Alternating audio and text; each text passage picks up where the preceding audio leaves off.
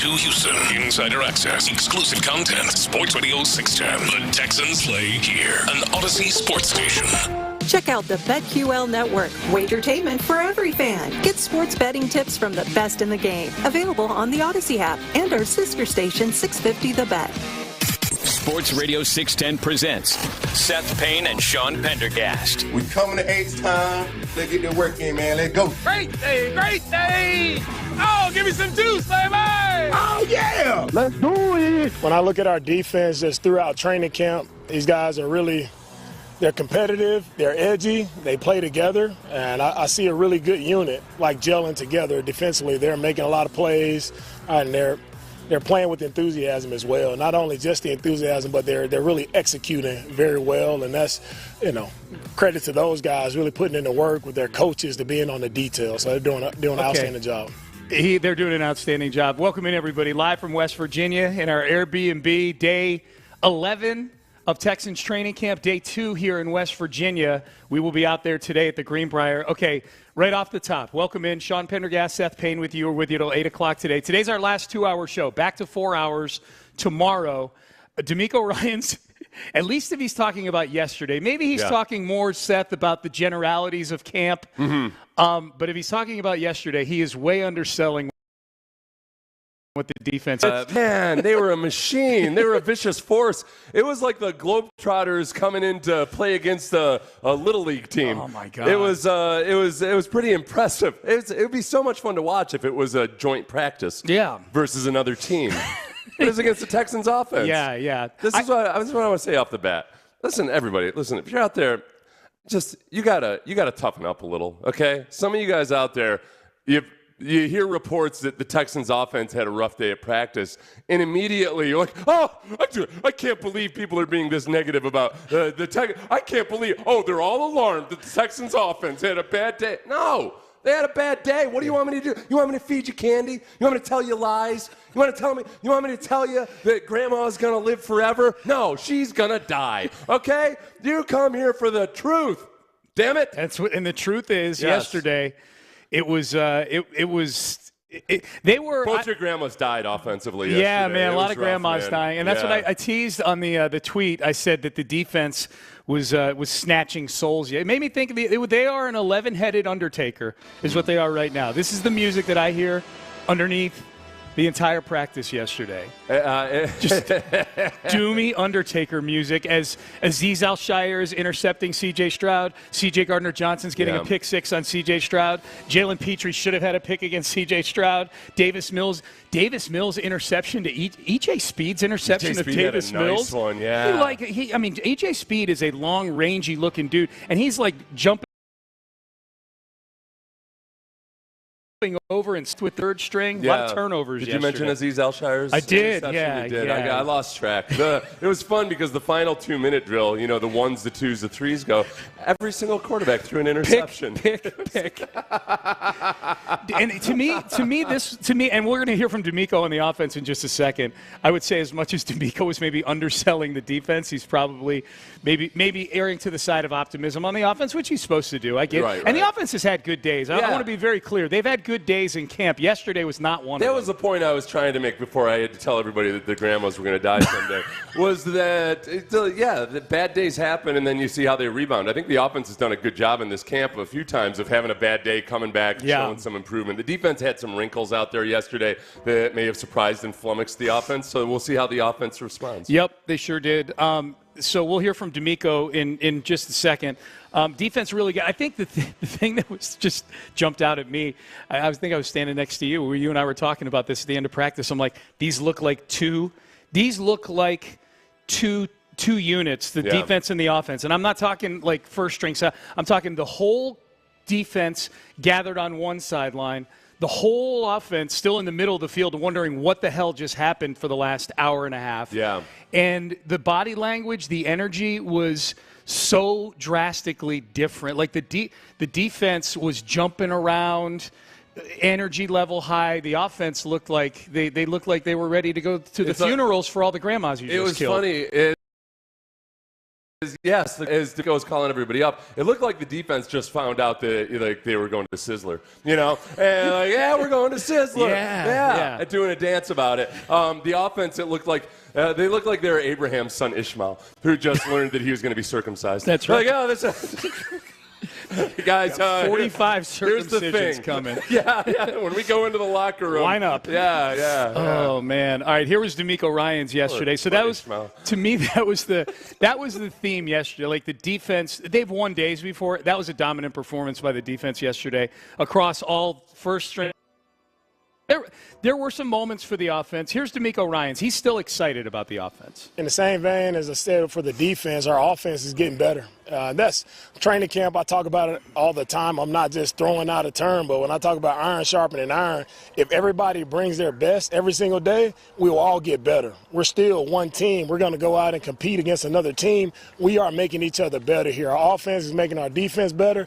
Defense is making our offense better. And that's what training camp is all about. So I'm very, excited to see where our guys are. And really, I'm excited to see them go play against someone else. It's becoming that time of camp where it starts to get a little chippy. Guys are tired of going against each other. So I'll be excited, when the end of the week comes and we're able to go against Minnesota. Yeah, and we know that Minnesota's offensive starters are going to play some. Minnesota divulged that J.J. McCarthy will get some snaps. So you wonder if, the Texans offense versus that Vikings defense, they had some issues last year. Some of you might recall. I would like up against that defense, which is going to be way more vanilla in the preseason than you see in the regular season. But to see how they fare and how they work in this new system with CJ having more command, it's a big test and a challenge. So even maybe it's only 2 series, but I would love to see it. And really what I want to see is physical play out of the offensive line, because that's what they're focused on.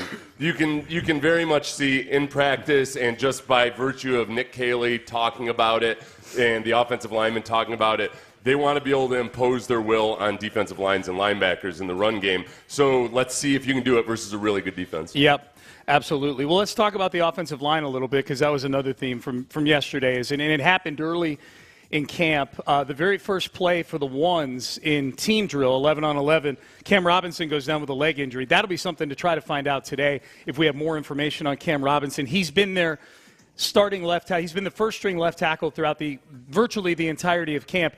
He goes out with an injury, and then what got interesting was Ariante Ursary, the rookie, moves from right to left. Okay, that makes sense. In a normal NFL world, if that were week 4 of the regular season, in would come your swing tackle, you would think, a backup tackle.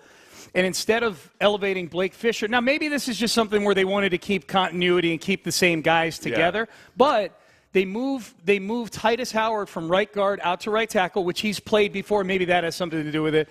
And they bumped Juice Scruggs in at right guard at first string. And if this were to have happened in the regular season, and I got to believe that maybe this is still the case right now in August, is that they trust an offensive line with Juice Scruggs at right guard more than they do their backup right tackle to move up and play actual right tackle with the ones. Blake Fisher did not play right tackle with the ones yesterday. I thought, if anything, it was just an indication of, oh, man, the depth on this offensive line is still very, very scary. I mean, the starters themselves, because we've spent time with it and we've become accustomed to, okay, this is the guys who are probably going to roll out, you got to remind yourself that, there are a lot of question marks about this offensive Jake line. Andrews has played like 70 snaps. Right, Jake Andrews is he's the first string looks center. like he's going to be the starter. He's played 76 snaps in the NFL. Jarrett Patterson is the crusty old veteran who's been here 2 years. Yeah, and by the way, Jay,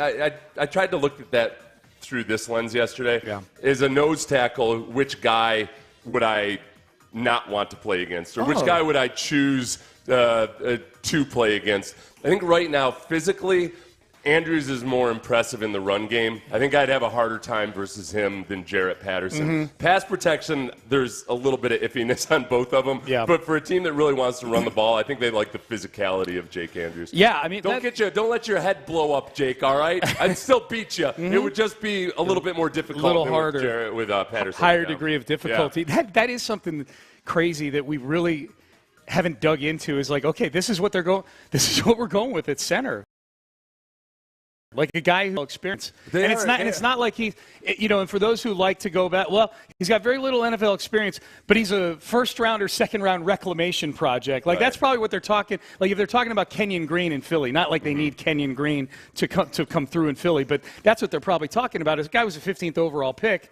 We get him in here, and maybe we get something out of him. Jake Andrews, I think, was undrafted. Was he a fourth-round pick? Yeah, he wasn't. Okay, he was an undrafted. Yeah. He just has played about as much as an undrafted. Yeah, so there are a lot of question marks. So there's a lot on Cole Popovich and on Nick Caley and just on them being able to operate as a unit better than they did last year. Yeah, here's D'Amico on the offensive line shuffle that took place yesterday. Did you see with our offensive line, you'll see different guys in different spots. You've seen that from OTAs. You've seen that throughout training camp. No different, no extra news to report or anything about it. Today is just our guys are moving around just like they've done kind of all camp.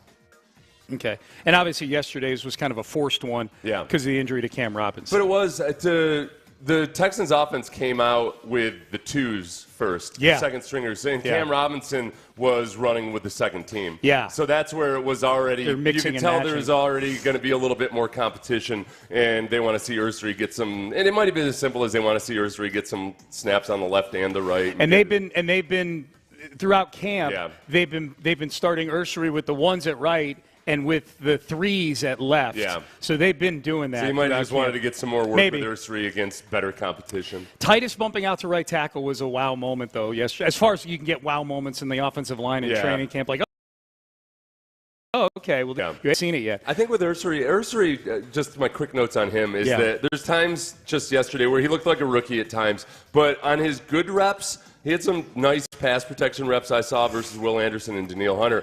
You can see the upside there. I mean, he's just got great length. He moves really well and quickly for a guy who's as big as he is. There's just some things he needs to clean up. Like, he's a huge guy who can absorb contact, but he lets guys into his body a little too much. But these are things that 2 or 3 weeks into training camp, your rookie year, I'm not worried about. I think there's definitely a lot of upside there. That pick needs to work out because apparently Josh Simmons is killing it in Kansas City, and they used the 32nd overall pick on him. Yeah, and the Texans, and Josh Connerly. Texans tried to move back in. Josh Connerly, the offensive tackle, is in Washington, and he's probably not going to play right away because they have Laramie Tunsil. But like, there are other people that could Kenyon Green this situation. Yeah. Kenyon Green is not doing so hot in Philadelphia, apparently. Stoutland, the Magic, he hasn't sprinkled the Magic Stoutland dust on him yet? I guess he's barely practiced, so I think maybe he's injured again. He's just injured all the time. Tradition like no other, man. It's a tradition like no other.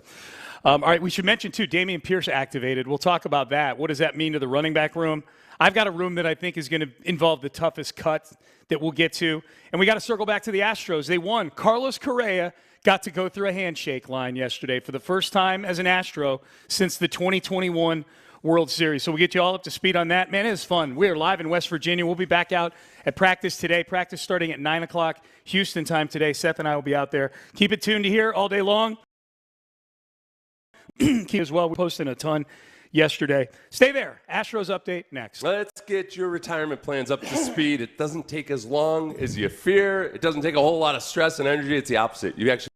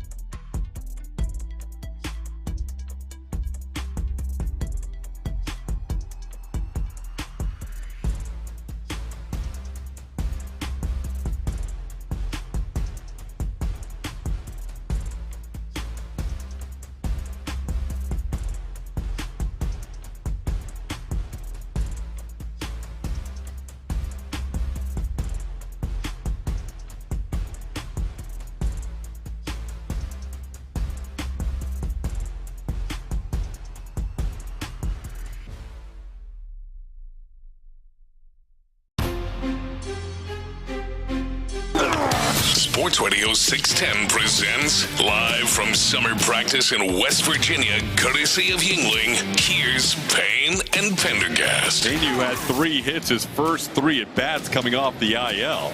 That ball hit hard by Sanchez, and that's going to be a first run of the game for the Astros. Jesus Sanchez against his former team, an RBI double. His first Astros double is against his former team. It's 1-0. Okay, that was last night. The Astros go on to win 8-2. They get a nice performance from Jason Alexander. That was cool to see. We'll talk about what the pitching situation is going to be for the rest of this Miami series as we come to you live from West Virginia. Pendergast, Payne with you. I bumped in with that for a few reasons. Significant because it was Sanchez's first double as an Astro. He had an RBI against his old. That's his first at-bat against his old team. My favorite part of that entire play, though, and that got the Astros a lead, on the heels of a stretch of 18 games where the other team took the lead in every game. The Astros have now scored the first run in 7 straight games. It's one of the weirdest things ever. But my favorite part of this whole thing, you weren't watching that play. You were down the hall. You taking a bathroom break or something. Yeah. And I'm like, Seth, you got to come see this. Jesus Sanchez, who we joked about yesterday, like getting thrown out Altuve style in one of the first games he played as an Astro. Like, oh, he'll fit right in. His very first game. Yeah. It's the very first game. Sanchez hits a double, slides in, and is celebrating while standing like 3 feet off the base. He's jumping up and down, and the guy, the Marlins shortstop, is holding the ball Several feet from him. barely like me to you, like 5 feet away. Like, get on the base. Get on the Fits base. right in, man. Oh my God. He smiles all the time. He does smile all the time. Yeah. I love and listen, everybody, he's a much better outfielder in general than he's maybe showed in these first few games. That's what we're told. He's had a few curious plays. Come on. Neither of us have watched a lot of Marlins baseball. In the outfield, but he's exactly what the team needs. He can hit left-handed. Yep. He takes care of right-handed pitching, and he can play all 3 outfield positions. There you go. And he smiles a lot. Smiles, man. He's happy. Very important to be happy all the These time days? these days, Sean. Hell yeah. Hell yeah. Here was Joe Espada yesterday after the game. Again, Astros win 8-2 on Sanchez contributions. Well, he was part of our meeting today. He spoke in there. He knows that club well. He knows that Cantera well. He gave us some tips, and let's not ask him about them. Okay. But this kid wants to be here. He's happy to be here. When I say here with us, and coming back home and putting, having that performance, I'm sure he's satisfied.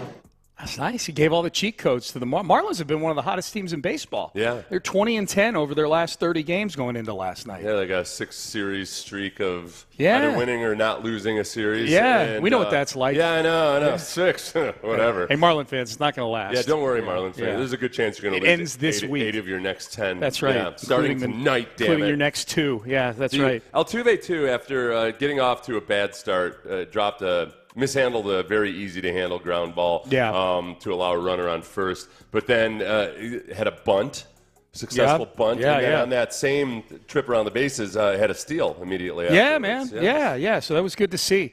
Good. Carlos Correa gets to experience a win again in an Astros uniform for the first time in almost 4 years, so that was cool. And Jason Alexander, that to me was probably the biggest story last night, is anytime you're getting outings like this against a hot baseball team, from guys that you're bringing up for spot starts, and Jason Alexander pitched 6 shutout innings. The biggest thing was getting out of a bases-loaded jam in the 6th when the game was still 5-0. That's a comfortable lead, but the bases are loaded. All of a sudden, they can get within a run with one swing of the bat, and Jason Alexander able to get out of that bases-loaded jam in the 6th. Here was Joe Espada on that. Yeah, he made pitches. He was, you could see the fatigue, but he was still making good pitches, and he really stepped up. He really did. It's someone who we've been asking to do, get on that plane and come back and give us outings, and he's been able to do a great job every time he steps on the mound. That's true. It's one thing when you just get in your car and drive up to Dyken Park from Sugar Land to start a game. Like, here's your itinerary. Here, get on a flight, and we need you. Not that he's flying in the Red Baron in an outdoor plane or something like that. Right. Yeah. But it is easier just to drive up to the ballpark. So that was good. And then on the opposite side, Sandy Alcantara had a no-hitter going through 3 innings. Perfect game. Yeah. Except that, I mean, you wouldn't have expected the no-hitter was going to continue. The Astros were rifling the ball directly at Rays players the first 3 innings. They had so much hard contact. I want to see a no-hitter like that someday. Where teams are just hitting rockets at guys. 27 outs, and it's like 25 of them exit velos of 110. Yeah, average exit velo, Mach speed. Yet he had a no-hitter going. So, but except that after watching the Astros for the last 10 games, I'm sitting there watching. I'm like, they're going to end up giving Alcantara a no-hitter with just like this. Yeah. That somehow they're not going to figure out a way to get any runners on base, which might be just as well because during that losing stretch, they were all over the place. Double-digit runners left on base was very, very frequent. So this is versus a team that is it's not your older brothers Marlins. This is they've been on a little bit of a tear, even though they've got a 500 baseball record. team. Yeah. I mean, Alcantara could have been an Astro, except that the Marlins are kind of stuck in that spot of like, do we sell or I guess we can't really sell these days with the extra playoff. They kind of Sanchez coming to the Astros, notwithstanding. I mean, I think they were viewed more as a team that kind of stood pat. Yeah. More so than dumping guys. But so the pitching situation now for the rest of this series is the Astros are going to start an opener today, get a couple innings, and then do a bullpen game. And then Spencer Arrighetti gets his first start since breaking his hand in Seattle in early April in a freak accident. Here was Joe Espada yesterday after the game on how the Astros are going to handle the pitching the rest of this series. We're going to have an opener, so I can share with you that Spencer will open Wednesday. Opener tomorrow, Spencer opens Wednesday. Wednesday, correct. Spencer. Arrighetti will start on Wednesday. Okay. Tomorrow will be an opener. Spencer starts Wednesday. On Wednesday, correct. Is that? Well, you said Arrighetti opens Wednesday, but I didn't know if he was going to be an opener too. No, he's a starting pitcher. Okay. He is an opener. Okay. Yeah. Tomorrow will be a reliever, which is an opener. Okay. There you go. All right. Thank you. Good night. Okay. Right. That was a bit of disconcerting audio right there. Espada. Let's. Does Joe Espada not know what an opener is? He does. The fact that he got sensitive about it. Spencer Arrighetti is starting the game, and thus he is opening the game. I'm like, just flat out gone through. We're going with an opener, and then it's going to be like he explained an opener exactly what it was. Dude, and then he just messed up and called Arrighetti an opener. Those were perfectly logical questions. I think I heard Chandler's voice in there. It might have been McTaggart's voice. I mean, they asked him twice. Right. Like, we're just reconfirming because you said Arrighetti is this isn't a gotcha moment. No, we're not trying to get you. We're just want clarification. Had there been no follow-up questions to it, you and I would now be going, okay, does Spencer Arrighetti pitch 2 innings or 6 innings today? Yeah.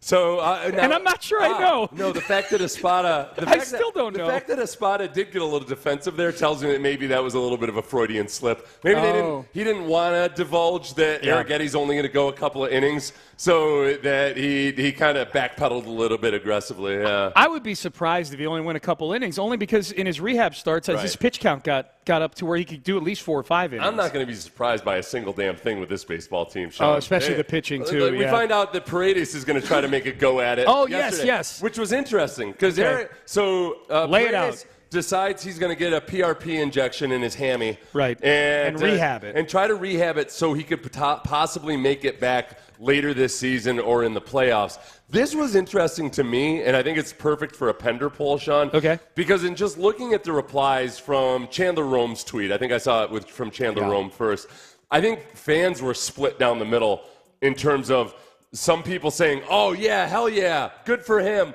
And then the other 50% saying, yeah, I really wish this is the kind of thing that ends with, oh, he tries to come back and then injures it even worse and doesn't play at all in 2026. Yeah. I think 50% want him to be more conservative and just get ready for next year. There's another 50% that are let's balls to the wall, let's do this thing. Here's my question. If he were to come back, let's say he rehabs the injury, he comes back in September or October, where do you put him? And I know that the conventional wisdom is going to say, well, you just slide him over to second base. That's been a problem all year. The talk is he can play second base. The closer it got to them acquiring a third baseman to replace him when he got hurt, and then ultimately they wind up with Carlos Correa, which is that takes it to a whole separate level. But there was more and more trepidation that I saw, both around the league and reportedly within the Astros, about playing Paredes at second base. Yeah. The more the reality of a new third baseman coming in that was as good as Paredes or in that same category of player, the more trepidation there was about him playing second base.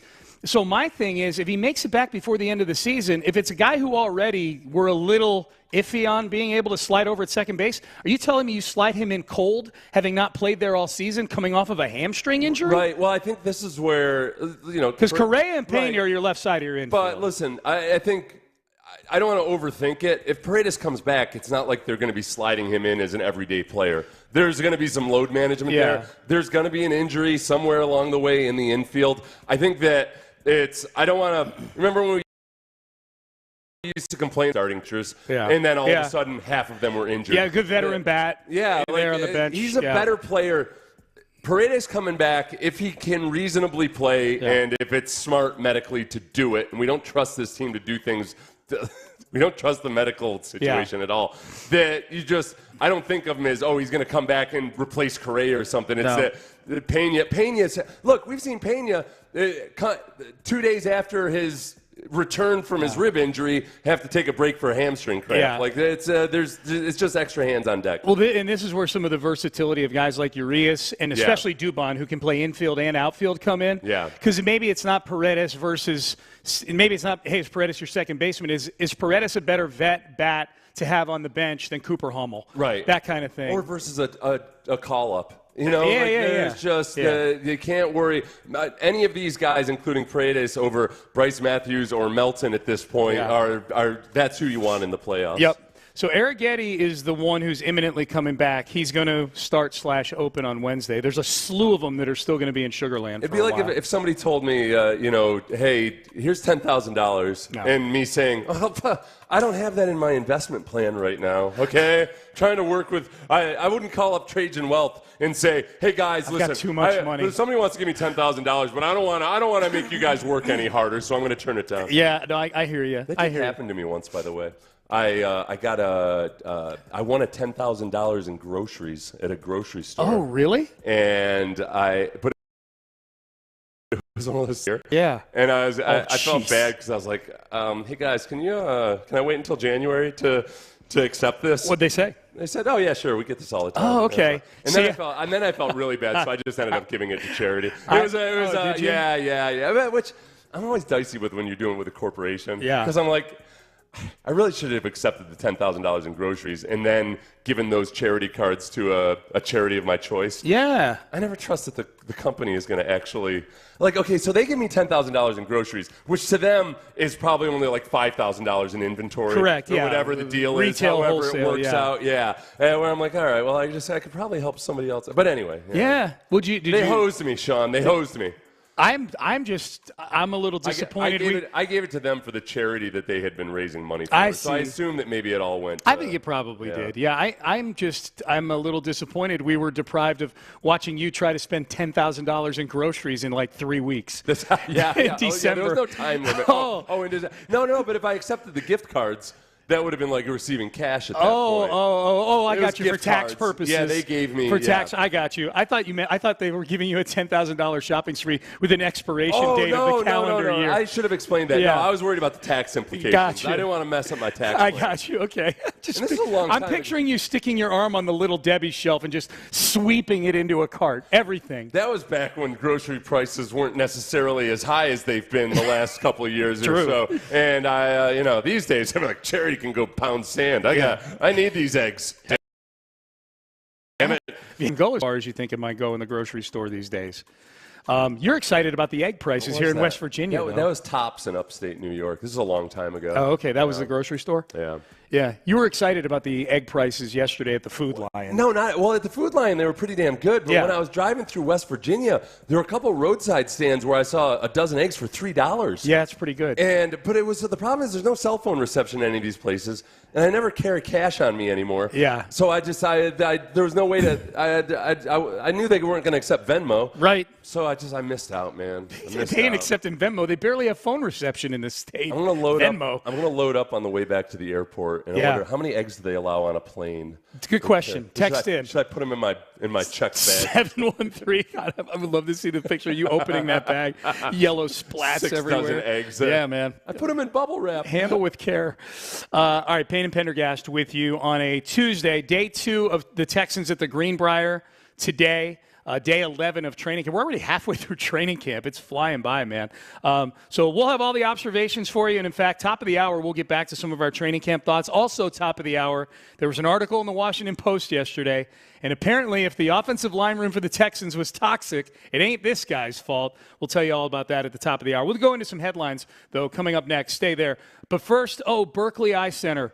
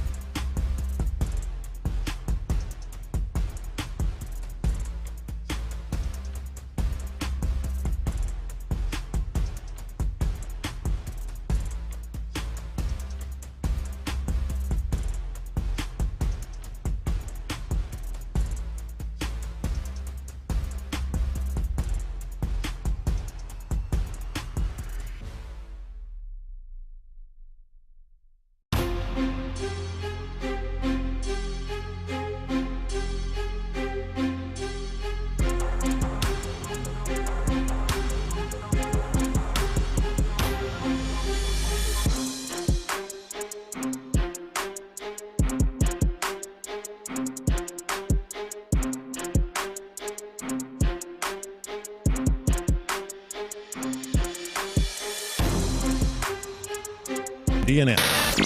Payne and Pendergast with today's headlines, presented by Men's Tea Clinic. Correa with a line drive to left. That'll be down for a hit. In to score Sanchez. Altuve being had an RBI single to left. Is it still a little surreal for you to have Carlos Correa on this baseball team? It is for me still. It is weird. I mean, there's a whole lot of, there's former Astros who are now current Astros, and Neris is back. And Neris is not as... Singleton was back for like a week. Yeah, Singleton. Well, no, he was back for a week, but then previously he was back for a year, but then before that he was back 3 times, No, but Correa is the one that you never quite expected. It was like, oh, okay, he's going to be one of these guys.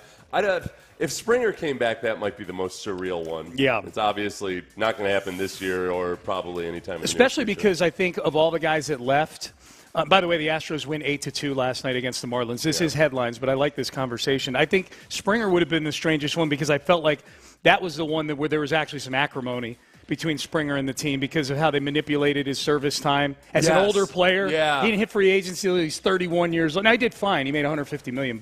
And Springer had been through...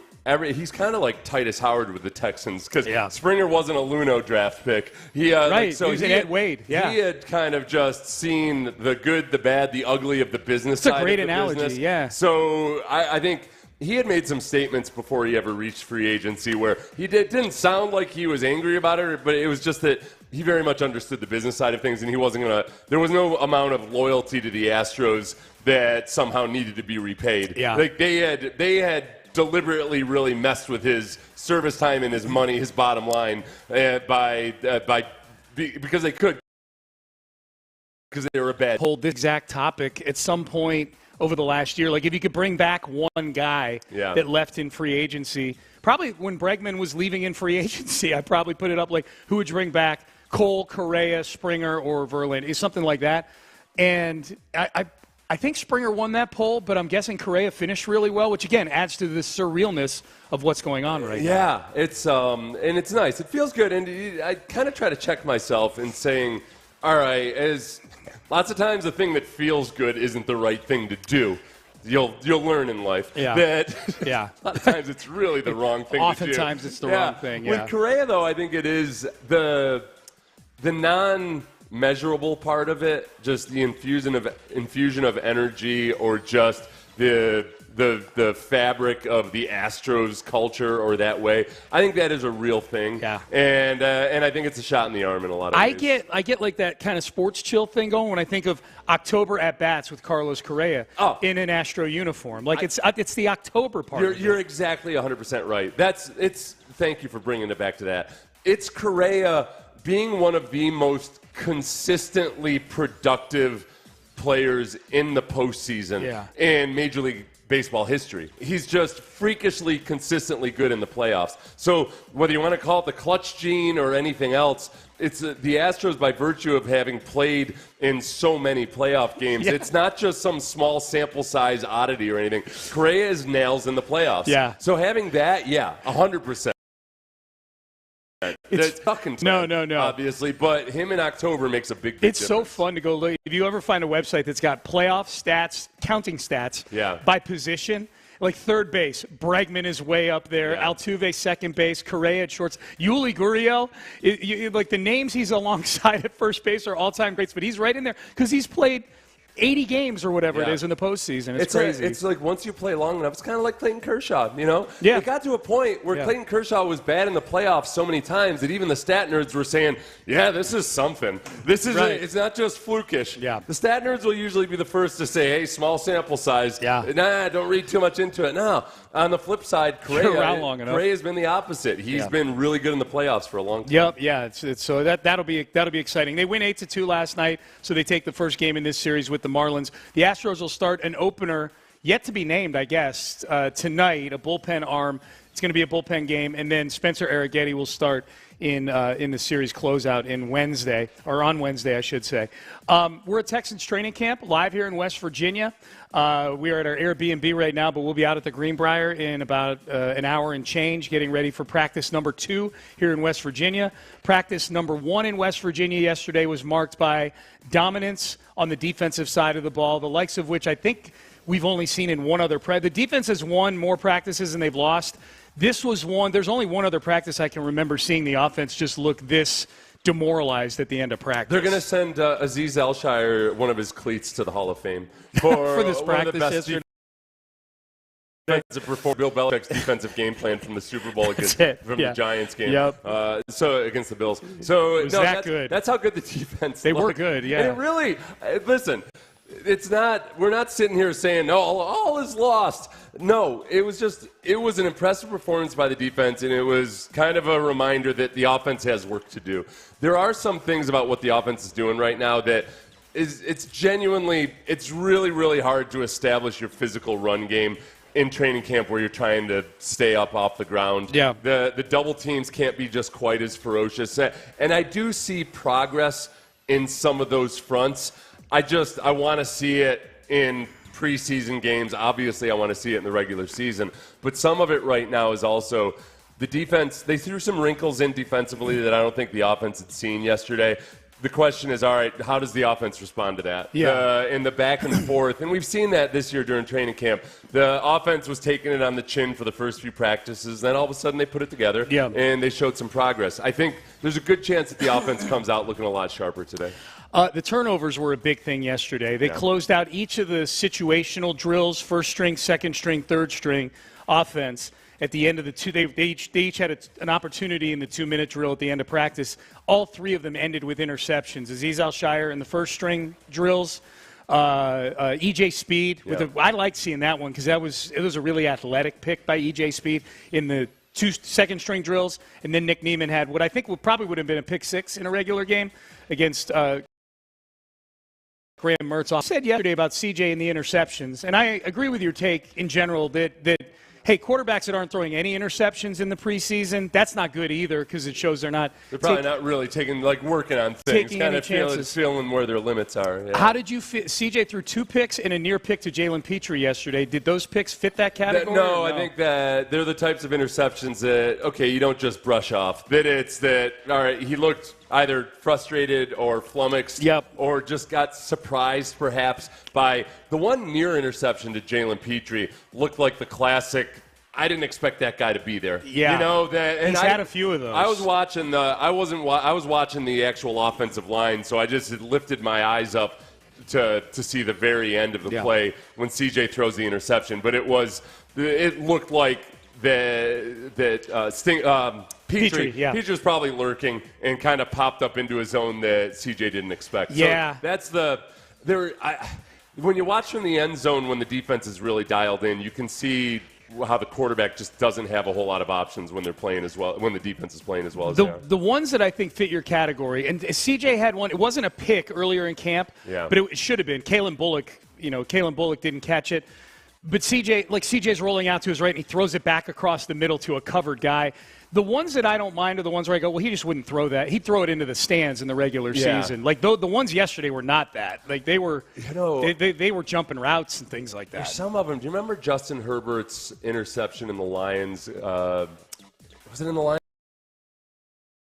game? No, where Justin Herbert was rolling out to his right and threw it deep across the field. Kamari picked it to off. Kamari last year. Yeah. And I talked to Kamari about that play yesterday. Yeah. What did I not say Kamari? What did I say? No, you said Kamari. Okay. Yeah. Threw it deep across the field to Kamari, and Kamari was really cool about it, because I kind of asked Kamari, were you kind of surprised that Herbert made that throw? Mm-hmm. He said, no, he's a really good quarterback. I knew that he could make that throw, but I also knew that the receiver had gotten some ground on him. He said, I knew I had time to make that ground back up and get in phase because the ball was going to be in the air a long time. And I'm still thinking about it, and I went back and watched the play after Kamari talked about it. No, Justin Herbert shouldn't have attempted that throw. Yeah, that was a little bit of, man, Justin Herbert in the playoffs has been atrocious in his career and in big games. That's the kind of play. I don't want to see CJ start to be the kind of quarterback that tries to make throws that he shouldn't be making. Yep, I agree. The other headline with the Texans, Dameon Pierce activated yesterday. This was after practice because he was working out off to the side. He and Christian Harris were both working out on the side, but both look great physically. They're moving really, really well. Dameon Pierce activated. We'll talk about that in the 7 o'clock hour. That running back room is a really interesting one. They were doing a drill, Dameon Pierce and Christian Harris were, where it looked like they were on pogo sticks because they were just bouncing up and down in place. Yeah. And it was pretty damn impressive. They looked like kangaroos on a trampoline. Yeah. Like, they were getting some and so my first thought was, I don't know how transferable that specific skill is to football, except that physically Christian Harris and Dameon Pierce look pretty damn. That's the I'm guessing takeaway. they're just being extra careful with them. That's what I'm hoping. That's what I'm hoping for sure. So we'll talk about that more in the 7 o'clock hour. The running back room gets Dameon Pierce back. Joe Mixon obviously still out, and he's going to be out for a while. All right, coming up next, the Washington Post did an article about Laramie Tunsil, a long profile about the new left tackle in our nation's capital. And the person coming to Laramie's defense, this is wild. The one person coming to Laramie's defense is the one person that Laramie might have gotten fired. Mm-hmm. So we will talk about that. We've got some incredible quotes from this article. If you're wondering why the offensive line was such a disaster last year, we'll reveal some things, I guess, coming up next. Incredible in a bad way. If you want incredible in a good way, if you're looking to build a custom home, your dream home, go to the incredible Kirk Homes, K-U-R-K, kirkhomes.com. Third generation family builder, 2024 Southern Living Builder of the Year, and they've done well for 3 generations by simply listening to their clients, finding out what your dreams are, what you want your house.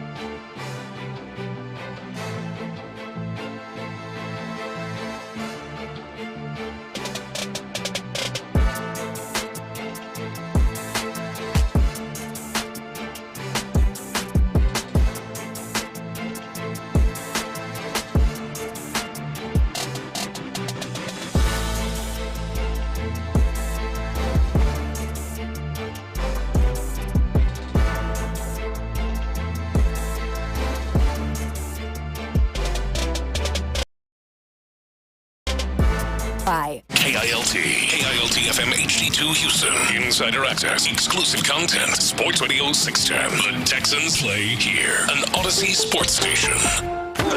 Sports Radio 610 presents live from summer practice in West Virginia, courtesy of Yingling. Here's Payne and Pendergast.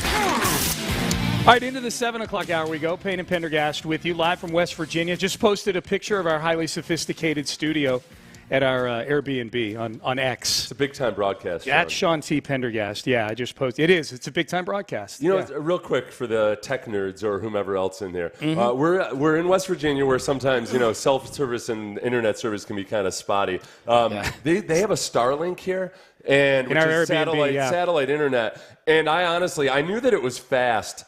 But when we ran the tests on it, I was kind of blown away by how far they've come compared to old satellite internet. Yeah. Because you and I tried to do a show with a satellite link up once, and it was a disaster. Oh, it was horrible. With the old way. Yeah. This is actually pretty damn impressive. It is. Yeah. It is. And they did it for us. Because we weren't going to get this. They upgraded it for us. I got with the owners of this Airbnb, and I asked Parker, our boss, I said, hey, what do we need to know about the internet? He said, well, we need these readouts on it, and we need these numbers to be this and that. You can tell I'm very technical. You run a speed test. Yeah, I ran a speed test is what I did, and I shared the results with our boss, and he said, no, that's not going to work. And I told the owners that, and they messaged me back on Airbnb, and they said, we just upgraded to Starlink. Good job, Sean. And I said, trip on. Let's go. Hell yeah.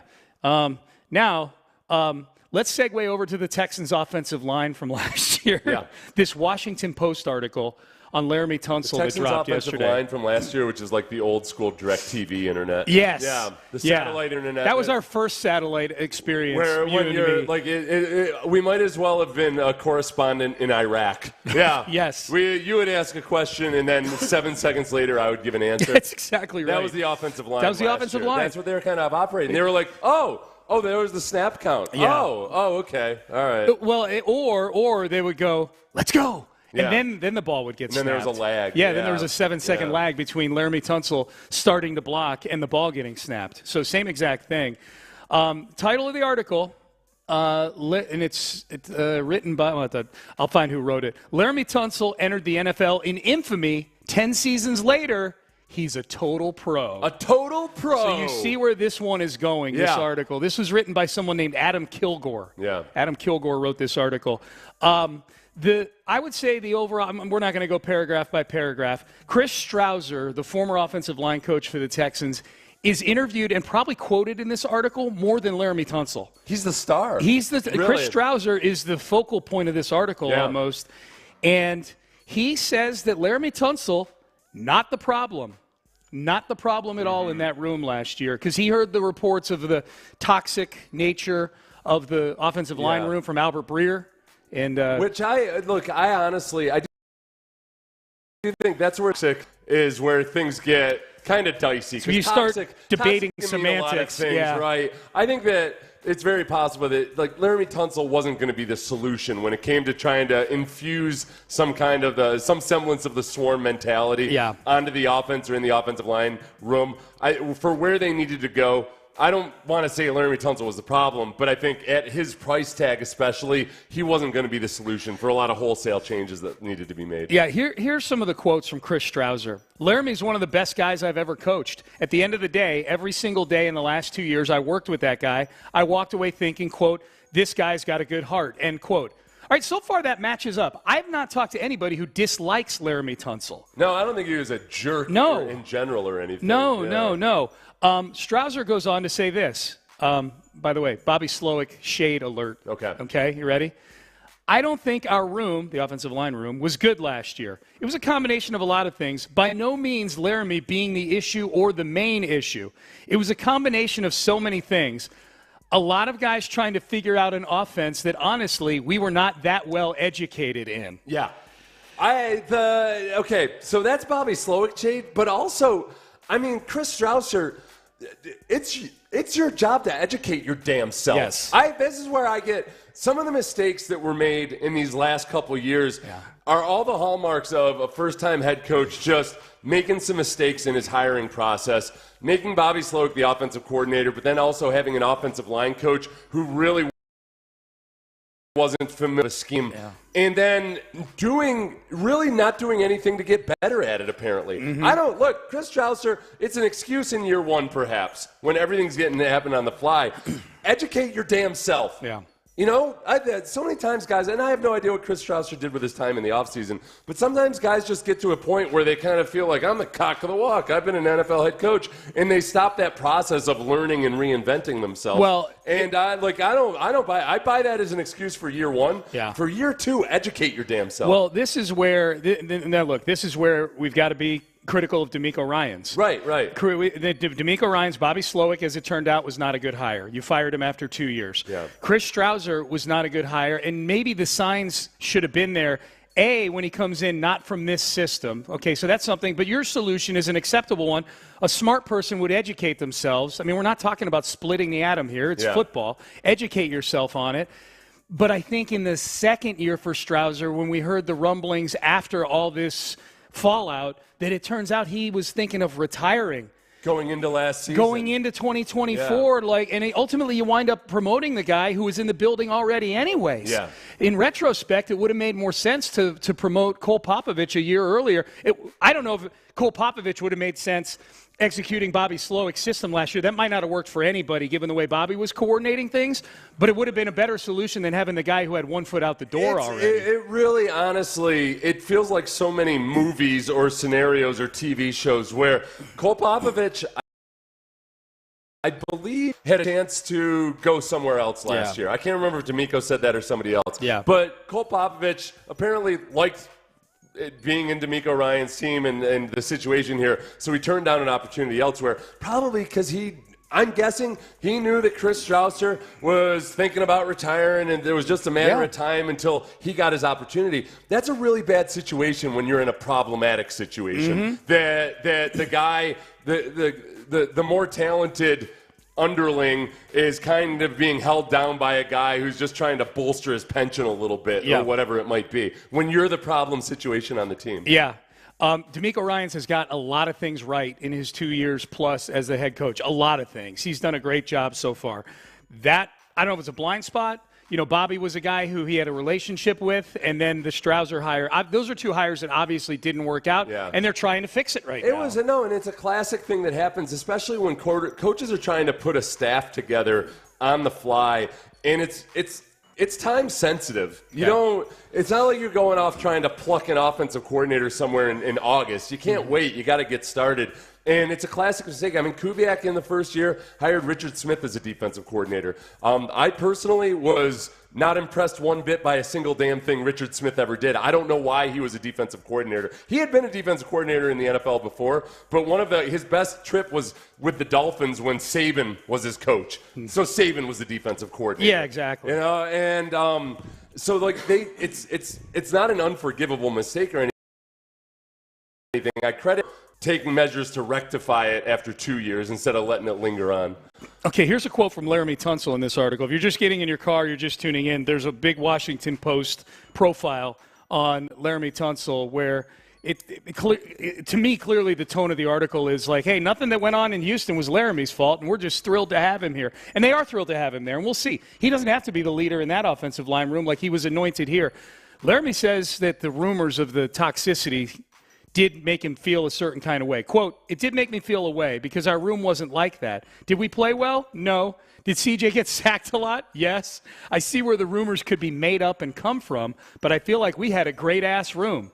I did. Which I'm sure he did. Wait, didn't he in this very article talk about how many problems? He said it wasn't a great room. Did he not just say that in one of the quotes? Strausser said it. Did Laramie say it? Oh, okay. No, Strausser said that. This is Laramie saying this. This is Laramie saying it. Yeah, this is Laramie saying it. We'll get to more Strausser. Yeah, okay. Well, the one thing that Strausser says when he talks about him being a leader is that he didn't necessarily want to be the guy in the room who was responsible for the room, which is fair because he's not the coach. Right, but he was a captain. He was a captain. Yeah. He wants to this is another quote from Strausser. Laramie wants to show up and play football and protect the quarterback. I respect that about him. Yeah, but he doesn't want to be in charge of the offensive line room, but he does like having that C on his chest. Yeah.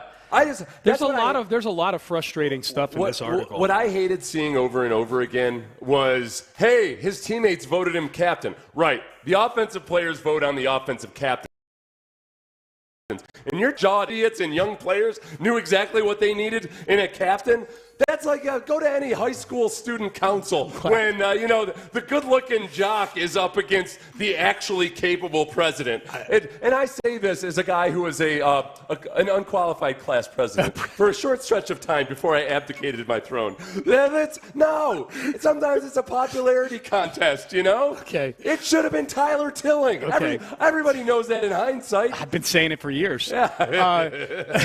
Okay, two things. I need a 30 for 30 on the presidential stretch of Seth Payne at his high school. I need to know the platform that you ran on. It was not a toxic environment, Sean. It was certainly dysfunctional. I need to know more, and I don't think I'm going to find it out from you. I need to find Tyler Tilling is what I need to do. We blew our budget on parties in the I first believe 3 that. weeks. It was, The second thing of what the rant that you just went on there, I'm glad that you separated the young players from the slack-jawed yokels in the offensive room. I'm like, okay, when you said slack-jawed yokels, I'm like, oh, CJ's not, oh. And then you said young players. I'm like, okay, good. Everybody who's like under the age of 25, they just don't know any better. They don't know who they need to be led. That's right. That's right. Go ahead and have, go to boot camp and be sure you have the raw recruits select who their drill sergeant's going to be. Guess what? They're not going to make a great choice. Well, that's what I heard. You know what I heard? Shaq Mason, slack-jawed yokel. Okay, this is the quote from this article in the Washington Post that I think is going to get people pulling over to the side of the road to throw up. The pre-snap penalties. Oh, yeah. Are you ready for this? Already. I'm just asking if you're ready to hear it again. Yeah. Chris Strouser had this to say about Laramie Tunsil, who had, let's refresh, 19 accepted penalties against him last year. 19 accepted penalties. Just by way of an illustration, the really, really genuinely all-pro offensive tackles rarely have more than 4 or 5 pre-snap penalties in a season. Yeah, it's an issue. So whenever anybody says, well, he was just trying to get a jump on the snap count. Right.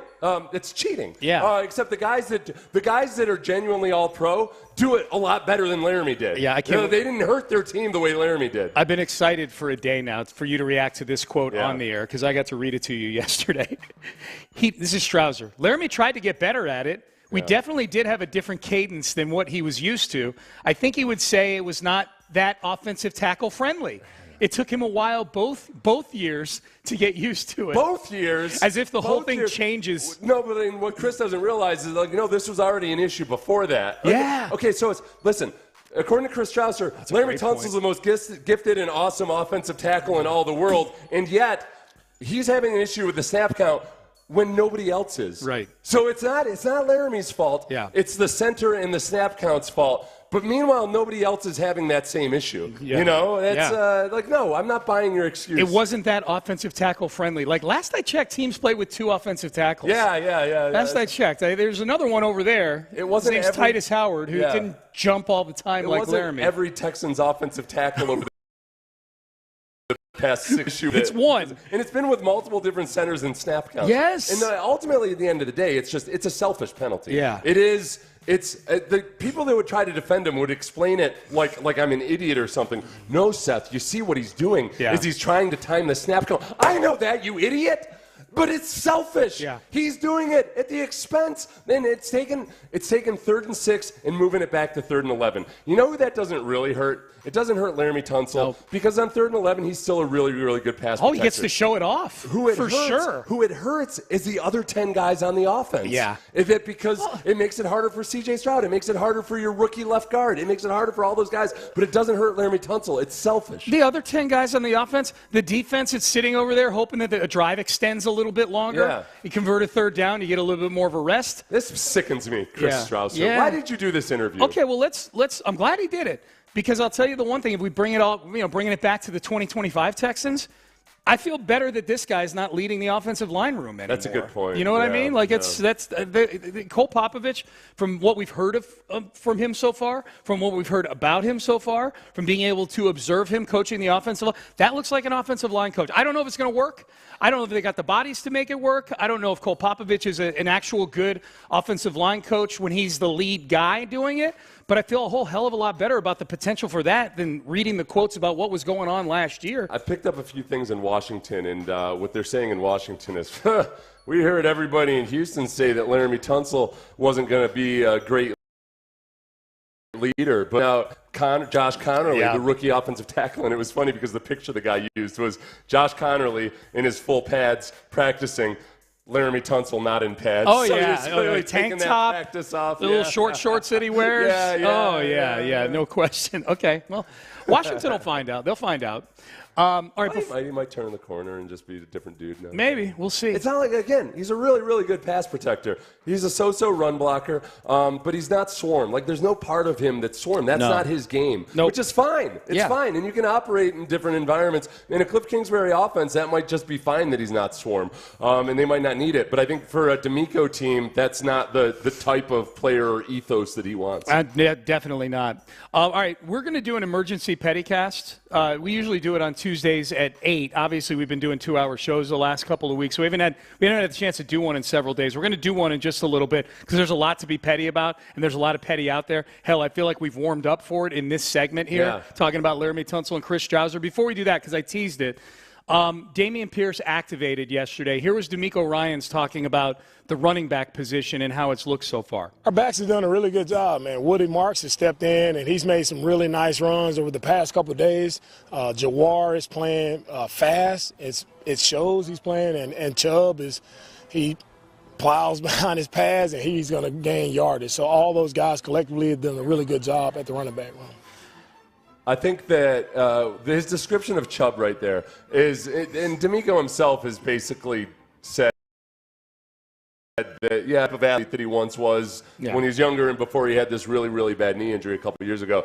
But in terms of just kind of plowing forward behind his pads, I can see where, with the things that they're working on offensively, it's I don't want to, they don't like us to give away too much, obviously, but it's stuff that the offensive linemen themselves have said. It's a lot of double teams. It's a lot of just mashing and smash mouth football where it's a physical style of play. And I think that's where, if Nick Chubb doesn't necessarily have the same fifth gear that he used to, that's all right if he can still just lean forward and drive and consistently churn out positive yardage. Yeah. Big runs are nice. But what really the Texans needed last year was that if you're going to run on first down, you got to get at least 4 yards. Yep. You got to keep the line of scrimmage moving forward, and I think Chubb might still be valuable in that regard. I think in that regard, and I think also if it's a team that has leads in the fourth quarter, is Chubb a back that can close a game for you, like Mixon was able to do in the opener against Indianapolis. They were really leaning on him. They needed that catch from Nico to keep a drive going, and especially in that playoff game. The Chargers game. The Chargers game. 12 straight runs. Yeah, with Joe Mixon. So I think if Chubb can be that guy, he doesn't need to be the guy that's breaking off 75-yard runs and knocking 5 guys over. If he can get you 4 or 5 yards in the fourth quarter and just keep you in good down and distance situations like you said, then I think that'll be good. Dameon Pierce getting dropped into this.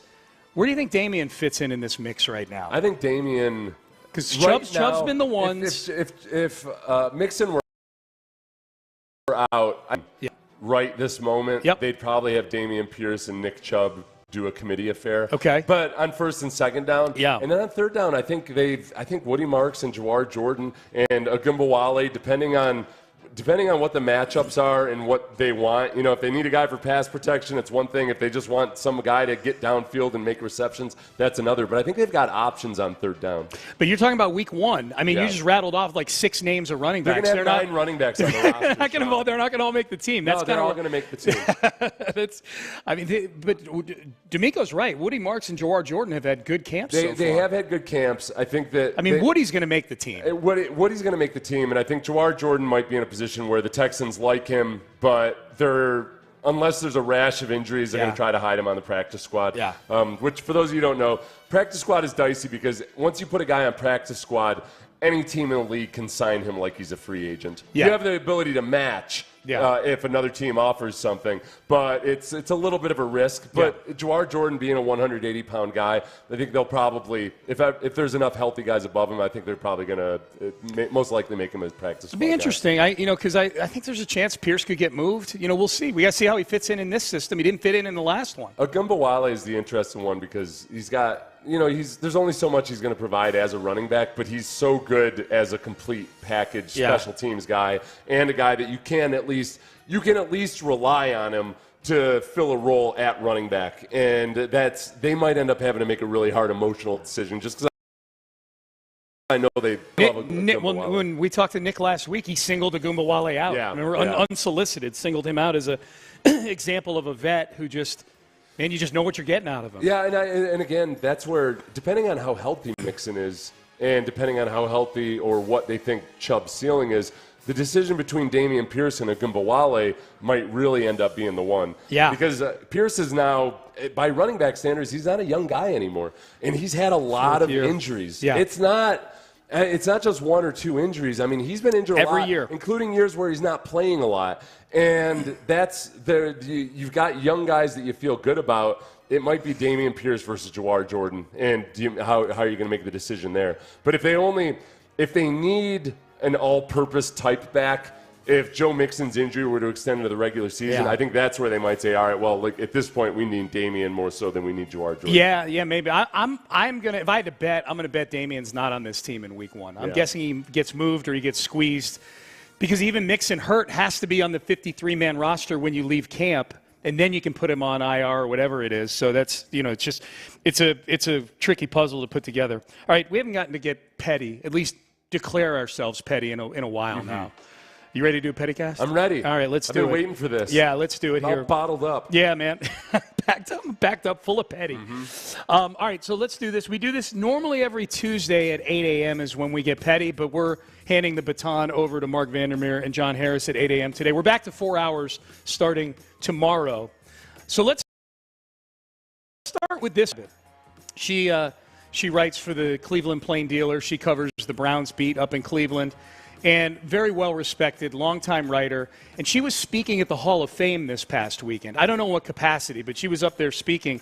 And she made a crack about Bill Belichick. Here's what it sounds. She talked about covering Belichick during his Cleveland time, early in her career as a beat reporter, about how intimidating he was. And it led to this wisecrack about 2025 Belichick. Eventually, I had to learn to stand up to him. During one of those yelling matches, I told him, if you don't have the footballs to say that to the guys, then don't say it to me. Bam.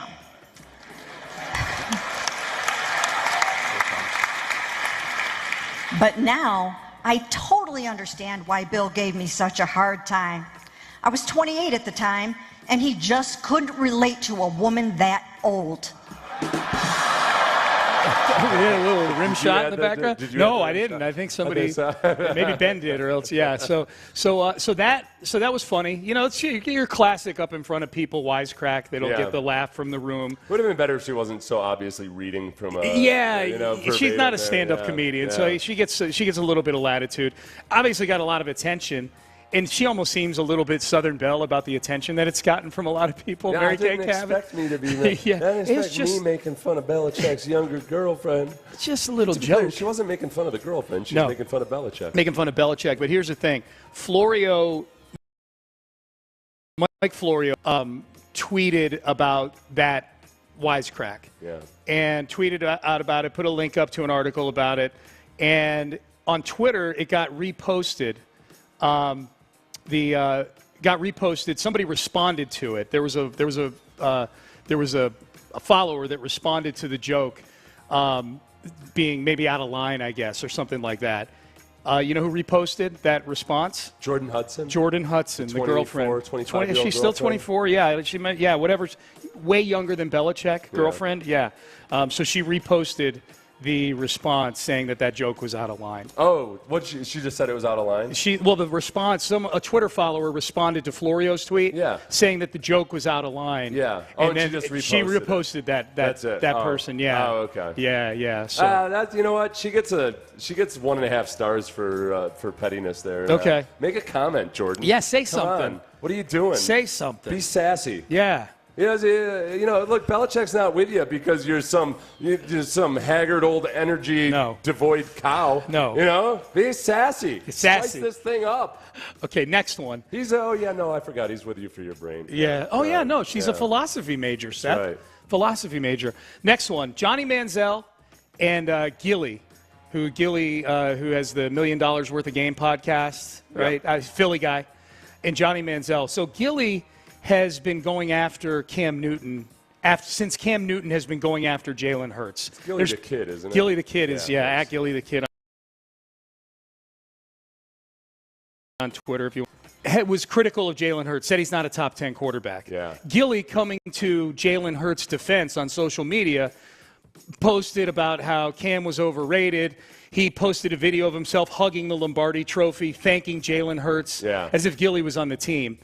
Johnny Manziel saw the video of Gilly throwing shade at Cam and hugging the Lombardi Trophy, Johnny Manziel, and said, yo, at Gilly the Kid, you may be the biggest effing loser on the planet, talking like you've effing done anything on a football field. If I see you, just know I'm going to slap the F out of you. Trust. Okay, that's petty, right? Johnny, that's pretty good. That's better than 1.5. At any given time, though, you never know whether Johnny is like, is he in his fighting trim or is he 137 pounds with bags under his eyes? We know he's skinny. Right, yeah. But is it good skinny or bad skinny? All right, so Gilly saw this and replied. Now, here's what you need to picture. Gilly is in a Philadelphia Eagles jersey, and this is a direct response to Johnny Manziel, and thus Gilly's face is covered in white powder from the nose down. Like he's Al Pacino, who just gone face down in an amount of cocaine. And the video started with him going, Johnny, you must look like this. And the camera swings over in front of him. Here's the crescendo of Gilly's 3-minute message. We've only got about a minute of it. Of his message to Johnny Manziel. Now, let me tell you something, Johnny. I need you to check in the AA, Alcohol Anonymous, and I need you to check the out of AAB, African American Business. Johnny, sit your dumb ass down somewhere. You hear me? Now, Cam said what he said about Jalen. I told Cam he did something you couldn't do in a Super Bowl, and then Cam, big, goofy, extra sensitive ass, started talking personal. So you and Cam could both sit y'all super goofy asses down somewhere. Cocaine Johnny and big sensitive. You big sassy ass, sit your dumb ass down somewhere. I don't know what the you got going on. But I told you neither one of y'all could with Jalen. And then you talk about, I'm the biggest loser. You ain't did nothing on the football field. Neither did you, Johnny. You was in a league for 2 weeks. They sent you to the Australian Kangaroos. I think you did 2 years with the Lithuanian Bombers or something. As you talking about. You ain't did either. Get the out of here, Johnny. Right. Love how he's treating the Canadian Football League like it's on the other side of the universe. The Lithuanian Bombers. The Lithuanian Bombers. That was like a European football league. World League of American Football, whatever it was. That's one rule that I feel like they need to bring back the rookie symposium for is just don't get in any kind of social media battle with a rapper. No, you're gonna lose at some point. Now you'll still have your fans behind you saying that Gilly the Kid is an idiot or whatever. Now you're gonna lose. You're gonna lose. You're not gonna be able to compete with Gilly the Kid. Dude, with a pain visual. on his face. In re-listening to that, I'm like, on a scale of 1 to 10, the humor in listening to it is like a good 7.5. It's a 9.5 when you see the visual of Gilly just covered, like baby powder covered all over his face. Johnny, I feel like Johnny needs to stay off social media as much as possible. Yeah, I agree with that. He probably makes good money on social media. Probably so, that's hard. It's like Antonio Brown. I don't think the healthiest thing for him is to be on social media all the time.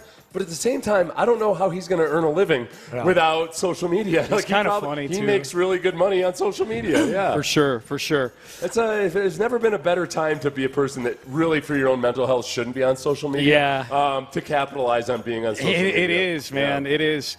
All right, Mike McDaniel versus Tyreek Hill. That's another one. A player on his team. Yes. This was Tyreek Hill earlier this week when he was asked, what would your recommendation be for short yardage situations for the Dolphins? Take Devon out on third down. What? You want to? That's my honest opinion. If it's third and short, he's not a power back. I be telling him that in the locker room, but he a power back. I love Devon though, but if I'm being honest, like that's why you got Jalen Wright. That's why you got Ollie Gordon for those kind of situations. I guess Devon is obviously Devon Achane, who is their best running back. Basically questioning play calling and player usage. The thing I love about Tyreek Hill, just like the name of his podcast, it had to be said. It needed to be said. It needed to be said. No. That's again. It does not need to be said. Just because you think it's true, or it's your opinion, or just because something is definitely objectively true, it does not always have to be said out loud or publicly. Yeah, that's right. Yeah, that's right. That's but I'm glad he did it for the Pettycast. You know, I am too. I'm 100%. I'm thrilled.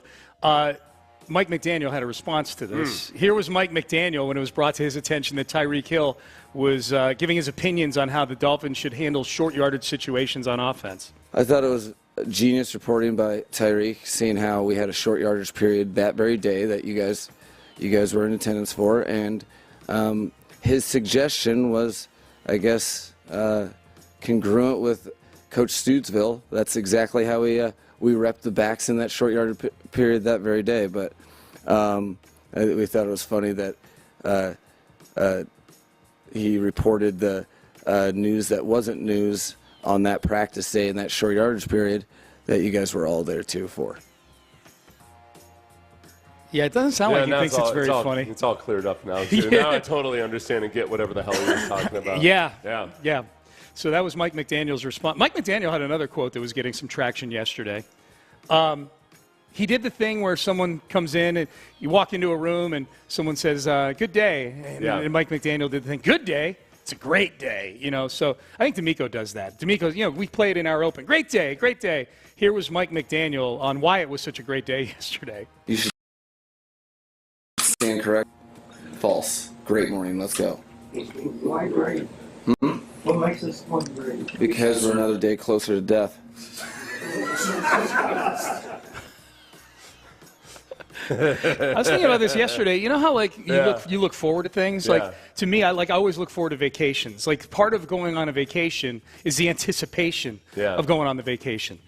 It sounds like death is the vacation for Mike McDaniel. That's why they call it the dirt nap. It's one day. Everybody loves a good nap. Yeah. You're free from all the troubles of this I'd never really thought about it until Mike McDaniel said that yesterday. Yeah. That's why I know. That's why people talk about the. Got to be more nihilistic. Get to one day closer to death. Yeah. Okay. If you take the most positive spin, it's I'm appreciating this day because I am one day closer to death. I got to really be sure I appreciate this. Well, people do say you go and if you're religious, you meet your Lord and Savior. And it's memento mori, Sean. You remember that one day you're going to die. Memento mori. It's what they used to have when a Roman emperor would be named emperor and they would have the parade.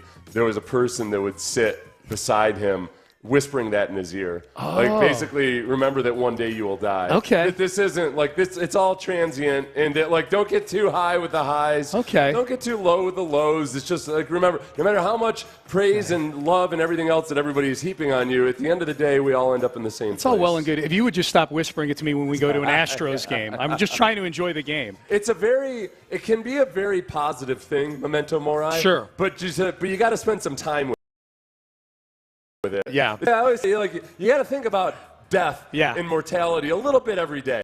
Yep. But just for a little bit. Yes. Don't sit in a dark room all day thinking That's about bad. it. Yeah, don't do that. The more time you spend with it, the more comfortable you get when with it arrives. And it just kind of liberates you to be like, oh, yeah, that's right. No, for sure. Someday. Like the doorbell rings one day and you open it, it's the Grim Reaper, and you're like, hey, what's up, Grim? Yes. Yeah. I do. Mr. Reaper. Sorry. This is where I test myself on it, is when we get rough turbulence on an airplane. My ideal would be that every day I wake up and basically be like, yep, I'm prepared to die today. Yeah. And then it's liberating in a lot of ways. So on an airplane, when it gets really dicey, and every now and then when you see the flight attendants get nervous, I check myself and I'm like, am I ready to go now? Yeah, I'm good. You stand up and you yell, memento mori. Don't worry, everybody. Yeah.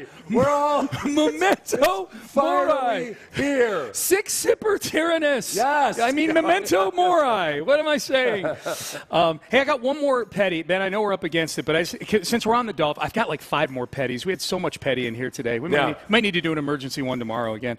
As long as we're talking about the Dolphins, here was Tua, I guess, showing off for the media. Yeah, this isn't the first time he's done this thing trying to show off how hard it is to call a play in an NFL game. Here it is. I can give you guys a play, and then if you guys want to repeat it after me, as if you guys were in the huddle, you guys can. All right. Should I go once or twice saying it? Once. Once? All right. We got North Right Clamp, South Fox, H Top Pass 38, Top Gumby, XP Sweat. Let's go. Anyone? I got North Right on Clamp. I got North. Sounds like a false That was like pre-snap penalty to me. Oh, my gosh. That's all right. Listen to it. I don't know what point you're trying to prove. And that's like somebody who's fluent in Japanese getting up and saying, reeling off a sentence in Japanese and then, hey, speak it back to me. Not so smart, are you? Like, all right. Way to stack the decks there. Yeah, injury-prone concussion garden. He's a concussion garden, is what he is. He's a concussion garden, Let's have you do, hey, Tua, let's have you do that after your next concussion. That's going to be your concussion test. Hey, Tua. Recite this play for me. You want me to say it once or twice? And he's going to go, memento mori, memento mori. Tua, what day of the week is it? Oh, man. And then I want you to replace this. I'm watching this thing, and I'm like, man, do not let him get away with bullying you, media, all right? If they gave any of you as much time as he gets to study it, you too could recite one play out of an NFL playbook. He was having fun with it. I guess. It's true. I didn't see the context around it. It's a petty cast. What can I say? All right, Payne and Pendergast with you. In light of the petty cast, I have zero. Listen to her. Oh no, concussion. It's just listen. You happen to be lucky enough to play in an era when they actually diagnose these things. Yeah, that's all right. true. The vast majority of us had no choice but to play through those concussions. Yeah. While getting screamed at by coaches who were upset about us making mental errors the entire time. Today, Payne. I feel kind of dumb. My favorite part of this whole thing is you breaking the fourth wall by looking into the camera as if Tua is watching this YouTube right now. That was tremendous. We didn't get back in the day. Oh, man. 9 months off for a head injury. All right, things that we are looking for at practice today. Also, some depth chart news in the AFC South, one of which is really, really funny, and in Cleveland, too. We'll get to that as we get ready to hand things off to Texans Training Camp Live at the top of the hour. Stay there. But first, let's get you guys feeling right.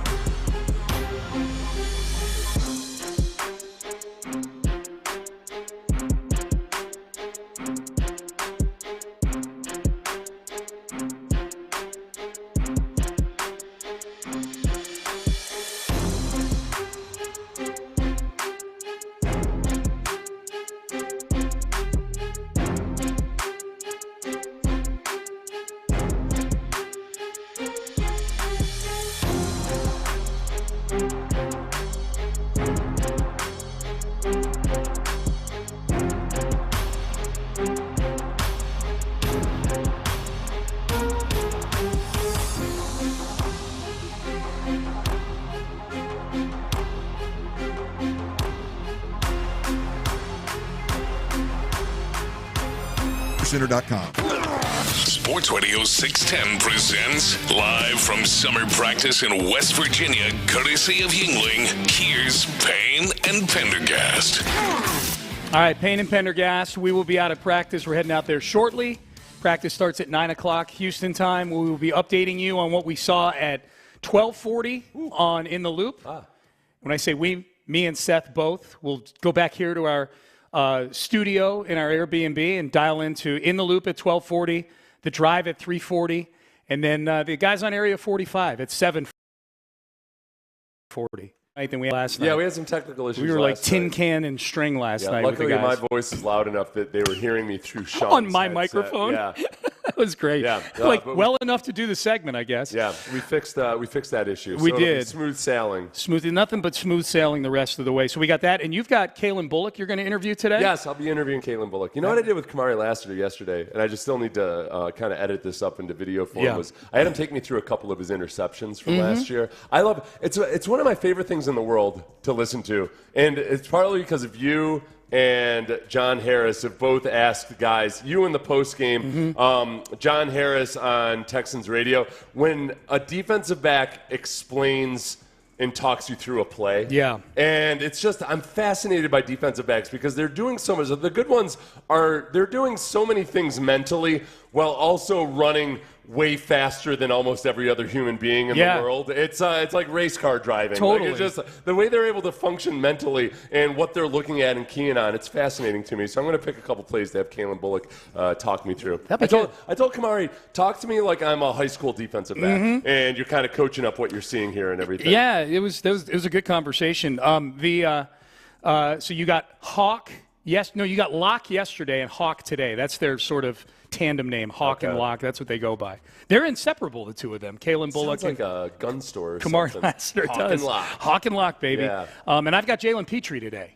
I had C.J. Gardner-Johnson yesterday. He was really good. They're loading you up with personalities. I think they're trying to give you like the guys that I might want to just actually talk like the X's and O's technicians. with. Yeah. And it's genuinely an education. I like it because it's an education for me. I don't know as much about defensive back play as I feel I should. Not so much for me. I know everything about it. That's I'm pretty true. good, yeah. I should pick They have given us just defensive backs so far. If you're going to pick one room to give us guys out of, that's a pretty good one on this team. Yeah. That's a good room. Good personalities. One thing everybody always says about this show. Big personalities. No, that you can tell. Like, those are the guys that probably know defensive backs. Oh, yeah. That's what they're talking about. So some quick news from around the NFL. Depth chart news. AFC South. Daniel Jones, I want to get your reaction to these. Daniel Jones and Anthony Richardson, co-first string in Indianapolis. Good. They are equally sucky. We live in this world where everybody wants to have a starting quarterback. Oh, you want to have your Super Bowl champion MVP quarterback. Yeah. But I'm not afraid to ask, why not have two quarterbacks? If one is good, why not have two? Right. Some people will say if you've got two starting quarterbacks, you've got none at all. I would say that here. Most of those people are dead already because they've been saying it for like 100 years. Yeah. So they couldn't possibly keep saying it because it's true. It's because they're afraid to think outside the box. Yeah. Not like the Indianapolis Colts. They live outside the box. They do they ever? Except for the previous owner. He's in a box. What? No, it's true. It's factual. I think. I mean, I don't know. He's not living in a box. No. It's quite the opposite. But still. Yeah, that's true. That's true. The mere fact that Anthony Richardson is first string with the pick from 2 years is going. Like he's picked two picks after C.J. Stroud, and he's co QBs with a guy who got run out of New York for being overpriced a couple years ago. The funniest thing about it, and the thing that's the most fun, because it's like an inside joke with everybody else in the AFC South. And it's happened already again this training camp, is that Anthony Richardson is very capable of making some incredible throws. Yeah. We've seen it. He's made them against the last Texans. Year. Yeah. And yet, but he completes 50% of his passes. So already this year there's been a highlight throw by Anthony Richardson that was posted, and immediately in the comments, oh, I thought Anthony Richardson wasn't accurate. Right? That's like you don't understand the meaning of the word He's accurate. not. Right? Yeah, the other 3 throws to go with that one sailed into the sands. If I'm playing darts and I hit one bullseye but murder 3 waitresses with the other darts, I'm not an accurate darts thrower. By definition, you're not accurate. Unless I was intending to murder those waitresses. In which case, you're a sniper. Travis Hunter listed in Jacksonville, supposed to play both ways this year, listed as first-string wide receiver and second-string cornerback. Is this a failure of the magnificent Gladstone's plan to revolutionize football? Well, because I think it's a hint that he's going to be playing wide receiver predominantly. Yes. And then have less plays at defensive back. I think so, right? I would guess. Yeah. I don't know. Sean, we don't know. We're in uncharted territory here. They're in the business of revolutionizing the game of football. And if we know anything out of the magnificent Gladstone, whatever the solution is going to get pulled out of his lapel. Dove. You know, some boring dude, or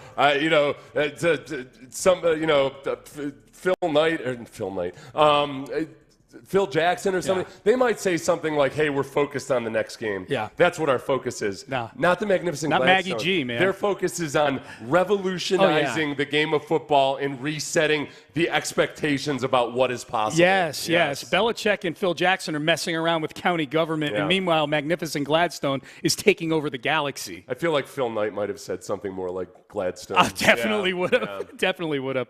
All right. Looking forward to practice today, my friend. Should be fun. Me too. Yeah, it's I'm going to dominate. Yes. I'm not going to lose a damn rep out there. At Seth C. Payne, at Sean T. Pendergast. Follow us. We'll be on there. And we'll be back on today, 12:40 with the guys in the midday, 3:40 with the drive in the afternoon, and then with the night fellas, Area 45 at 7:40. Just remember 40, 12:40, 3:40, 7:40, and we've got you covered here on Sports Radio 610. We'll hand it over to Texans Training Camp Live. Before we do that, I want to get you guys seeing 2020 with the LASIK procedure from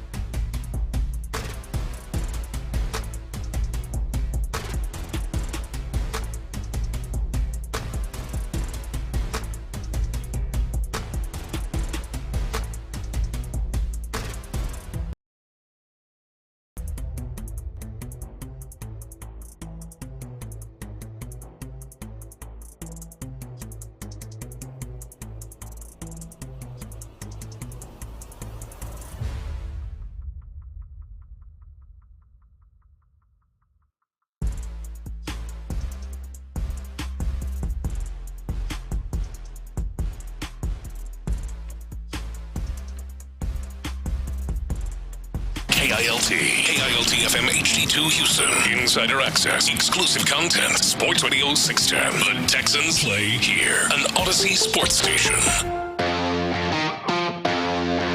It's time Here we go! to get back to the grind Let's go to work, baby!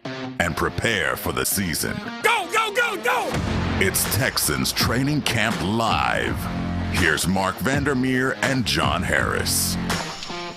Greenbriar Day 2, Training Camp Day 11 here in West Virginia. Mark Vandermeer, John Harris with you. Our last Training Camp Live show, as Sean and Seth will be out here tomorrow. I think they're going to do the show from here. I'm not sure. They might do it indoors, whatever. They're not going to miss any practice, though. They'll be here in time for practice tomorrow and Thursday. And then the team travels to Minnesota Friday for the preseason premiere, Saturday at 3, live right here, and also on ABC 13 with John Harris in the booth, along with Indy Kalu and Kevin Kugler on play-by-play, Shelby Coppage on the sideline. So be watching, be listening to us, me and Andre in the booth.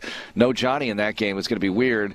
We did it last year for 3. Strange, my friend. It is strange. I'll say that. It is definitely strange, but I appreciate it. But it's going to be awesome to broadcast a game, and it's going to be awesome to watch another practice here today. Everyone's read and heard and listened and talked about how well the defense did yesterday at Field 1, which is right in front of us. If you're watching on YouTube or Twitch, we are looking at Field 1. We're about 20, 25 yards away from Field 1 in an elevated position, and that's beautiful about the Greenbriar. We watch practice from an elevated position, which is awesome for us.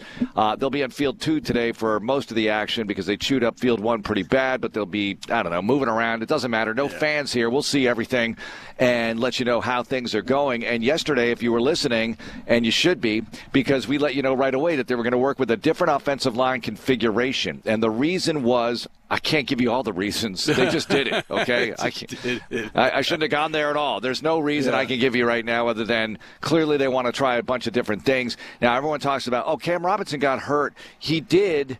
He got something. He walked off. He wasn't carted off. He walked off. Let's hope he's okay. I saw him at breakfast. I have no idea if he's practicing today or not, but we'll find out soon enough. The thing is, they put the twos out there first, Davis Mills and that group. Yeah. And, they've been mixing, but I'm saying in general, when you see the second quarterback, it's the twos. I'll put that in air quotes. And Robinson was in that rep. They were already warming up with the line with Ursery at left tackle. They were going to give him a go at left tackle with the ones yesterday, regardless of Robinson's health situation. And who knows what happens today with full health to the entire team. I have no idea, Johnny, but there's a lot to go over today as far as the line. Offense. I feel really good about the defense. You know how I feel about bubble wrap. Certain players should get bubble wrap. We don't need to see them till September. I feel like the entire defense could be put in bubble wrap right now.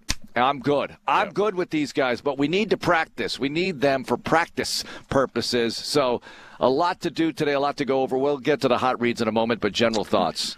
Same. You can wrap up 51-55 and send them back to Houston for all I care. Just they're done. I mean, we've seen enough of them. I think actually the first 2 or 3 days we've seen enough of them. But I will say this offensive line is facing the best they could possibly face because when they face Byron Young and Jared Verse and Jared Fisk and the guys from the LA Rams in week 1, we're going to feel like, hey, we've seen this before, man. Yeah. We've seen this before. We've seen this in practice. All right, we're good.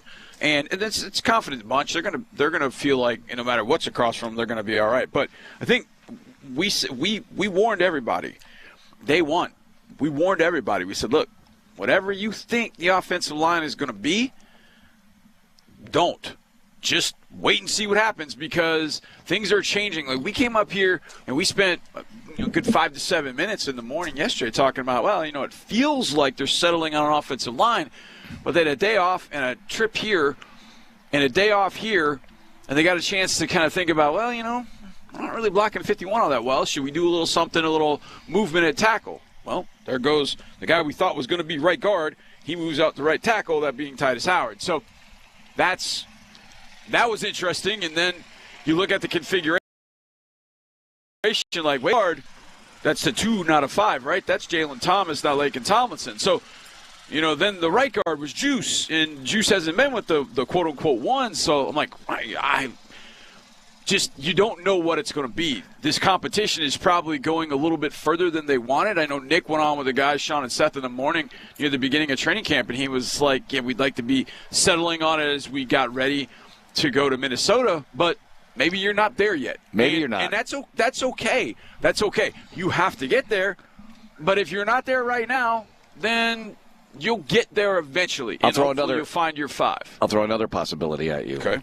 2019, we're not here because we were here in 18. Mm-hmm. 2019, we go to Green Bay, have joint practices with them. Yep. Have a full preseason. Titus Howard got drafted. Yep. What are we going to do? It's not looking great, but it could be okay. And then Labor Day, they trade for Laramie Tunsil. Yeah. So you just don't know what is going to happen between now. This is all in real time. That's why we do these shows. We're talking about things in real time. You couldn't have said it any better. We're talking about the line yesterday. It seems to be solidifying with a certain group, and then we watched them warm up. Hold it. Hold on.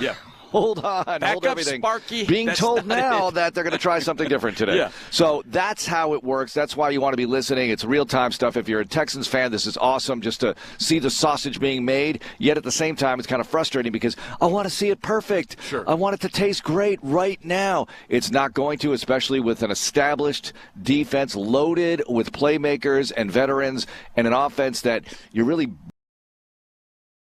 molded part of the process. They got a bunch of hunters on that defense now. I mean, that defense is rounding into and pardon the pun on one of the defensive ends, but I know what you mean. They're getting after it, that side of the ball. Now that unit is putting on a show. That was fun to watch, actually. Yeah, that defense is putting on a show pretty much daily. Like, that's a show that we've seen. You know how we talk about, David Culley saying, I'm rooting for the Texans and watching practice. Yesterday, I always root for the Texans, but, man, I was like, please stop. Stop it. Stop. It wasn't quite Duke with the white towel when Apollo was fighting Ivan Drago, but throw the damn towel. Well, it was because the offense had moments yesterday. Yeah, it did. It definitely. And there was one. What was it? The pick with Aziz? Because I was interviewing Jim Lachey when this was happening. And full disclosure, and we're going to have him on later. He was awesome. That's Luke Lachey's father. But we talk about a number of things. He's a 3-time Pro Bowler, Hog. Man. Ohio State Radio Network member, so we've seen Stover and CJ plenty of times. He had a lot to say about this football team, so we'll hear from him later in the show. But that one at the goal, didn't Schultz say that was a PI or something like that? So here's what happens. They had a drill, kind of a situational drill. CJ hits X down inside the 5, and this is why I love X. He is such a smart football player. He knows exactly what he should be doing. He knows where everybody should be lined up. He lines up the receivers. When X goes out to his spot, he lines up everybody else. No, you're supposed to be out here. Like, he's perfect, but he also knows the smart thing to do. So they're working on an end-of-game drill, and what's the one thing that I rail on more than anything else? You lose seconds when you're stupid. And so how are receivers stupid in those drills? What do? They get the ball. Most of it, they drop the ball. They just leave it, and then they go line up. It's like, no. X runs with the ball to the hash, hands it to the person who is the referee, and then goes back out and gets set up. It saves them all kinds of time, so it's allowed them to have a play at about the 3-yard line. And so going into the end zone. So Dalton and Aziz are in a scrap. So literally there's about a square box basically in the end zone, just on the other side of the goal line, that those two are fighting for. And Aziz essentially kind of elbows and throws Schultz out of there, makes a diving pick, gets up, celebrates there. The defense went berserk after that play. Yeah, so you thought it was PI. And I was like, you make the call. I don't know. Make the call, Johnny. PI. It was something. Okay. It was something. You could pick holding. You could pick DPI. Okay. It was something. And Dalton was screaming from the 1-yard line. He's like, ball at the 1, one play. Y'all know it. Like, he was really upset. Like, Dalton's the one that's going to talk some mess. But it just showed kind of the competitive aspect of practice. Now, they didn't have officials out here yesterday, and so that wasn't going to get called. But, man, it was I had my eyes literally trained on those two, like right on them. And so I was watching the whole thing. I was like, they would have called something. They would have called something. I don't know who would have thrown the flag. Clay Martin would have thrown the flag. There would have been a DPI. If that play is at NRG Stadium, it's definitely 1st and goal at the 1 with 1 play to win it or tie it or whatever it is. But it just the hell out of playoff game. Because, he didn't cover Kelsey. The pass coverage this, pass coverage. I guarantee you the Zero heard that. I guarantee you he heard that. He internalized it because he has been focused on his pass coverage in this camp. And it has been if you want to say much improved, I don't know. I think it's always been good. I think he was banged up at the end of the year with that knee. Oh, yeah. And wasn't moving around as well as he was used to, and I think that was a big factor. But he has been focused in on pass coverage, you can tell, and he has been locked in. And so when he had that pick, it was a good pick, too. It was kind of a diving pick. There were some good interceptions, but there were some good plays. Man, Braxton Berrios had a diving catch on the other side. We haven't talked about him probably since the first few days. That was a really nice catch, and then he beat man coverage inside on a slant, and you start thinking, man, he's still got juice. He's got juice. Oh, he's going to make it interesting now, and he's playing Saturday. Berrios is playing Saturday. Yeah. Alex Earl will be watching television on Saturday. Yes. Maybe she'll be there. Should I say hi to her? I think you should. Should on the air? I bet if she's on the sideline, you are going to be upset you're not on the sideline. I know. This is going to be one of those times. Wait a minute. I don't want to be in the booth. No. Never mind. She'll be at home. We'll say hi to her. Okay. We'll say hi to her. Yeah, give her a wave. Ourselves to her by saying hi to her. Give especially her a wave. if Braxton makes a play. Yep. And he's made a few. And look, there were a few receivers that made a few plays yesterday. Graham Mertz had a couple of nice balls in Daniel Jackson. Daniel Jackson's not a name a lot of people have heard about. I'm sure he played at the University of Minnesota with 85. And, he's probably more a slot receiver than anything else. But that is a tough sucker, boy. He runs well, but not great. He does good receiver things. Like yesterday, he had beat D'Angelo Ross down the sideline, but just not by much, like me to you. And when you do that, if you're looking back for the ball and you put your hands up too soon, it tells the DB the ball's coming. Right. So you start to. Well, he had late hands, so he's running. His hands are down. So D'Lo doesn't know the ball's coming. And all of a sudden, bang! He just throws his hands out there. Mertz drops it right in the bucket. I'm like, he does advanced receiver things. He just doesn't run 4.4. If Daniel Jackson ran 4.4, he would have gone probably in the first or second round because he is tremendously skilled. Wow. Tremendously skilled That's as a receiver. Strong. Yeah. But when you watch him with the other receivers, you can tell he's not as – like you watch Jalen Noel run a route, it's like – I mean, there's juice. Like every time he is planning and changing direction, like that's different. Daniel's not quite that.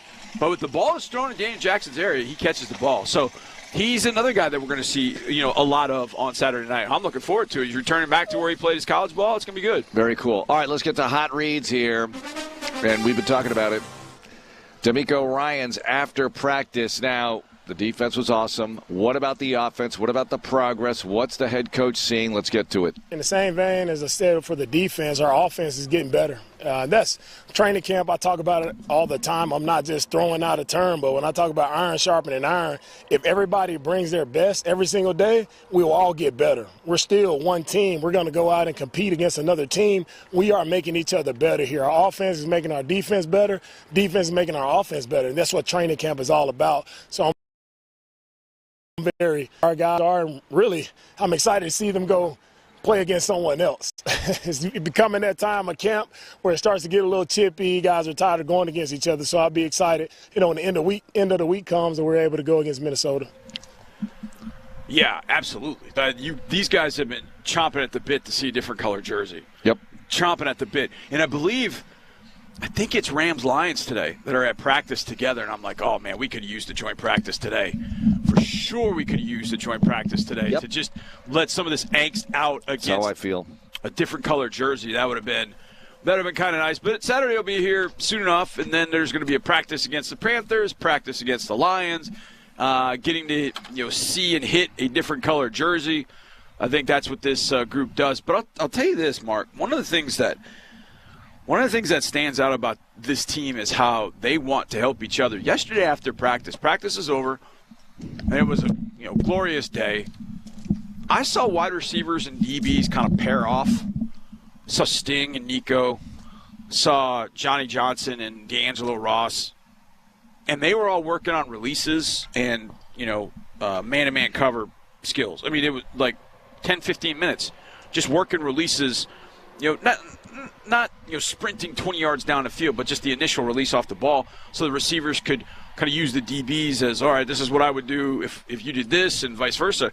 They worked for a good 10, 15 minutes, just DB wide receiver all the way up and down the field. And I was like, these guys,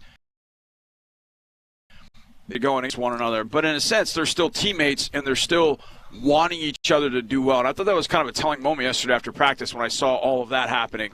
There's Nico and Sting, and they're just they're just repping it up. Absolutely. I said this one of my favorite photos was back at OTAs. It was a black and white photo, and I think Zach took it, maybe Jordan, I'm not sure, of our photography team. And in the background, you can see they're working on kickoff, or it was either kickoff return or kickoff coverage. But in the foreground, it's Nico and Kamare, and they're working releases during special teams, because those two aren't going to be on special teams unless there's a punt safe or something like that. They're not going to be on special teams. So during the special teams period, when a lot of guys, some vets will go over and just kind of sit under the tent, those two are working releases on the sideline after just working a team drill against one another. And you could see them like lined up, like they on the sideline going one-on-one while the kickoff drill is going on. And I just thought, this team's got a little something different in that way. Well, just like you see Will and Ursary working after practice. Yeah, they were working after practice yesterday, too. That happens a lot. That happened in Houston a lot. Those two spend time together. Will's coaching them up, and that's what you want. You want the team to coach each other. All coaches will tell you that. You want the team to coach each other. You want the team to coach themselves. That's when you start having a good team. That's right. Sticking together like that. So along those lines, we just talked about Ursary. Ursary playing some left tackle yesterday. He's played some right tackle. Titus Howard moving back out to right tackle. That was a big story. The media asked Coach Ryans about Titus and moving over to right. You see with our offensive line, you'll see different guys in different spots. You've seen that from OTAs. You've seen that throughout training camp. No different, no extra news to report or anything about it. Today is just our guys are moving around just like they've done kind of all camp. No extra news to report. So the coach, I'm sure if there's news to report, he'll be the first to tell you. No, he won't. He's not going to tell you. Breaking news for the Texans. Listen, I've got some breaking news. D'Amico Ryans. I've got some breaking news. Yeah. So, look, that's one of those things. And, look, would we like to see Titus find his spot? Because we were saying it during the first couple of weeks of camp. He's at right guard. This is it. We should not have said that. I never said that he's never going to move again. Right. But if I felt like, okay, now he's finally home. It was almost ironic that he was sort of locked in, seemingly, at right guard while everybody else is moving around, and we're going to try different things. And we got center, and Tomlinson's left guard for now. Well, yesterday was Juice, and we'll see who it is today. Maybe they go with the same line for 2 days in a row. Don't know if Cam's practicing. Now, there was a report that a running back is coming back to practice. And that's another hot read as we talk about the running back position and who is going to be out there. Well, yesterday, obviously, you have Nick Chubb out there. You have Dario Gunbowale. You have Jawar Jordan. And we've been singing the praises of J.J. Taylor from time to time because he is always reliable. Woody Marks is definitely showing up. And it's not rising up the depth chart. I don't know how to define it other than you notice him more. You notice him making some plays. That's a good way. If he preseason game with a couple of big gashes, you're going to start saying, hey, Woody Marks, 4th-round draft pick. Okay, we drafted him for a reason. I know he can catch the ball well, but he runs the ball well. And, look, I'm no expert evaluating running backs off the hoof, as you would say, but you could just tell right away that he had this look about him. He's got the thick legs. He should be able to carry the ball a little bit here. So it's not just like third down scat back, which is how some people were labeling him when they picked him in the 4th round, just because he can catch the ball out of the backfield. Right. Pierce can catch the ball out of the backfield, too. He can do a lot of damage with that. Who?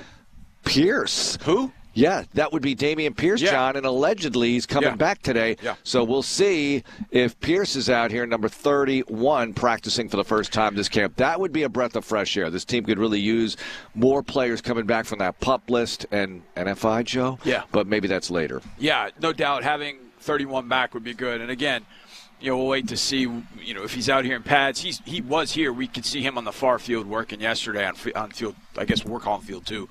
The furthest away from us, and that's where he was working.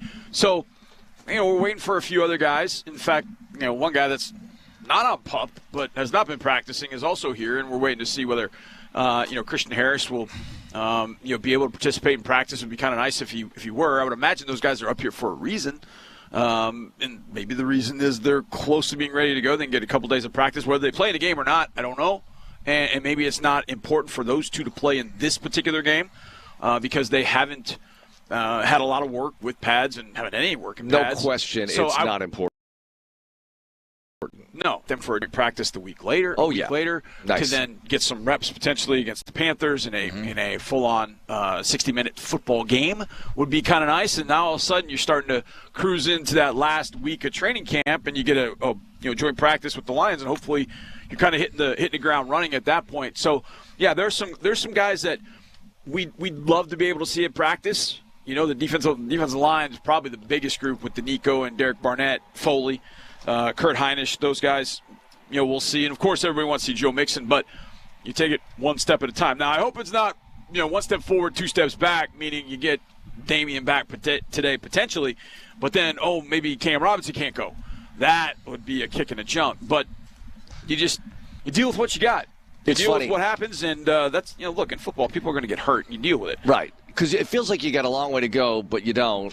Yet you kind of do, because you still have 4 weeks to get ready. It's 4 weeks from Sunday. You play a regular season game against the Rams.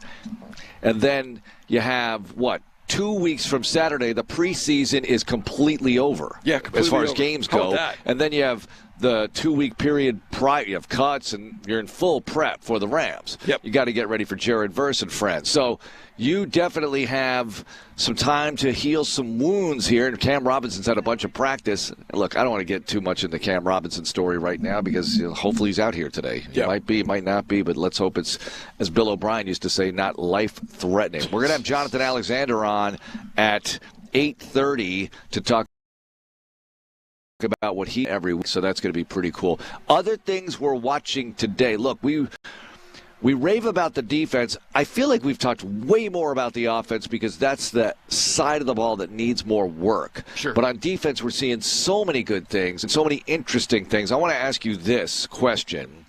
So Jalen Petrie last year, they used him as this nickel linebacker kind of guy, right? Yep. What do you expect this year? Because they're not going to show it just yet, but how do they line up? C.J. Gardner-Johnson getting more and more snaps, of course. You got Jalen Smith playing well as a rookie. He can do things. He'll be in a rotation in that defensive backfield. But how do they use Petrie this year as opposed to last year? Is it the same? Is it any different? Does C.J. play that Eric Murray role, or is it going to be a little different with Kalen Bullock in the back, C.J. playing up a little bit, Petrie playing the nickel, and obviously we know who's on the outside, but you tell me. It's a great point. I will quote the great D'Amico Ryans. I don't know what you're talking about, Mark, when he was asked yesterday about a certain alignment that happened in practice, which, by the way, what are we doing? You don't ask the coach about certain alignments during practice. Well, you don't. People are going to take their shot. No. Look, I know people who cover this team or cover teams know, but, you whatever. gotta be that. No. What are we doing? Trying to get him to bite. But he's not going to bite. He's not going to bite. He's never going to bite at that. Either way. Point being with Petrie, the reason I kind of use that as my precursor is the fact that I think there's so much you can do with they probably haven't even gotten into. And I think last year they kind of scratched the surface of what they wanted to do. He's one hell of a blitzer. He might be the best blitzer on his team. His timing's impeccable. Whether he's blitzing in the A-gaps between the center and guard or whether he's going around the outside, he has a really good knack of timing up the snap and getting there. He made a play yesterday. No, was it yesterday or was it back home? I can't remember. But they tried to throw – it was at home. Back home, the last day, it was Saturday before we left, they tried to throw a bubble screen. Just like Detroit did on that Sunday night game. Jalen jumped up, saw it, tipped it. Now this time he couldn't come up with it like in the Detroit game where Jimmy dove and caught the interception. But Jalen's such a menace where he can read those things and see what's happening. And instead of blitzing, he can kind of peel off, and that's what he did. He was blitzing, he saw the quarterback pull back. So he peeled off and thought, okay, I know what this is. Jumped up, got his hands on it, knocked it down. In the Lions game, Jimmy Ward got the interception as a result. Mm-hmm. So he can just mess up your offensive game plan. He's fearless in the run game, and there are times because of what the Texans have up front that an offensive lineman or a blocker just can't be devoted to number 5. And all of a sudden he's shooting a gap, and now he's playing like a light linebacker, and he's really good at that. So I think he fits in a lot of different ways. The final thing I would say is it may come down to who they're playing and what that team does well. Like if you're playing the Ravens, Petrie probably doesn't come off the field much because of the way you have to Henry. So he's probably not coming off the field much. And look, you might play dime that whole game. 6 DBs the whole game, but because one of those DBs is Petrie, you don't feel like you're light anywhere on the field. The other thing you can do, and we've seen them do this a few times, just moving some pieces around, and I've talked about this a lot. When you have Jalen Smith, who I think is really starting to evolve as potentially this team's number 3 corner, you can take Jalen and put him outside and move Kamari inside. So now Kamari's matched up on, say it's the Rams. Maybe it's Devontae Adams against Kamari Lassiter. That's not a bad matchup. And then Jalen goes outside and covers the number 3 wide receiver. So you can do some different things. And when you have Jalen Smith in, you're like, oh, you're not going to have Petrie in. Well, you could have Petrie in, depending on how you want to match up and what coverage you're playing, because Petrie might stand next to Azeez and play the 2 linebacker spots. So it may not feel like dime, but it actually is because it's 6 DBs. But because of Petrie's linebacker and run-stopping instincts, you can use him in a much different way. So when the term nickel is used, this guy's in at the nickel, it takes on, it's like tight end in a sense. Like when I say tight end, people are like, well, you think of the big Mark Bavaro, like hulky guy. But if you think about the Texas tight ends, you got Dalton Schultz, you got Brevin Jordan, you got Cade Stover. All 3 are a little different in how they're made up, what they can do. It's kind of the same way at the nickel. Some guys are a little bit better run stuffers.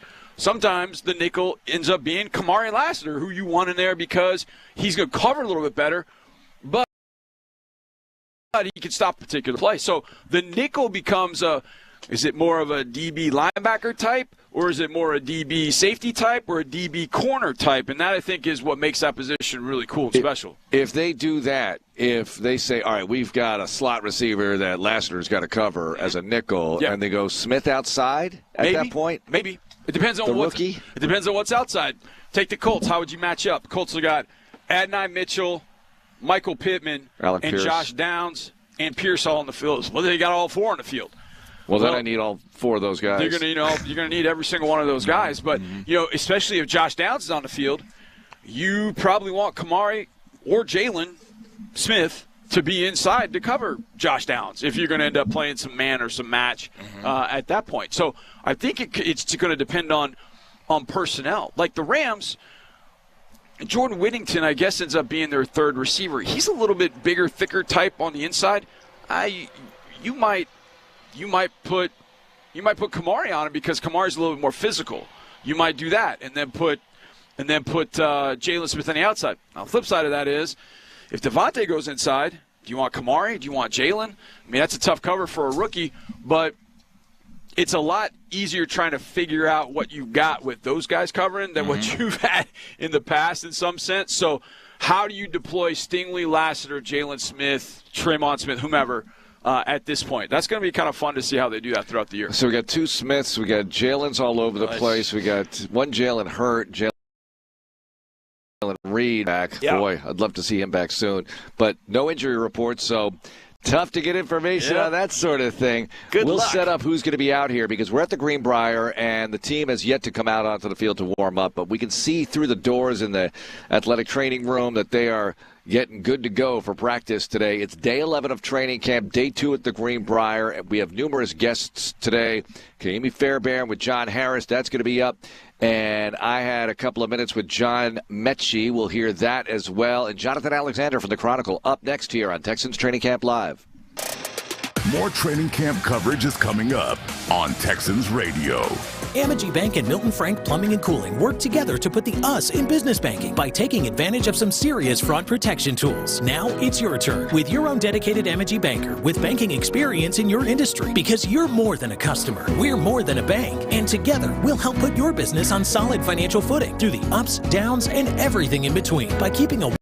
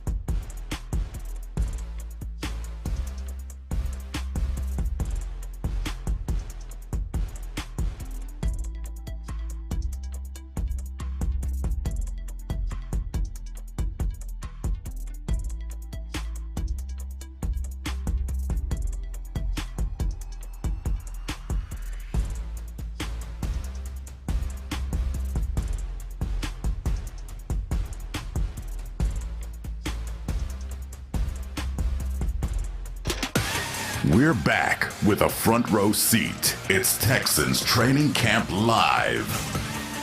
All right, I'm way too proud of my Instagram post this morning in stories, Johnny, because I have this. I'm going to show it to you right now, okay? Okay. So I have this zoom up and then zoom. Look at that. Yeah. That's pretty good. And then you feel like, oh, wait a minute, I'm on the field. Yeah. See? And there's the upright. There's something. This is an image I love, and everybody can relate to this who loves football. There's something about driving up to a field and seeing the uprights. Yes, absolutely. Especially the NFL uprights. They're majestic looking. There's just some not hint, but a strong suggestion of action about to occur. So I love seeing that as Jonathan Alexander gets his headset on. Yep. I love seeing that, and I wanted to sort of depict that with my Instagram post. So it's at Texans Voice on Instagram. I just plugged it. And you can get a look at what the Greenbriar looks like, at least this performance center where the Texans are practicing. And Jonathan Alexander of the Chronicle. All right, so what do you think? Is this your first time here and covering a practice here? What do you think? Yeah, it's my first time at the Greenbriar. Probably only my second time in West Virginia. As a matter of fact. But, yeah, first time, it's a good, I love the setting.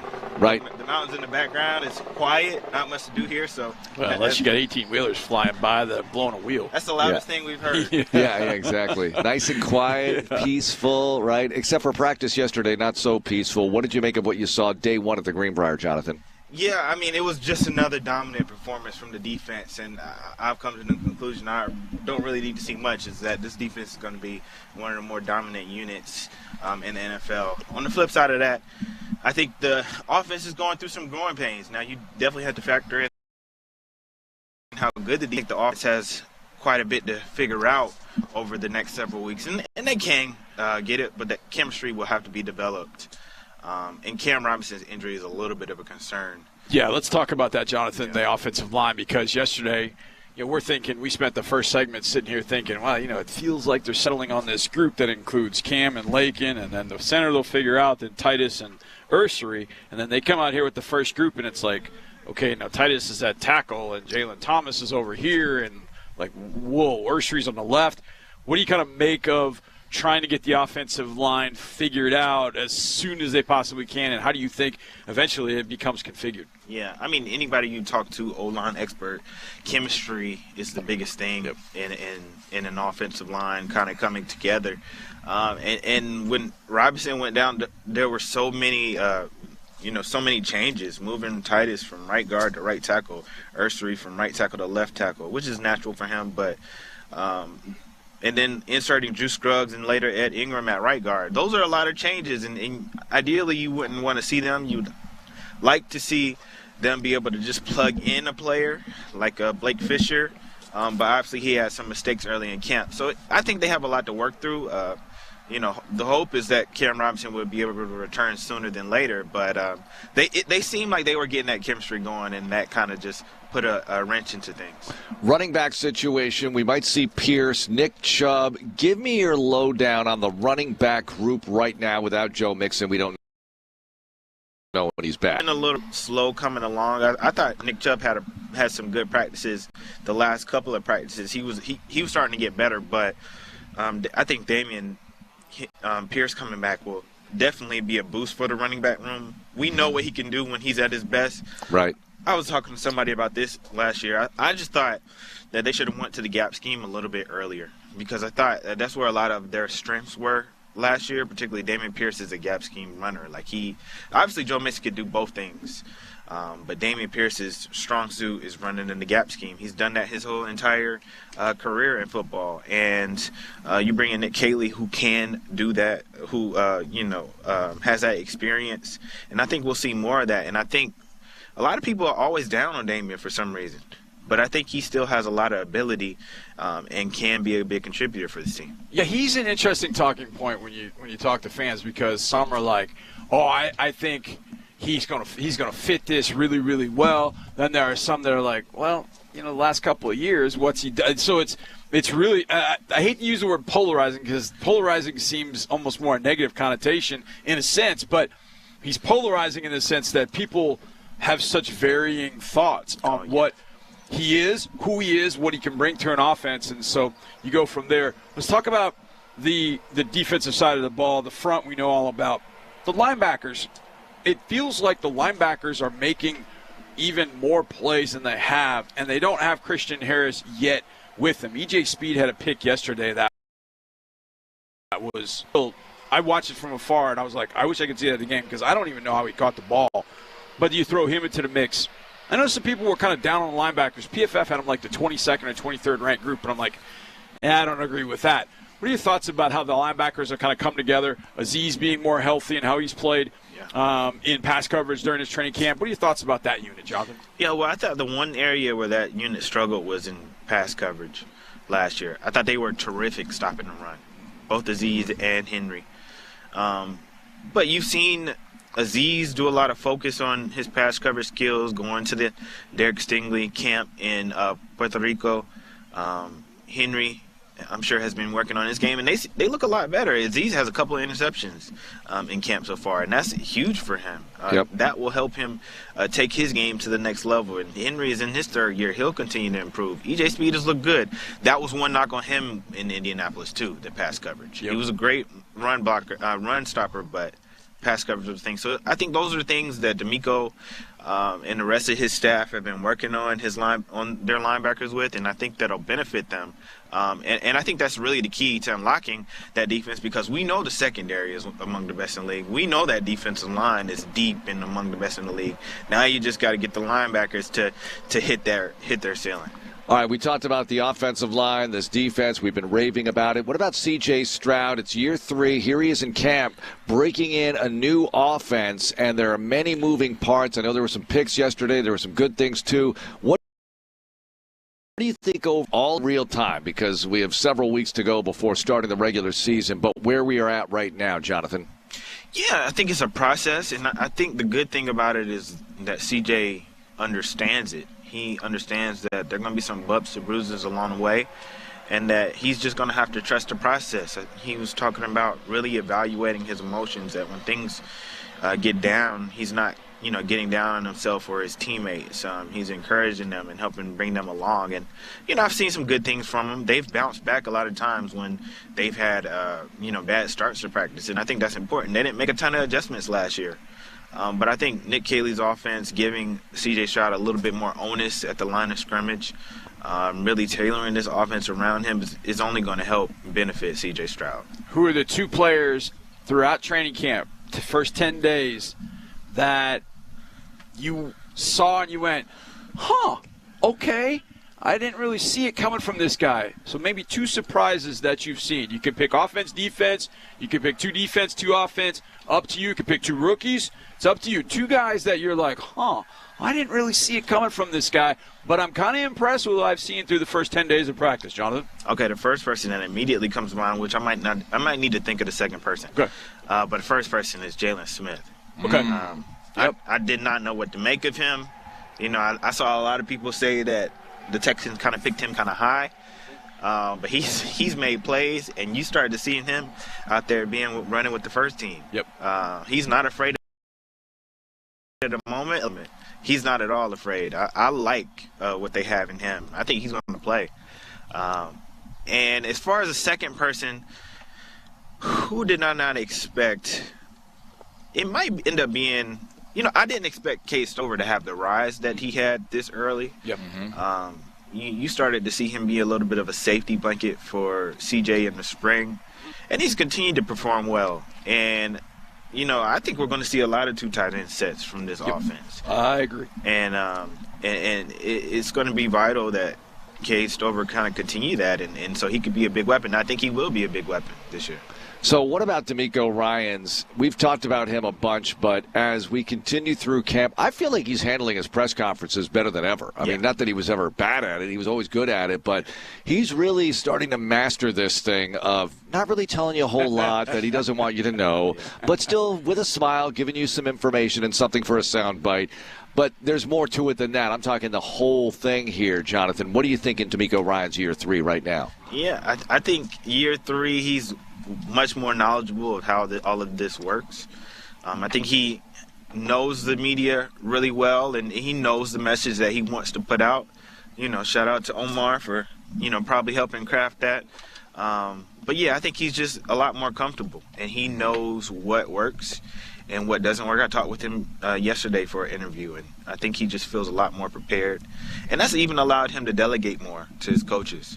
And he doesn't have to worry about every single little thing. That, in a sense, elevates his coaches and helps them get prepared for this next level. So I feel a lot more comfortable. He has a lot more comfortability in this year 3. Okay, this is, I'd assume, going to be the last time we'll talk to you before there is an actual football game played against the Minnesota Vikings. He's going to be on the pregame show with Sean. I know that, but it's not with us. Right. So, and he comes on with us regularly. So we got to get your thoughts about thinking ahead to Saturday.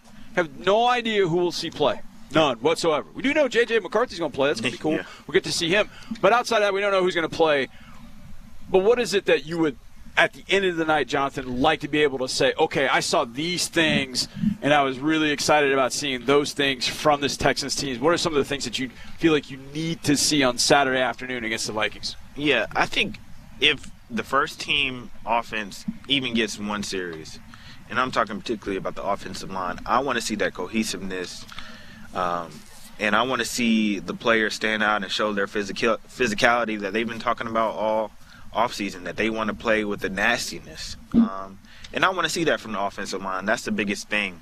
I think we know what we're going to see from the defense. They're going to ruffle some feathers, and they're going to make things difficult for opposing offense. But the offensive line is what I really want to see. And then the other thing is really seeing who's going to emerge among those wide receivers. It's been a close battle in camp. I can't tell you who's going to make the team at this point. Yep. But these games is where these receivers really separate themselves. Yeah, it's a great thing you bring up there with wide receiver, because all of a sudden, and maybe we shouldn't have been surprised, Braxton out here, he can return punts, he's making plays as a receiver, and I didn't have him necessarily in my top 6 because I just thought, well, he wasn't healthy during the OTAs, minicamp, didn't participate anyway for whatever reason, and now here we are. It's kind of hard to imagine who those 5, 6, 7 those guys are going to be in this receiver crew. Yeah, I had the same exact thought, especially seeing him last week make some catches, some impressive catches.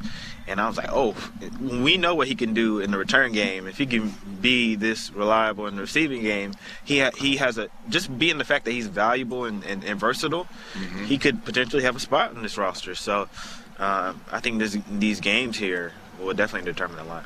Okay, Jonathan, what do you have going on in the Chronicle for us? Yeah, so like I spoke a little bit earlier, got an interview on D'Amico, and that should come out on Thursday. A story on that, and even something on the McNairs in the near future. Oh, very nice. Okay, very looking nice. forward to that. That D'Amico sounds good. And the McNairs, boy. All right, hitters, yeah, Jonathan. Nice. Okay, good. You're Houston Chronicle, chron.com. That's still the URL, I would imagine. Good. HoustonChronicle.com. It's HoustonChronicle.com. Wait, if I log on to chron.com, what am I going to get? It's got to redirect me. San Francisco, no, I still own it. It's a different site. Really? Totally I think it's the San Francisco But it Chronicle. used to be. I know it used to be. Yeah. Well, no, it's a all free. things used Call to be. GoDaddy and get the URL back. Jeez. It's a free site for chron.com, but it's totally separate from the Houston Chronicle. Okay, we've got a lot going on. Jonathan, thanks very much for joining us. Thanks for having me. A lot going on today. Day 2 at the Greenbriar, day 11 of camp, C-pads, and I'm very happy about that. We're going to have another spirited practice today here at the Greenbriar. We'll go around the league. AFC South update, our daily look at what's going on with the horseshoe. Can't wait to talk about that, among many other things. Kaimi Fairbairn's going to be on the show. We got John Mechie, got a lot of things, so stick around. It's Texans Training Camp Live. More Texans Radio coming up in a moment. At Kroger, you never compromise. You get high quality and low prices. Like you never compromise your meal with our spring salad mix.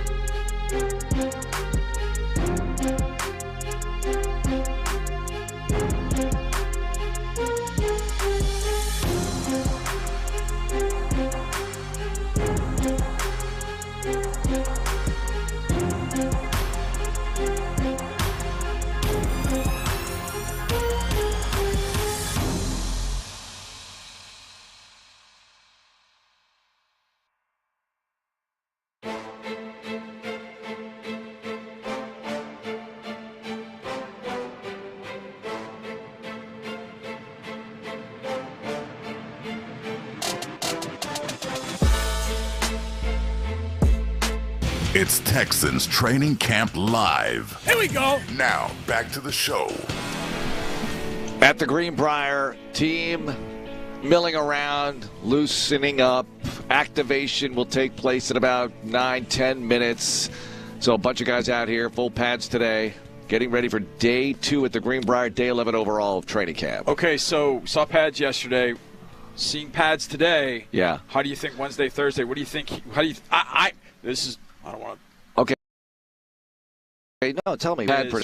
Pads today, take them off tomorrow, but still have a spirited practice.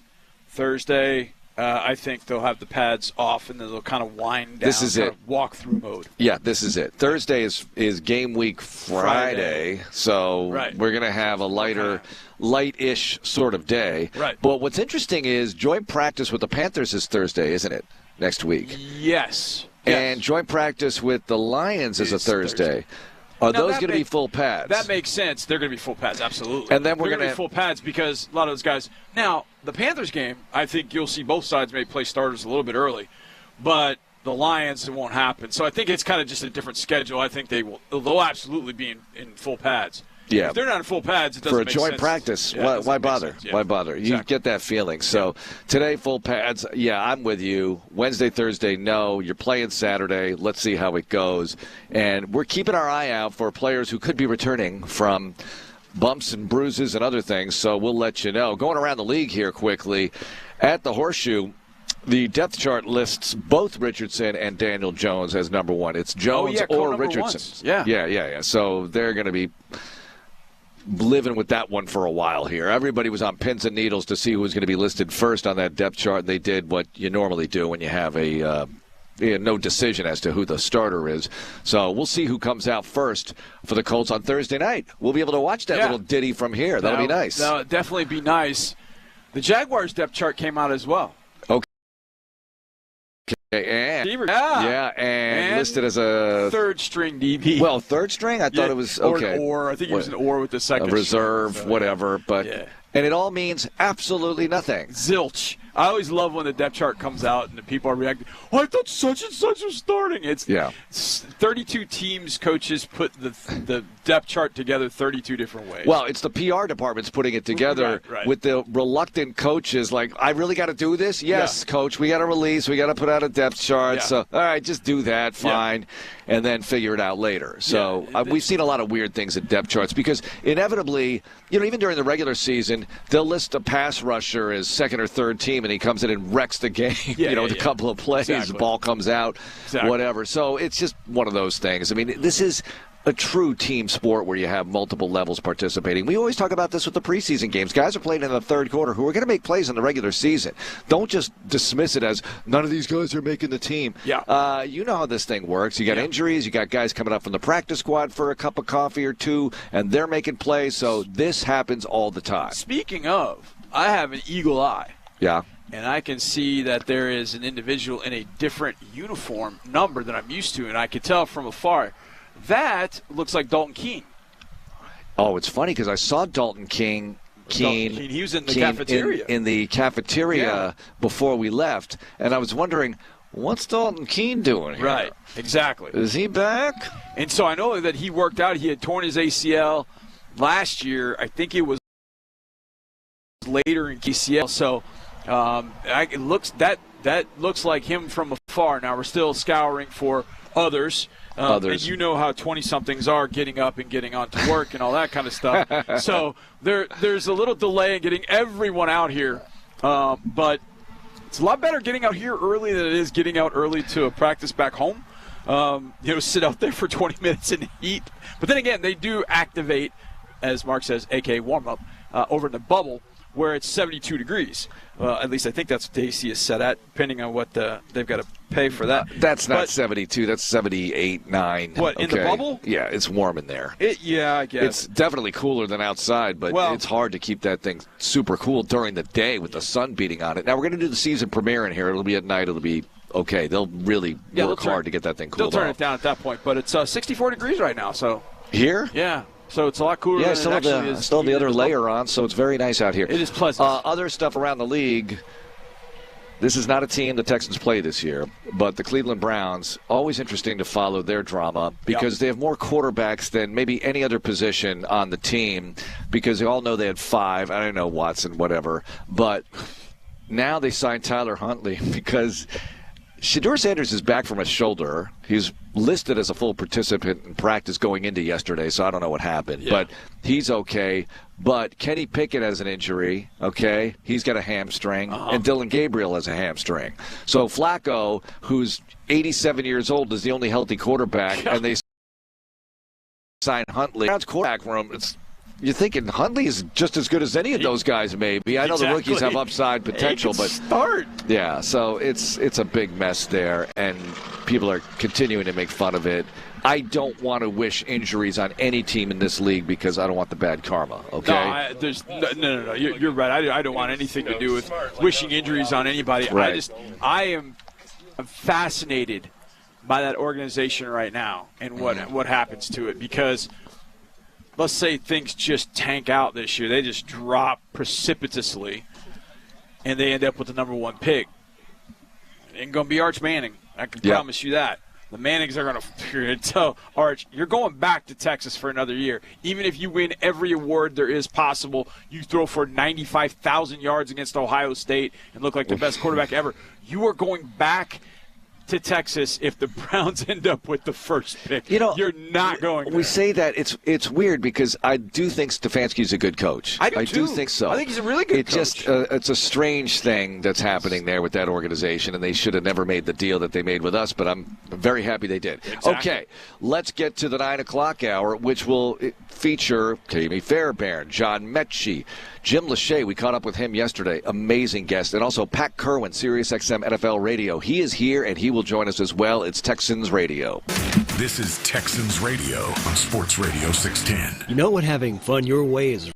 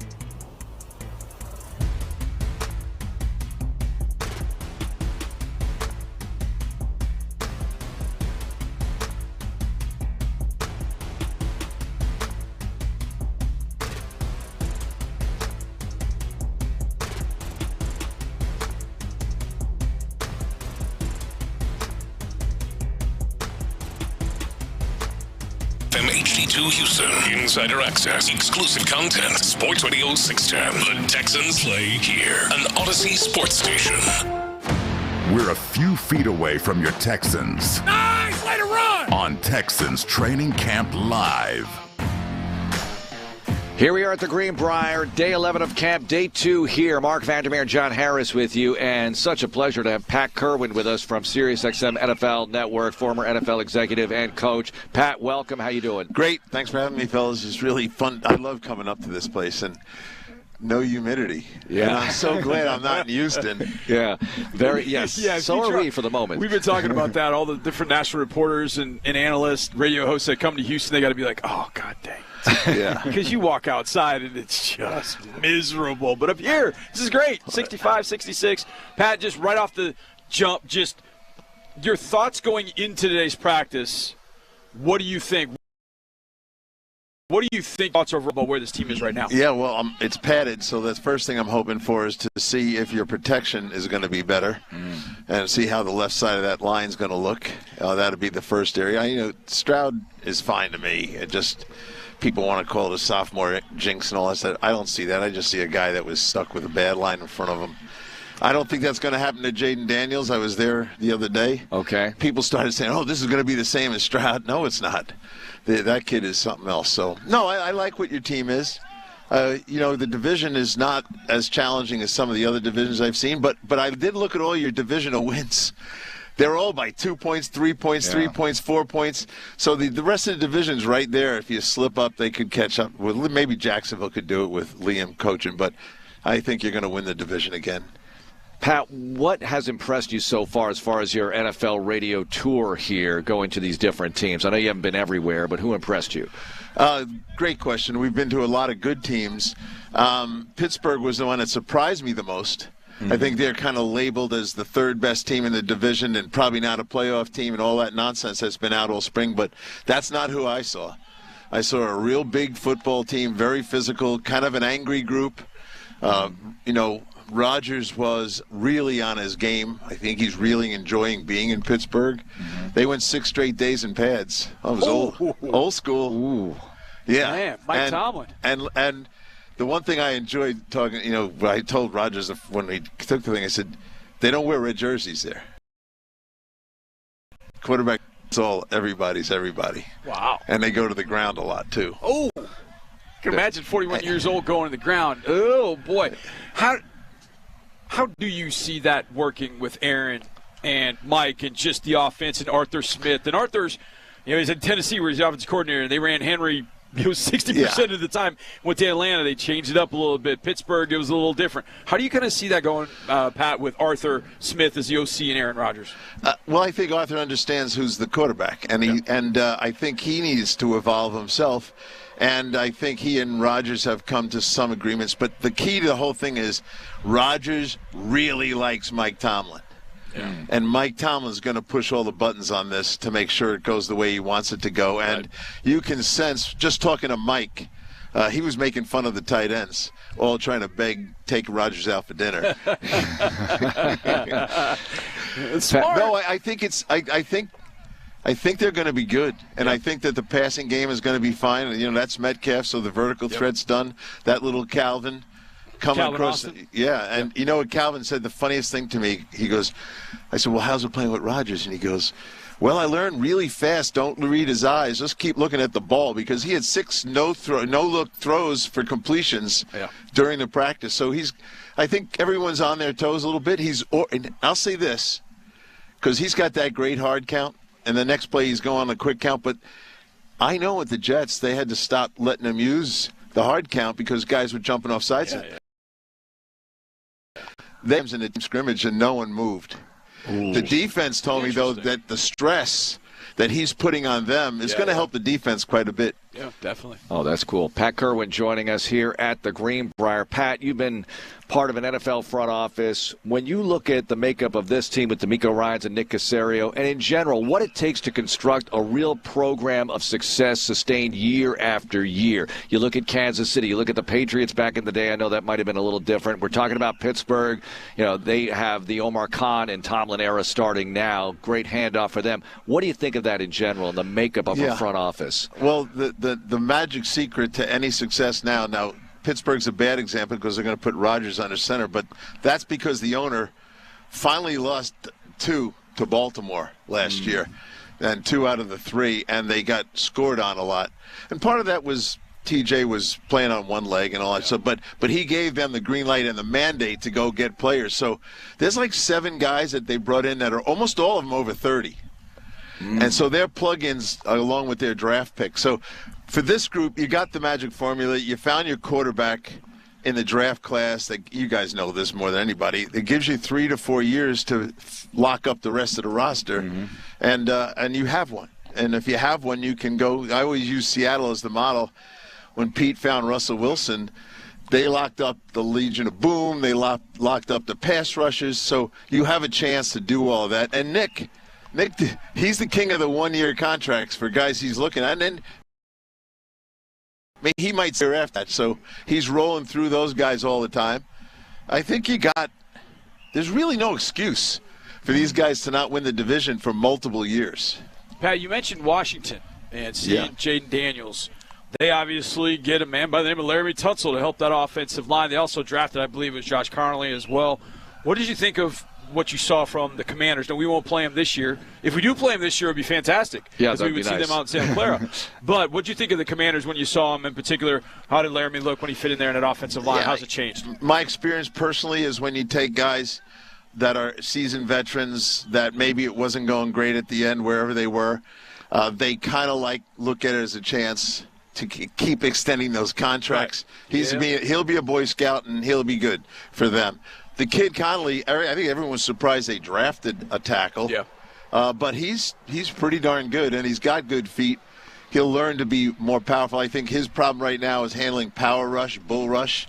But anything outside, you want to speed rush the guy. The guy's athletic enough to handle taking care of that now. Yeah. Pat, you were in Cleveland this preseason. Can that work with Joe Flacco? Do you think he's the guy there? What are your thoughts as the Browns enter 2025? Yeah, Joe, well, Jimmy and I spent a lot of time with Joe. We know him a long time. He knows he's the guy. He knows that everyone else is not ready to be it. I think we'll see what happens with Pickett. I like Pickett, and I think, look, they played against Pickett. Mm-hmm. They know more about him than most would. But Joe's the guy who's going to run the show there. Now, if they get mathematical point where they're out of the play, then we'll see something. Now, I personally would find someone with a hangnail, one of those rookies, and put him on IR. Okay. I'm not cutting one of them. Yeah. And I'm not putting him on the practice squad. I'm going to find a reason to put him. Now, they just signed a quarterback this morning. Tyler Huntley. And now 6 guys are there. Yeah, so 5 and 5 and a big check. And a big question mark at that point. But I think you told us, have you been up to Buffalo yet? Have you seen the Bills? What were your thoughts about seeing Buffalo up close? Obviously, Josh was tremendous last year. But, James Cook is going through the contract thing right now with them. And how big a deal do you think that is, and where do you think Buffalo is right now compared to maybe where they were last year? Well, I draw a parallel, and I'm sure you guys do as well. They're just like Baltimore to me. Yeah. They're behind Mahomes, and they're both banging on the door. So now I saw both of them, and at the end of that, I will say that I think Baltimore's slightly ahead of Buffalo on the quest for a Super Bowl. That'd be my opinion of them. I like Buffalo. The Cook thing, I thought Brandon Beane said it best. We expect him to be here next year, too, which is a pretty strong statement about we're not doing a deal with him. Wow. Right. What about Kansas City? Can they be replaced? Will they be replaced? I hate to ask you for a prediction, but what are your thoughts on the Chiefs entering this season? Well, their division's tough. Yeah. Denver's right on top of them now. We play that division this year, too. Yeah. Well, good luck. Yeah. And and I see Pete Carroll a lot and talk to him almost daily. He win, but he's going to destroy someone's plans. He is going to be good enough to ruin someone at the end of the year. They're going to lose a game to Pete that they shouldn't lose. So Kansas City, to me, Mahomes is great. The tackles are still a huge question. And we found out in the 2 Super Bowls they lost. When the tackles are bad, when they get to the big games, they can't protect the quarterback enough. The tight end is no longer a threat down the field that he was. He's got that little wiggle out move he loves all the time. But it's not a lot, and I think you're going to see people tempted to cover him with linebackers now, which they never did. They like to funnel him to the safety, but I see it. He'll force it into him, but I don't see them. Well, I don't know what's going to happen to Rice. So if he gets suspended, that's going to be – because I think all of a sudden 11 or 12 wins a division, and they can't afford to lose a division game if he's gone. So I think it's going to be closer than people think.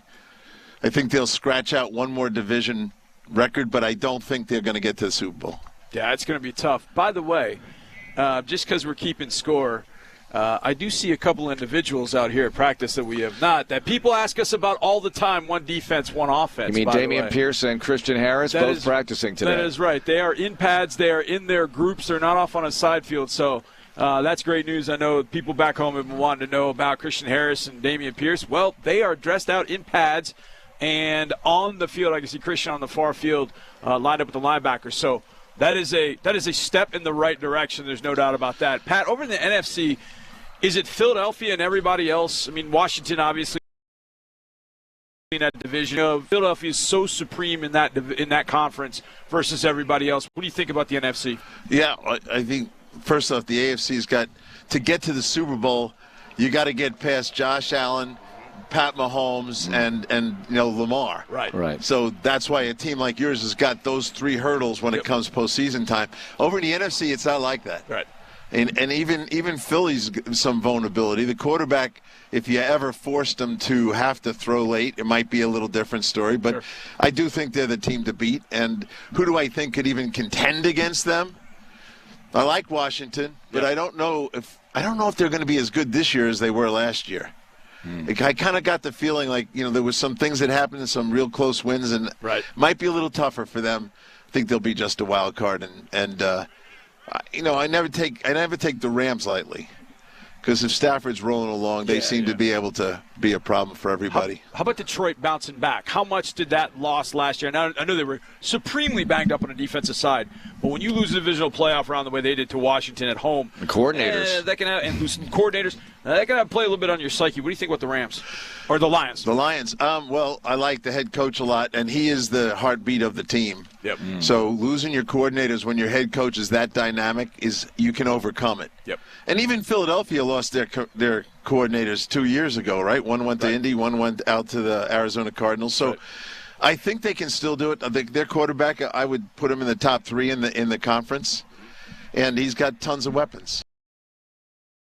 Yep. In the backfield, they're a little different in the offensive line now. Yeah.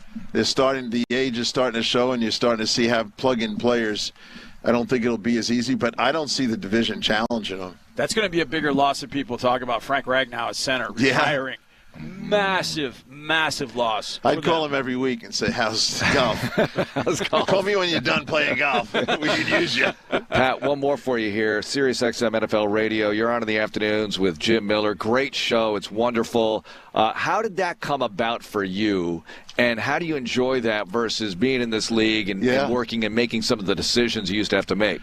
Well, Steve Cohen worked with the Jets when I was there. Right. And the way I met him was we had just got done playing the Patriots, and it was pouring rain, and everyone was getting on the plane. And I looked down, and Stevie's lugging all the stuff that you guys have to lug, and I lug. Yeah. And I just wanted to get out of there. So I went down and said, let me help you with it, because the guys who were doing the show were on the plane having lunch, and they weren't going to help him. So I lugged it all. We became friends right there on the spot. And then when it came time for him to decide to go to Sirius, he called me and said, what do you think of this? I said, man, you've been the loyal soldier for long. This is a chance to be in charge. You got to do it. And then he said, well, I'll do it if you come with me. And I said, I'll come for a year just to help you out. And I never thought I'd stay more than a year, and I've been there 24. I've done the most shows in the history of Sirius. Anybody. Wow. Yeah, because Stern only does, 2 or 3 a week for a few weeks? I think they told me one day I was 1,000 shows ahead of anybody. So that is awesome. Stay for one, kept going for 20. 24? 25 this year. So 25. It's. I remember the first show we ever did, and the first show serious football ever did. Yeah. Steve and I had a folding table at the draft. We just set it up like this, right in front of the stage, and no one stopped us, and we did the show. And I went over and got Gil Brandt. I said, "Get over here." And Gil came over, and it was just the start of what it was going to be. So, no, I love the place. Jimmy Miller's a great – my first partner was Timmy Ryan, hysterical, you know. Right. But as I said, when that 49er thing came along, I said, dude, you're a defensive tackle. They'll remove you the second some quarterback retires. So, go. But I got a quarterback now, and he's great. Yeah, just because I love this stuff, give me something on Parcells, because we had Brian Gain in our building off and on for a few years, and he used to say stuff like, you know, Parcells would say, this game's like 24-21. He would know what kind of game it's going to be. He can almost name the final score. Or this is 17-13 and stuff like that. I just love stories about coaches that great. I know you worked with him. I did, but let me tell you about Brian Gain first. Okay. So Brian was coming out of the University of Maine, and I knew a guy that coached him in high school. I think he was Bergen Catholic up in North Jersey. Hey, give the kid a chance. So I bring the kid over. I work him out. I said, look, I don't think I can sign you, but I know where you live, right across the GW Bridge. If I get any kind of injuries, I'll probably drag you over here as an emergency. Don't you know we get a tight end hurt the first day? Oh, wow. I call Gainey. I go, okay, moment of truth. I might cut you tomorrow, but you're getting one day. And he hung. Then I realized we wasn't going to make it, and then I put him. I said, "Kai, you want to work for me and scout and write reports and stuff?" And that's how that started with him. Wow, that's awesome. And That's then when I was leaving the Jets, Parcells, I'll link it right to that, said, "Who do you like in the building?" And I said, "That kid Gain. Keep your mind and eyes on him. I think he's got a chance to be pretty damn good." So, that's great. That was it for Gainey. But Bill Parcells, his favorite thing at lunch one day, he said to me, "Every coach has a shelf life, Pat. And you got to be smart enough to know when you should leave because they're not listening anymore." Oh. And think about how many stops he's made. Yeah. And interesting. That's how he saw himself. I'm an effective guy, and he was right away. When he came to us, we were the most penalized team in the NFL, and we had 1 or 2 wins. He came in. We won 9 games, but most importantly, we're the least penalized team in the NFL with the same roster. They flipped in 1 year. 1 year. And then you go to the Same AFC Championship game. Yeah. Wow. But, you know, he used to say crazy stuff. Like, I like Bill. I still see him at Saratoga at the racetrack. I was up there 2 weeks ago. I know when he has a horse in a race, I wait till the race is over. If the horse does poorly, I don't go over and spend time with him. Oh, that's great. Yeah. Pat, thanks so much for the My time. pleasure, we appreciate guys. it. All right, best of luck. Have fun. Covering the Houston Texans here at Texans training camp. Great to see Pat Kerwin and Jim Miller here who are covering camp and getting interviews and that kind of thing. And we're doing that too. And you'll hear some stuff later. Sean and Seth are here watching practice. They're going through a warm-up. We see Dameon Pierce. We see Christian Harris. This is awesome, Johnny. Really great news for the Texans. It really is. And look, we don't know what they'll do. Now, Christian was off of PUP. He wasn't on PUP to even begin with. Right. But I'm just watching him work on the far field. He's next to Henry, and those two have played a lot of football together. In fact, I talked with Henry about that. They played a lot of ball together. So it's good to see 48 out on the field. We'll see what he's able to do. We'll see what 31's able to do. But just to know that they've got pads on today, it tells you that they're moving closer to being fully ready to go for week 1 against the LA Rams. And so you love seeing that. We talked to Jonathan Alexander earlier. I take umbrage with people that don't think this linebacker group is at a particular level. Now, when you don't have Christian Harris in it, okay, that does take away from that group. But I just think some of the guys, Jake Hansen, I think, is wildly underrated. I think some of the young guys are actually pretty good too. But I think Azeez and Henry play very well together. I think Jake Hansen gives them enough. And E.J. Speed is a guy that he can come in here and do some things athletically that I don't know they can get from everybody else. Like that interception he had yesterday was unbelievable. I mean, it was like Woody settled up to catch a pass, and it was like he part hopped over him, part went around him, and then snatched the ball like going over marks. I still don't even know how he did it. And that was the way practice ended. I thought that was pretty wild. It was good. You've got some athletes in that group for sure, and it's just a matter of keeping those guys healthy and then let them loose when it's season time. But it's good to see 48 and 31 back, at least working with the group, which I think has got to be good for their spirits as well. Oh, yeah, and the spirits of everybody in that group. Although if you're a running back like Jawar Jordan, well, wait a minute, I want my carries. Can I get my carries? He'll get his carries. You're going to get them. I doubt Pierce plays on Saturday. Jawar's going to carry the ball a bunch. Pierce, like we said earlier, probably joint practice next week, and against the Panthers, see some work.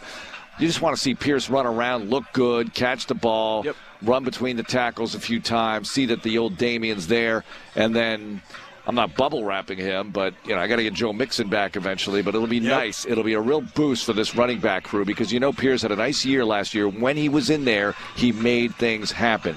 All right, next up, Kaimi Fairbairn. How's he doing? Johnny Harris catches up with him, among other things, here on Texans Radio. More training camp coverage is coming up on Texans Radio.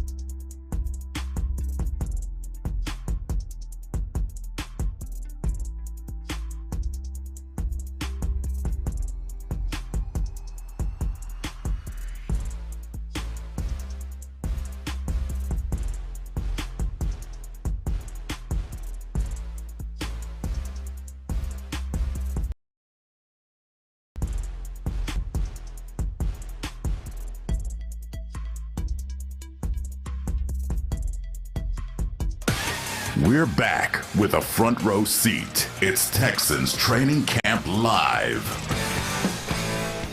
Oh, that was fun visiting with Pat Kerwin.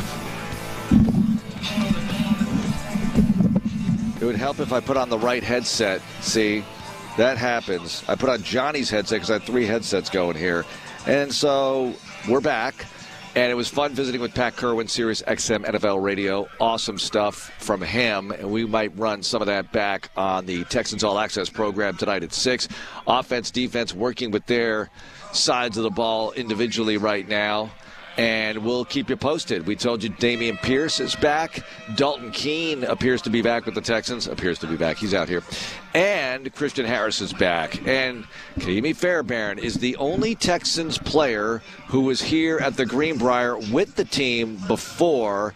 Wait, Johnny, you were saying, Dario Gumbawale was here actually. It's 17, yes. But he was elsewhere and then came back. That's right. So it wasn't like he's been with the Texans the whole time, right. But he was here with the Texans back in the early days of Houston being at the Greenbriar. So here we are, offensive line running right in front of our broadcast position to go over their private area, which is off to our left, and they'll do some work and get aggressively counseled by Cole Popovich. And in the meantime, I was mentioning Fairbairn, who was here at the Greenbriar before. Some good Greenbriar stories from Ka'imi with John Harris. Training Camp 2025, John Harris alongside Ka'imi Fairbairn, 2 individuals that have actually been up in West Virginia for training camp. So Ka'imi, what's it feel like to be back? It's excellent. It's a little weird actually. When we came here, it was obviously earlier in my career, my 2nd and 3rd year, and I'm still learning how to be a professional and all the learning that has to go through that. I had Shane Leckler and John Weeks here. Leckler had the suite and the extra space in the room. He had people chilling in his room, and then I got that same room. This time. So it's awesome. Brinkman's a rookie, so you get to see. It's just kind of the perspective that I have now is a little different, but it's cool to have gratitude for the journey that I've been on, the team has been on, and it's great to be back. It is great to be back. Okay, confirm or deny, Shane Leckler was in a pond fishing before the end of practice when he was here. I can't talk about that kind of stuff. Even though, It was true. It's true. It's true. I think you told us that. I might have been with him, probably. That's why. I mean, where in training camps, I think week 3, I don't know, it's all kind of blending together. Where do you feel like you want to be? Are you kind of ramping up? Are there certain things that you're working on, like technically, that you're kind of trying to work out right now? Where kind of are you in training camp in your process? Yeah, it's a great question. So for me, a shift in focus. So during the off season, I'm really focused on things that I can get better at, right? Like areas that I want to be sharper at. And coming to game time and season, that's an important mindset to have, is getting better. But it now needs to shift into confidence and focus and belief and knowing where my skill set is and my ability is, and just go out and execute.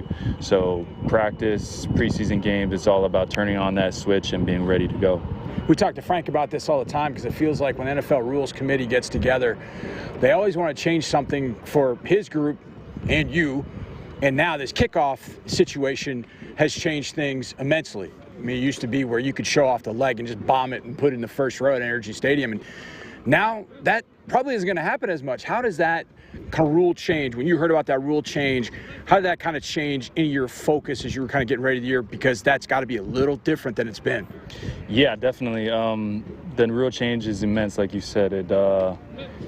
It was pretty, I don't want to say simple. It took a lot of execution, but the kicking game, kickoff-wise, was very simple. It was just how far can you kick it? How high can you kick it?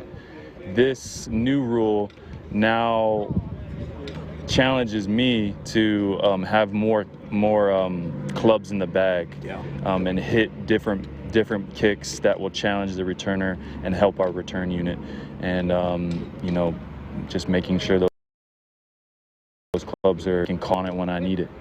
You've been around obviously here for a little bit, but you've also cultivated with Frank and Coach Burnham, you guys have cultivated a group of guys that have been together for a while on special teams. You know, D'Lo, MJ, Dare, Jake. You know, those guys have been together, and they take a lot of pride in that. How has that kind of helped you guys on teams, especially, you know, kickoff coverage, those kind of things? How has that really kind of benefited you that you have guys that you've been out there for a few years for?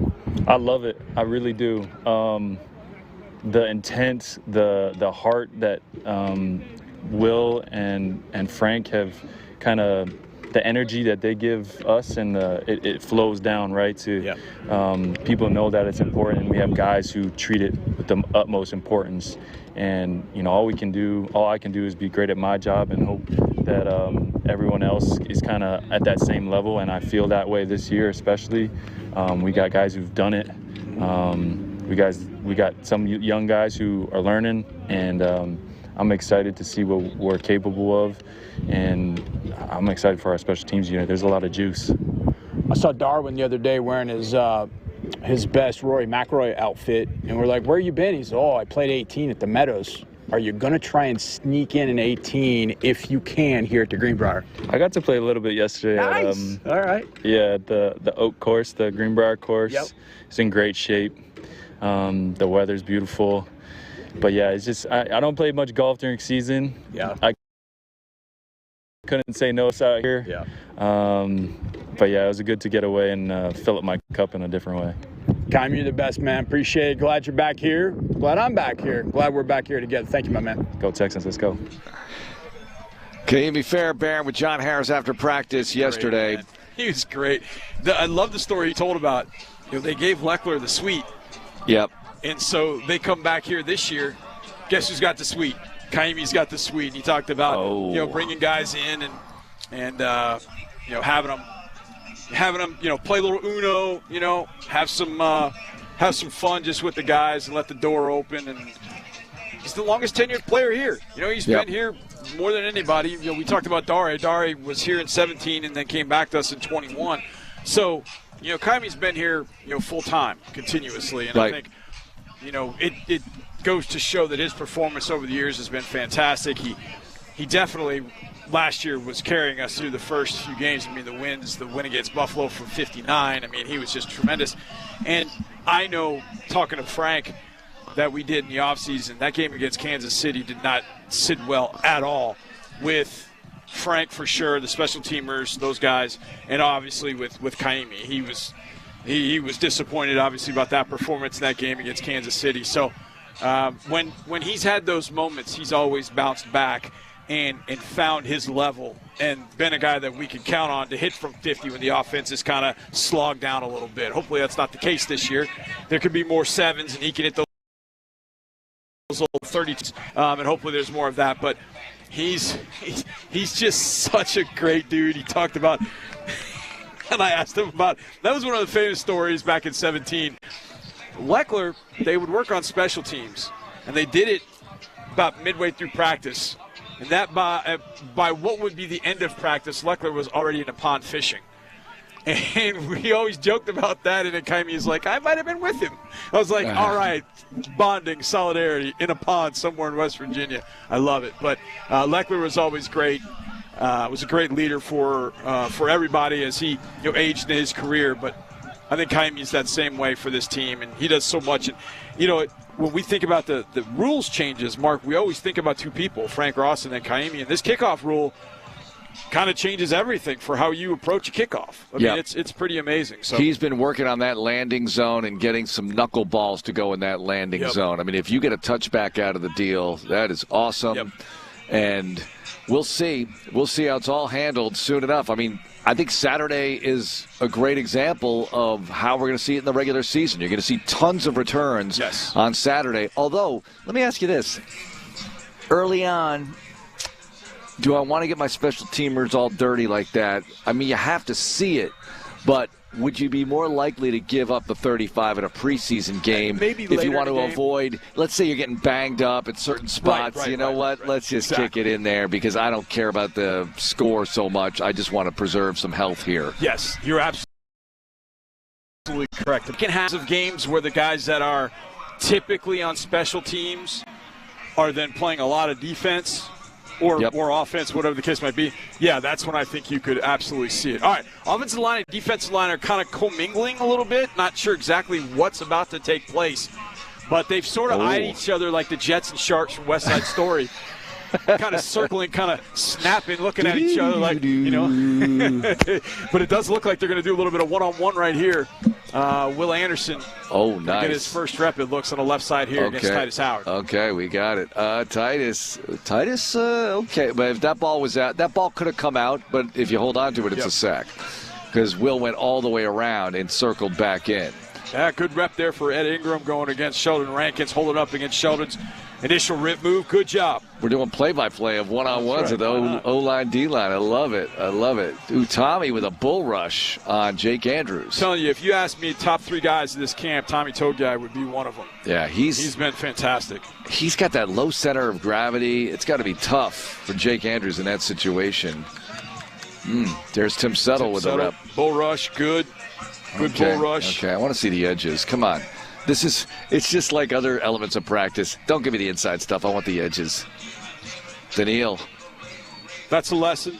Daniil and Ursary let him get the inside late. If CJ had stepped up and gotten the ball out, I think I just saw a false start with Blake Fisher. Probably so, but that's a pretty good rep from Blake. Holding up against Darrell Taylor. Holding up against that straight up. Hard to say false start. Maybe he was right on the snap, and I can't hear the. Our buddy, who's doing the quarterbacking here? That's I can't Tyler. see. It is Tyler. Okay. I think so. Wow. Good rep right there for Jarrett Patterson, kind of sliding with Junior Tafuna up the field. Nice job there by Jarrett, because the one thing that Jarrett probably lacks more than anything else is big size, girth. So power, guys want to power. Junior wants to power you. So him holding up and against that is pretty good stuff. There's Jalen Thomas getting his first rep against Mario Edwards, holding up really well. Good anchor right there by Jalen Thomas. I'm telling you people, when you watch the game on Saturday, 72, offense and defense, Jalen Thomas and Tommy Togiai have been really good in camp. All right, who's this now? Zach Thomas against Casey Toohill. Okay, Zach Thomas playing some tackle on the left side for this individual drill. Solomon Byrd about to go, huh? Good job, Deculus, using that length. Yep, and Byrd getting to the inside a bit. I think quarterback got flushed to the outside right on that particular hypothetical play, if you will. Oh, look at the strength of Tommy. Oh, jeez. I mean, Tommy's got such strength. He's got that shock yank where he'll get into you and you think it's a bull rush. So you anchor, and then all of a sudden you rip, and he just pulled Ed Ingram right on by. That was a good rep by Tommy Togiai again.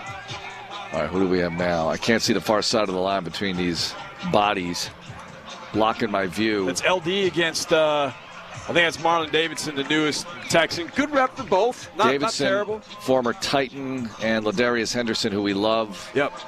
He stopped by our studio last week. We made longer. Daniil Hunter just said, all right, you're going to give me that high side, I'm going to go right past you, big boy. He went right past the rookie, Ursary. I mean, that's tough. But that's such a good lesson for Ursary to face that. Here's Will against Titus. A little 2-on-2 now. All right. Sheldon wins. Okay, what about Will? Titus held up all right. Yes, I mean, he did a good job. But the inside got crushed, and so the D-line won that one. Yep. So 2-on-2.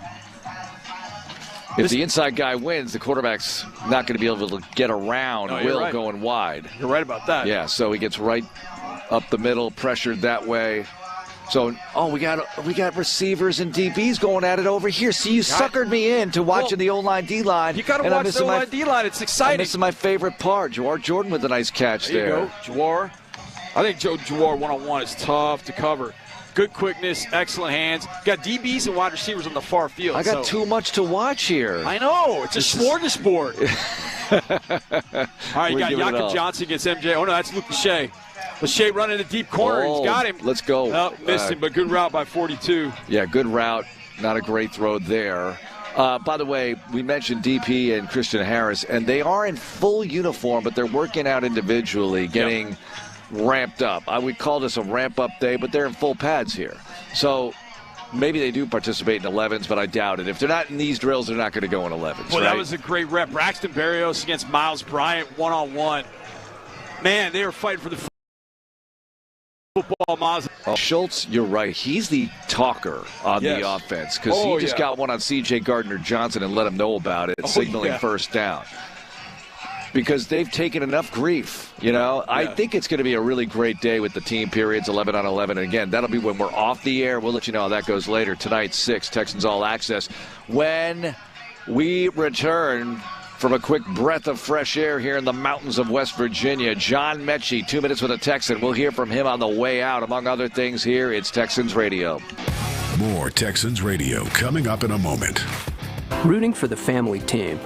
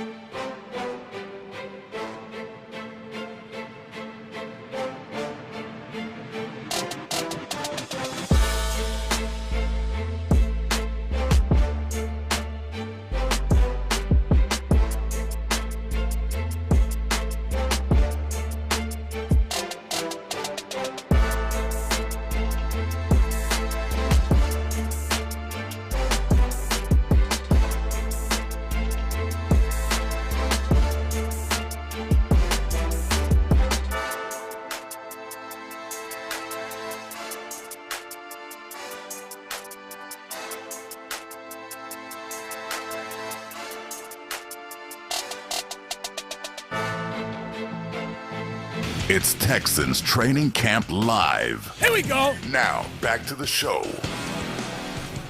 Oh, the sounds of training camp. You can hear the sled. It's about 15 yards from us. Running backs are trying to blast that sled. whole idea, this Johnny. You're trying to just leverage. You're trying to. It's a pass protection drill. Get squared up. You're trying to get squared up, shoot the hands, and you get leverage. So you drop your hips, and then that's where your power comes from.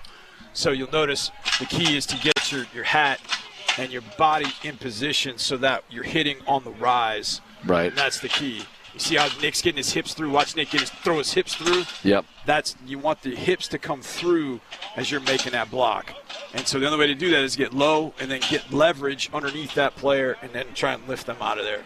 And you want to do it evenly. You want that whole thing. There's a timing aspect to it. You don't want to hit and then have your hips out here and then throw them late. You got to throw it kind of all at the same time. Nick was great at it because you could see him kind of over-exaggerate it, like really, really thrust his hips into that block, which is fun. You can tell he's done this a few times in his career. But this is a good drill. This is a great drill for running backs, pass protection-wise. And I'll tell you this, Mark. I've watched different blitz packages and such that the Texans have thrown at the offense. The defense has thrown at the offense. These backs have done a pretty good job of picking that up. Right. And I've seen Jawar do it a number of times. Woody had a great block the other day back when we were back home in Houston. They've done a really nice job. Nick picked one up, I think, yesterday, Nick Chubb. So they've done a good job of picking up the stunts, picking up free rushers. You don't see as many free rushers as we used to see, which I got to think was something that D'Amico whoever's going to be the offensive coordinator, look, I don't know what you do, offensive coordinator, but we're no longer going to have free rushers. You're going to know who to time to. So there's been less of that I've seen in this camp than other times. John Mechie having a good camp. I would say he's having a good camp, wouldn't you, overall? It started off a little, okay, is it going to be there? And then he started to make some plays. Yeah, he just made a catch on Sting. He was going one-on-one on Sting and kind of broke the out route, made a nice catch. That doesn't happen. You don't get, as they used to say, if you get a home run off of Nolan Ryan, you keep that ball because it doesn't happen often. He kind of did that against Sting. He's just been more consistent lately, and I think that's been the key. John gets in a funk when he's not catching the ball, as simple as it sounds. Yeah. But he'll get himself open. He'll run a good route. He'll get himself open and then not catch the ball. And then that's when he starts to kind of, it kind of compounds itself, like interest. It compounds, and then all of a sudden he's kind of struggling. He's in a little bit of a funk, and sometimes it's hard to get out. And look, a lot of receivers have been there. It happens to everybody. It happened to Hopkins, I'm sure. Hop would catch everything, but when Hop didn't catch one, he would get so frustrated with that it would kind of impact the next couple of routes until he could kind of shake that and kind of get back to being, normal, DeAndre Hopkins. Same for the GOAT, Dre. I'm sure Dre went through that. Dre, his rookie year, had some issues holding on to the ball. And he talked about that openly, that everything changed, off-season, lived with the jugs machine, among other things, worked out with the Hurricane alums, etc. And obviously the next year it was a completely different story for the Hall of Famer. John Mechie entering year 4. After practicing with John. So, John, what are your impressions of the Greenbriar so far? It's nice, man. It's definitely different.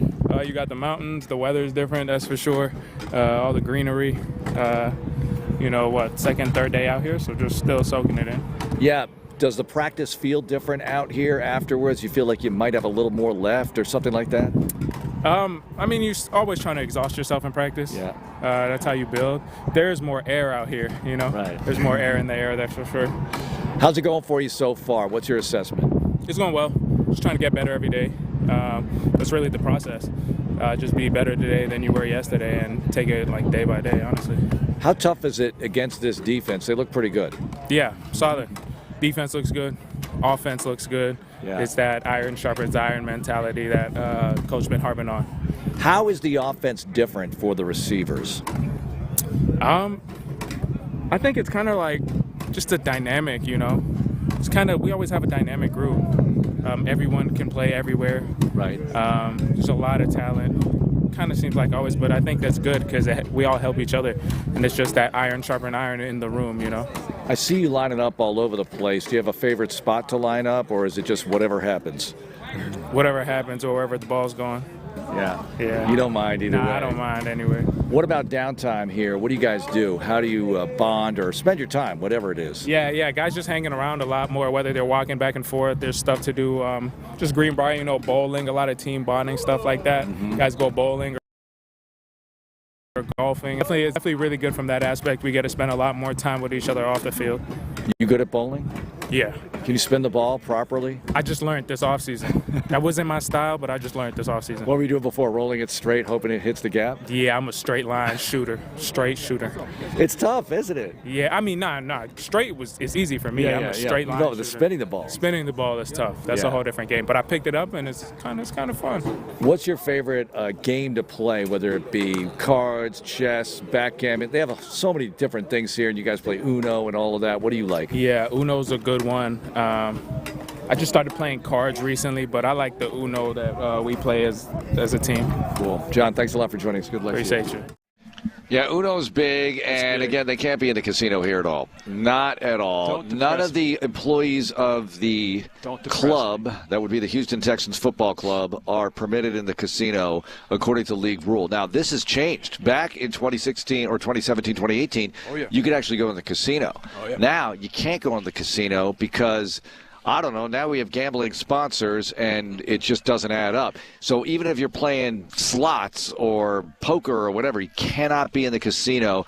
The only time an NFL employee can gamble would be off-season on your own dime vacation and never on sports. You cannot bet an NBA game, anything.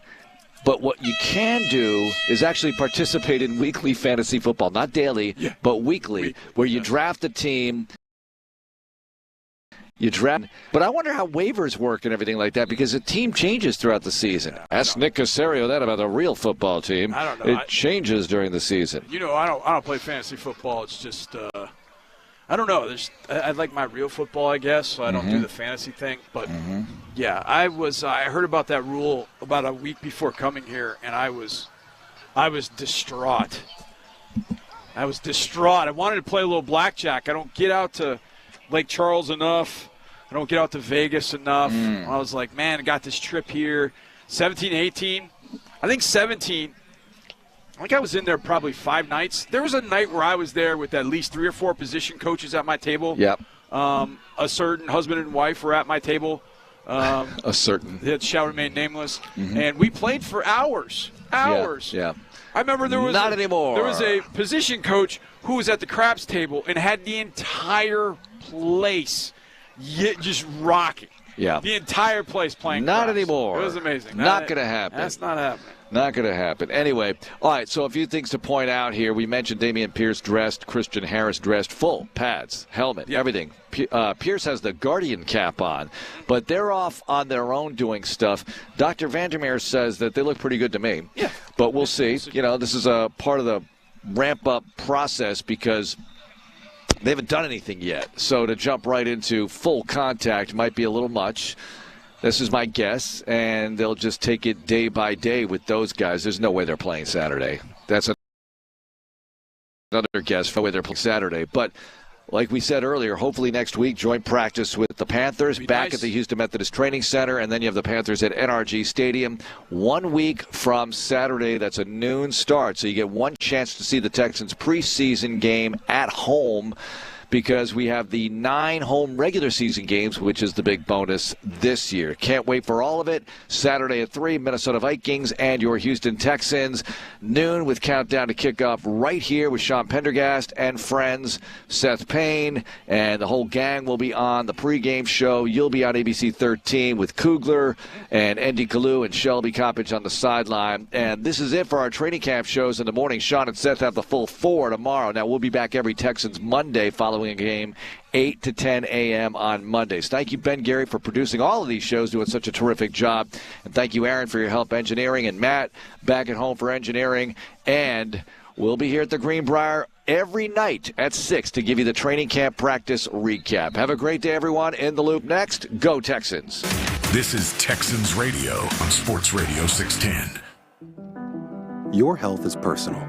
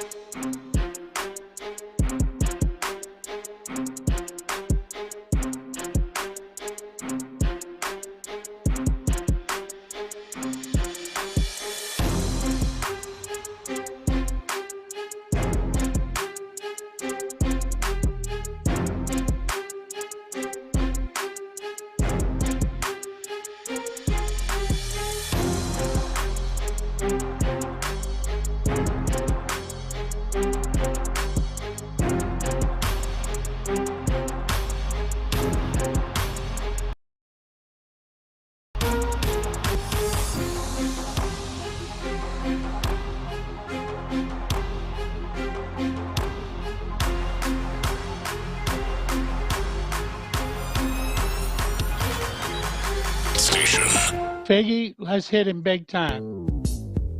Houston, let's get in the loop. You better get ready because we're going to show up and show out. With John Lopez and Reggie Atatula. Always live, always local. Clogging the toilet like at somebody else's house and you can't find them. Dumb and Dumber? At all.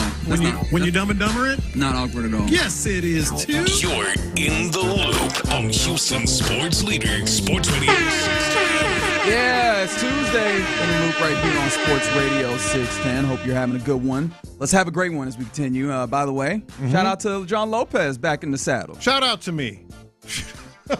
I am back in the saddle. That's right. He said, salute to me. Salute to me. Yeah, salute me, please. Had a little business to take care of yesterday that actually might have something to do with the Houston Sports Authority and the Hall of Fame. Oh, okay. I can't tell you. Of course you can. I can't. That's why you brought it up. Yeah, I was like, literally no one asked. I want to make that known. No one asked at all. Yeah. You offered it freely, and then I know, but I can't tell you. I have a secret, but I can't tell you. That's exactly right. I'm Reginald Natula. Of course, that's Figgy Fig. Rock with you. And you always get involved with the program by texting in 713-572-4610. That's the number to text. Or you can also catch us on the various Mo Karam Injury Lawyer, both on YouTube, Sports Radio 610, and then, of course, the Twitch is available for you as well at 610. You want me to give you a hint? No, I'm just kidding. Oh, I was about to say, I was like, are you for real about to do this? No. Happy to be back. Productive day. Great weekend, except for the Houston Texans. I mean, it wasn't a great weekend for the Astros either, but they're back in the winning ways after yesterday, which was really fun. We'll talk more about that as we go. Of course, as I think we have all week with practice out in West Virginia, we will chat with Sean Pendergast. I believe we might even get Seth as well, but we'll definitely get Sean at 12:40, courtesy of Yingling. We appreciate them for sending You are allowed to smoke on your balcony, man. What was that? Do we have to see if we can get him to do another accent? Yeah. Like, let's see if we can get it. So during the radiothon we had with Reggie and Ron, he was in Jamaica. Yeah. And so he was telling the story how I guess one of the workers that brought him to his hotel. Oh, that he was drinking. No, they say he's pretty much saying you allowed to smoke on the balcony. Yeah. And he said it in the Jamaican accent. You are allowed to smoke on your balcony, man. Okay. All right. I remember that. But I do think that was Red Stripe fueled. If we're going to be completely honest, I think so. that's got us to that place. But yeah, we'll talk to Sean at 12:40. Right now, though, let's talk about the Texans who are practicing out there in West Virginia at the Greenbriar. Sounds like it's beautiful weather and some beautiful sights and vistas out there as well. Some of those being, one of those is transactional, but Dameon Pierce has been activated. And so him and Christian Harris, they're getting work. They're not in full practice with the team, but they're off to the side, supposedly looking really good doing that. Like, what's the excitement level for both of these guys or each of these guys as it looks like the return to football is near? Excitement level is an interesting way to put it. I don't know how excited I am because we've seen the body of work of Dameon Pierce, and he refuses to be excited. Hold on, and we know what Christian Harris can be, but obviously up and down last year and a little bit mysterious. How he didn't play. So excitement level probably medium, but certainly. Anticipating it. I mean, certainly looking forward to seeing what we see. Yeah, I mean, it was good to get them out there. I mean, It makes sense that with those guys traveling to West Virginia that, hey, they should probably actually get out here and practice. Otherwise, what is the full idea? Yeah. Although I guess the idea is everybody is out there. They're probably most of them, if not all the staff out there for the most part. So you want them with them as they continue to get back. Obviously, I think really the big thing is Dameon Pierce, thank God, right? Like nobody has really separated themselves amongst the non-Mixon running back core. So it's time to get in here and maybe see if you can shake things up, if you can provide some level of spark or, kind of figure out your place in this. We had an unofficial depth chart, of course, ahead of preseason game number 1 this Saturday versus the Vikings come out, and Dameon Pierce slided right behind Nick Chubb. How about that? That's one of the many things that sort of eyebrow raiser on the initial depth chart. And while they always call it the unofficial depth chart, I guess it becomes official during the regular season or right before the regular season. But this is the pecking order. That they're having on the field. And I always say this, like you say, you were about to say to some degree, but I think this is important to players.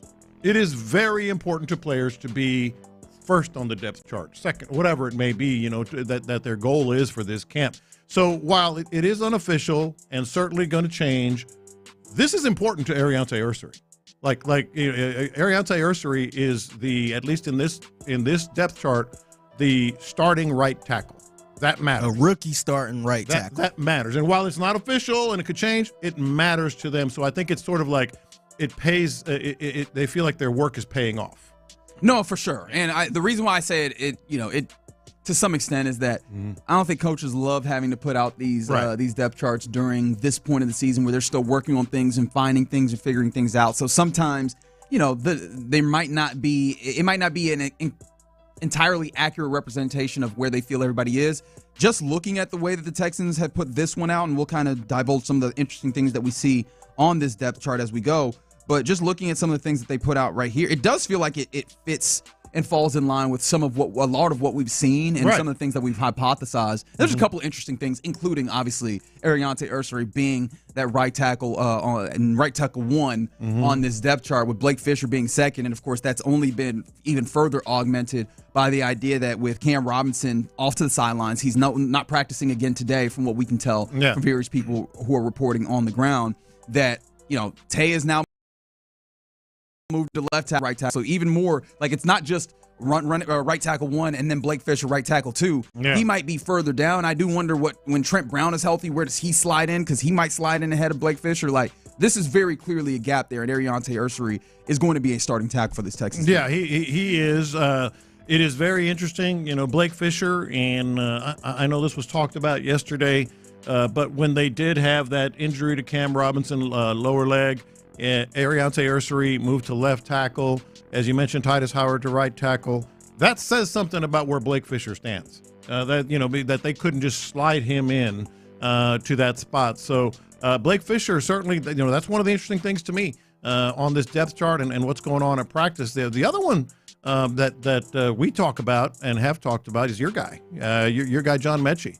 At the wide receiver depth chart right now, and again, as it sits right now, you got obviously Nico Collins, Christian Kirk, Jaden Higgins with the first group as the third wide receiver, but then the backups are Xavier Hutchinson, Jalen Knoll, and Justin Watson. Justin Watson is the backups to Jaden Higgins on the depth chart.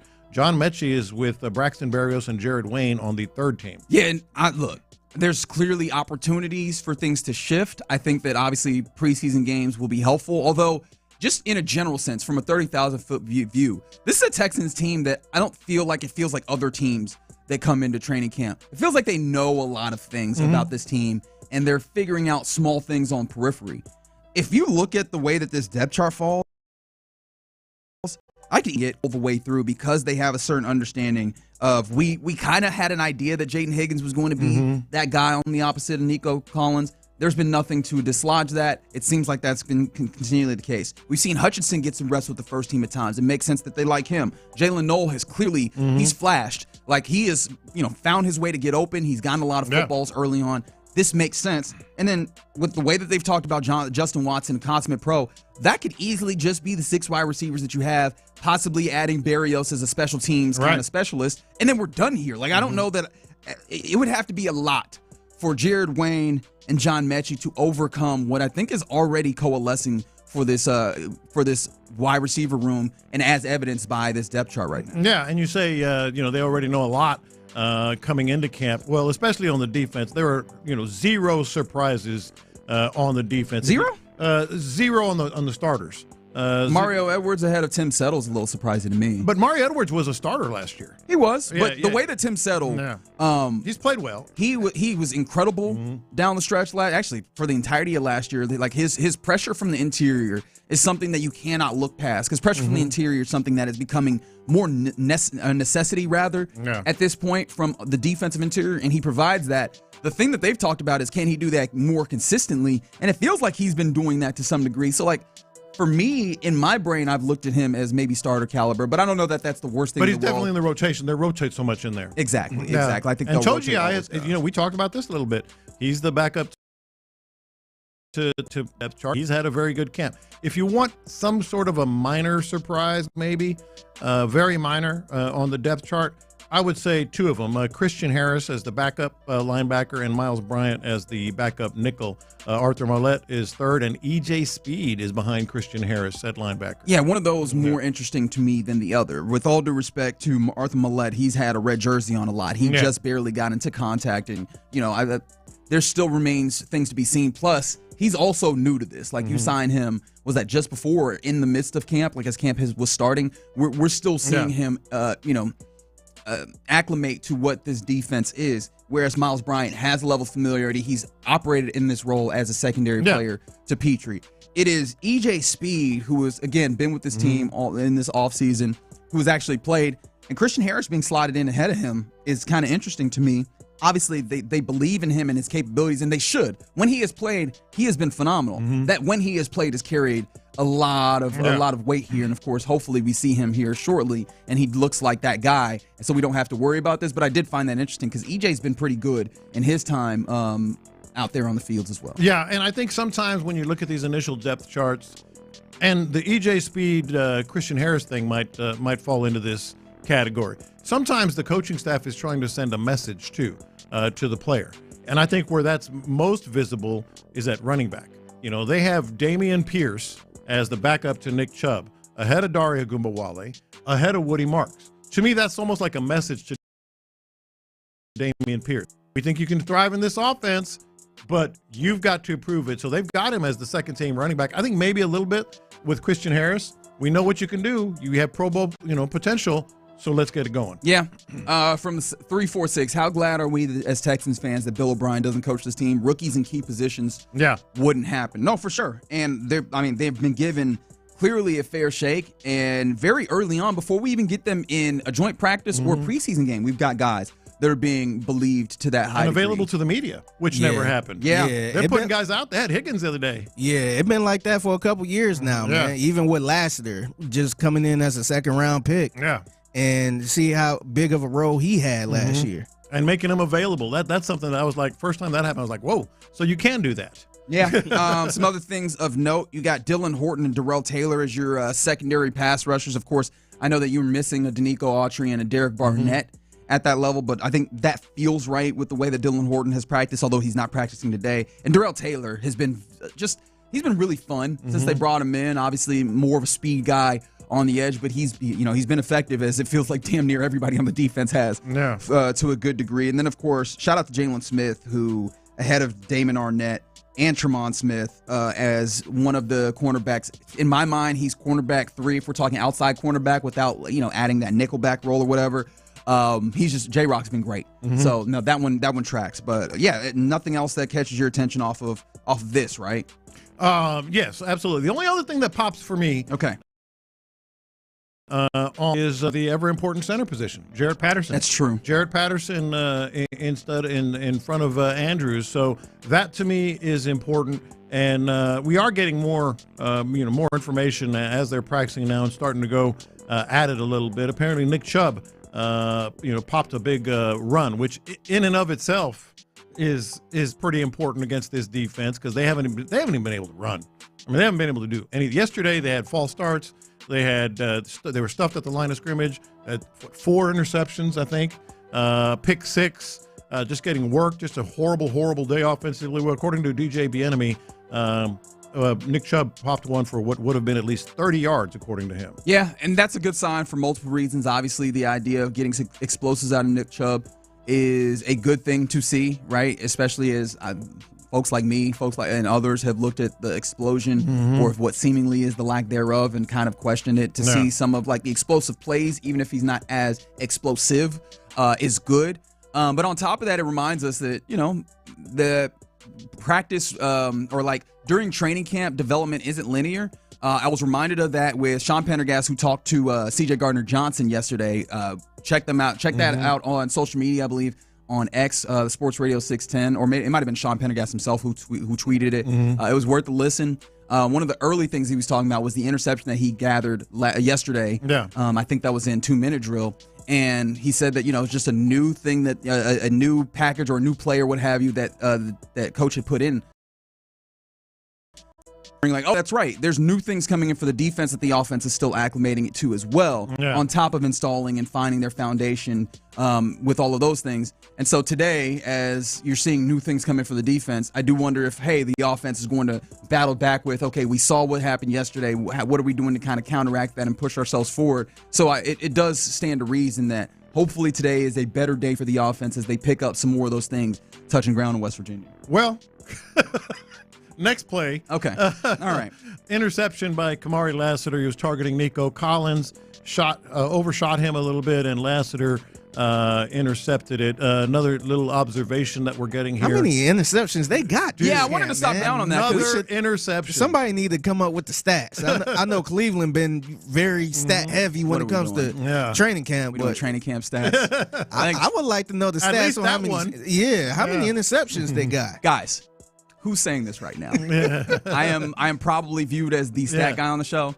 You I don't need camp stats, but I do think But you stopped when I said another interception. No, and that's because the general I don't need the exact stats, but the general idea is that these quarterbacks have been throwing a lot up to the other team. A lot. Yes, it's a turnover defense. I think we know that for certain, and I'm excited to see more of that. It better be the way camp going. But there has been a number of kind of errant passes. Do you have does that hit you in a particular place? Seeing CJ Davis Mills obviously doesn't matter as much because that was CJ. Best case scenario. That was CJ to Nico. Sure, I'm saying best case scenario. You don't have to see Davis play at all, honestly.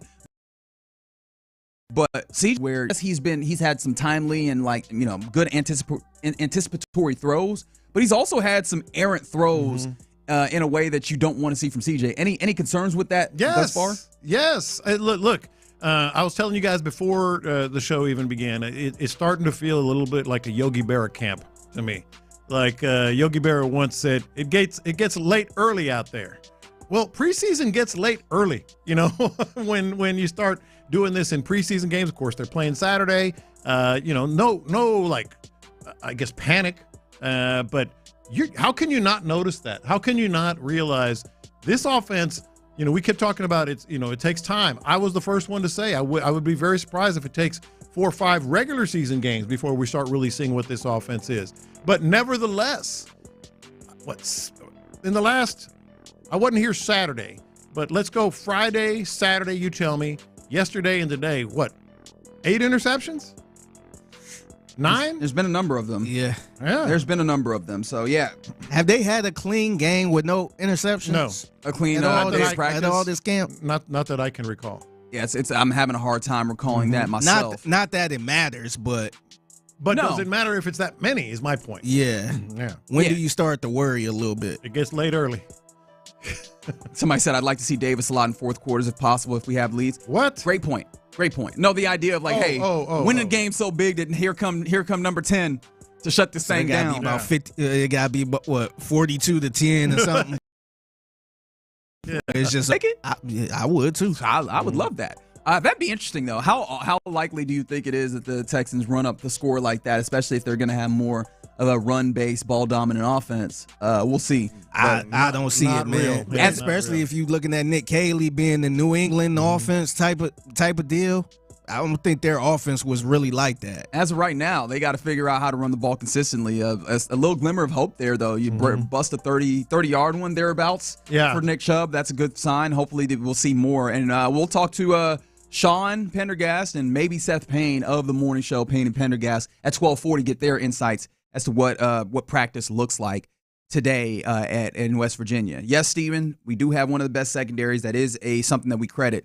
But after a while, to some degree, you go, all right. Yeah. And some of these, to be fair, qualitatively as opposed to quantitatively, there have been some poor passes at times that make you go, hey, what's happening there? What was the practice? What were you working on? Because sometimes those interceptions are balls that would have been thrown away or balls that you would have tucked and ran or what have you, that you're just trying to get give the wide receiver a chance on the rep to practice. But there have been a number of them where we're starting to get to a place where I go, hey, what's happening? Is it communication? Is it trying to get on the same page with new concepts or whatever? Especially whenever I see a CJ to Nico, because that's probably the most ironclad pairing that should be happening on the offense. So interceptions happening there is always a little bit surprising. Yeah. All right, you're in the loop right here on Sports Radio 610. A lot of stuff to talk about with, including Cam Robinson not practicing again, and Ariante anniversary slide. Ed Ingram is the right guard in the stead of and Jake Titus Andrews Howard. center. And Jake Andrews center. They're doing a lot of moving and mixing to figure some things out. We'll talk more about that as we go. But coming up next, the Astros got a victory yesterday, but we also, maybe more importantly for the Astros, got a little bit of another injury update. Are you buying it? Because for the first time ever, I think Lopez is. 713-572-4610. Let's talk about it next. Our guy Clint says he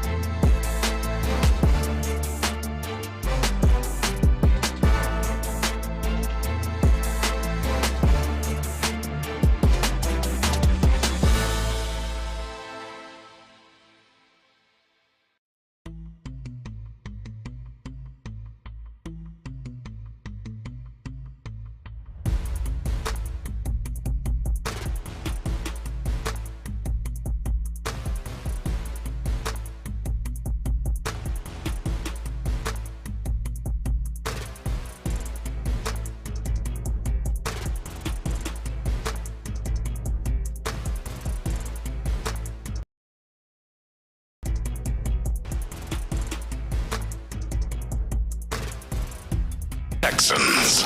Sports Radio 610. It's Texans Training Camp. Live from the Mokaram Injury Lawyers Studio, Sports Radio 610 presents In the Loop.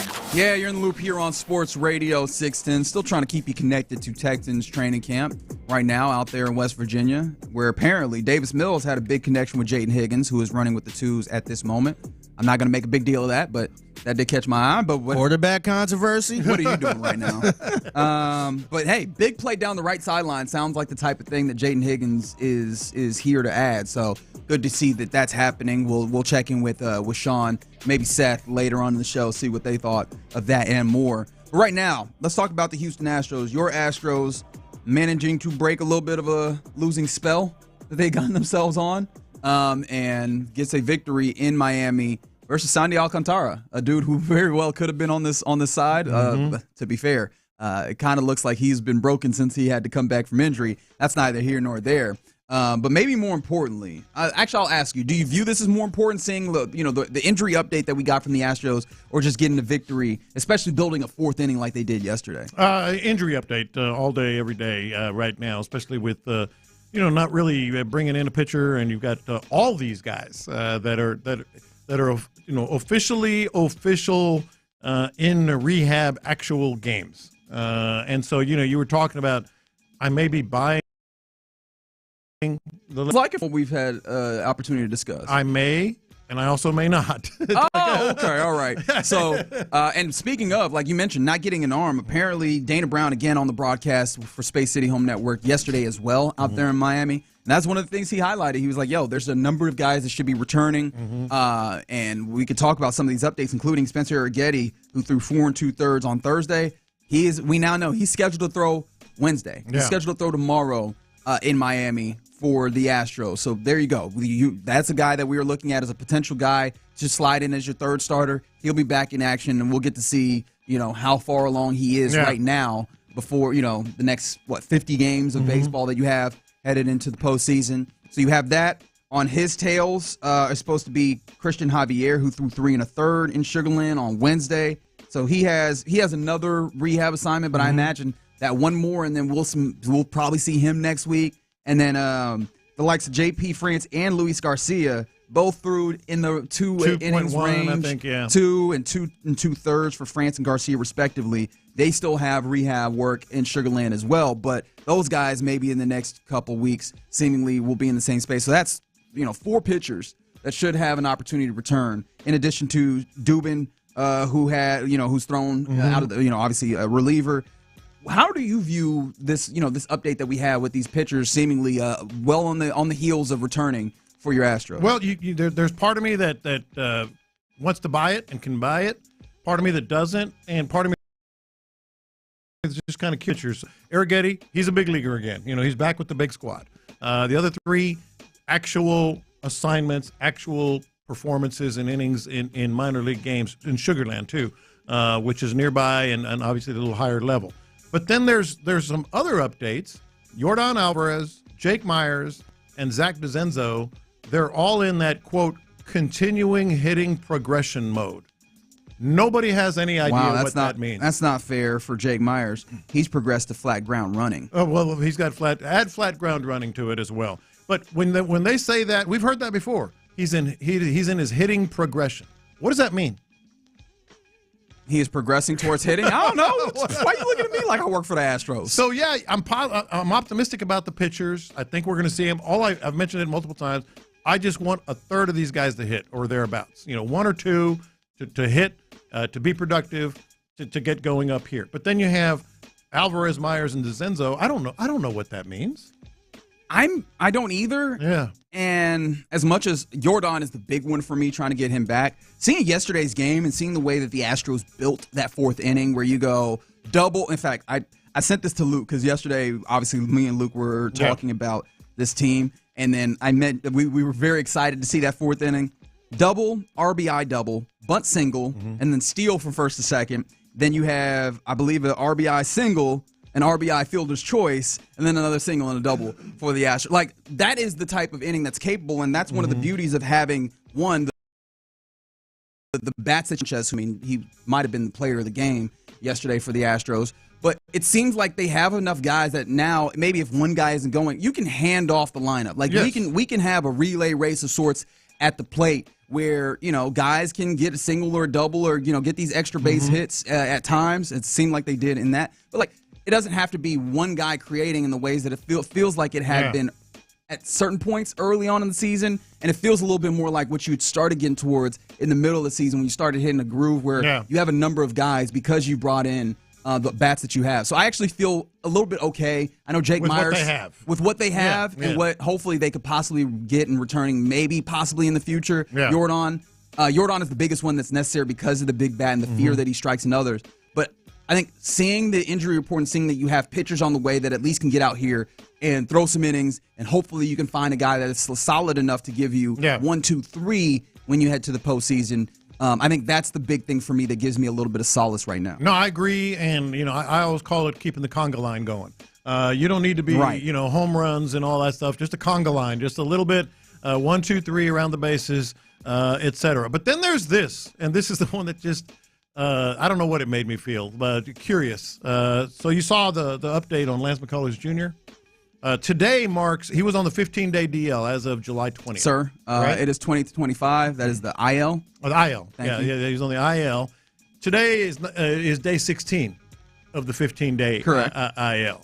So he's clearly going to go past it. And do we remember why he went on the IL? Blister. That is one hell of a blister, man. It's going to be a 25-day blister. I forgot he went on the IL for that. Yeah. A blister. Correct. 25 days probably or more. Was it a blister? I mean, I still think it's a blister. I would say it was more than that freak accident that happened that one time. Yeah, he was also on the IL because he had a freak weightlifting accident. So here's the issue, though, with the idea of the. So what do we believe? He threw 4 innings with that blister, apparently, according to the injury report on Wednesday. So, it's not that he can't throw it. He's not throwing it with comfort, and he's not throwing with the level of success that you hope. And maybe you're right. Maybe it's not a blister. Maybe he need to get his head right. Maybe it's a broken hand. Maybe he need to get because again, you're not throwing 4 innings with a broken finger. I think it might be a broken mentality. He might need to get himself mentally to a place because again, we know with him, he's not throwing gas. He needs to be a pitcher in the truest sense of the word. And so we saw that kind of wane. I see you rotating your arms. What? I get it. You think it might be a shoulder issue.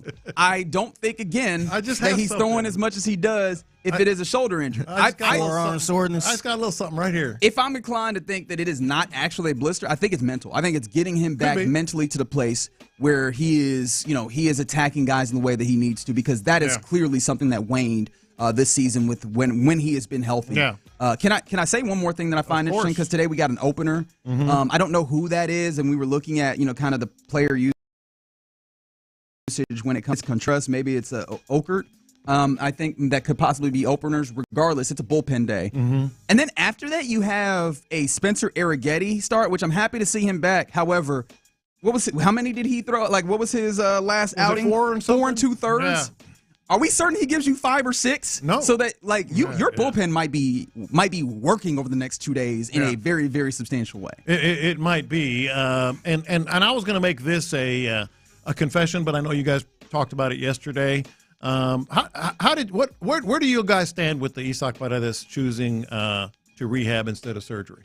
Because I have a very strong opinion. No, we got that after the show. We hadn't had an opportunity to talk about that. So yeah, you feel like he don't trust him? I feel it was a huge mistake. On Isaac? On Isaac's part. Because he, by all accounts, by what we know and he had a first opinion, he had a second opinion. Clearly, the second opinion didn't waver very much from the first opinion. The first opinion was surgery, right? Second opinion wasn't just rehab. He chose to rehab instead of surgery. That's not hard to add 2 + 2 there, right? I don't expect to see him. It's a torn hamstring, in my opinion. And you know what? That might. Why? Just have the surgery, because here's the last thing. Go ahead. No, you got it. Because if he doesn't have surgery now and he rehabs and it doesn't get better, or heaven forbid worse, then he's going to have surgery in the offseason. And that pushes you back into training camp. I do wonder Did Dana and the Astros already have some level of feeling that Isak was maybe going to make a decision like that? And does that contribute to why you get Correa? Because, again, we haven't talked a lot about it, but we've mentioned it a number of times, the idea that, hey, you have Correa not just for this season, for 2 more seasons after, and there's not a clear place that he would play. Yeah. Is there some level of hedging or like protecting or insurance in the idea that, hey, not only is Correa coming in and he's a clutch hitter, which we saw yesterday and is exciting for when you get to the postseason. I keep saying it as if it's a given, even though you don't have a major lead in the AL West. But I think we speak things into existence that we want to be there. But like Correa can give you that clutch hitting and everything. But also, is that we're not certain, especially with the way that Isak might want to play this injury, that he's going to be available next year, and maybe Correa just keeps playing third. Yeah, because it was so frustrating to me. I was like, I get it. Kudos to you for wanting to gut it out, rehab, and play this year. Congratulations and kudos.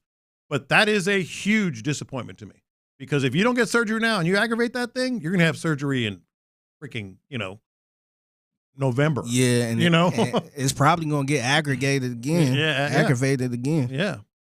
We'll see what that looks like. Again, opener today, 5:40 first pitch for your Astros there in Miami. And we'll talk a little bit more about the game itself, because I was over the moon watching that 4th inning, I got to tell you. And then they went and added more runs to make me happy. I was positively post-coital by the time the game was over, just watching that Astros game. I like that. Yeah. I think we all do. Don't we all like being a little post-coital? We all like that. We like that feeling. All right, you're supposed to say that word that many times before 11 a.m. But coming up next, let's get to our question of the day here, ladies and gentlemen. What's something that you do to give yourself a confidence boost? Because I do wonder if the Texans, especially their offense, have something like that. 713-572-4610. What's something you do to give yourself a confidence boost? Let's talk about it next. Live from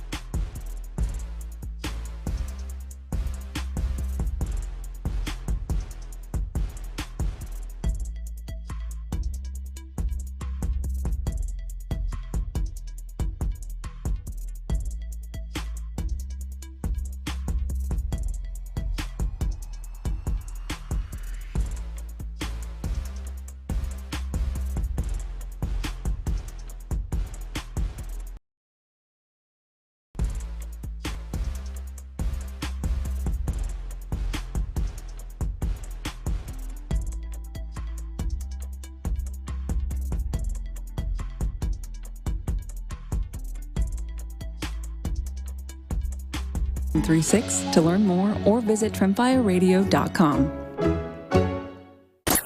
It's Texans Training Camp. Live from the Mokaram Injury Lawyers Studio, Sports Radio 610 presents In the Loop. All right, yeah, you're in the loop right here on Sports Radio 610. You heard the big voice, man. Training camp still going on. We're seeing reports of some of the team drills that are happening. It seems a little bit more balanced from what I can tell. Of course, I'm reading as opposed to watching. What does that upward inflection in your voice mean? Yes, I think you know what the upward inflection means. Is I don't know what to make of this. But from what we're seeing, there's instances where CJ's had some completions. He had a run of completions, it seems like, to Christian Kirk, Nico Collins, Cade Stover. Also had some batted down passes and was also sacked. So it runs the gamut there. There was also a play in a different kind of drill with the first teams where tried to throw a hitch to Xavier Hutchinson that apparently was tipped and intercepted by Kamari Lassiter. How much of that is just Kamari making an incredible play? That's what I would seem to lean on. So we're seeing some of those things. And one of the things that I also saw that was interesting, supposedly there was a pitch thrown to Dare, which first and foremost, pitch? Why? Yeah. With all due respect. But apparently that was blown up very easily by Jalen Petrie. And just knowing Jalen Petrie and watching his game, that might not have been anybody's fault. That's Petrie what he does. He triggers so quickly. Yeah, that's what he does. So anyways, we'll talk to Sean Pendergast, I believe also Seth Payne at 1240, get some more insight into what's happening, what they see on the ground in West Virginia. But right now, question of the day, Tom, what's something that you do to give yourself a confidence boost? Because I'm very intrigued as to maybe what the fellas on the Texans offense and all the staff and crew would have done yesterday and over the weekend to try and give themselves a level of confidence. Because, we've talked about it time and time again, the defense continually getting wins on these days. And Daniel Jeremiah reminded us, hey, don't forget, defenses are ahead of offenses at this time of year. But I can't imagine that it's fun to get out here and have C.J. Gardner-Johnson barking at you about how his belt to ass with their defense versus your offense. So, what do you do to regain some confidence? We've all been there, right? Where you're just like, dang, I can't win today. Whether it's traffic and then you're, whatever, you forget an appointment or, you have a fender bender. I can't win today. I need some confidence here. Or just work related. If you have a fender bender, it's over. Over. Maybe that was an extreme example. Or just work, I can't, I don't feel like I'm in the groove today. But either way, what do you do to what, you expect me to deny it? What are you talking about? What do you do to gain that? I got a few things that I always do, and I've just been doing them for years. The first one is always music. I always put on, and even during the show, because you play one song that I always play, Let It Whip. Okay. Yeah, that one always gets me going. It just because it's also a moment in my youth or a moment in time where you're like, that was such a good time. You know what I mean? That was such a great era, listening to Jazz Band and all that stuff. Or the Stones, Brown Sugar, that's another one. But it just kind of gets me going. It takes me back to, high school and college and all that stuff. And that's a real confidence boost. Let me ask you about this one, though, because I don't think I do this, but maybe I do. A lot of people go eat.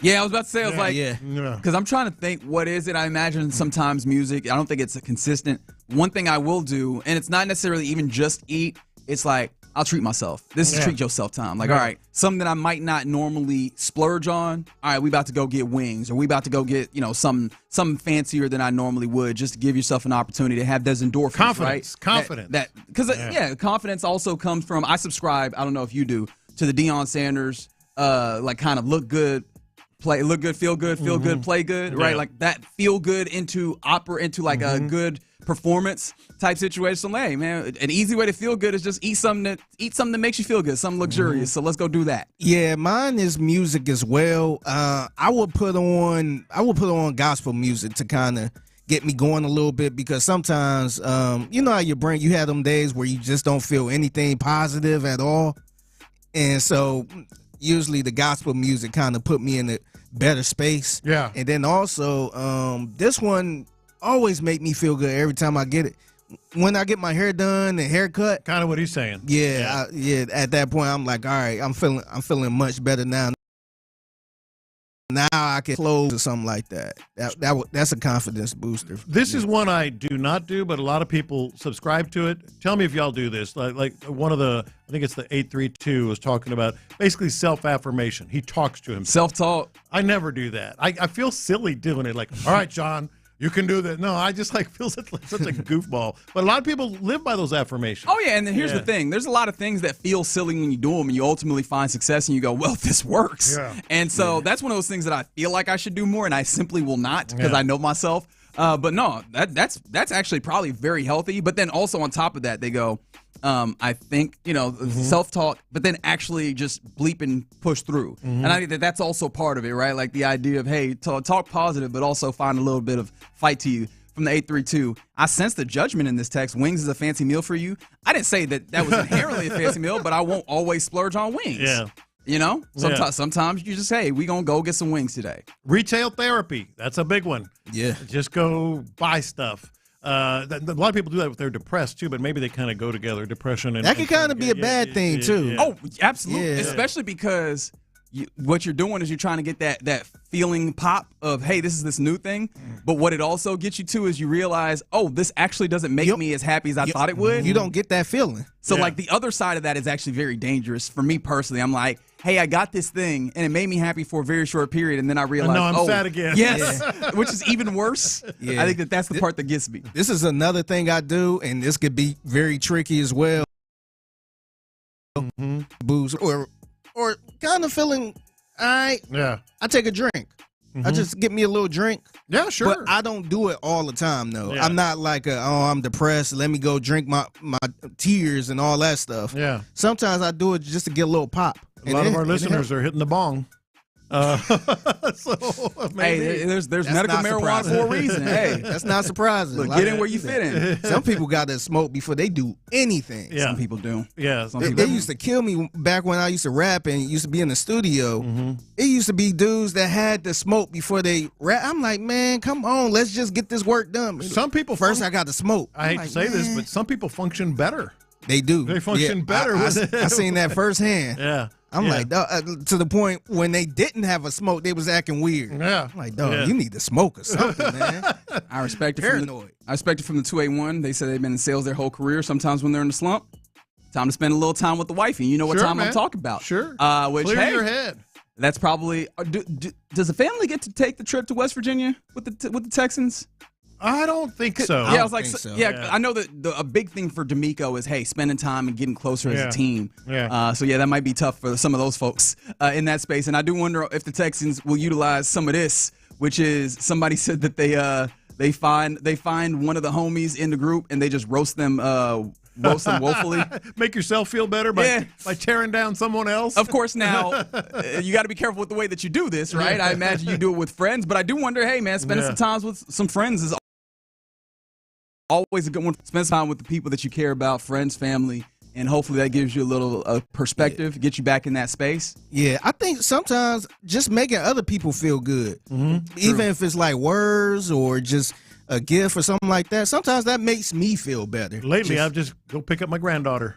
Really? One or the other. That's a good one. Whichever one's close. That always makes you more confident. Yeah. Dog. Oh, God. How could I That's a forget good that? one. The dog's a good. It got to the point, man, I think me and my wife had to have a serious talk because she was like, how come every time you come in the house, you be so excited to see him, but then all that energy dies when you speak to me? Because I like him better. But that's what I used to say. No, well, Jan is really a saying. Yeah, that's no way in hell I could say that. But I'm like, the dog is so happy every time I walk through the door. Yeah.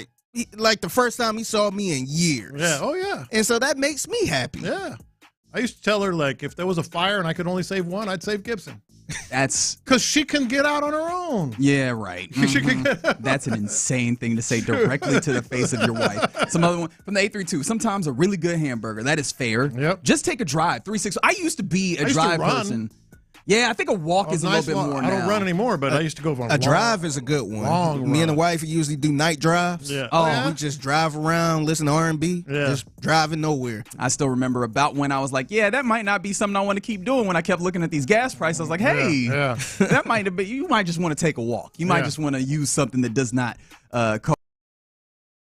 cost in order to do that's it. a good date, though, man. Yes, I like that. Yeah. I'm glad you still do it. People used to do that all the time. Sunday drives, night drives, just to get out of the night house. drives, driving around, just especially in Sunday Houston. drives used to be a thing. For sure. Load up the family, go on a Sunday drive. For sure. Where are we going? I don't know. And then I'll leave it with this because I think this one is a good one as well. Shout out Max from the 713. Confidence booster for them. Run their errands early in the morning. Once they're done, you can relax knowing you got a lot done. Like sometimes just find a way to be productive in another place and build that confidence there. I think the hard thing is trying to get to that point, though, because sometimes I'm just like, man, I don't feel like doing it.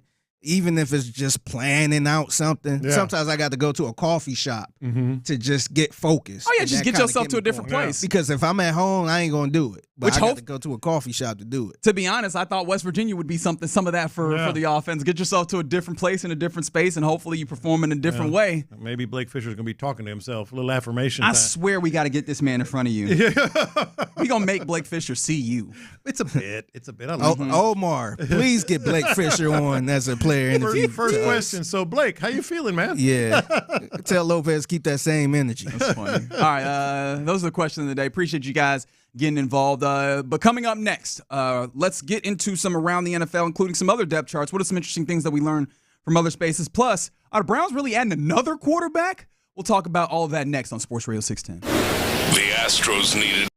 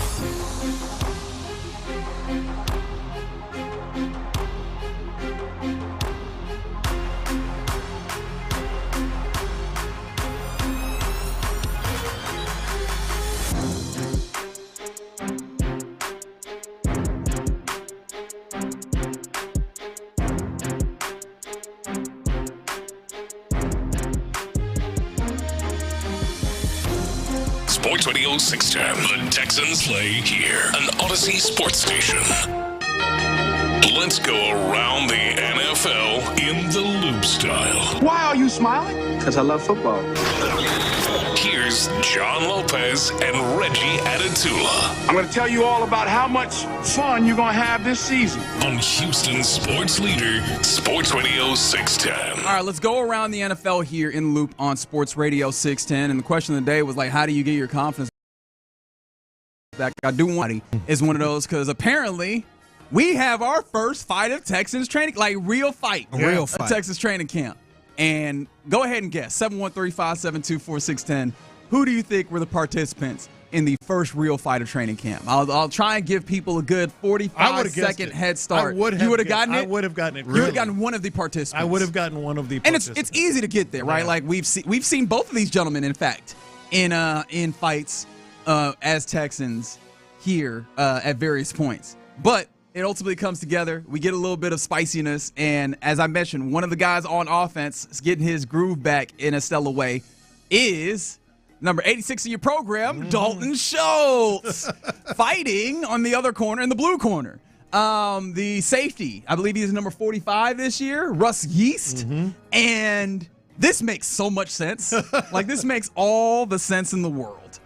25. Why did I say 45? Yeah. 45 is EJ Speed, but 25.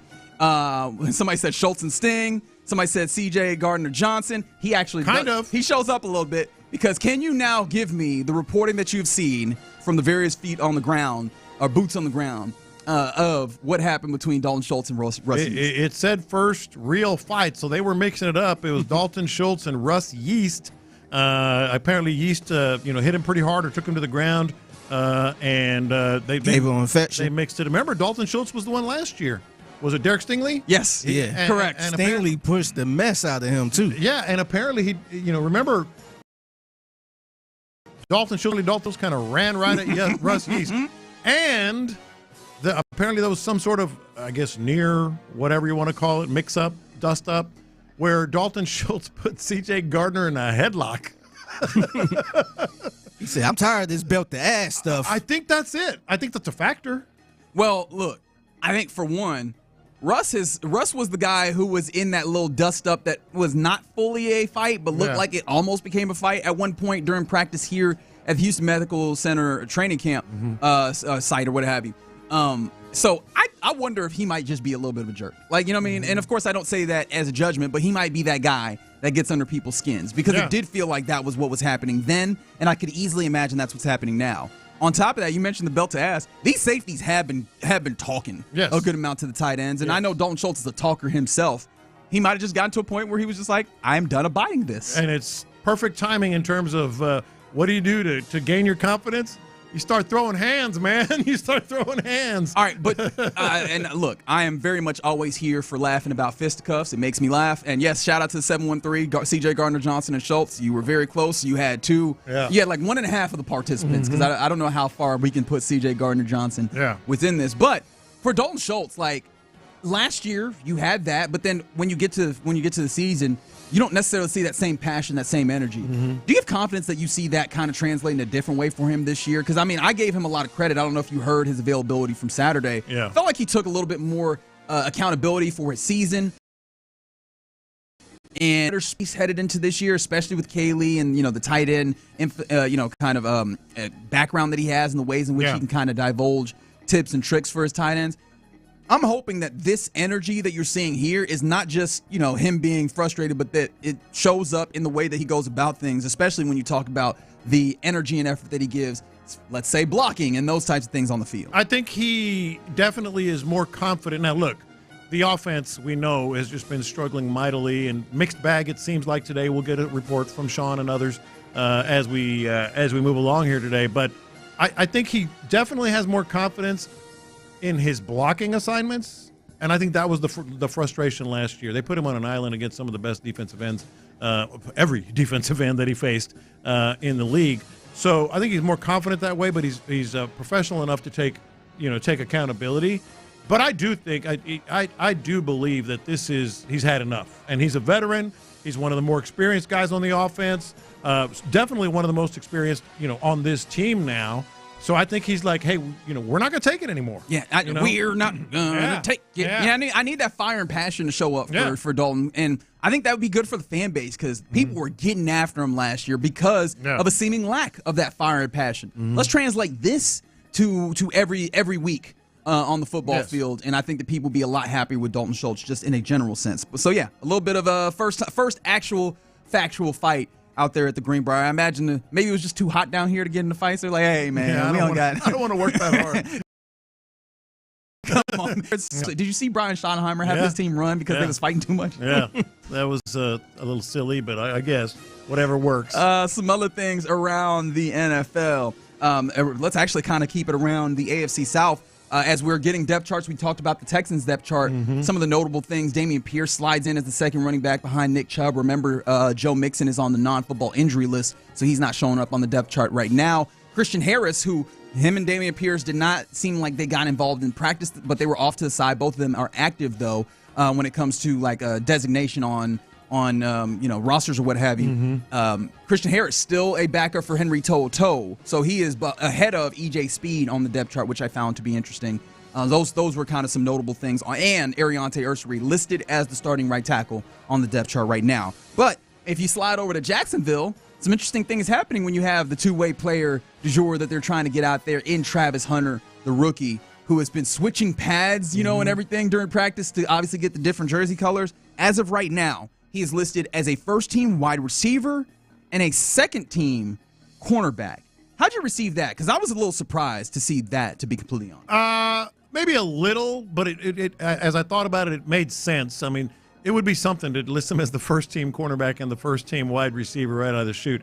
I do think he's getting, obviously, as we know, a lot of reps at cornerback. He's going to play a lot. It's going to happen. It is definitely happening. He's going to play. Clearly, he's a starter on the offense. I think he's going to get a lot of snaps on the defense. It just makes sense to me. Yeah, it's funny because I think if you were as a player, he is further along as I believe as a cornerback. Probably. And more polished in that way. And also they have more of a need at cornerback, but he is such a talented, like just raw wide receiver. However, you look at where the head coach is and where he's calling players, and that's Liam Coleman on the offense side. Yeah. And I think that they'll probably look at it as, but we would much rather have him affect the offense while also then maybe getting some burn in the defense. Of course, still early on, there's preseason to go through, and that might still work for him to actually be a starter on both sides. But very interesting to see just the early, kind of designation of what he looks like. I think it's going to be sort of the reverse Deion Sanders. Deion Sanders took every snap on defense and a lot of snaps on offense. I think it's going to be the reverse of that. Like when we need you, with the third down conversions, third down and distance and all that, passing downs, he'll be out there. Yeah. So regardless of where he plays, he's going to get worked out when he plays the Texans. I'll tell you that for damn sure. Yeah.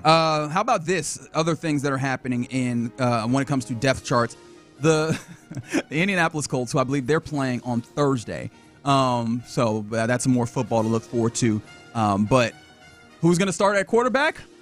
The depth chart won't tell because both Daniel Jones and Anthony Richardson are listed as starters. It is Anthony Richardson or Daniel Jones on that first line for quarterbacks, which that can't bode well for Anthony Richardson, can it? Well, my first thought on this is, what is this? North Texas State, North Texas University, or University of North Texas, Sam Houston State, whatever. This is a college thing, man. So or so-and-so. Running back so-and-so or so-and-so. We don't want to make that decision, and we want to tell y'all yet. It was doing that here at one point. That is correct. Yeah, who was doing that? Tell me the name. Give me a name of who was doing that. I won't say. I would not say. That is so We're not going to really get into a lot of hypotheticals and a lot of speculation, right? That is so Bush League, man.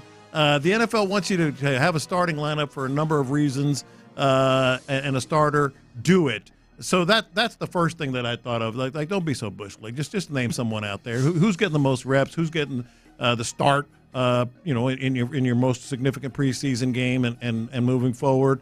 That's the first thing I thought of. The second thing is, I'm so glad I'm out of that business, man. I am so glad I'm out of that business. So good to be out of that business, indeed. No, I do find it interesting. And maybe, look, it's worth considering that Anthony Richardson was dealing with that shoulder injury as well.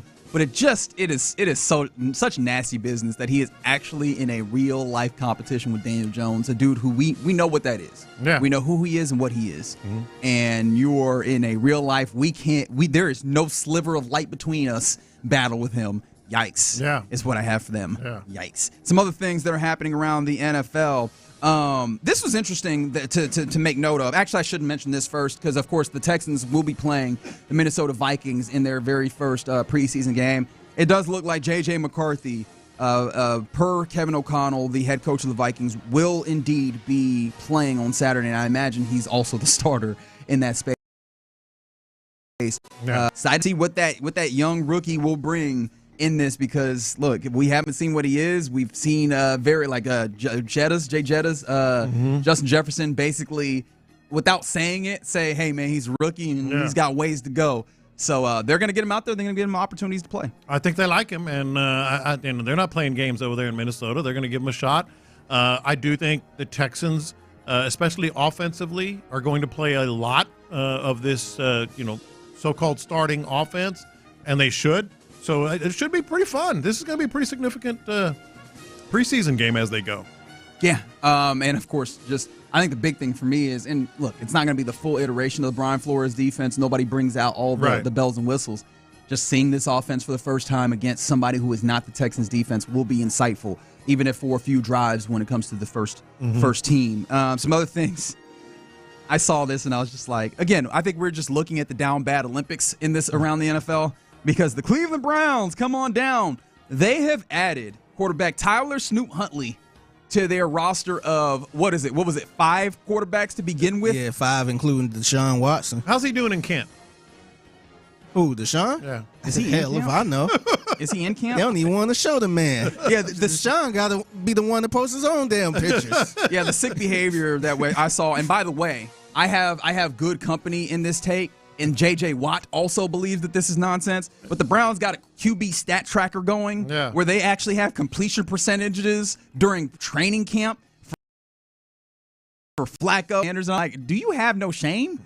Let me say it again. I am so glad to be out of that business right now. And J.J. Watts, and he made a great point, obviously pointed to something that we talked about with Matt Burke. You have no idea what they're working on in individual drills and what their individual periods, what they're attempting to do. So the idea in incompletion is not the same as watching in a game where we know the intention is to complete the pass in a very particular way. Yeah, no, I think that's insane. But they add Tyler Huntley to this. And it's not just because they don't believe that these guys are doing well. Apparently they're dealing with injuries. I know that Dylan Gabriel was dealing with an injury. Shador Sanders himself also dealing with injuries.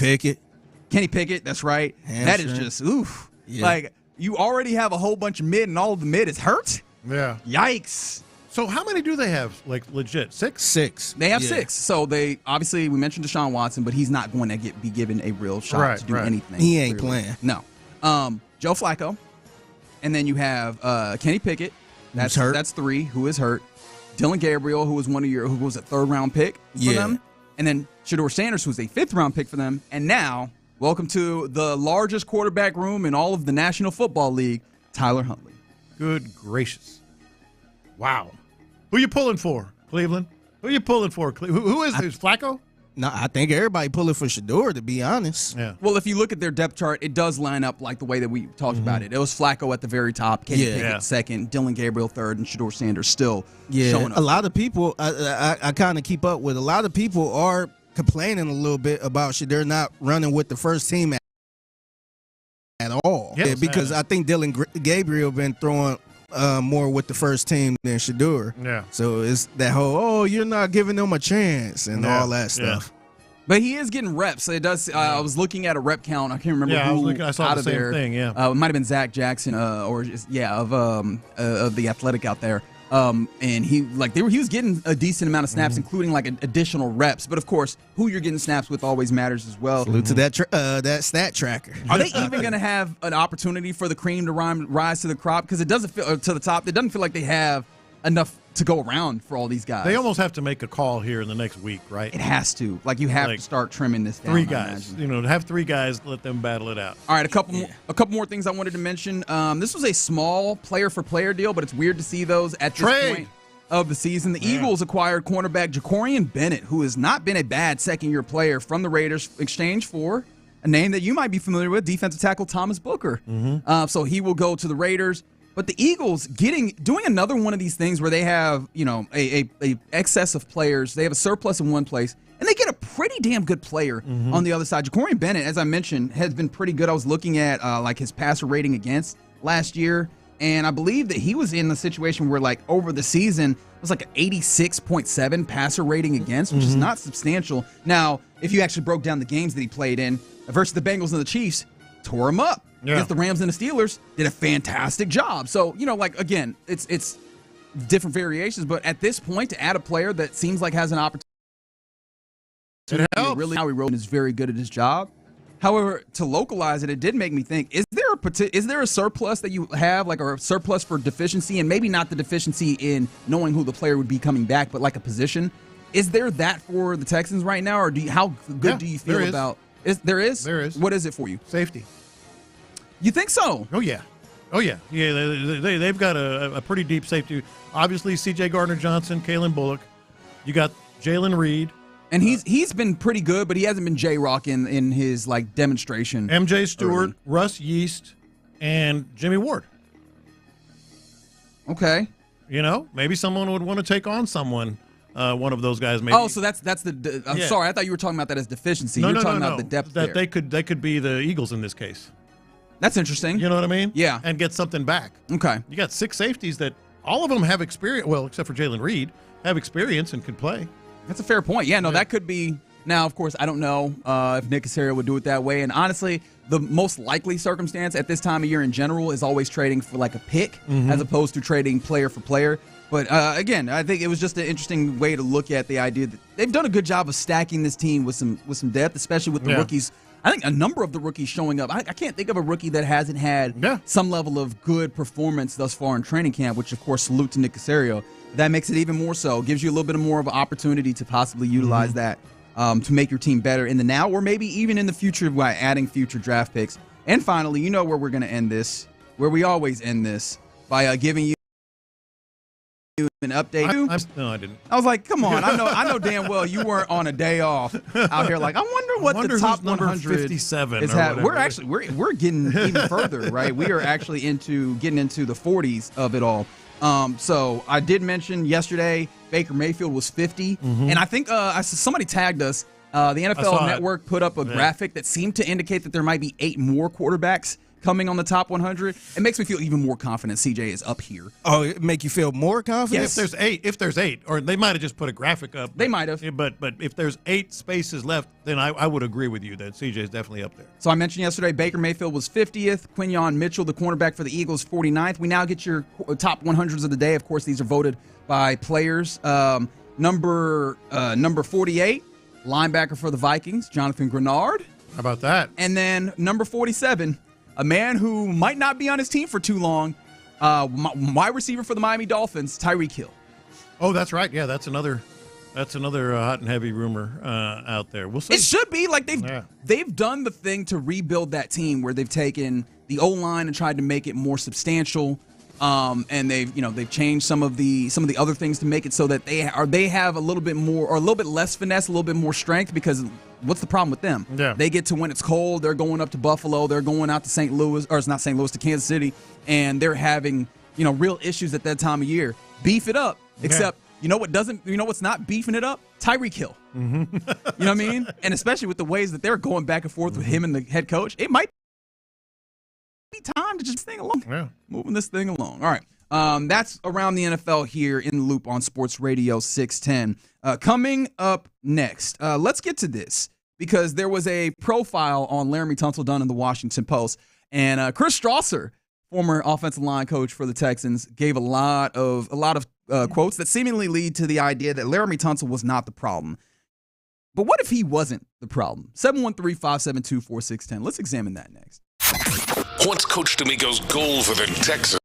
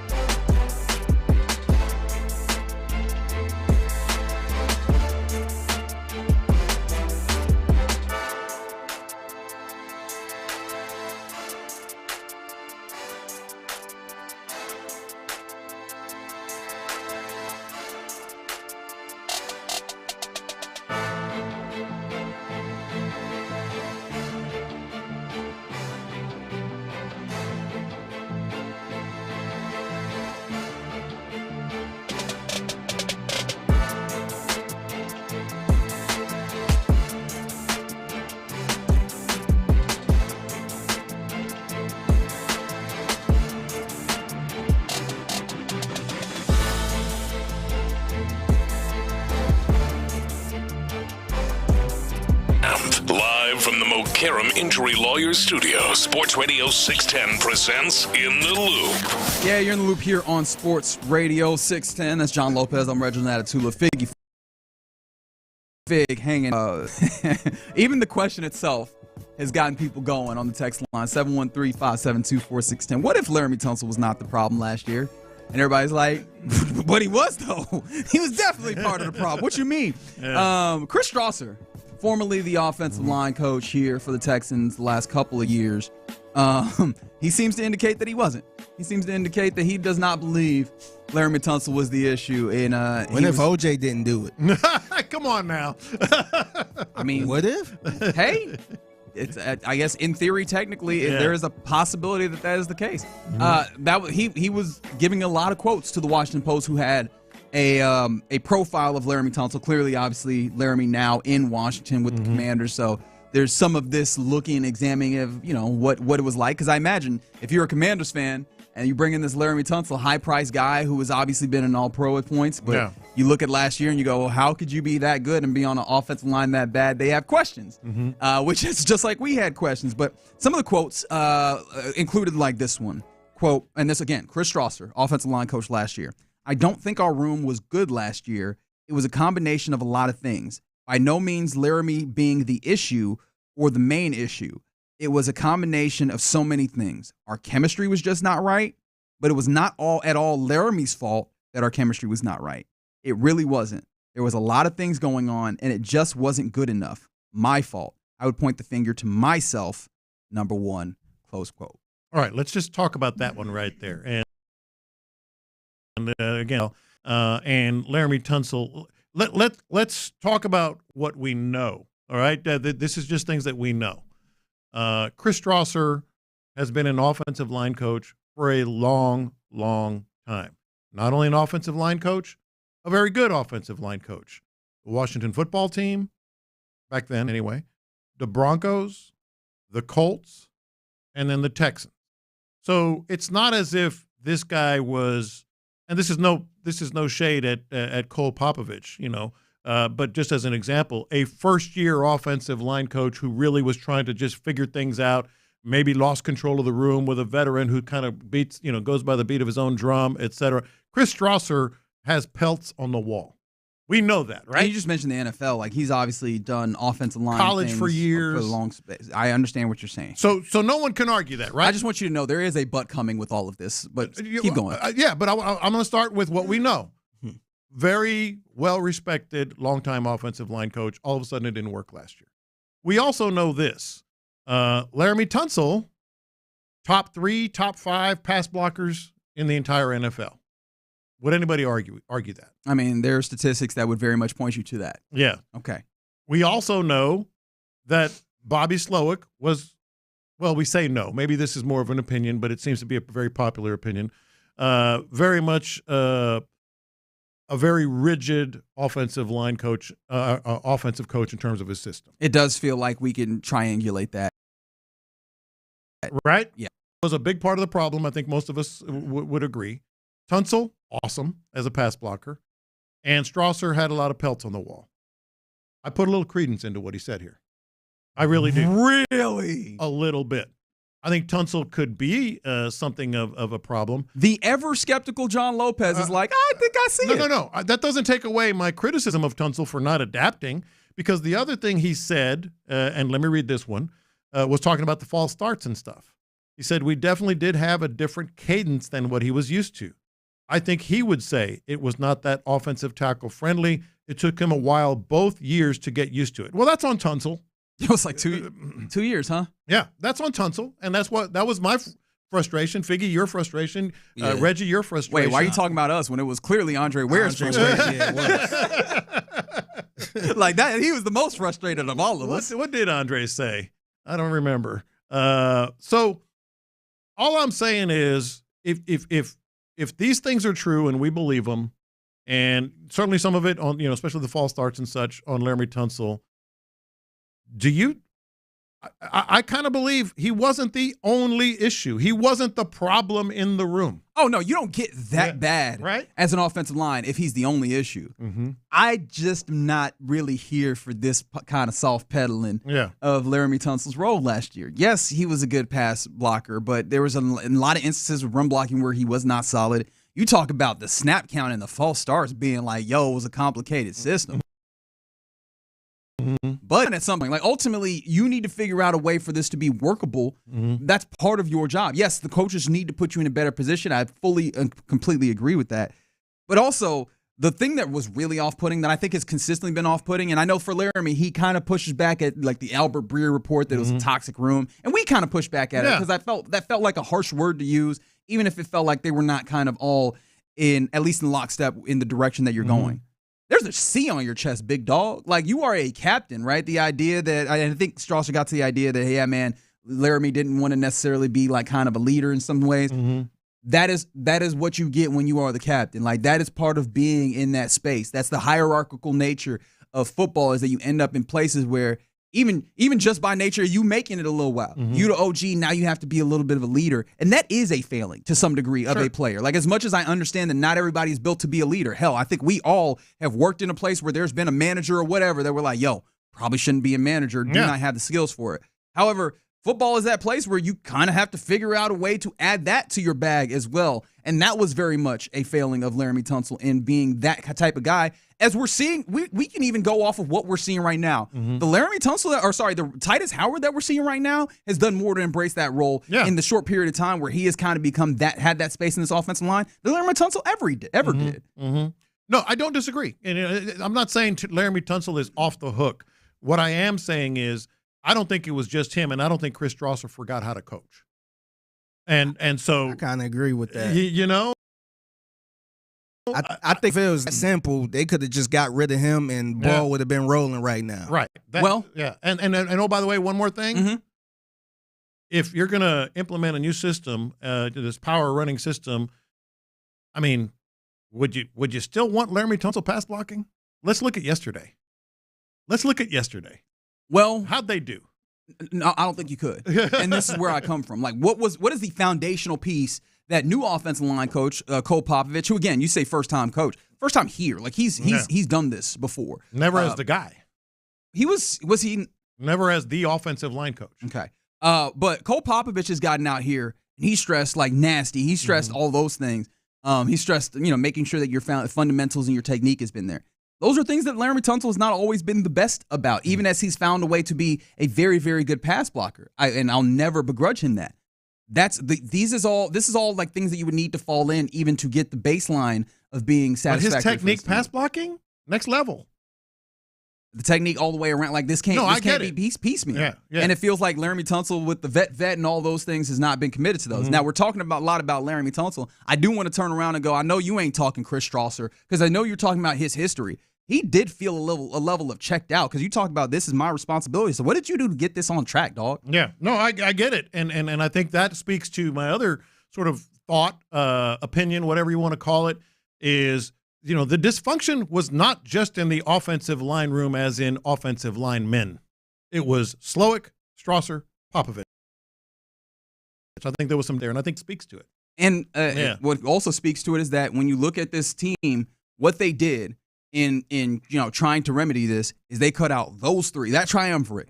Offense coordinator, offensive line coach, Laramie Tunsil. Those three are no longer here, which to some degree for me speaks to the idea that they did some level of diagnosing, and more so I think with the coaching, they looked at it and they're like, if we want to be a better version of ourselves, this can't be how we continue moving forward. And again, the words that they've said on Laramie is more about the money of this, and I do think you can see the ways in which the money factor in, especially as you continue to pay more and more guys and get prepared to pay more guys.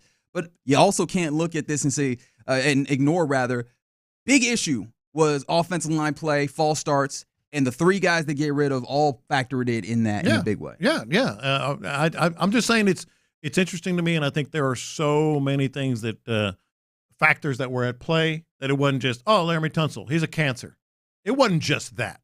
That's what I'm saying. It wasn't just that. Will we have a different feeling if we see Laramie Tunsil be the one we thought we was going to get with less less false starts and just the offensive line just gelling and vibing and all that stuff. Yeah. Yeah, I think that will give us a good credence. Like, I think that'll give us a good baseline on this, but we won't be happy about it.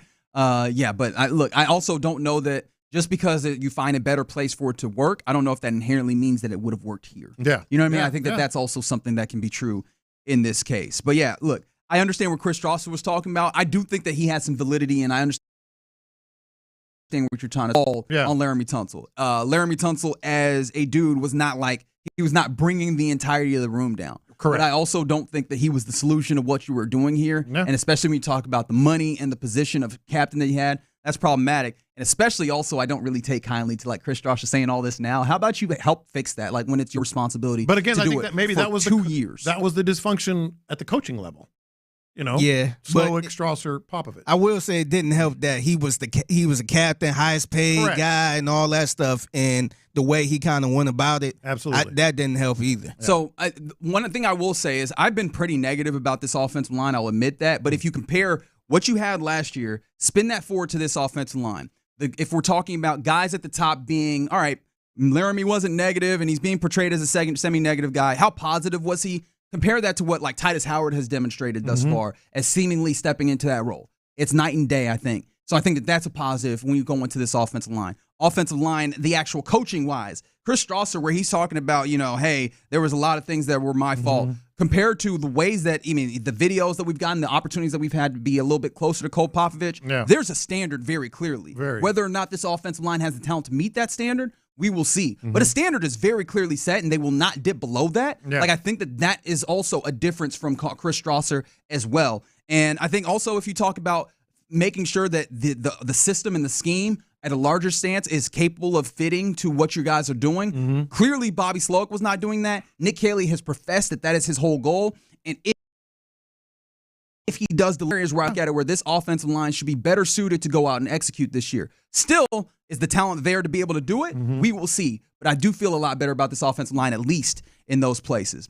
Somebody said Laramie is gone. Who cares? Move on. It's a big story that came out, and I think also it allows us to get, as I mentioned, who cares, guy. Let's see how this offensive line develops. Yeah, we are definitely looking at that. A better day for the offense. It seems like they fought. Both on the field metaphorically and on the field literally, it seems like. We'll talk to Sean Pendergast and I believe Seth Payne as well at 1240 to get their eyes from West Virginia. But coming up next, let's get into what's popping, including we finally reached it. The Summer of George. Shout out to Jason Alexander. We'll talk about that and more next. The Astros needed bats.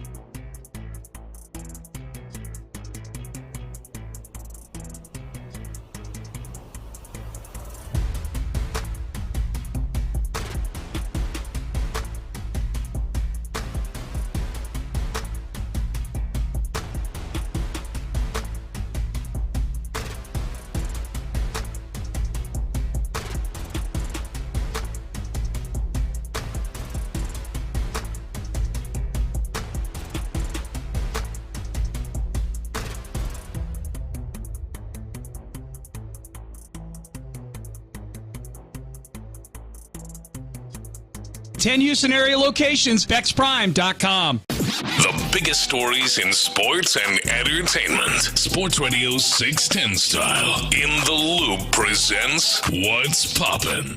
All right, ladies and gentlemen, let's get into What's Poppin' here in the Loop on Sports Radio 610. Hope your Tuesday is going well. Quickly, a quick update. We'll hear from D'Amico Ryans a little bit in just a moment after another day of practice. Practice 2 out there at the Greenbriar in West Virginia. And it seems like the offense battled back. Sounded like a good day of practice. So we'll first fight. Fight and a half. I don't know if you can call it a fight and a half. The fight just becomes bigger. Yeah. Like, unless y'all break up and then something else pops off, which it doesn't seem like that was what happened. We'll get some updates on what the fight looked like and obviously the more important details of practice from Sean Pendergast at 12:40. But yeah, Dalton Schultz, Rush Yeast seemed to be involved at some point. C.J. Gardner-Johnson ended up in a headlock, which I imagine he did not take too kindly to. Like, if there's a player on this team that I imagine ends up in a headlock and then feels the very worst about it and might do something, I feel like he's high Gave on him a nookie. Mm-hmm. Yeah, I feel like he's high on the I will retaliate. I got your built ass. Like, I got your built ass right here. That's what we doing? All right, don't worry about it. I got something for that. I got better not run Dalton Schultz on those seam routes. I don't know that'll go very well. But yeah, that's some of the stuff that happened at camp. We saw Damian Pierce and Christian Harris both working off to the side is what we've heard. Now, Damian Pierce had to be he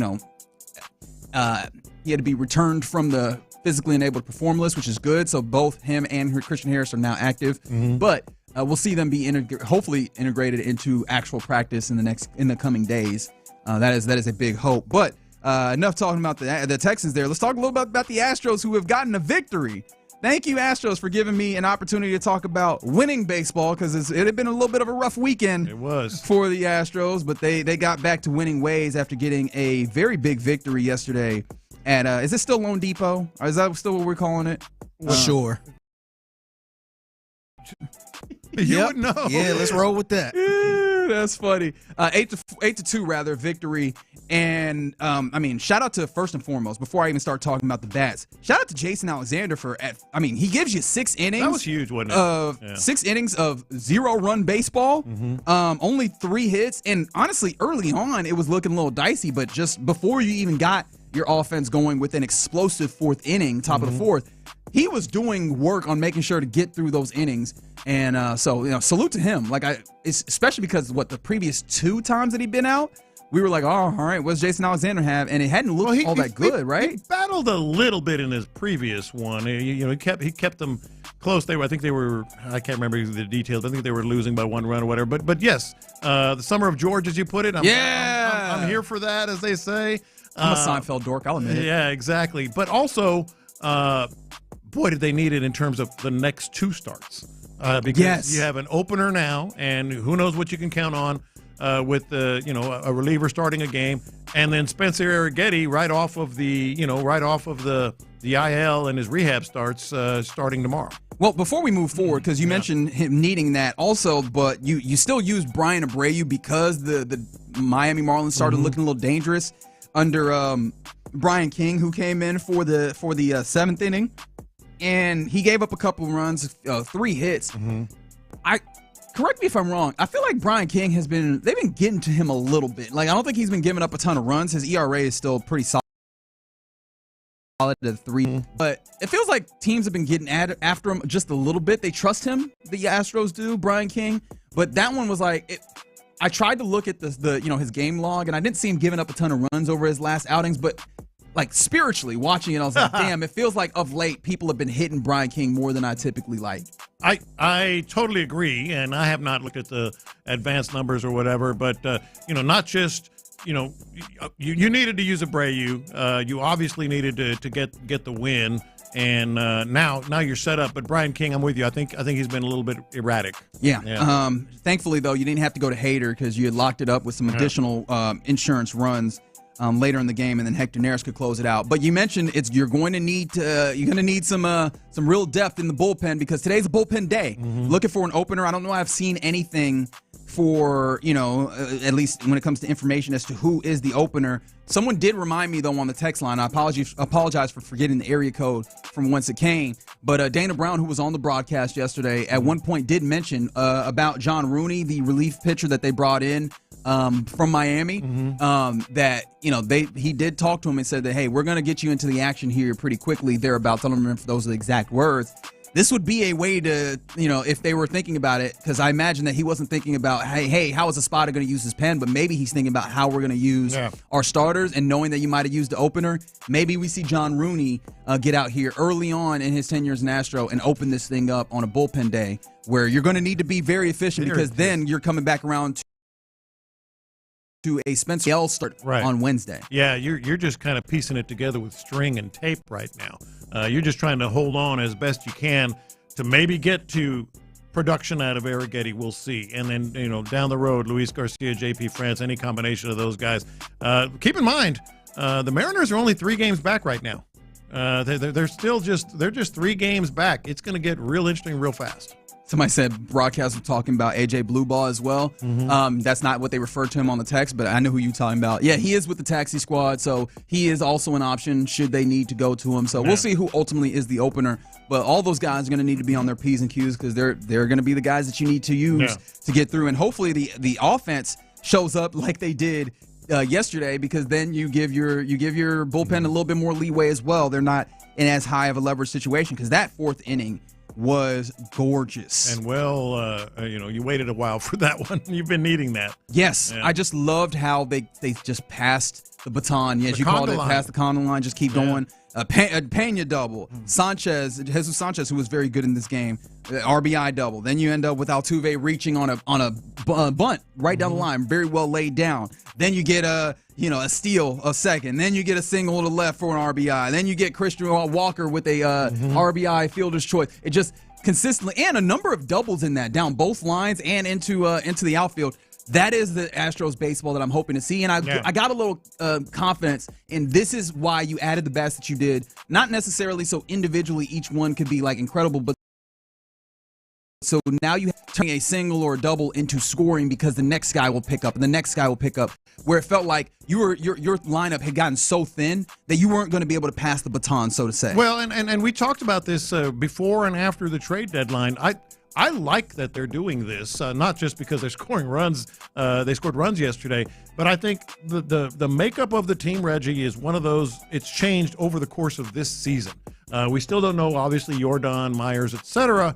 But in lieu of that, you brought in guys that can maybe keep the conga line going, and you have pitching, have a back end of a bullpen that can maybe shut those things down. You're playing a little more small ball. We've seen that in recent weeks. You're not scoring runs, so manufacture them. I like what they're doing.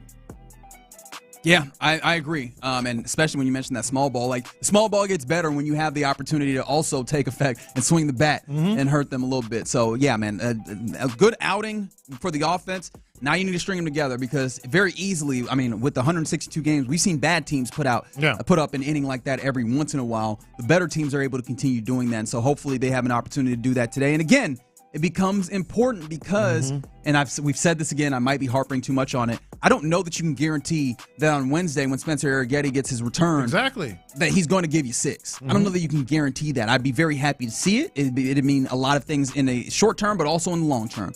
But I think it'd be more fair to say that's a possibility he gives you 4 and you need your bullpen to carry out the rest of that. So a bullpen day and then another day where you might have to support your starter. Yeah, man, offense is going to need to help with it. You got to do that. You need it now more than ever. Maybe it'll get better and you'll be able to hit, you'll be able to be the old Astros of, big crooked numbers multiple times in a game, but you're just not there right now. We talked about this earlier, and it was kind of a perplexing kind of circumstance that we got later in the day yesterday. Isaac Paredes, third baseman for your Astros. Obviously, he has been out dealing with the hamstring injury that had been looked at significant. It's a significant strain. He had gotten he got an original opinion and a second opinion, and it seems like yesterday we learned that he will opt to try and rehab that injury rather than having surgery. And you don't seem to like that at all. I don't like it at all. I really don't. I admire, his grit, respect him, immensely for wanting to gut it out and rehab and try to play this year. But you're weighing positives and negatives. I think there's a big line of potential negatives out there. And as much as I admire him and all that stuff and get it because he's a competitor, I would have hoped to have tried to take the decision away from him if I'm the Astros and say, no, have the surgery. Get the surgery. Maybe they tried. It seems like it. I mean, listening to Dana Brown, and Dana Brown talked about it before the game on Monday as well. He said, quote, in his whole opinion on this, he wants to work hard to try and get back this season. Mm-hmm. Of course, he's going to dedicate himself to getting back. Like, again, it could just be a very simple choice of words. This happens at times. Sometimes we can blow things out of proportion. I recognize that. All of that sounded like,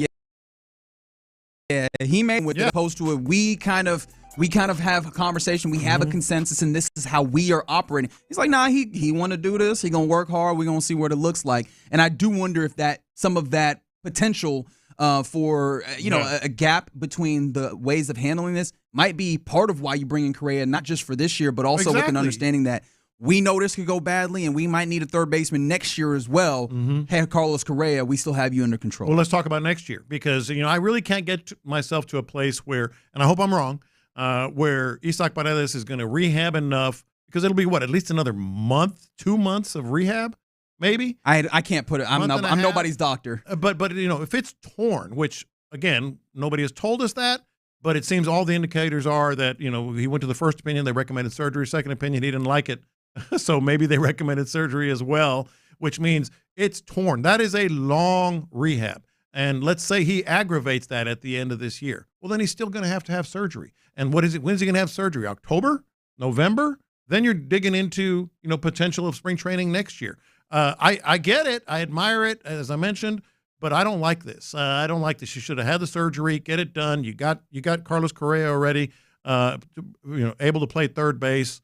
I think this is a big risk. Yeah, well, unfortunately, or maybe the bigger part of it is, it doesn't matter if we like it or not. This is the plan of attack that they're taking, so we ultimately just have to hope that it does work out the best and he's able to rehab this and show up again for the Astros because, without question, he's been one of your two best hitters on the entirety of this. Best luck to Isaac Paredes as he works his way or attempts to work his way back from that injury. All right, you're in the loop right here on Sports Radio 610. Coming up next, we return to West Virginia and training camp for the Texans. Let's hear from D'Amico Ryans after a pretty bombastic day of practice out there in West Virginia, and we'll hear that next. Our guy Clint.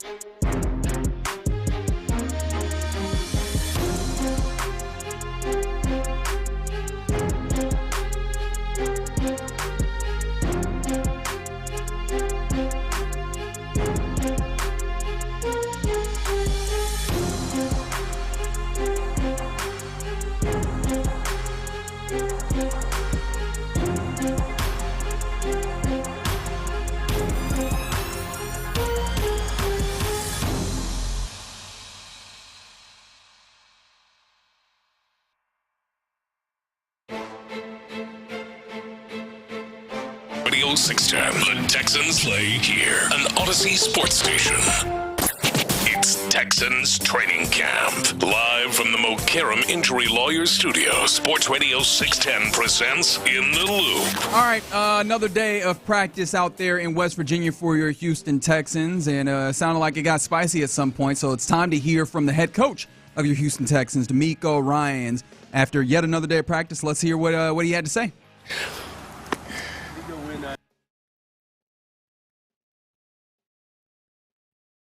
I guess he didn't say much then, huh? That was very quick there, Fig. Now, wasn't it?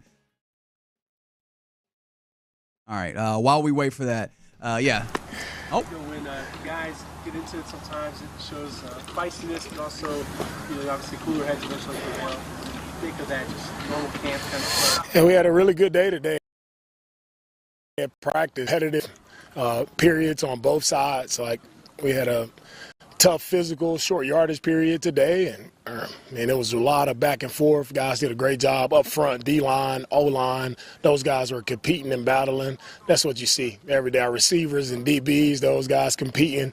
Receivers making plays, DBs making plays on the football. We have a really competitive team. That's my takeaway from our camp thus far, and that's how it should be. So I'm excited just to see these guys go play against someone else. It is that time of camp where it's going to be a little more chirpy. You're going to see fights and scuffles happening, but it's just you get tired of hitting the same person. You get tired of going against the same schemes over and over again. So it's that time for us to go play a game. D'Amico, that being said, what is the line when DBs may be taking guys to the ground?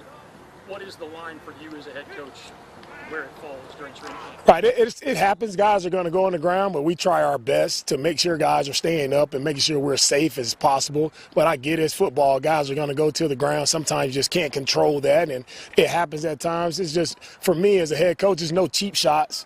All right, it's doing things that you wouldn't do in a game. If it costs you a penalty in a game, that's not what we're teaching out here. So it's just a matter of trying to stay as safe as possible, but also, trying to play with the edge, trying to play fast and physical as well.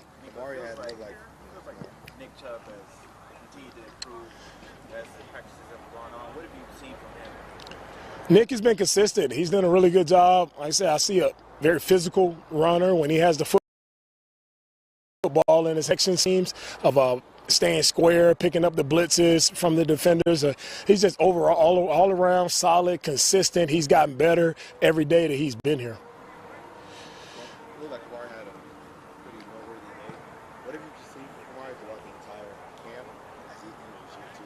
Kamari continues to improve just his details, and that's what sticks out about him. Like a year two player who doesn't feel like a year two player, he's continuing to ascend, continuing to make plays, continue to push himself to be in those tough spots, going against Nico, going against Higgins. Like those are tough guys to go against, and he battles every single day, and he finds a way to make a play. And I think he made two picks today on the football. So it's impressive to see such a young player who's always dialed in, always bringing great energy and great emotion to our defense, and the guys, they really vibe with that, and he's a spark plug for our team. Coach, what are some of the criteria that goes into making up that unofficial depth chart? Omar gives it to me, and I just say, let everybody have it, tear it up, and everybody make a big deal out of who's where because it's unofficial.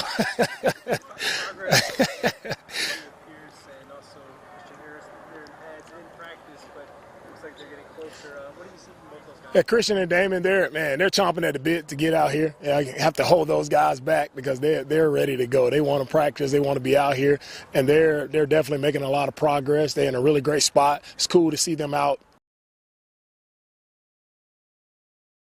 in their rehabbing, those type of things, just mentally, like you want to get back out with the guys. And so today was a big day for them to get back out here, go through some of our walkthrough periods, put the pads on. It was a great day for them.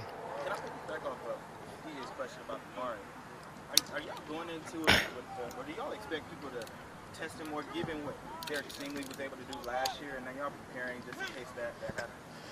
Yeah, we prepare all of our guys the same. You know, I don't try to go in predicting exactly who they're going to try to attack or what they would do schematically. You just know that I want to have two great guys on the edge of our defense that's up front rushing and also in the pass coverage who can make a play. If you go to any side, we want it to be tough. So they want to challenge Kamari, great. They want to challenge Stingley, great. We feel good about both of those guys being able to make a play versus any one-on-one matchup. Going back with Christian, is there any challenge to kind of getting him in the mix, given that y'all were without him for so much last year? How do you imagine that happening? Is that kind of a challenge as a defensive coach? No, it's not a challenge getting Christian back. It's just a matter of him like being in a good spot where he can come out and play well. He's been dialed in. He's been in a ton of meetings, a ton of walkthroughs on the side, even though it hasn't been live, full-speed reps. Coach Davis and Coach Ben Bolin have done a great job of, putting him in positions, getting him mental reps, and he's done a great job of handling that. So when he comes back, it's nothing new in the football, so there's no challenge there. Coach, when you have a injury, like with Cam Robinson not being in practice, not being able to participate yesterday, not participating today, when you move Ariante from the right side to the left side, is that an evaluation as well, or are you all just putting him there so you all can get through practice? Or is that truly an evaluation? During this time of camp, so I tell the guys everything is an evaluation. And I mix it up on coaches like the morning of the practice, right, to see how coaches handle it, to see how players handle being moved into a different position. Because as we know, we line up in a game, anything can happen. Right, guys are injured and your plans change very quickly. So how do you adapt? How do you adjust on the fly? So coaches have to be able to adapt and adjust well. Also players. Tay has done a really good job over at left tackle. We bumped Titus out to right, just mixing it up as much as possible. And that's not the only position. I mean, we move the guys around, linebacker, D-line. Guys are moving all over the place just to see, what can guys handle. And that's the point of camp. We wouldn't be able to do this any other time throughout the season. So I put a lot on guys mentally in camp to see what they can handle. I already answered your questions.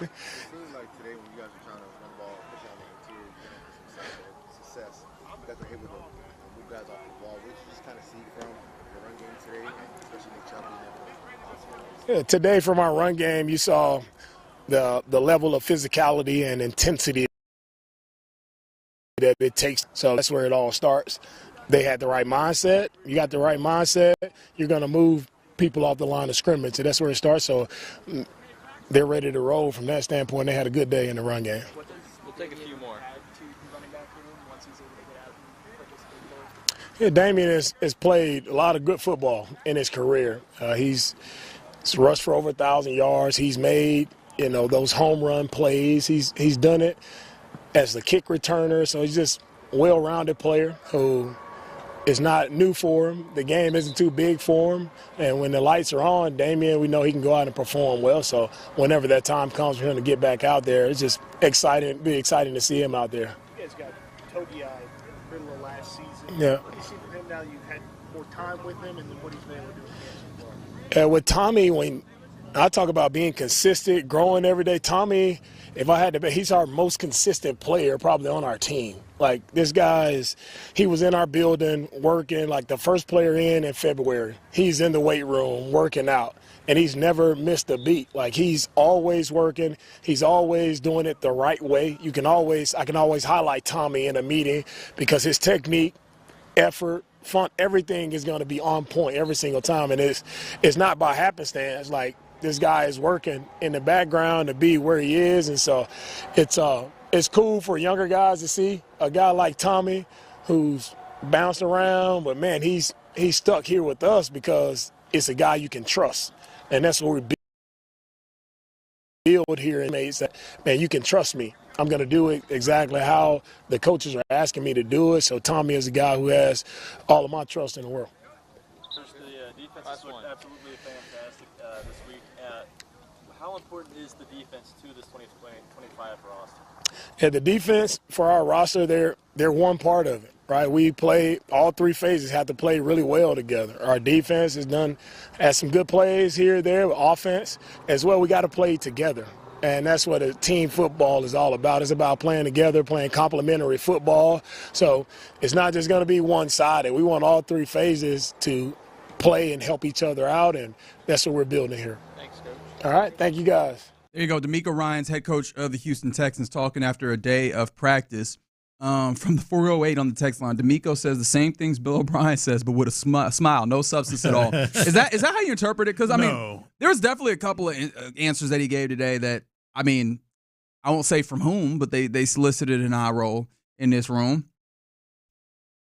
No? That would be me. All right. No, that would be me. I was like, I mean, look, yes, I wasn't going to say who. I will absolutely say it was me. Hold on. Just hold on a second. What happened? Omar gives him the depth chart. Yeah. Omar gives him the depth chart. And if you're unfamiliar, Omar is the head of PR for the Texans, the head of communications there. And so, again, we talked about this to some degree, the idea of, hey, the depth chart is oftentimes, it's not as, as informative as a regular season depth chart when it comes. A lot of consideration put into it. Some Omar's coaches, good. Some coaches barely do anything. Yeah. I'm with you. I'm not taking this all the way to the idea that it's just handed to me and I sign off on it. Yeah. I think obviously that's tongue in cheek to kind of remind us that, hey, it might not mean it. But the ways that it's set up does feel like it says some things, and it feels like it falls in line with what we're seeing out there, which would seem to intimate, I think, that it's not just Omar or whoever else on the outside, trying to just draw up the depth chart and assuming what D'Amico thinks. I think that this is insightful from the coaches, right? It is absolutely. Do you feel like Omar did come up with this and then he had no the coaching staff look over it? No. He said, all right, this is cool. And there's a good tell. There was a good tell at the end of that availability right there that this was very, very much thought about, rewarding players that are working hard, players that have earned the spot. As I said earlier, it might not mean a whole lot right now for us, and even maybe a lot of people in that organization. But it means a lot to these players to have their hard work, justified or rewarded with, like, let's say, Ariante Ursary on the first team offensive line on the initial unofficial depth chart. It means a lot to those people, to those players. And I think the tell we got was that he went on and on and on about Tommy Togiai. I mean, consistent player. Togiai is the backup on the interior defensive tackle. That's not somewhere we would have put him, or Omar would have put him if he hadn't been him. He said he's the number. Let me make sure I get this right. Our most consistent player probably on our team, Tommy Togiai.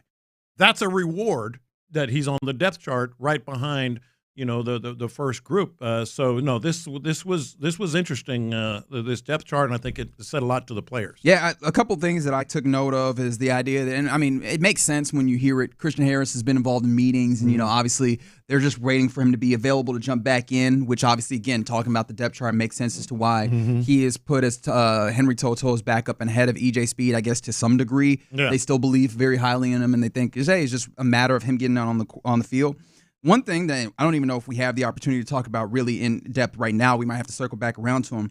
When he was asked about moving Ariante Ursary to left tackle and then kind of moving Titus out to right tackle, that little musical chairs that they've done on the offensive line, D'Amico decided to take that in a way of talking about how everything is an evaluation, less of necessarily an evaluation individually on maybe Titus or really more Ariante. He said everything's an evaluation. They're moving things around on everybody, including the coaches, because that's how things happen in the season.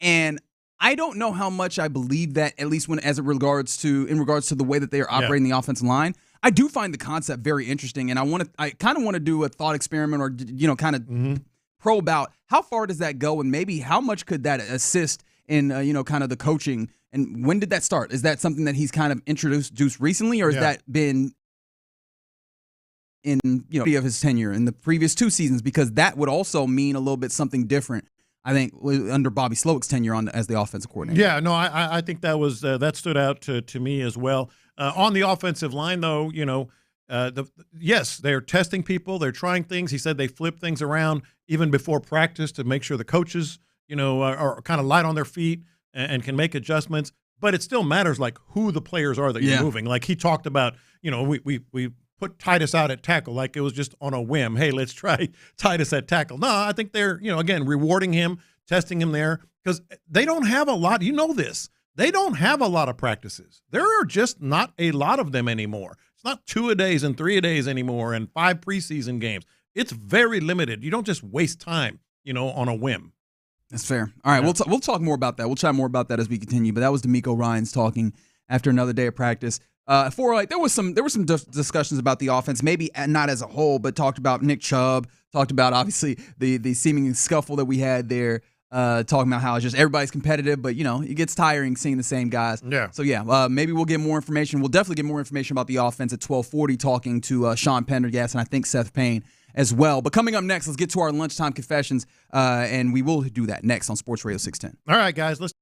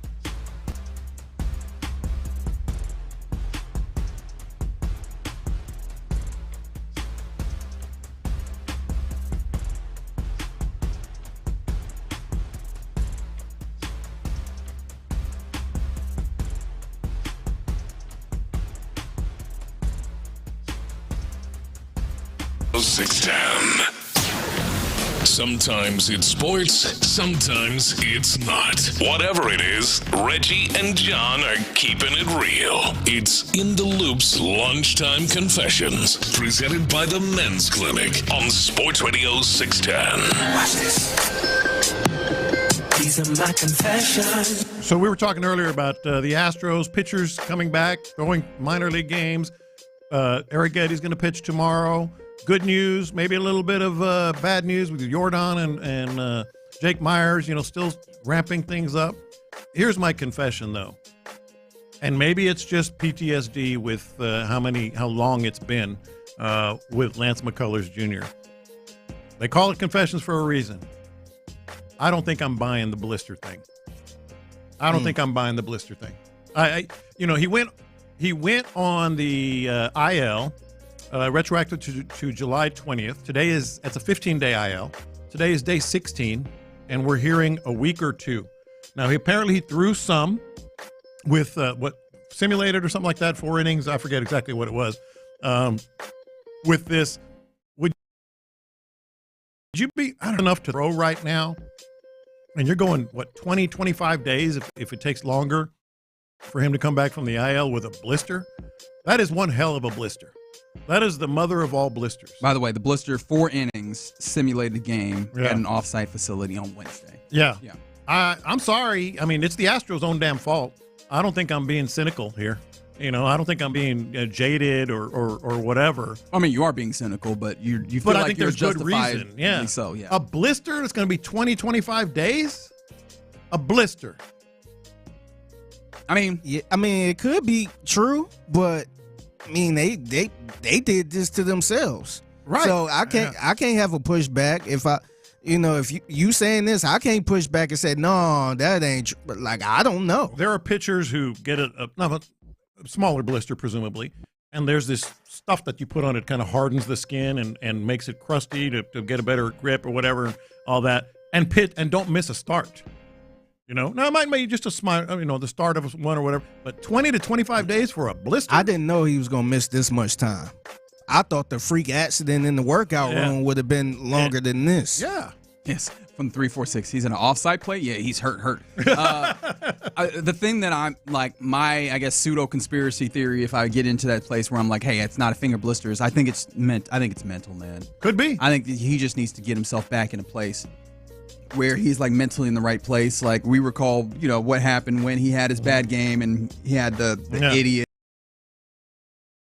threats. Had a lot of. He's had a lot of different mental things, and again, he's going to have to be a pitcher. It's going to have to happen a lot more with his brain than it is just him blowing it past anybody. Mm-hmm. And we've seen that waiver. So I do wonder if this is the I don't want to say phantom IL, but an opportunity for him to get himself right mentally, so that when he does return, he is in the right space. I feel better about that. Yeah, but there's in a weird way. What's the good way of putting that on the injury sheet? Yeah, they're using the blister to kind of get his mind right again, or get him refocused, however you want to put it. It's I'm sorry, I don't buy it. These are my confessions. All right, so this is not a deep confession, but it happened all weekend, and then it happened again for me yesterday, and I just keep looking at it. I see Correa in that number 1 jersey, and it's this really feeling that comes over me. It feels so surreal. Mm-hmm. See, it's almost it's not happening. This is not the best way of explaining it, but it's the thought that keeps coming to mind. Have you heard of phantom limb syndrome? For amputees, where at times they no longer have a leg or an arm, but they have the sensation that it's there, mm-hmm. and they're like, I didn't know that's what it was called. Yeah, but it's phantom limb syndrome. Yeah. It's like that, but in reverse, mm-hmm. where I see him and I'm like, no, I know that's not real. Wait, no, but it is. He's back. Yeah, he's like this. No, I know that he was gone, but he's there again. I'm looking at him. It's happening. That white girl on the plane. Yeah.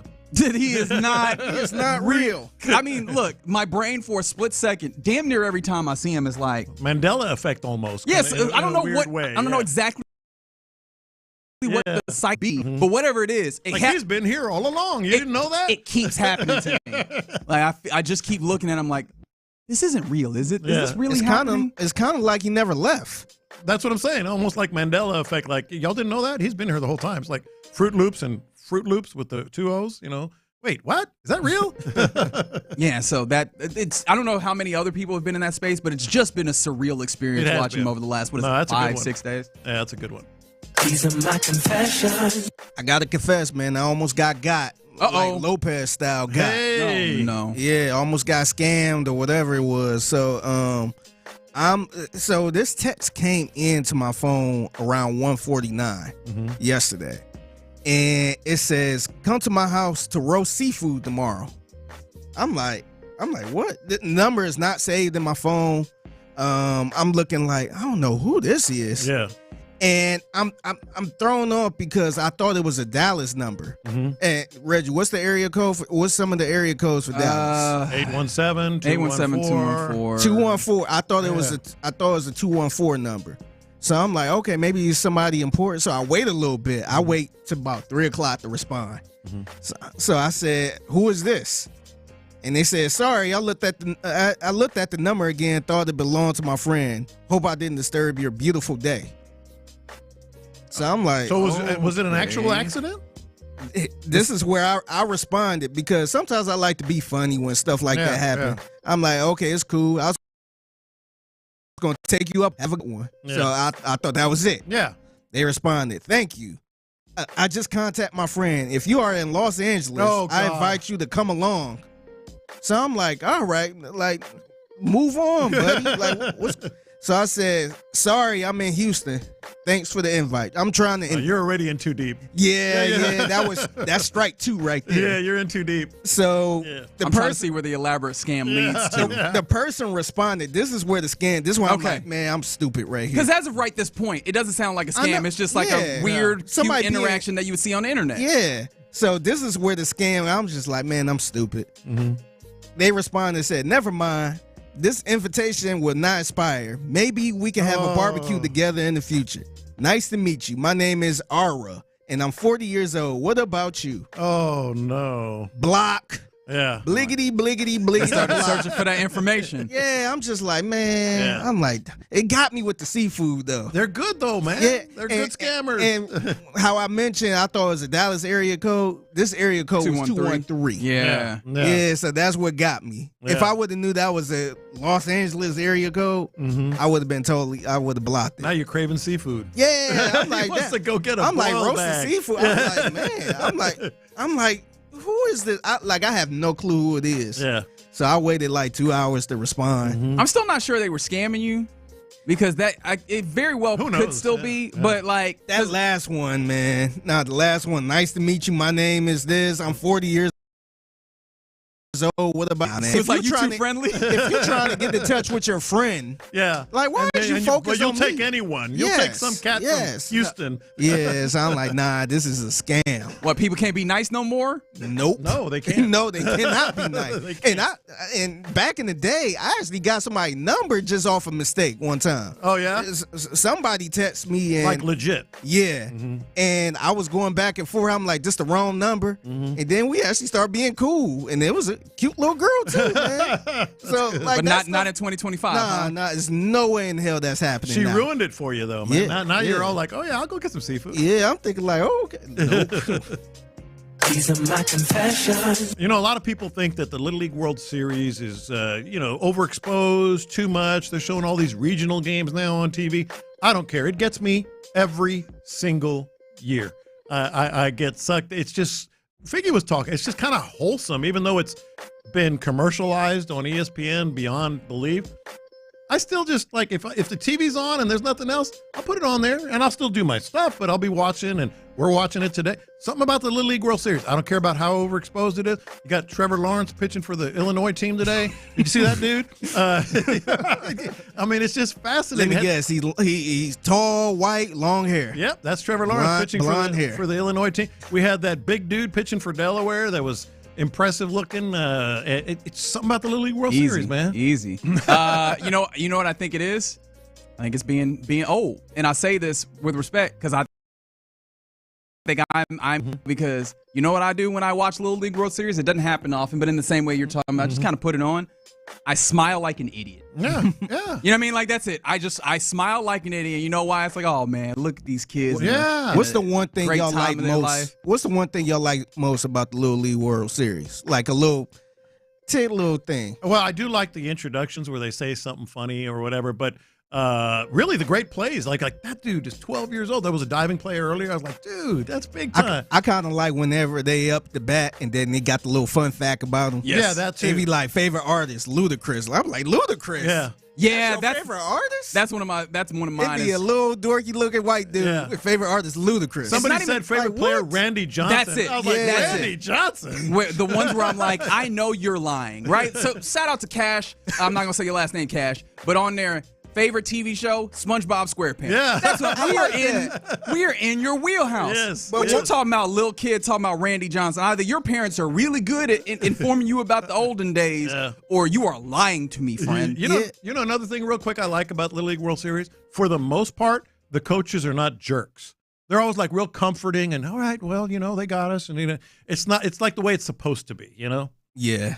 So there you go. Those are our lunchtime confessions. By the way, 832, who's the Astros starter? We now know it'll be A.J. Blueball, who is the starter. And can't wait to see him. Here's the thing that was interesting is I mentioned John Rooney, the reliever that they brought in, and that Dana Brown had said, hey, man, we're going to get you. Apparently he's been optioned. Oh, wow. So there you go. Shout out to Lamar Little League from Richmond, who plays for Williamsport tonight. So I believe that's at 6, the 832 said. So, yeah, shout out to them boys from the local area supporting, or rather putting on at a high stage. But coming up next, let's talk to Sean Pendergast, and I believe Seth Payne out there in West Virginia give us a practice report on this day. We'll get that next. All right, let's get Low T. I got to remind you about Low T.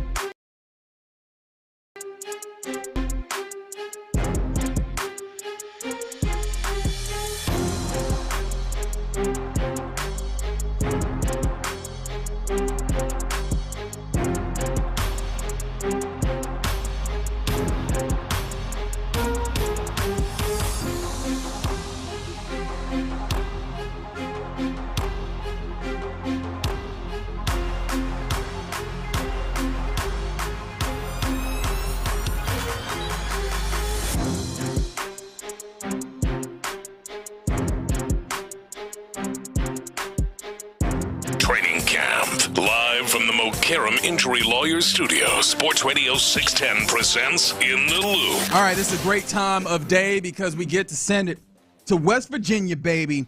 As Sean Pendergast joins us now for a practice report live from West Virginia, courtesy of Yingling. Now with the 100% more Seth Payne. What's happening, fellas? That's right. Seth Payne. How's the can cracking? Can they get a Yingling with my face on it yet? With your face? Yeah. Do you want a Yingling right now? No, I want a can that has my face on it. I'll talk like to the Seth Payne version see what they or can whatever. do. If they know business. That'd be a big can, I tell you. Yeah. Sounds like you guys are having fun in West Virginia. Yeah, Enjoy Sean. I'll be gone. See you later. Yeah. No, look, it sounds like a better day from the offense. When D'Amico was talking about it, he talked about individuals, but from your guys' perspective, how did the offense look? Because yesterday was obviously alarming, hearing all the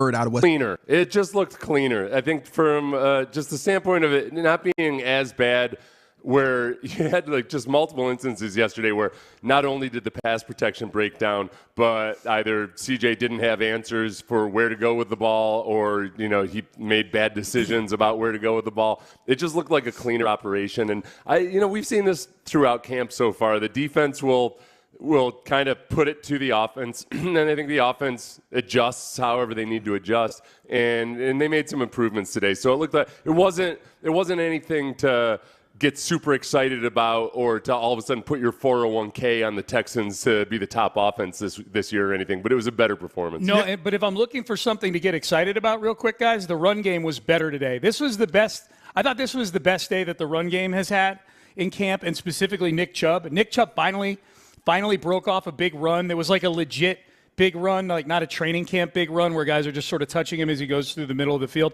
It was a toss to the outside, and he took it. In a regular game, it would have been probably about a 30 or 35-yard run. It was really good to see. And he followed that up. He didn't have another big play like that, but I thought he looked pretty spry getting through the hole, had some nice wiggle. And the other, as we've seen throughout camp as well, the backup guys did some things as well. So I thought the running game looked, this is a way better day for the offense. As far as the offense in total, obviously we want to talk about the ones a lot. But listen, everybody, you can save your angry tweets. I'm going to talk about what I saw today. Yeah, Davis Mills, Give it to him. Yeah. magnificent. It's true. He connected with Jaden Higgins. He had a really nice shot downfield to Xavier Hutchinson. So Davis Mills, as he has for a lot of camp, he's put some good pieces of work together in practice. Yep. So we're not grading on a curve here, right? Because it's been so bad, and that's kind of what I was listening to D'Amico. Like this was legit a better day, or is it like, okay, so it's not disastrous? I think that, so for one thing with this team, the hard thing to judge during training camp is inside runs, when they're running between the tackles. It's really hard when you can't give the offensive line can't do a true, genuine double team where they're just trying to bury somebody in the dirt. They got to hold back a little bit. It's hard sometimes, and you give a little bit of a benefit of the doubt to the offense.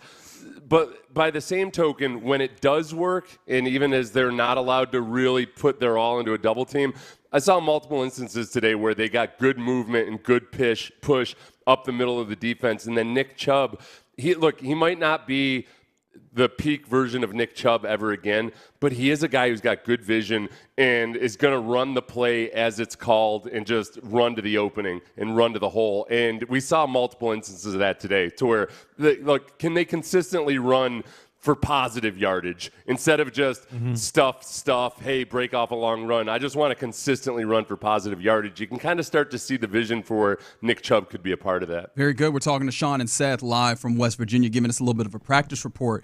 And fellas, I would love to talk football, but I'm sorry, I'm a little bit of a drama king, queen, however you want to view it. We got to fight, please.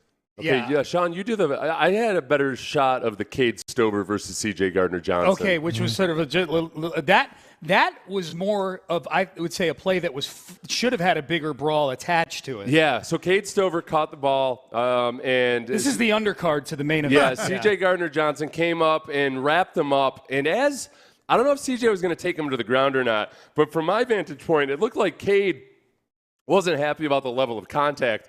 And he went ahead and just started to put C.J. Gardner-Johnson in a headlock as they were going to the ground.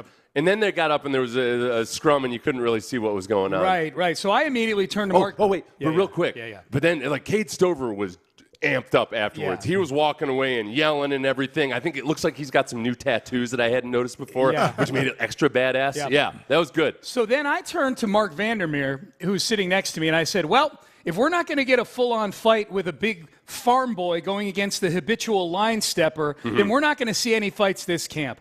And then, lo and behold, 2 plays later, Dalton Schultz catches a pass out in the flat. He's going to the ground to catch the ball, and Russ Yeast, number 25, comes in at head level. You know, it might have been one of those plays, like if there were referees there. We were a little far away to see exactly what the level of contact was, but Russ Yeast was clearly coming in to the ground, missile style, at Dalton Schultz. May have caught his head. It was tough to see from our vantage point. But Dalton Schultz and Yeast both got up. Schultz has the ball. He throws it at Russ Yeast's feet. Because Schultz then just runs at him and grabs him in a bear hug, and they start swinging on each other. So that was the main event, I thought. That was more, that actually turned into a fight. There were actually punches thrown in that one? There were arms flailing, for sure. Yeah.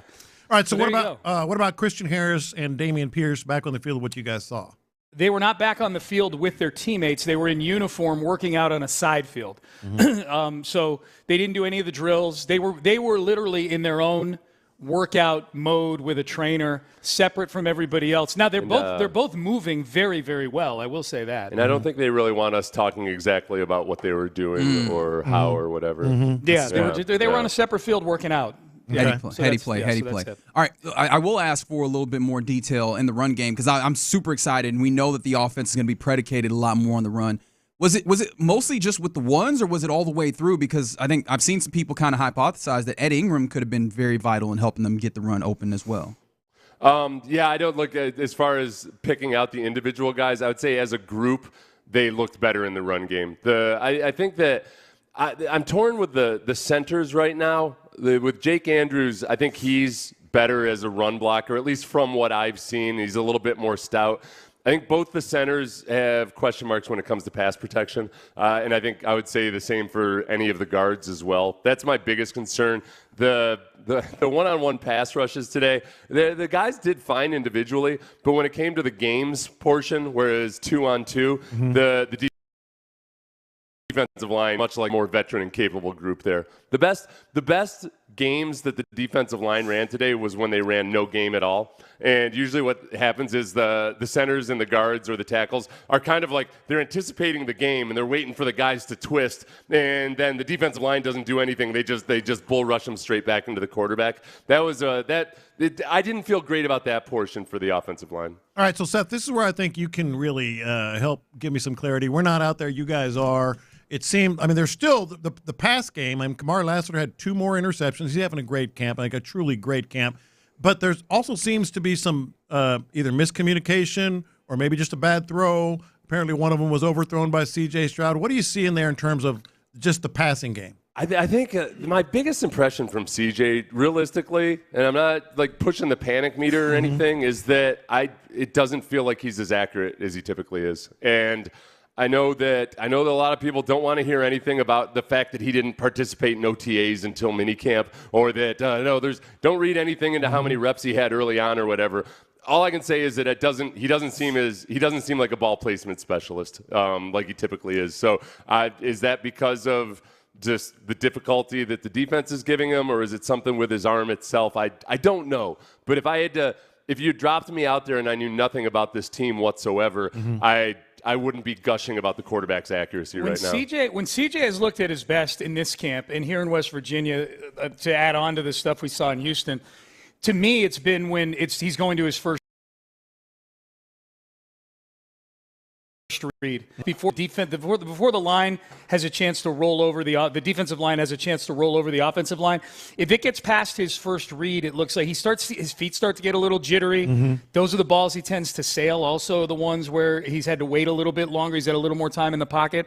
So that's troubling. There's enough I've seen with CJ here to where I have a concern level. I don't know how high the concern level is, but it exists. Like, I'm not brushing this off as, well, they're putting in a new offense, and he's got all these new linemen. And, boy, Will Anderson and Danielle Hunter sure are good. Like, he is missing on balls he normally makes. He's sailed enough footballs that it feels like there could be a soundtrack with the Doobie Brothers behind it. Like we're sailing on a yacht somewhere in the 70s. Oh, we can just go Christopher Cross right there, sailing straight up. Christopher Cross. Yeah. All right. There, I was waiting. I was wanting to see if you would do it, and I appreciate that you actually delivered. You're welcome. I will try and deliver for this texter who wants to know what the weather is like up there. I feel like we know what's going to happen, but go ahead and do it to us. It's like, I don't know. Like, I don't know how the Bible describes heaven necessarily. If I could give you some scripture, then maybe I could do it that way. But just about perfect, I guess. It's awesome. It's been in the 60s. At practice. The only time it gets hot is when the sun, the cloud cover, a lot like in Houston, the cloud cover moves aside and the temperature gets up to 73. Yeah. And what a shame. Yesterday was a little I started to sweat a little bit yesterday when I was sitting on the patio for 3 hours. Almost. Well, because I had. What did that feel like? You know what? Hey, guys,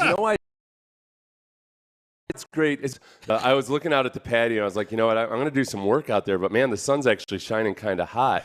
And Sean says, hey, Seth, why don't you open up the umbrella on the table? Yeah. I'm like, that's good advice. I honestly wouldn't have thought of that. That's beautiful. I'm like, I would have sat out there in the sun. The yin and the yang, baby. I'm trying to get into the shade of the pole from this fabric thing behind. Yeah. All right. I have a few quick things. So can we do this pretty quickly if you don't mind, fellas? Sure. I know that John wants to know. He wanted an update on the living situation because I don't think we've had an opportunity to really check in with you guys and see how you guys set the scene, man.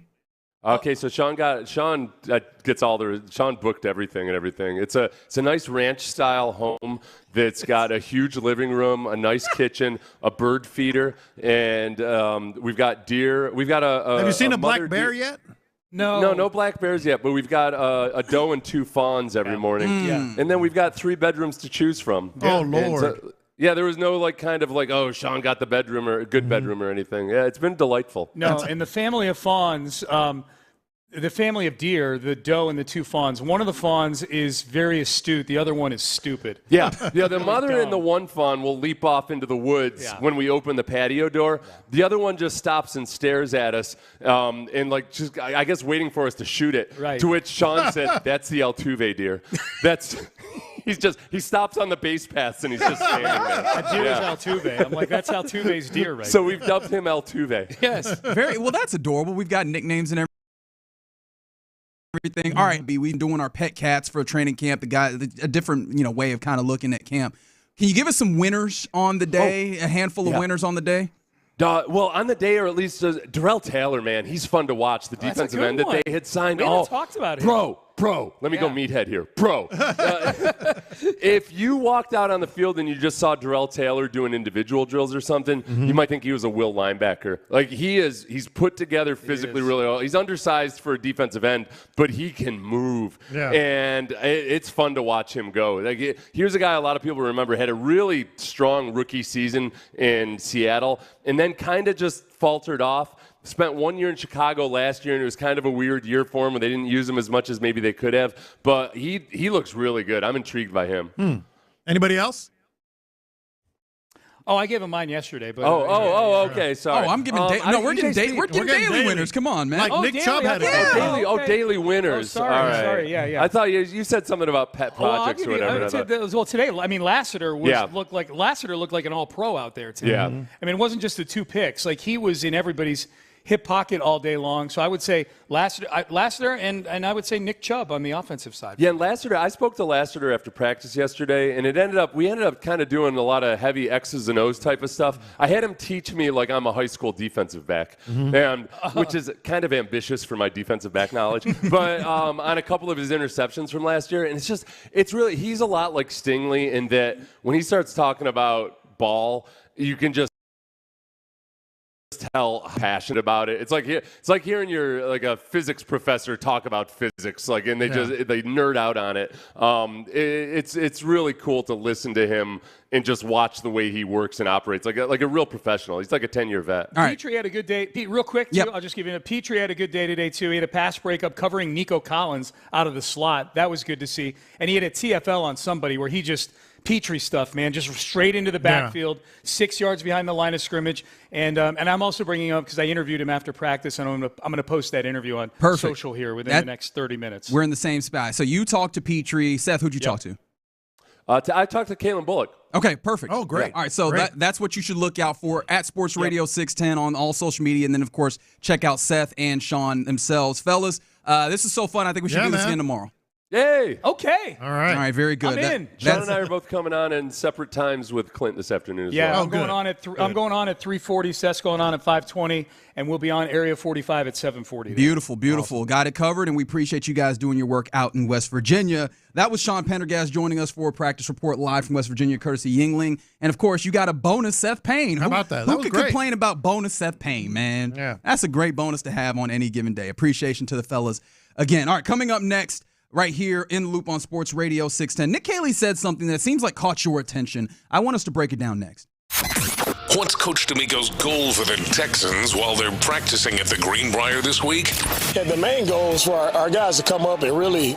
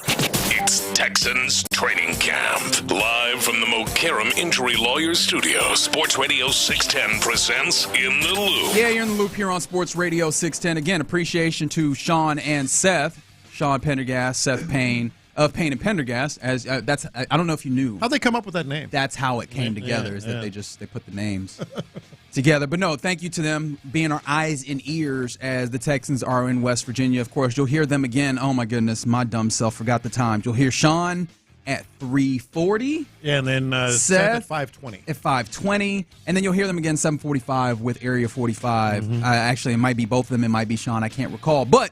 You'll get insight into your Texans all day long right here on your Houston sports leader, Sports Radio 610. Speaking of the Texans, obviously when they were still here in Houston, we were out there watching practice and having an opportunity to talk to a number of folks, including Lake and Tomlinson. We talked to Aziz, we talked to Will, we talked to Matt Burke, and we talked to Nick Caley. And something that Nick Caley said has stuck with you to this point. Yeah. I mean, what is this, 4 or 5 days later? Yeah, when we talked to him, was it Thursday or Friday? Friday. Yes, sir.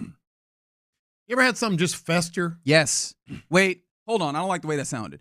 No, if you're using the word fester. Not like yes, a boil. if I just like kind of stick. But is that not what you think of when you hear the word fester? A festering boil? That or Uncle Fester. Like there's, yeah. I'm talking like emotionally, Nah, my emotions don't fester, bro. Maybe just sort of, bothers you. That happens. Yeah. I agree to that. So you didn't have a festering boil over the weekend. No. Something festered with me this weekend. And I'm sorry to hear that. And it continues to do so to this day. So we're sitting there minding our own business. Actually, we're not minding our own business. We're talking about Texans business with Nick Caley. And I just in passing said, well, I know you've called plays before, like preseason games or whatever. And he said, nope. That is correct. And I said, what? And so even with Sean McVay, some of his other stops, whatever, he said he has never called a play in a game. Correct.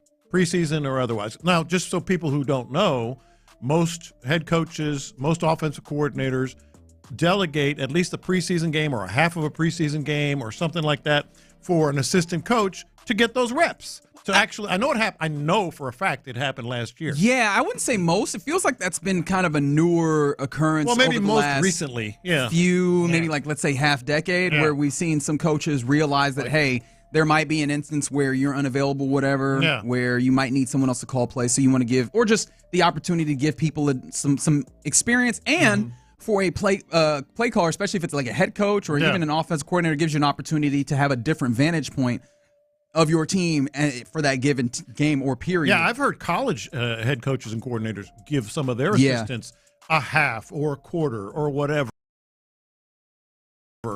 They often give quarterbacks coach, tight ends coach, whomever, a half of a preseason. And he said, nope. And I just can't let that go. No. I just cannot let that go. I kind of thought that was the case, but I was in the same boat. I wanted to kind of find out going into that interview. But it kind of makes sense to some degree. Like Sean McVay is very hands-on as a head coach, and like he has that feel. Like he has that perspective of there. Now there's been deep dives. I think Kalen Kaler, or it might have been Jordan Rodriguez actually, who covers the Rams for The Athletic, who has done deep dive into like the way that Sean McVay works, and it's a very collaborative effort in making sure that a lot of guys get say.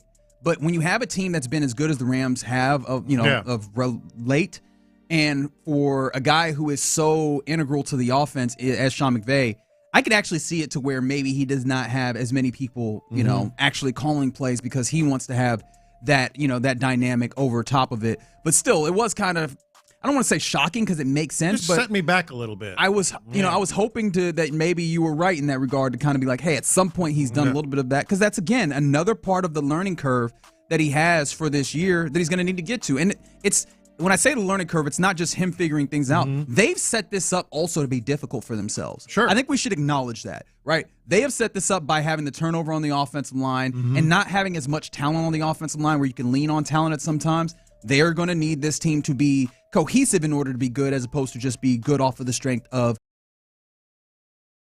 the pure difficult, the way that they want to go about offense. Why I think in the end it'll be good for them to have a level of multiplicity and go in a lot of different places. But the idea that, hey, we're just going to have a whole bunch of stuff available to us and we're going to find what works for us, that takes time. There are a lot of things that they're trying to put into place and figure out and do the puzzle pieces on as they go. And in addition to Nick Caley figuring out the offensive offensive coordinator, play caller role in and of itself as well. Well, and there's a reason that I just can't let that go because, everything that you just said, of course, but also when he steps on the field and the offense takes the field on Saturday against the Vikings, that's going to be the first play call he's ever made in an NFL game. On top of that, you have the first time ever that Cole Popovich has been the offensive line coach. On top of that, you have, 3 new starters on the offensive line, presumably. I mean, with Robinson and Ursery. 4. Oh, well, or you mean just in general, or you mean for this team? For this team. Titus is the only one who's slated to start. Jared Patterson, maybe. Oh, that's maybe true. not. Fair enough. So 3 or 4 new starters on. So you got new play caller, never called plays, new offensive line coach as the offensive line coach. He's coached the line before, but not as the guy designing things. You have at least 3, maybe 4 new starters on the offensive line. You have a new offense. You have new wide receivers. The only one really returning is Nico. I mean, depending on what you think of Mechie and Xavier Hutchinson. So you have all these new elements. I don't know if I'm just being impatient. I'm just is this a recipe that you want to live with?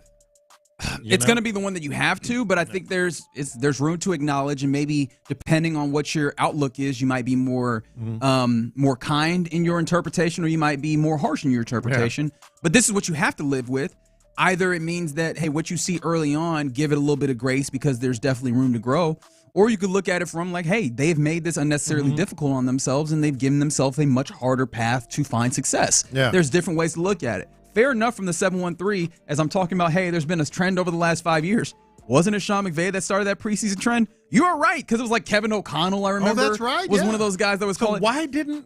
That is actually very concerning, to be honest. Maybe that's why I was just assuming. Of course you've called plays, right? Yes. Nope. Because, look, again, you don't have to view it this way.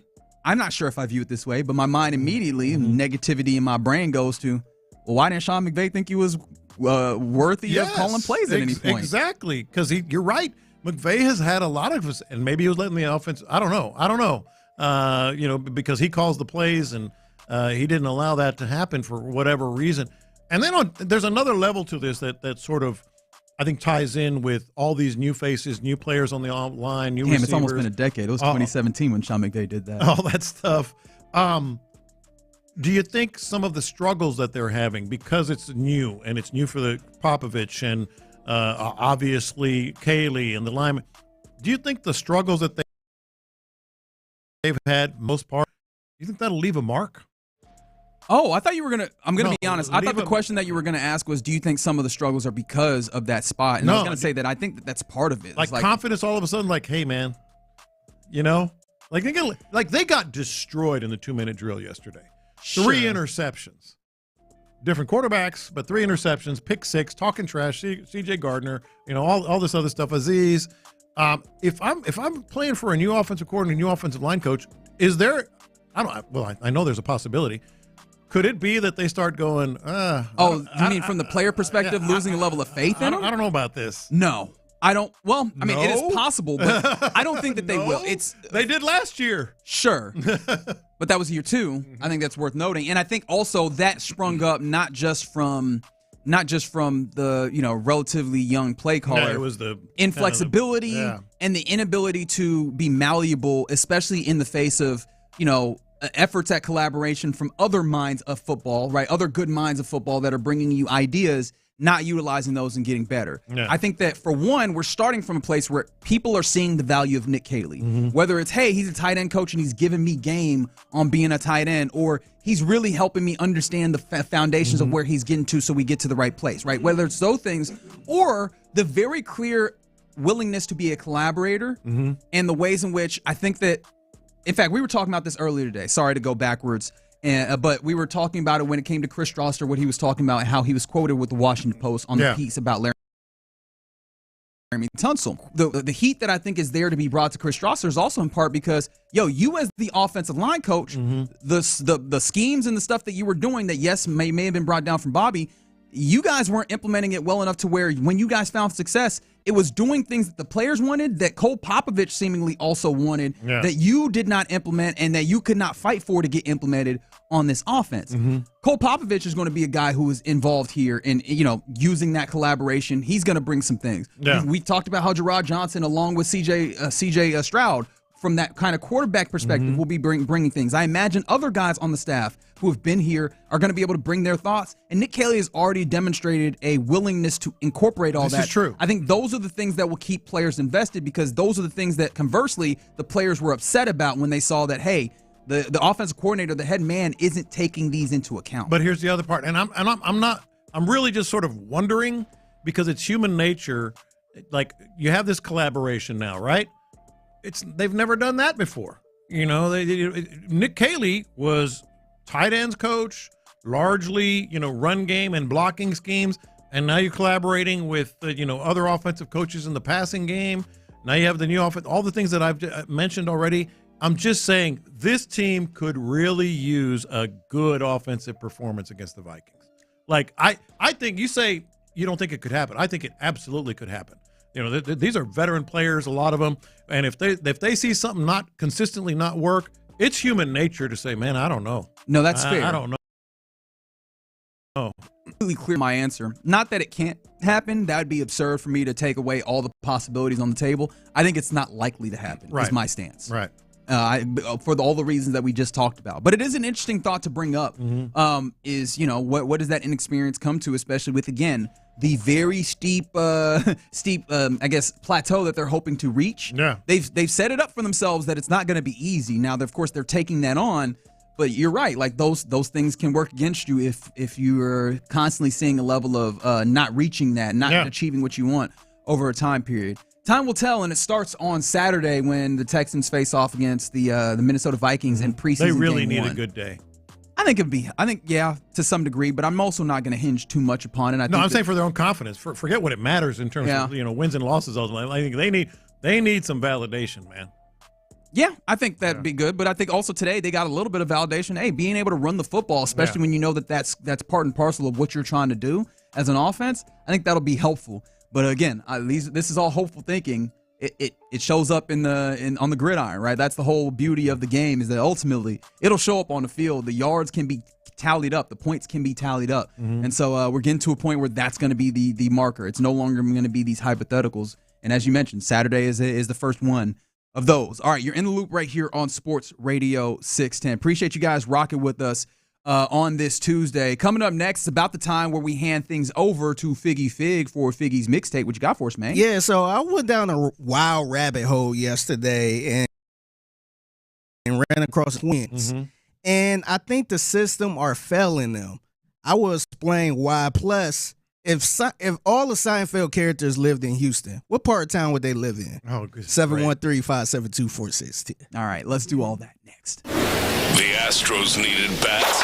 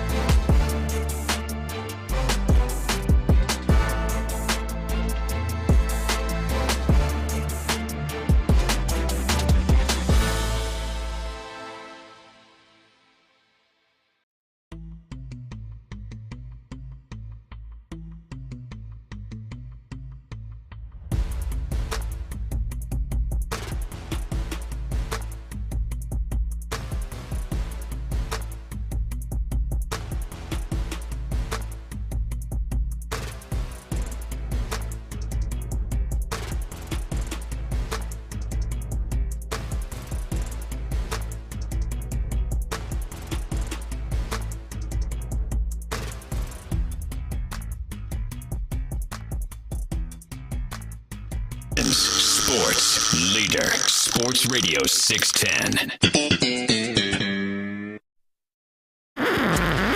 Pass the aux cord and crank up the volume.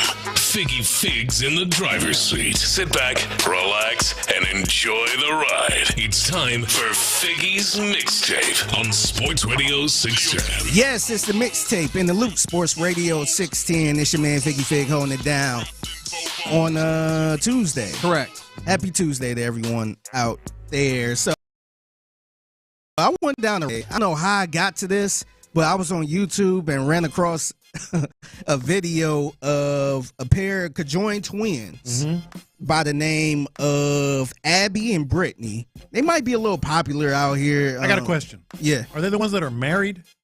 What? One of them is married. One is married. I get to that. I saw that. I get to it in a little bit. Talk about freaky.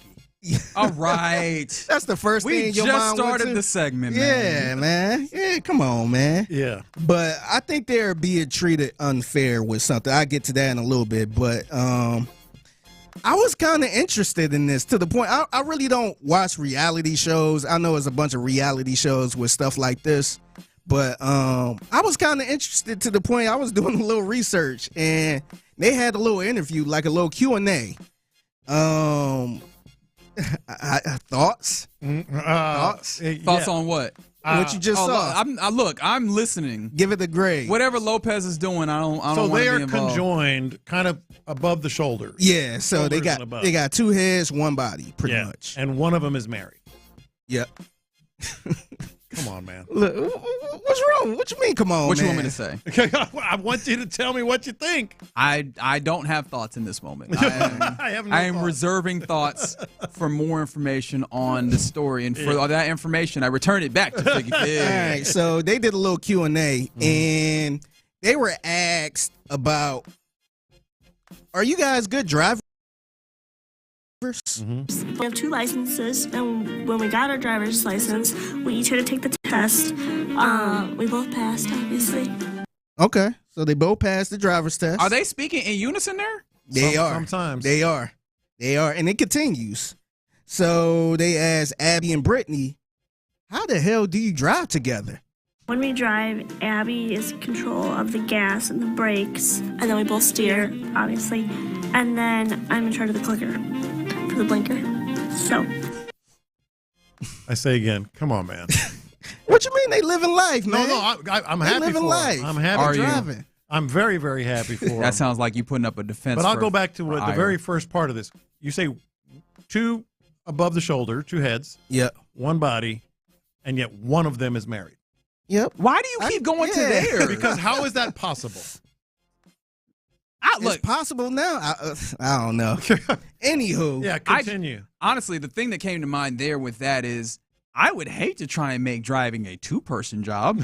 Like to have 2. Like I thought they were just being like, all right, one of us kind of just, Again, I don't know how this works. I would like to start by saying I don't know how this works. I don't know if you just pass off control, like you got it. I don't know. I feel like we have a lot of questions. There are about a lot this. of questions. Why is there not a reality show? Way too many. I don't know. And this has reality show written all over it. Again, I think I say this often. I live my life by the thought process of don't ask questions that you don't want answers to. And there's a lot of questions that I'm like, I'm curious, but I also don't want to ask. Yeah. I really truly don't. Yeah. But I feel like you're going to give me some answers. What happens when you both get cold? We're always different temperatures. And, even, on our stomach, if we're in a swimsuit or whatever, but we can, if you touch my stomach, I can be a totally different temperature than Brittany would be. It's so weird. And our hands, sometimes, not right now, but a lot of times our hands are different temperatures, so I get super hot way faster, and there's a distinct red line all the way down. And I'm, legitimately, my legs are sweating, everything. It's awful, and she's fine. Isn't that weird? Yes. Oh, see, now that'd be frustrating because we already know how frustrating it is arguing with somebody about the thermostat. Yeah. Now that person is kind of you? Yeah. Kind of? Yeah. Yeah. So they were also asked, what happens when one of you guys don't feel well? Mm-hmm. If my stomach hurts, it hurts right here, and I can't feel this. I can't feel anything, but my stomach hurts right there, and Brittany's stomach hurts here, and she can't feel that. Because I can only feel my right side, and I can only feel my left side, but when I have stomach aches, it hurts on the opposite side. I was so interested by this. I'm like, man, if they had a reality show, I would like to. Hell, I want to interview them, to be honest. I think it's got a reality show written all over it. Yeah, I was kind of. They were actually driving too. I'm like, damn. Yeah. So a couple other things about them. Abby and Brittany are both working as 5th grade teachers in Minnesota. I feel like Minnesota might be the perfect place. What's that supposed to mean? Like Wait, hold on. Why did Minnesota get a sideswipe like this? I think they will embrace somebody like that. Okay. Very homey. I don't know. Maybe Houston probably embraced that a little bit too, man. It's people nice down here in Houston too. Yeah. But some other things, they do live a low profile, so probably not getting a reality show anytime soon unless they get that bag. Yeah. And Abby, who is one half of the twin, she is married to a guy by the name of Josh Bowling, who is a nurse and a U.S. Army veteran. That's dope. Thank you for your service. Shout out to Josh. Yeah. And this is where I feel like the system is failing them a little bit. So they both got degrees in college. They both got degrees. They had to pay for their own separate.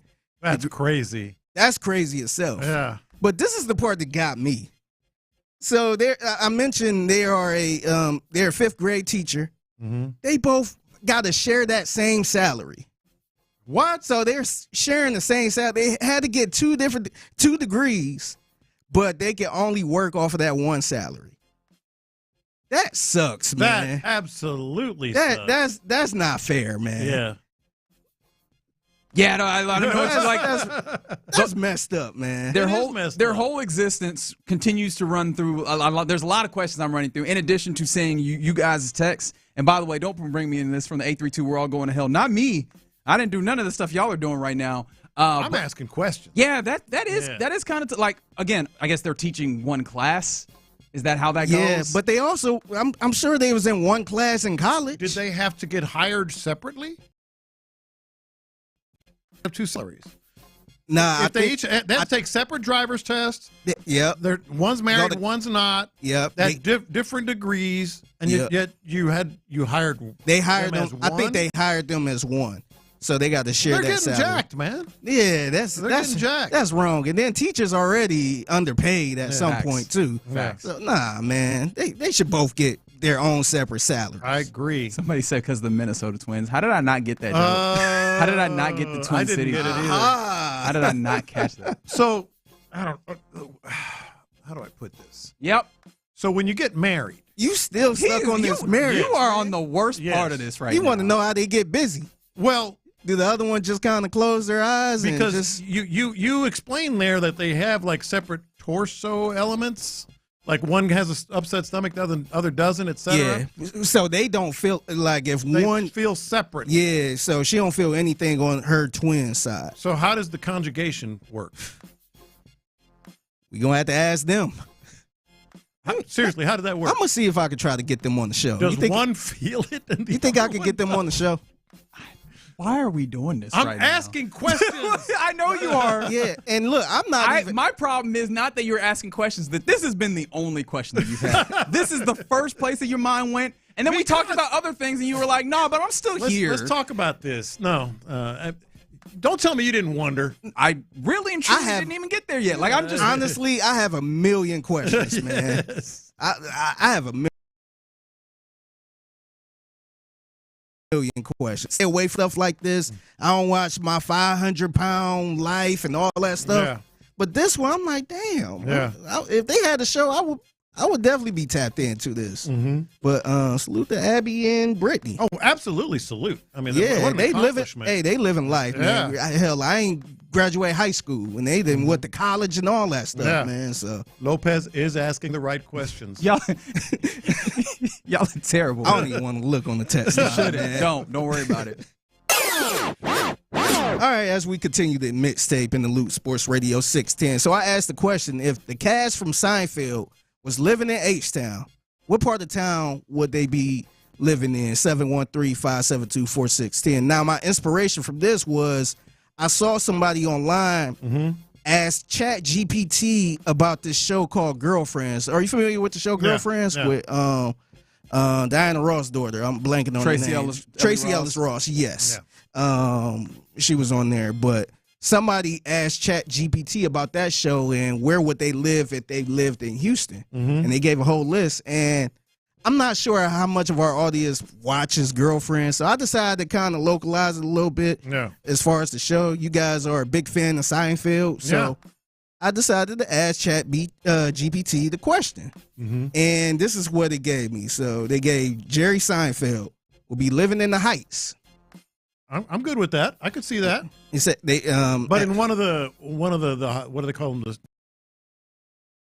the higher skinny little houses that I hate. Yeah. Because it ain't giving you no yard, no nothing. Yeah, one of those. Just whole bunch of stairs. Yep. 4 flights. Just a skinny little yard. But it says trendy, walkable, and full of coffee houses, wine bars, little quirky restaurants, basically the Houston version of his Upper West Side life. Do you think that's fair? I like that. I could see it. Yeah. I could see it. The only thing about it is like Jerry Seinfeld kind of doesn't like people to some degree, but also at the same time, I think you're right. Like I think there is that level of socialite in there. He goes especially to diners at that and age. coffee shops. Yeah, and that all feels like it's the Heights. Yeah, George Costanza. Oh, Lord. They got him living in Maryland. Meyerland? I said Maryland. Yeah. Meyerland with his parents or Bel Air? True. That's good. That is a good That answer. is really good. And the answer is Meyerland, not Bel Air, because I don't know if his parents were Bel Air people. That's good. So this is what they said. They said George is definitely living at home again. Let's be real. He's probably in Ireland with Frank and Estelle yelling at each other over kolaches. Yes. What am I going to do with all these kolaches? And then they said his dream scenario is he thinks he's destined for Bel Air, clean, quiet, slightly upscale, but gets priced out every time. And his job status, y'all might find this funny. Still lying about working for the Texans or trying to get a gig at Gallery Furniture with Mattress Mac. Is that pretty accurate? Nah, that's definitely right. Great. Wait, so how does the Steinbrenner thing work except with Cal? With Cal. It was Cal. Sure. All right, so Elaine. They got Elaine living in Montrose. Why? Because it's funky, artistic, and a little bit unpredictable. Montrose, the perfect home base for smart, career-driven women like with a rebellious streak. That feels okay. I was thinking Midtown. I thought you were going to say Midtown. Yeah, it does. She does feel a little. She goes Midtown. out a lot, dates. You know. But I mean, Montrose has that vibe too. Yeah. Her career move, she'll probably be an editor at a weirdly niche magazine in the museum district. I'm good with that. Or work in PR for a major art exhibit. Yeah. And then they did mention nightlife. She's sipping, Mezcal at Anvil. I never heard of that place. Or debating feminism with Rice grad students at Agore. Okay, all right. I think Agore is a coffee shop, if I'm not mistaken. Kramer. Oh, yeah. East Downtown. He's an Edo guy. Yeah, Edo. A little funky. Yeah, so they said Kramer screens Edo, the converted loft, skate parks, art walls, and spontaneous parades are exactly his energy. Yeah. They're nailing this. I'm trying to think because I don't know if I could really pinpoint Kramer as Edo, but maybe it's funky like him. But he always has like stuff working, like deals and friends that do this and that and can get him this and that. Yeah, they say a typical day is rollerblading down Polk Street, crashing local pop-ups, and somehow making friends with every food truck vendor in a 10-mile radius. It's possible. Yeah. Wait, one said Frank Costanza would actually still be living in Spring Branch yelling at the kids in the street. All right, and the last one, Newman. Who is Newman? Newman. Hello, Newman. Newman is one of Kramer's friends. He also lives in the building. The heavyset guy that comes in every once in a while. Played by Wayne Knight. He's a postal carrier. Yeah. Okay. Yeah. They said he got to be near a major USPS hub. Yep. That's right. In Pasadena. All right. So he'll be out in Pasadena. And they said Pasadena feel like the kind of place where he'll rule his mail route. Secret life, he has barbecue side hustles and wins neighborhood chili cook-offs. That actually feels right on. That very much feels like it's on point. A little beef. He's still beefing with Kramer, but shows up to his pop-ups for free samples. I think ChatGPT might have got this part wrong. He's always beefing with Jerry. Okay. Hello, Newman. That's right. Okay. Gotcha. Okay, so thoughts, scale of 1 to 10. How do you? I think that's a 9+. Again, the only one I thought, and this was just me, I thought Elaine Bennis, Midtown, perfect. All the little clubs and restaurants and dating scene and all that stuff. But you're right, Montrose has that as well. Yeah, what's tough is that also Houston and New York are just very different places. So I don't know that you're going to find perfect matches, but I'd probably give it a solid 7 or 8. I could see it. I could very much see some of them. And then also, it doesn't seem like it considered too much of like suburbs where sometimes you might even fit some of these guys a little bit further into some of those places. But regardless, I think it was pretty good, and appreciate you giving us a little bit of that in Figgy's Mixtape, 1:20 p.m. every weekday. You got to salute ChatGPT for this, man. Yeah, here on In the Loop, 1:20 p.m. every day. At the Figgy Fig on social media if you see something mixtape worthy. All right, coming up next, we get ready to hand things off to the fellas of the Drive. Clint and Ron will do that next. All right, let's talk about Bronze Roof.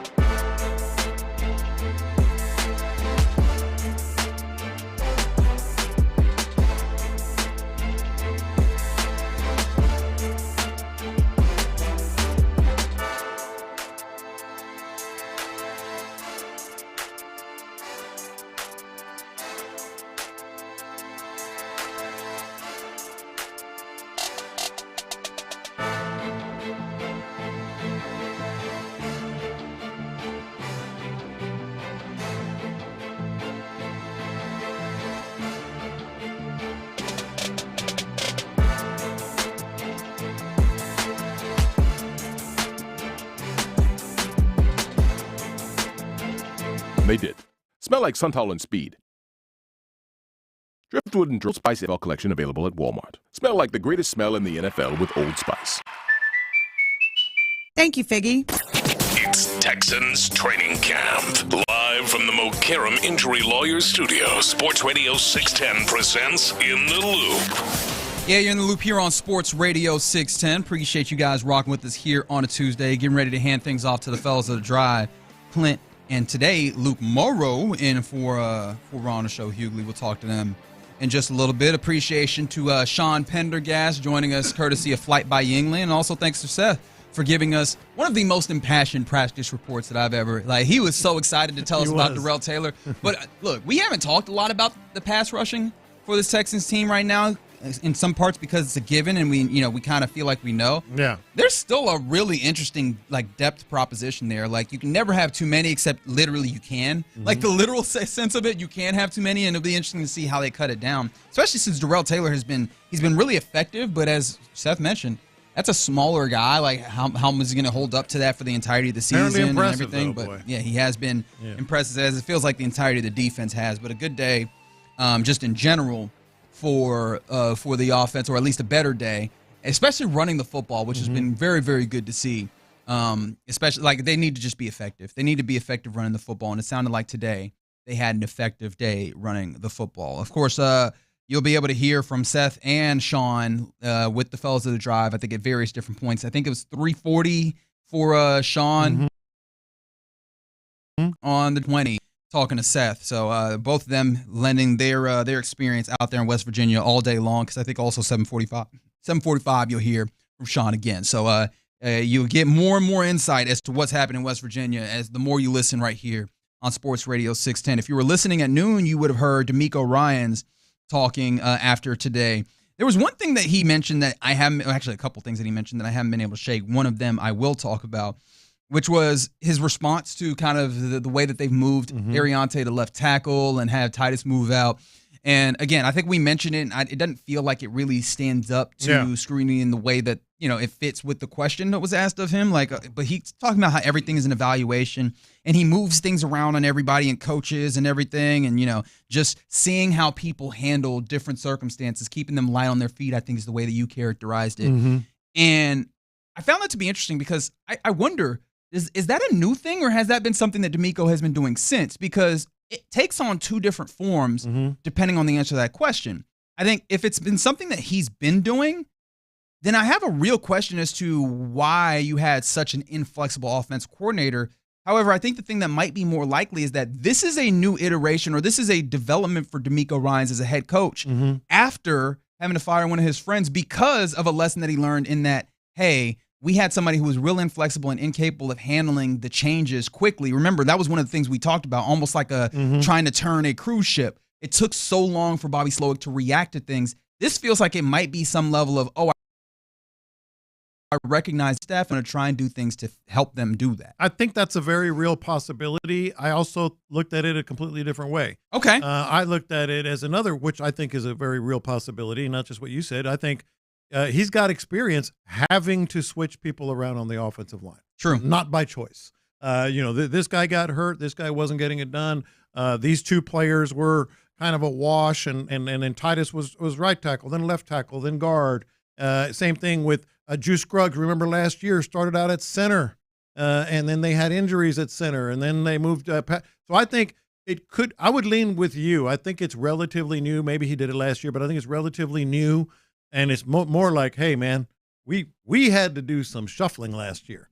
Let's get ahead of the curve a little bit and start moving guys around. Yeah, and look, I don't think anybody has been outwardly and largely negative about D'Amico, and I think that you'd be hard-pressed to find too much negativity about D'Amico. Yes, there's clearly things they can get better at, but I think this has been good for me, or at least I was encouraged to hear that because, again, D'Amico is still a pretty young head coach when it comes to this thing. And while he has done a pretty phenomenal job, obviously getting to the playoffs, winning playoff games, and really putting together an incredible defense, which is not inherently in his job description, but we know as a defensive coach that he has a lot of domain there.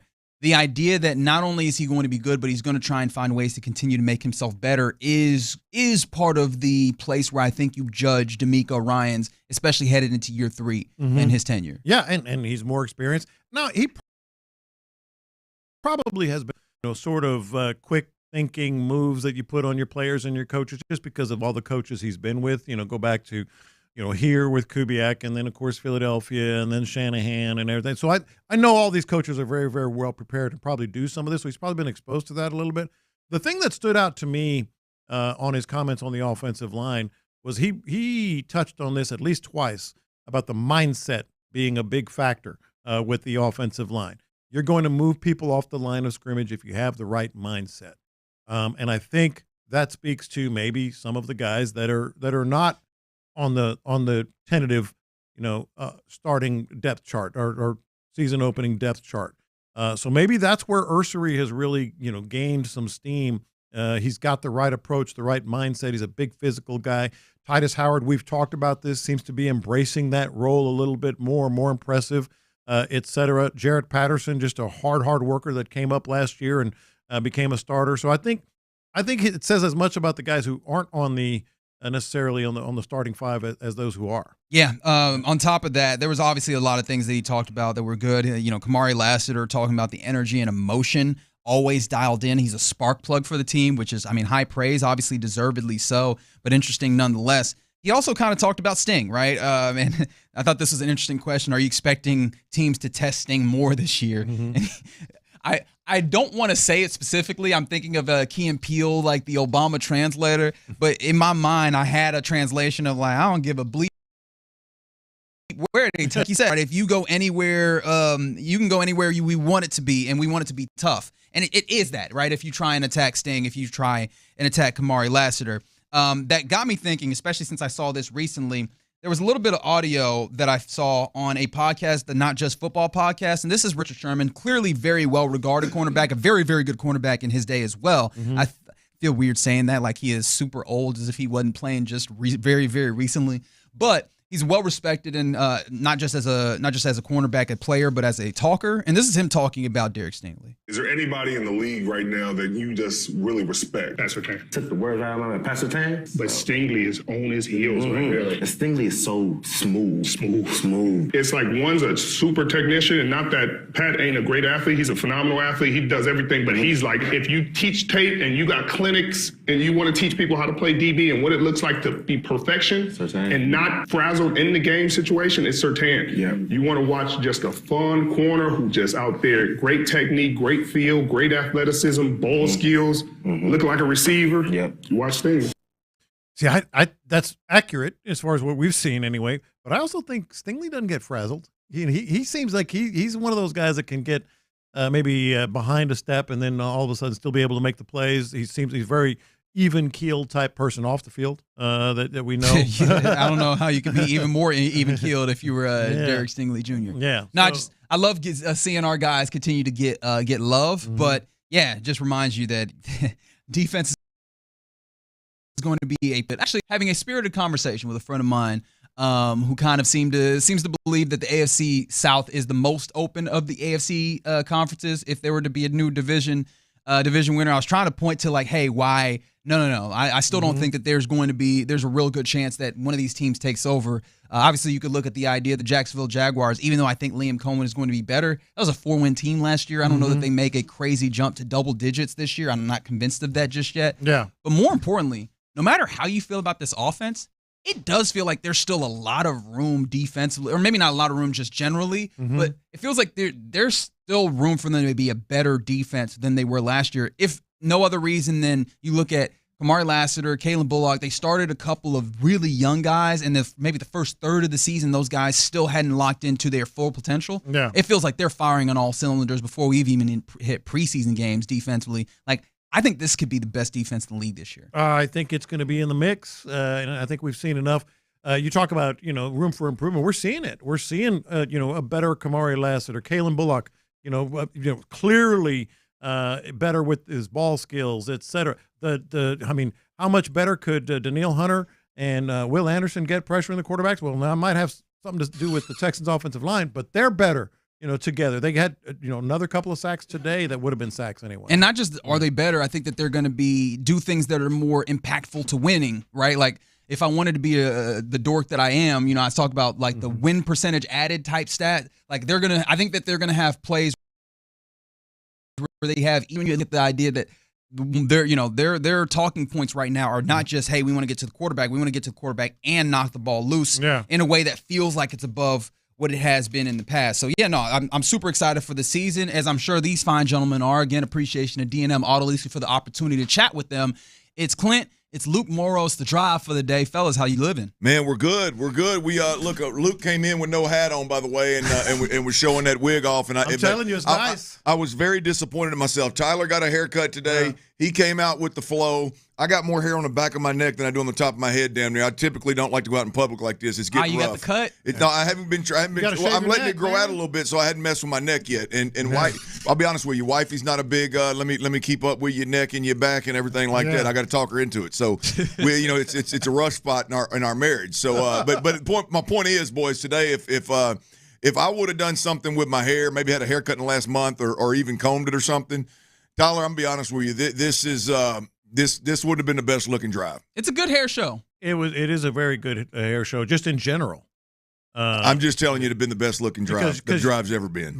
I'm just telling you. I know where you're going. Even with the lineup and the fade, I'm just telling you. Because you and Tyler always have good hair, and Sho thinks he has good hair. Yes, he's got a good barber. He's got a good barber. Wow. Hey, the one thing about when he comes in from the barber, am I right? You can't tell Ron nothing. That's how it's supposed to be. That's how you know you got a good cut. Here's what you don't know, Reg, and this is all bull jive aside. I'm glad we brought this up since Ron ain't here, so he can't interrupt me. Hey, man. My man was on the verge. His wife, he'd already had conversations with his wife about, hey, I just got to shave this thing off. Oh, he was trying to come home. Bro, look, this right here. Yeah, them corners are running back on him. Cooked. Yeah, they were playing. All of a sudden, he comes to Houston and starts eating this good food. And I said, man, what'd you do? All of a sudden, barber, boom, it's lined up. I'm like, I look corners got that press coverage on? I said, Chief.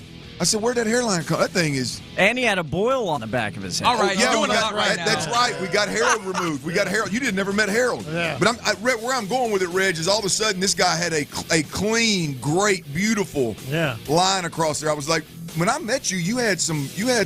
Maybe he got plugs. No, he didn't. I see him every day. I would notice it. He didn't. That would take his LeBron fandom to a whole. That too. But no, he didn't. The point is whatever barber he's going to.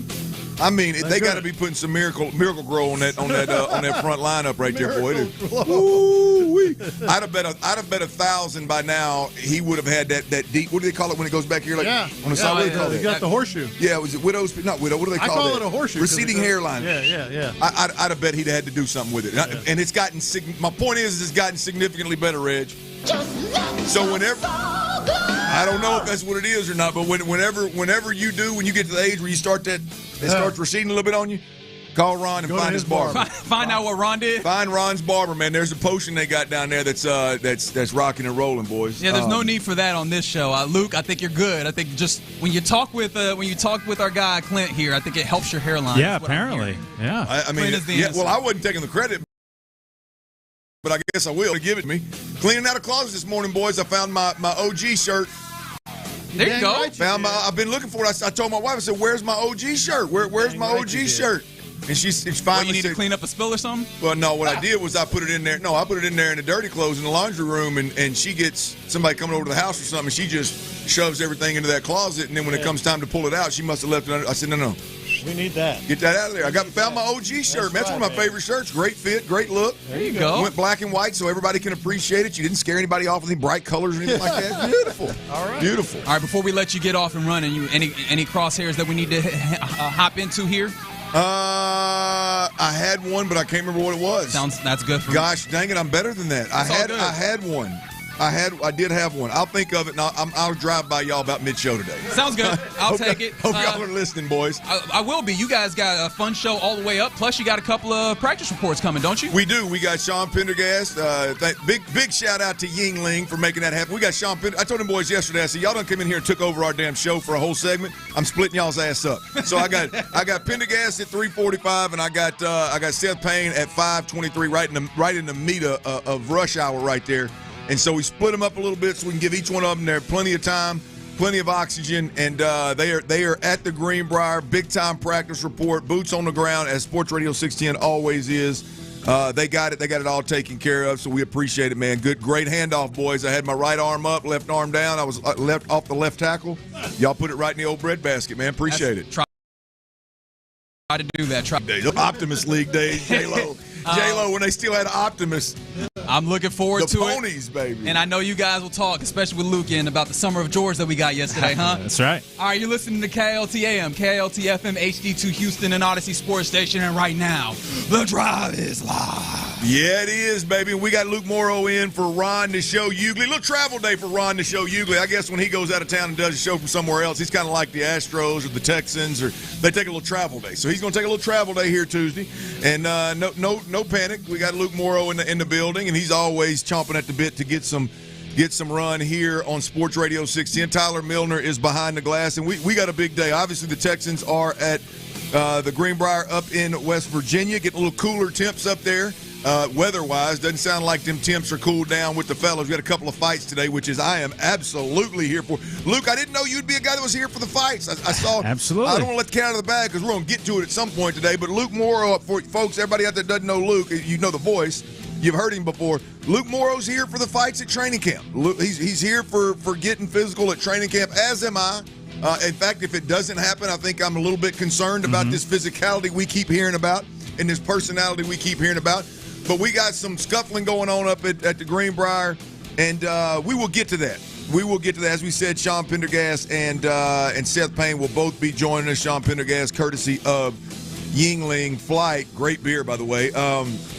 We'll get there. But before we do that, boys, we got to talk about these Astros. Look, I don't know what's going to happen with down stretch here. I have no clue. I don't know that anybody does, really, to be completely honest with you, given how they got where they are right now. But I know as a fan, I am as invested, I don't know if that's the right word. I am as interested, I'm as fascinated as I've been in a long time with a regular season Astros baseball team.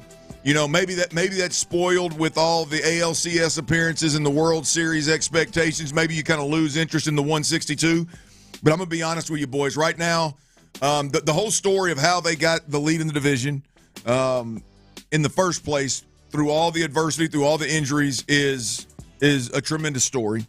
And then you look at, they go get Correa, which for me personally, I'm a huge Correa fan. So every time I turn the TV on and see him speaking to the media or I see him at the plate, it absolutely turns me on. And then you get, when you have a bunch of injuries early on, boy, you get something to look forward to. It's not in you know, the talent that you're acquiring at the trade deadline necessarily. It's almost like two trade deadlines here for the Astros, because on the backside of this thing, they're going to start plugging in players that are absolute difference makers in Major League Baseball. And so that is a huge, just to me, it's storyline after storyline with the Astros. But let's start, Luke, with last night. By the time I get home, I'll be honest with you, by the time I got home with that 5:40 first pitch, by the time I get home at 7, hell, Jason Alexander was done. So I didn't see much of what Jason Alexander actually did, but have 3 hits, no earned, 1 walk, 6 Ks. He threw 97 pitches. The young fellow was really, really good last night. Let's hear from Joe Espada on Jason Alexander. Here's the Astros manager on his young pitcher's performance last night. Yeah, he made pitches. He was, you could see the fatigue, but he was still making good pitches. And he really stepped up. He really did. It's someone who we've been asking to do, get on that plane and come back and give us outings. And he's been able to do a great job every time he steps on the mound. Jason Alexander, 6 scoreless. That's his second win, Luke. With the Astros in the big leagues. Astros win 8-2, and we'll get to how the offensive explosion, which, by the way, Tyler, we talked about it yesterday. When I saw that lineup, Luke, I was like, this is the damn lineup. I'm not saying it's great, but this is a lineup you should be able to win games offensively with. But before we get there, Jason Alexander, really impressive last night. Luke, is this something that, as Astros fans, we can really lean into, or is this just the latest minor leaguer that, hey, comes out and is decent early and isn't doesn't have any real staying power in the bigs with the Astros, or is this something we can lean into? Yeah, I don't know how much you can count on him down the stretch. It was great to see last night, and the Marlins have the best record in baseball over the last 6 weeks. So, that was a good win for the Astros to get off the schneid and for him to pitch like that and get out of that bases-loaded jam. But, yeah, I think it's like the other guys that you alluded to where they have a certain level of success. Well, they regress to the mean or they get figured out. And obviously this wasn't Jason Alexander's first appearance in the big leagues, but he's still raw enough that you don't know him as well if you're the other teams in the league. But for me with this Astros team, I'm more excited for the returns of specifically Arrighetti tomorrow. Yeah. But even I would bank more on hopefully Javier bringing more to the table than a Jason Alexander. I would feel more comfortable relying on the pieces that might be coming back here the second half of the season for that pitching staff more so than Jason Alexander. Doesn't take away from what he did last night, but I don't think you can count on that every 5 days in this starting rotation. Yeah, it'd be good. It'd be nice if we could. I see the Jason Alexander role, and multiple guys, by the way, being one of those bullpen games. If you get into a situation in a late season where you have, hopefully we're beyond those days. Hopefully we don't have any more. Hopefully, like you said, the Arrighettis, the Christian Harris, the Luis Garcias, those guys come back and you don't have any bullpen games. But definitely a guy I think down the stretch that could be a bullpen piece in a bullpen game. Fun to watch. I love watching players kind of arrive at this level, and when you do it again, like you said, against a team that's hot. They were on a 5-game winning streak. They've been one of the better teams of late. That was big for him. Now on the offensive side of things here, Jeremy Pena, man. Jeremy Pena stays hot. He doubles twice. Diaz, 2 for 4 with 2 RBIs. Sanchez, the newly acquired left fielder, is contributing in a big way. Correa is Correa. But Pena, Luke, this thing is with the way that Pena has arrived. I mean, we went from a guy that was subpar regular season with a huge big lights, big stage moment in the World Series for Pena at an early age. And we were all just sitting here. I mean, it wasn't long ago. We were all just sitting here going, hey, man, I hope Jeremy Pena can just up them regular season numbers, become a little bit more of a factor in the regular season and kind of start seeing how high he can raise that ceiling. And the next thing you know, it's like we blink and the dude is the leadoff hitter. He's hitting 300. He is lights out. He is owning the moment. He's a problem on the base pass consistently. The way that he can manufacture, the hit or the runner being in scoring position, the way that he individually can manufacture that at the top of this lineup is big. But now we also witness a guy that he gets injured, sits for a while, comes back one game. What, he got 3 hits? Yeah. He was 3 for 3. He ended up 3 for 5, I think, but he was 3 for 3 to start. Then he sits a game because of the hamstring, and then he comes back. I think that third game was a little rough, but then this game here, I mean, he's just lights out again, man. Jeremy Pena, it's becoming, the sample size is becoming bigger, and the leadoff hitter that can hit 300, that is a real problem in this league. It looks like it has some staying power. For sure. And what you just mentioned, I think, is the most impressive part about his season was, as great of a year as it's been, to miss all that time, come back and immediately go 3 for 3 on the road against a good, like you said, more time, comes back 2 doubles last night, on base 3 times. It's crazy. It just shows how locked in he is at the plate, that even with all this time off, it doesn't affect his timing. He's raised his batting average by 65 points this year compared to his career average. He's taken such a huge leap forward that I don't think we saw it coming. And it's why at the time I thought that was the bigger loss, and I would still say it if he wasn't in this lineup, but I thought it was the bigger loss than even Yordan for this team, with just how valuable Pena's been this year and how good he's been this year and what he's been doing in the field as well and on the bases, and he is that full tool player offensively. It's interesting, though, this isn't the exact conversation we're having here, but if you do project forward, there is going to need to be a hole created on this team when you bring in Correa and you bring in these pieces.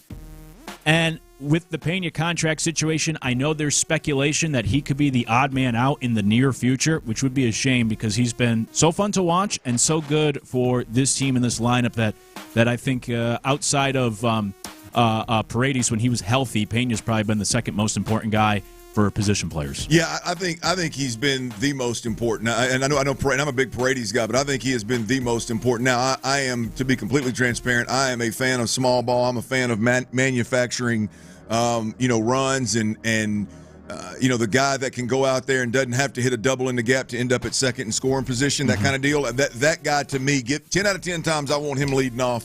And I want him on my squad. And so I think he has been the most important, not to mention he plays a premium position at shortstop and plays it at an all-star at an all-star level. So I agree with you. I think we're in the same spot with the value of Pena there.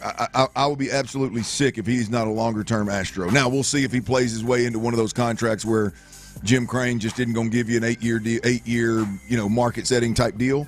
Maybe something that at that point appeal we'll just have to swallow, but we'll see. How real is this Astros team right now, Luke? I know there is there's obvious tangible evidence with having a lead in the division anywhere from 2.5 to 7 games over the last handful of weeks if you look at it. But how real is this? And here's what I see happening, man. For me, it's the Astros are getting healthy and whole.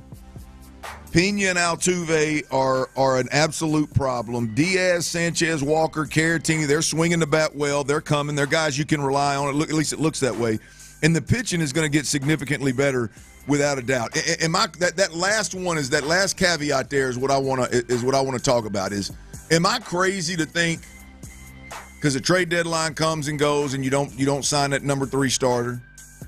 And that's not us talking. Hell, Dana Brown said that they would like to sign that guy. So obviously there was a need and a want there to sign that guy.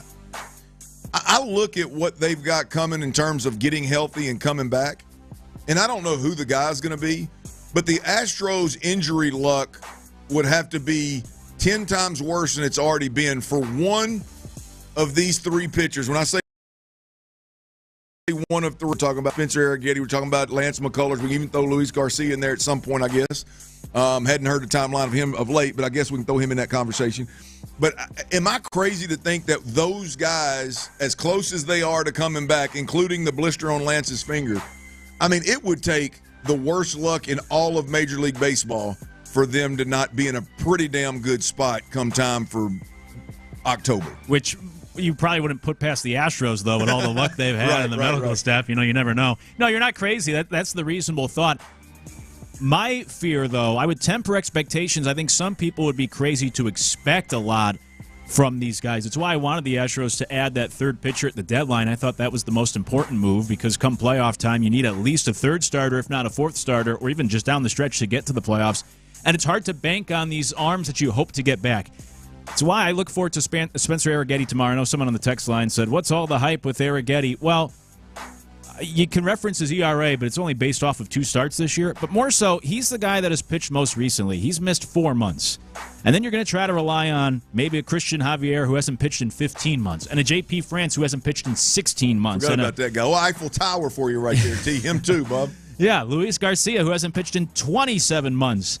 And Lance McCullers, who has more injuries than victories the last 3 years. So it's hard to rely on those guys down the stretch. We thought Justin Verlander was going to do something similar last year. Wait till he comes back. And then he was dreadful down the stretch coming back from his injury. And Kikuchi was the bigger addition at the trade deadline. Who was that? Yeah.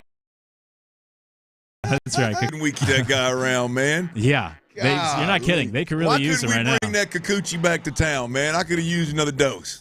They could use him, but that's so you hope you get these arms back because if none of them return, yes, that would be brutal luck. But how much can you truly count on them? Well, here's where I'm at with it, Luke, and I think you're spot on. Is boy, if you separate every single you rattled 6 of them off there. If you talk about all 6 of them individually, I think it's hard to go. Yeah, man, I agree, boy. You don't want to bank on that. Yeah, I agree. You don't want to bank on that.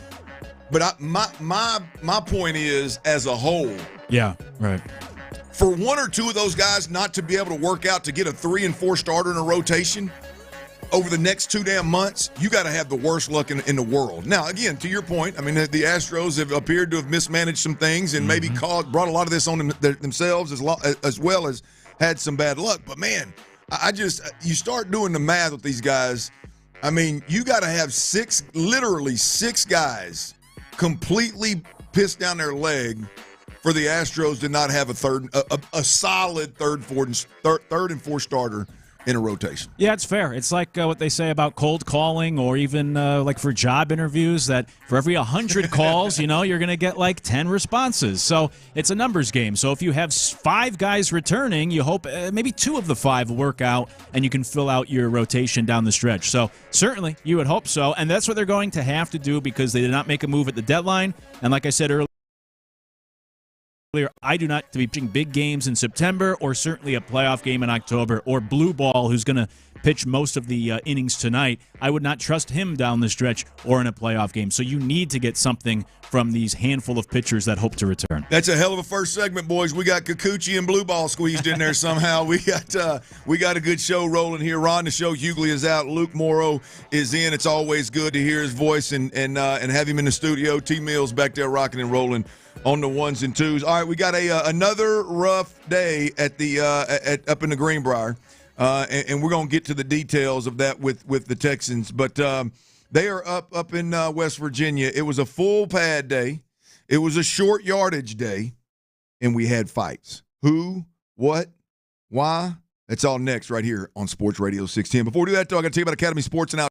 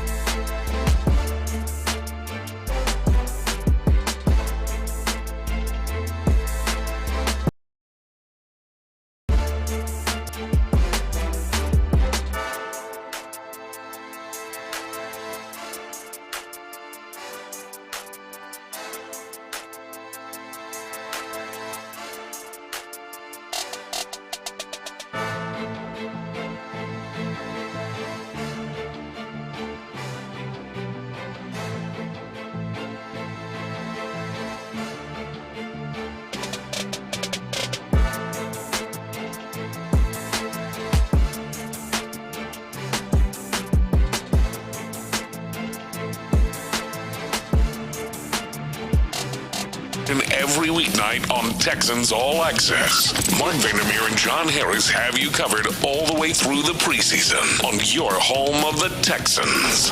Sports Radio 610.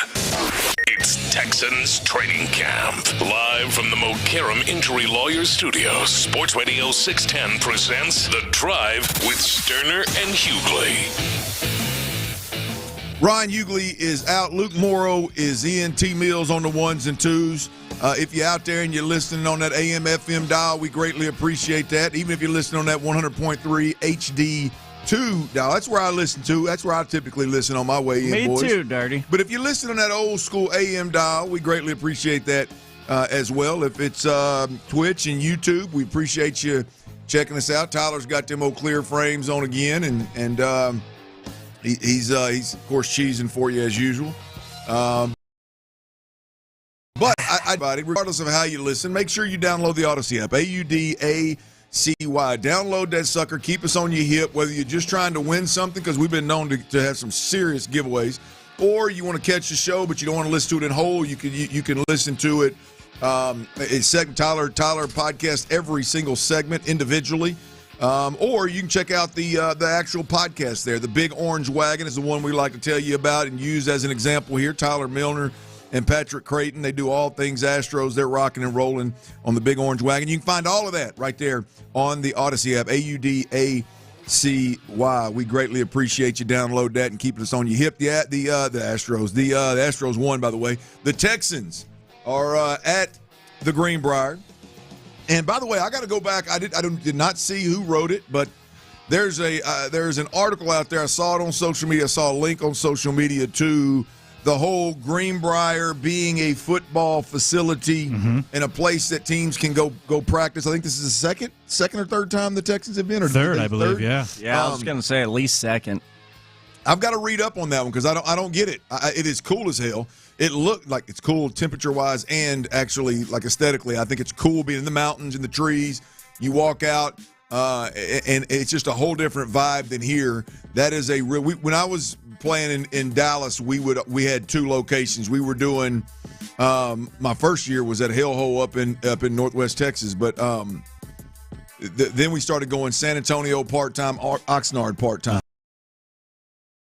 So it didn't matter. Nice. Oxnard was the cooler weather outside on the West Coast when you played a West Coast team in the preseason. But that travel and that new digs where you're staying and it always reminds me of Remember the Titans, like when they're loading up before the season and all going out to that spot to bond. Get out there, get away from everybody. Yeah. I always think of that whenever I think of the Greenbriar. Yeah, man, that's cool. I think it's good to break it up. Now, we're at that point in camp where D'Amico Ryans has talked openly about, hey man, it's time to hit somebody else, and I think that came to fruition today. The Texans, it was a full pad day.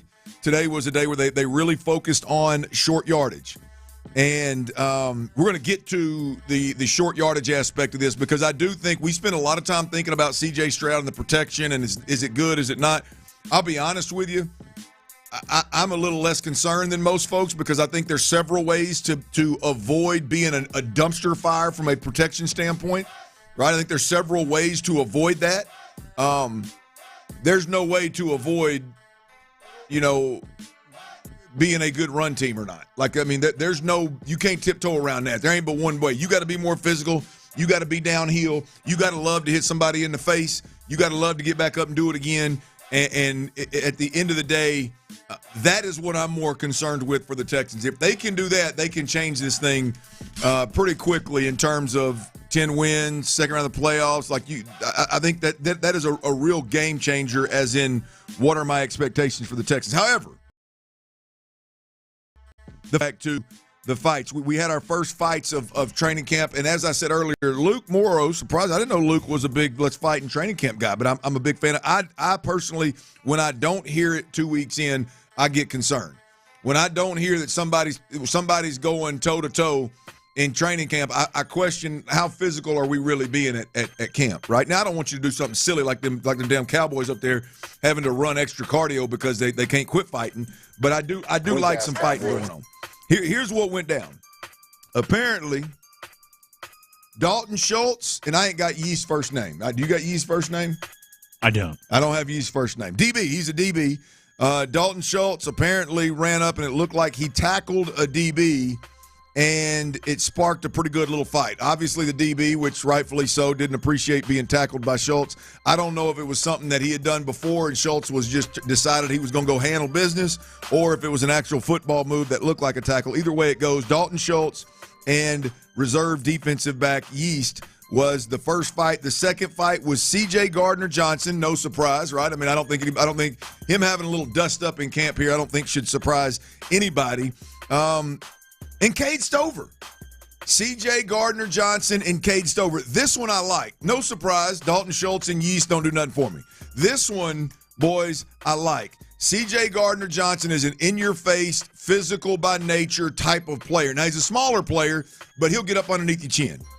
Cade Stover is a guy that's coming, a guy that's developing, but everything you see him do, he does with the level of physicality that DeMeco Ryans is looking for. So this one right here is one that I can dig into. I can sink my teeth into this one. Apparently, here's one went down. Apparently, Cade Stover caught a ball, and C.J. Gardner-Johnson drove him into the ground, and Cade Stover got up and took exception to C.J. Gardner-Johnson doing that, which doesn't surprise me, which, again, is exactly what I want from my guys. I don't know what happened with Dalton Schultz, but I want him to be a fighter. I don't know what happened here, details with C.J. Gardner-Johnson and Cade Stover, but the fact that Cade got up and got back in the grill of a veteran that's one of the more mouthy players on the team, I like that. I like that, Luke. I know you're a big fan of the fighting going on, so it's a good thing that it's happening this time in camp. Yeah, I think so. By the way, it's Russ Yeast. Russ is his first name. Russ, my bad, baby. Shout out to you, Russ. No disrespect, Russ. That's right. No, I do love it because not only the physicality aspect, you want your team to be physical and aggressive, but also just the way that this camp has gone, where we talked with Sean Pendergast yesterday, and he even brought it up again on their show this morning that obviously we all know the defense has been dominating the training camp, but he talked about yesterday how at the end of practice it seemed like a party was breaking out on the defensive side, and they were all dancing and celebrating, and on the offensive side it looked like they were kind of heading towards a funeral because they were just so down in the dumps. And look, I played AAU basketball growing up, and we were always one of the worst teams in every tournament, and my father was our coach all the time growing up, and he always say we're getting killed. You got to at least let them know you're out there. And so we'd go out there, and we wouldn't hurt anybody, but, you up the physicality a little bit because you don't want to get walked over. And so that's why I like to see it today from the Texans, where offensively, I mean, we had the defensive players saying, it's been belt to ass, baby, belt to ass. And Luke, I don't know if you've been out at any practices. No. But, bro, Dalton Schultz, and I can't remember who the defender was. I think it was maybe Tremont Smith, maybe C.J. Gardner-Johnson. But Dalton Schultz gets the ball kind of knocked away, and it wasn't a drop or anything, but it was one of those where he was the intended target. And both of these guys are wide stance, right arm swinging like they're hitting that ass with a belt, like right there, standing over Dalton Schultz. So it's not like it's just a figure of speech. I mean, no, they're literally acting it out on the field. Yeah, so that's why if I'm Schultz, like enough is enough. Enough of this crap, right? So I'm happy to see that fight because one of my concerns is just these guys getting demoralized in training camp right now. So I'm glad to see them fight back, even if they're not having the success on the field. Don't let them walk all over you. Throw a proverbial punch back at that defense. So I was happy to see it. We're going to get there. You touched on something right there with that frustration and that punishment that this offense is taking, regardless of why or how they're installing. This is a championship caliber defense. It doesn't. Everybody out there is sensitive. Relax a little bit. It's just the reality of the situation. I do think it's real, and Luke's got some really good opinions on that. He brought it to the surface, and I do want to talk about that. We got a great show lined up for you. Stay plugged in right here to Sports Radio. On the field to fighting to get back on the field. There's a couple of guys that could now even play bigger parts for this Texans team this year. Your head coach, DeMeco Ryans, spoke about them together as well as each one of them individually. I'll tell you who those guys are. We'll discuss how important they are, and you'll hear from DeMeco Ryans next right here on Sports Radio 610.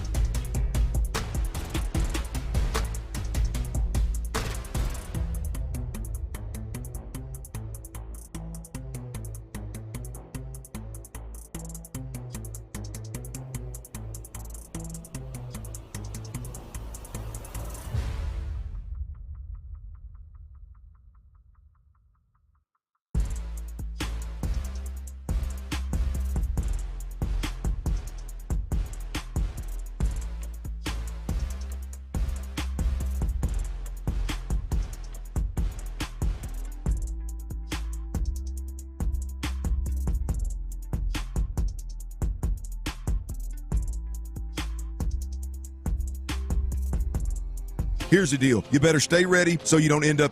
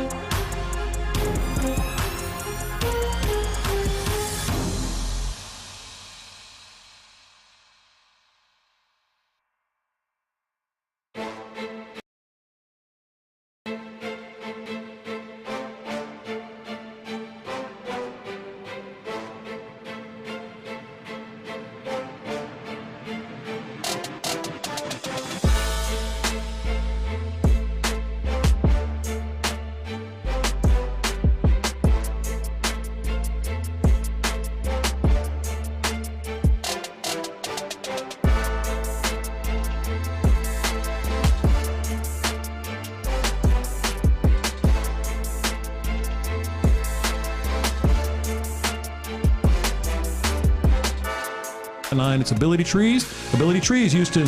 Say it. Leading tree care professional. Live from the Mokaram Injury Lawyers Studios, Sports Radio 610 presents The Drive with Stoerner and Hughley.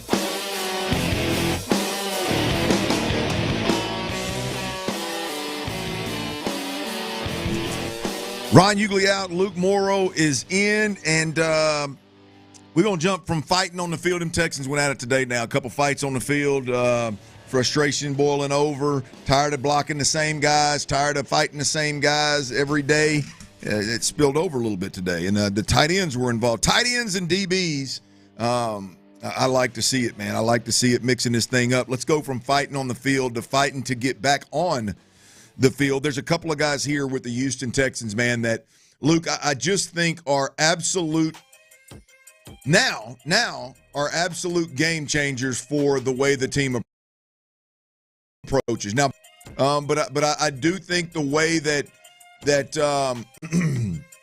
the running back room has unfolded with Joe Mixon's injury right now, Dameon Pierce is significantly more important than if Joe Mixon were out there healthy and Agumbawale was your third string back and you got Jordan doing some good things and here comes Woody Marks. Since you've been up in Greenbriar, you feel I'm not sure right now, again, assuming that Joe Mixon is going to be a late arriver to camp in a sense of being healthy enough to go and be active, I don't know if he's going to make week 1.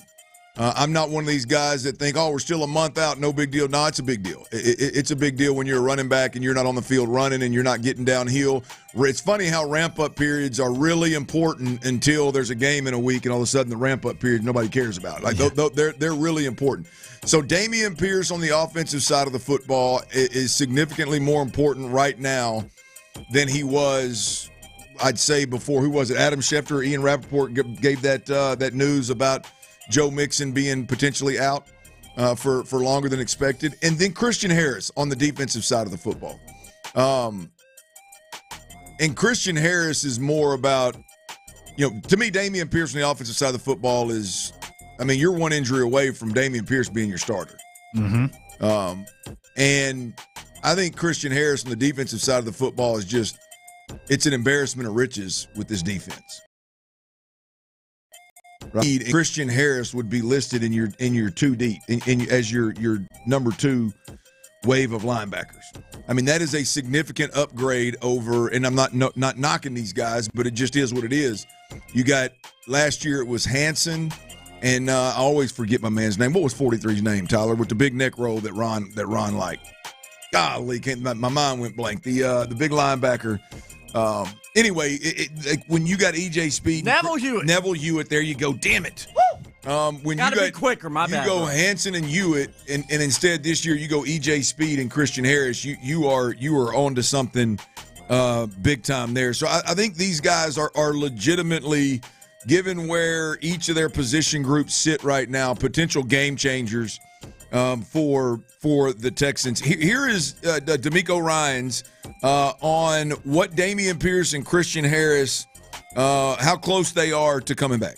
Yeah, Christian and Damon, they're chomping at the bit to get out here. I have to hold those guys back because they're ready to go. They want to practice. They want to be out here, and they're definitely making a lot of progress. They're in a really great spot. It's cool to see them out, in their pads finally. I know it's great for them. Anytime you're on the side, you're rehabbing, those type of things, just mentally, you want to get back out with the guys. And so today was a big day for them to get back out here, go through some of our walkthrough periods, put the pads on. It was a great day for them. Luke, I don't know about you, but I don't know that I've ever seen guys in pads for whether it's a walkthrough or whatever. I don't care in pads with that extra layer on, that extra weight added to you. If you've got pads on and you're working out to any degree outdoors, you're as close as you're going to get to coming back and being full-time. Yeah, I would agree with you. And they did, look, I don't know if it means anything, but in that depth chart they put out for the first preseason game this weekend, they do have Dameon Pierce at least listed as the number 2 running back instead of anybody else in camp right now. So, and maybe that's just for visual effect. Maybe it's eyewash, and we'll see what happens on Saturday. But still, yeah, I would imagine that they both get out there this week to the practice field and then get to see him hopefully Saturday against the Vikings. And for Dameon Pierce, it's huge. You already kind of laid it out, but this defense is so good that even if you have concerns of the linebacking core, you have so much talent around it that I think can cover that up. On the offense, I think there's still a lot of questions, and especially in that running back room. And here's your chance if you're Dameon Pierce. I think they like Woody Marks a lot, but he's a rookie, and we've seen Pierce actually have success at the NFL level, and I think he can fit this system well. And I've had questions all offseason about banking on 2 29-year-old oft-injured running backs that are heading towards their 30s, and so you might still need that other option or that change of pace. Is it Woody Marks? Is it Dameon Pierce? But like I said, at least Pierce has the advantage of having done this before at the NFL level. Yeah. So this is a big opportunity if he could get back on the field and try to prove himself. I know some people have written articles about him being on the trading block, and maybe this is an audition for him these next couple of weeks, kind of like a Cam Akers last year. But I think he can still add a lot of value to that running back room in this offense. But obviously, he has to be out there to do that. So I hope he can roll the day and then show what he could potentially do in the system, because I think they right now they kind of need him. Yeah, look, I think two things here. I think the game for Dameon Pierce has significantly changed. I thought he was a guy that they'd be lucky to be able to trade him, to be honest with you. His success is so far removed that I don't know what you're going to get for the 2 year, the Coley year Dameon Pierce. Now, there's two things that have changed, though. Obviously, the one I mentioned, Joe Mixon, that changes the dynamic of the running back room.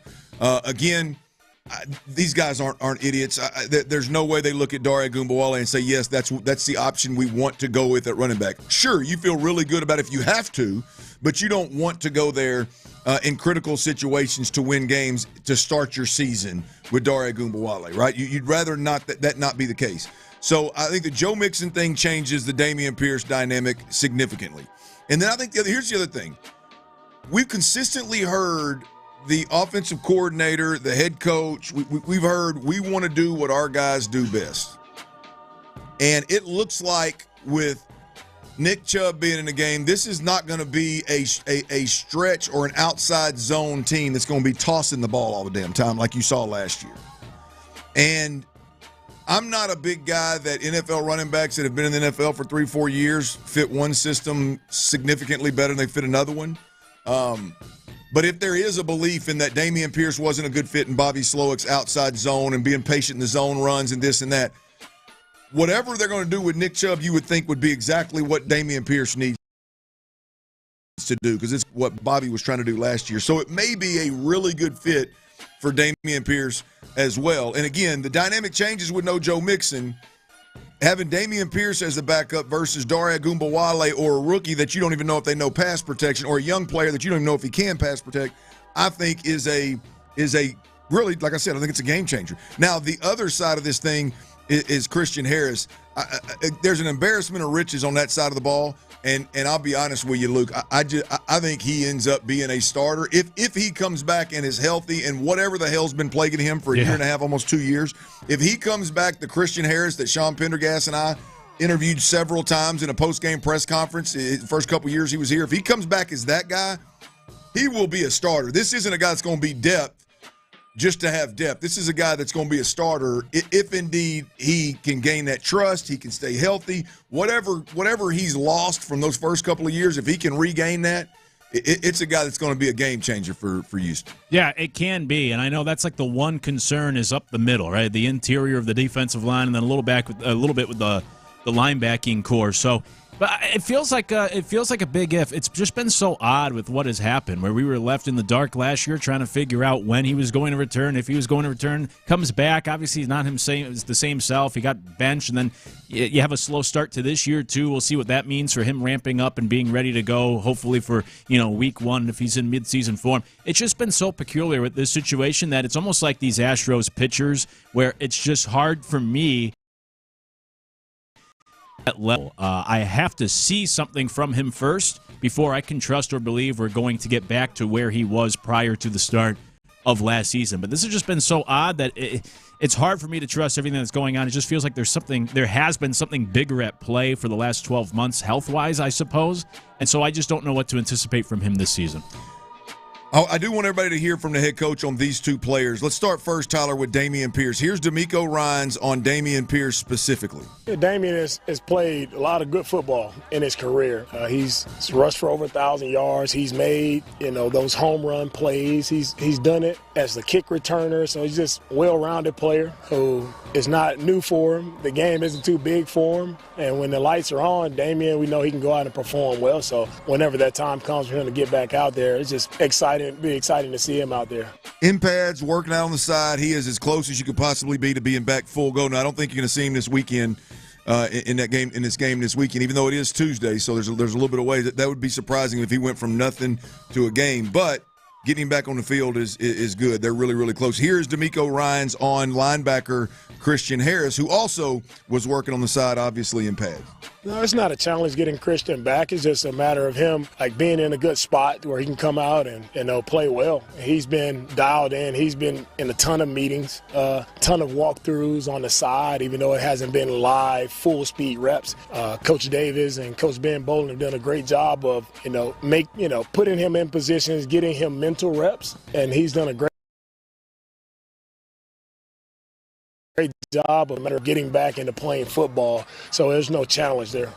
All right, you got Christian Harris, who's going to come back sooner rather than later, and you got Dameon Pierce, who's going to come back sooner rather than later. The sign of those guys working out in pads, on the side, being involved in walkthrough, being more involved is a beautiful sign for the Texans fans. Now, not as big a deal as I think Luke was mentioned earlier, not as big a deal for the Astros and everything they got coming back, but it is big for those guys to be back in training camp. All right, the series with Miami here for the Astros. To me, it got real yesterday. It was an important series. Don't get me wrong. After getting swept by Boston, it was an important series. But this series got real yesterday with the announcement of one Astro coming back from injury. If you hadn't heard, we'll tell you who that is next. And my man Luke, he's going to tell you how important it is for this particular team. That's next right here on Sports Radio 610. Bury me in the age. What's Coach D'Amico's goal for the Texans while they're practicing at the Greenbriar this week? Yeah, the main goal is for our guys to come up and really focus on football. The heat isn't an issue, so my goal is to come here. Can we be dialed in, and can we see great improvement in our execution from not having to worry about the heat? Insider access, exclusive content. Sports Radio 610. The Texans play here. From the Attorney Steve Lee Traffic Center, 713, call Lee. West M Houston Tollway, northbound after Memorial. It's a stall that has a right shoulder blocked. I'm Laura Reynolds, Sports Radio 610. Your Odyssey Sports Minute is brought to you by... This is Andrew Bogish with an Odyssey Sports Minute. Trey Hendrickson's contract and the overall performance of the defense matter way more this season, but the Bengals had no other choice. Head coach Zach Taylor confirmed this morning Joe Burrow and other key players will play some in Thursday's preseason opener, then more in Week 2.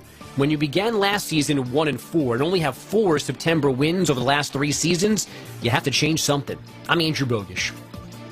Hi, Zoe Saldana. Welcome to T-Mobile. Here's your new iPhone 16 on us. Thanks. And here's my old phone to trade in. You don't need a trade-in. When you switch to T-Mobile, we'll give you a new iPhone 16. Plus, we'll help you pay off your old phone up to $800. And you...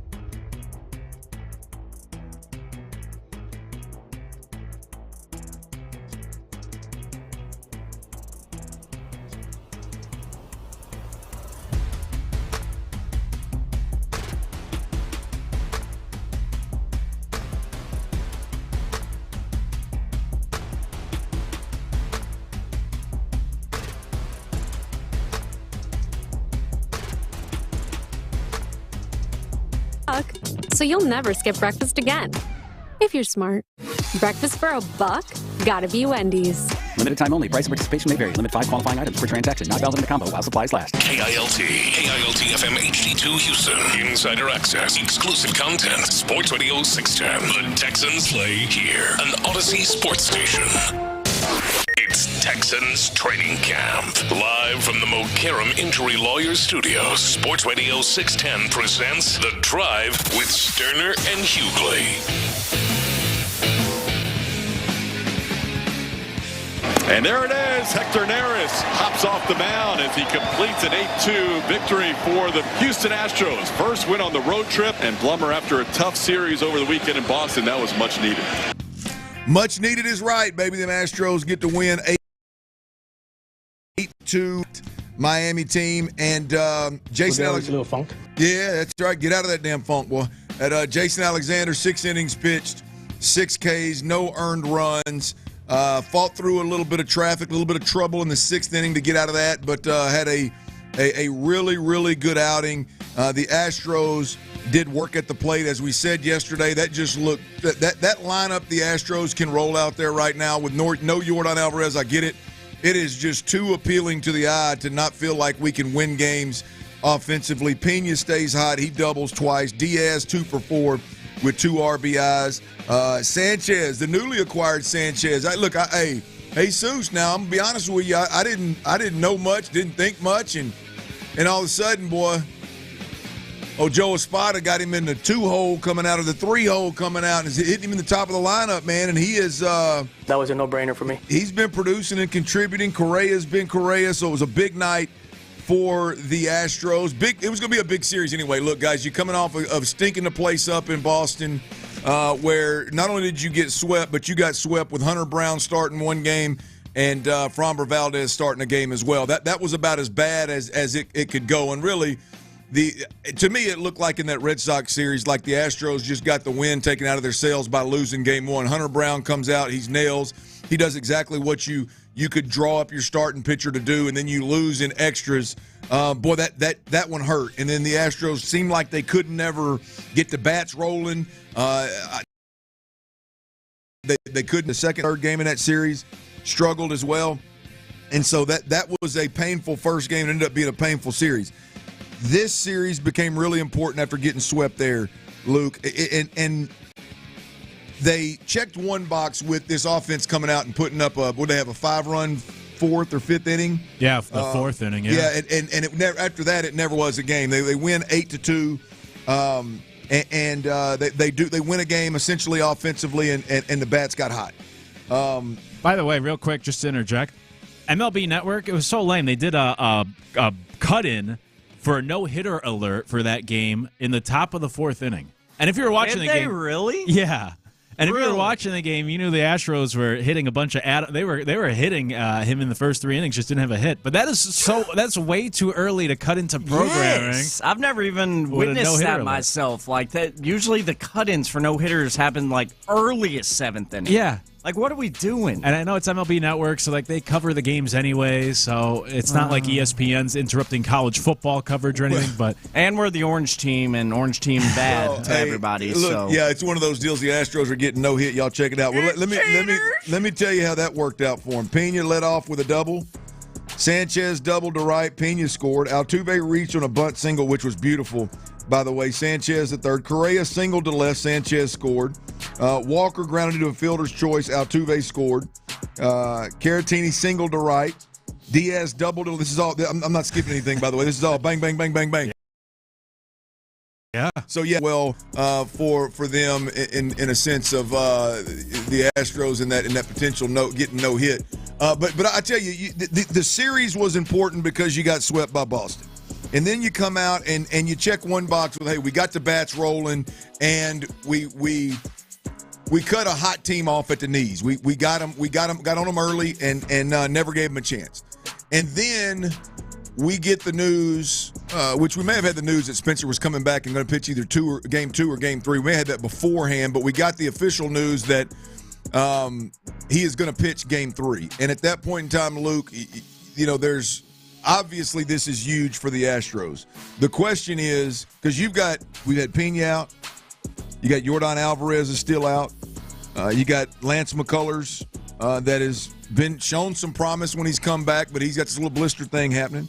There's a lot going on, a lot of guys returning, but you believe the Spencer Arrighetti thing returning Wednesday night for that game 3 in this Marlins series. You got that one pegged, man. Yeah, I do. I think it's the biggest returnee or biggest addition for this team at this point moving forward. Even more so than if Yordan came back, even more so than getting Carlos Correa at the deadline last week. Anything else, any player that's being added from midseason to the end of the year, I think Arrighetti could be the biggest one. And look, when it comes to the offense, I wouldn't trust Cam Smith in the playoffs. I still wouldn't trust half this lineup in the playoffs where things get different and you're facing the best pitchers and they're throwing guys out of the bullpen inning after inning. They're throwing 100 and the weather's colder and all that sort of stuff. And so for the Astros, like if they were in the if the playoffs started today, who's starting game 3 for them? Who's starting game 4? I wouldn't trust Jason Alexander or AJ Blueball or Colton Gordon or any of these other guys right now to pitch meaningful games with your season on the line in the playoffs. So you need that 3 starter. And I wanted them to get that guy at the deadline last week. They didn't, so we moved past to that. That's in the rear view. And now you have to count on these guys coming back. And Arrighetti's the only one who's actually pitched this year. I mean, so has McCullers, but McCullers has more IL stints this year than victories of the last 3 years, so I can't count on him. He has a blister. Say that one more time, a little slower for the folks out there listening. He's been on the IL more this year than he has victories over the last 3 years, and he's been on the IL. This blister already has been. God. Yeah, unfortunately, it's true, and the blister already has been 2 weeks, and I have heard nothing about him coming back anytime soon. So who knows what's going on there? Can't count on him. Garcia's been out over 2 years and was lousy in the playoffs his whole career anyways. J.P. France has been out 16 months. Wouldn't count on him in the playoffs regardless. Oui. And Javier's the other one. He's the wild card to me where he is a good postseason pitcher, but hasn't pitched in 15 months. So Arrighetti at least has pitched this season. And that's why I think you can count on him a little bit more. He could be that number 3 starter. Hopefully he pitched well down the stretch last year, and then he can slot in behind Hunter Brown and Fromber in a playoff series. Because, by the way, Hunter Brown, if you go and you look at the numbers, they always give him extra rest. He does not pitch well on regular rest. Would be worried about tossing him on short rest or having him pitch 3 times in a 7-game series. They need at least 3 starters, if not 4 starters, not only the rest of the regular season, but then certainly in the playoffs, and that's what I'm looking at, where I think Arrighetti can help them down the stretch, and specifically in October, assuming they get there. Yeah, I think that's a good point. I mean, look, right now, we can look at this one of 2 ways. That looking for the 3rd starter is more of a late September, October, can you make a run type of deal, type of conversation, and Arrighetti obviously plays into that. I think there's a more urgent conversation, if you will, or a more immediate conversation, if you will, of how are they going to – what do you got, 40 some odd games left? Are they in the 40s or are they still in the 50s? Oh. I know they're right around 50 games left. They're maybe just under 50. But how do you get there? It's going to be a race, with the Mariners playing good baseball and getting significantly better at the trade deadline. The Rangers are playing good baseball. They're coming. It's going to be a race here, and how do you not just chew through innings, but you actually pad this lead a little bit or keep the lead that you have in the division. Right now, you mentioned Fromber Valdez and big game Hunter Brown are really the only 2 that you can depend on. If you want to talk about chewing innings, you got Gordon and Alexander, and with Gusto gone, you're going to need another one. As you mentioned, blue ball can be an option, but the big player here is Spencer Arrighetti. I don't care what anybody. I don't care if you're out there and you're watching the stat sheet, watching the box score, whatever from this year. The reality of it is, if you've watched the Astros, the position team is in. Spencer Arrighetti, what we've seen from him, it's promising.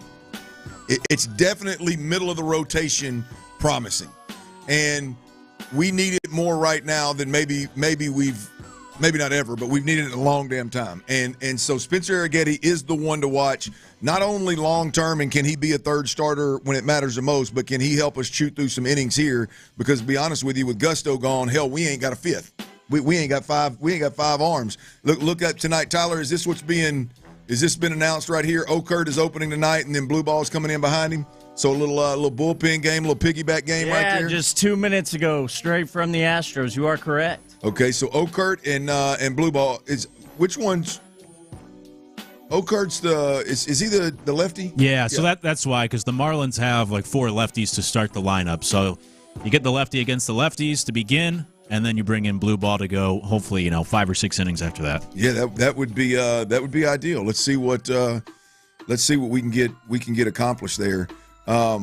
You mentioned the importance, if you will, of Yordan Alvarez coming back. Where do you rank that right now? Now, look, that's clearly, I know some people out there going, what the hell are you talking about? Look, I get it. You're getting one of the best hitters in baseball back, and that is an absolute game changer for this lineup, assuming he can get back and can be ready to rock and roll. But Luke, when you look at the Yordan Alvarez thing, if Yordan Alvarez, if they come out, which it isn't beyond the Astros, has had a setback with his hand, and it looks like he's going to have to have surgery.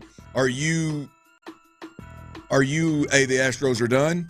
No. Or have you seen enough from this group at the plate that they can rally and make some noise still? Yeah, I've seen enough. Now, I always caution, though. I mean, October baseball is different than the regular season. You can get by with some of these guys over the course of 162 games or in the summer, but it changes in the playoffs. I mean, even great hitters change in the playoffs. Aaron Judge is hitting 200 in his career in the playoffs, right? So it's just a different game. And so I don't know if I would trust, like I said, Cam Smith as a rookie, playing more baseball than ever in his career come playoff time. I don't know if you can trust him. I don't know if you could trust like a Dubon even in one of these games. So, yeah, you would love to have Yordan back. Without him, I still give the Astros certainly Chip Charon a chance to try to make something happen. But Chip Charon a chance. That's all I can ever ask for, man. I like that. Damn, that's good, man. You're Tyler, by the way, his what would that be called? That line right there. What his one-liners, I'll just call them one-liners. Words of wisdom from Luke Moore. Yeah, that's right. His one-liners are underrated. I agree, actually. I've heard quite a few at this point. Luke's got some strong ones. Thank you. Give me a chip. No, give me a chair. Chip, chair, and a chance. Chip, chair, and a chance. I like that, man. Yeah. I could. I could have got a lot of. I could have got a lot of mileage out of that back in my single days. I could have really. Not that I needed any more ammunition, but boy, that would have been good. I'm sorry, I didn't mean to interrupt you. No.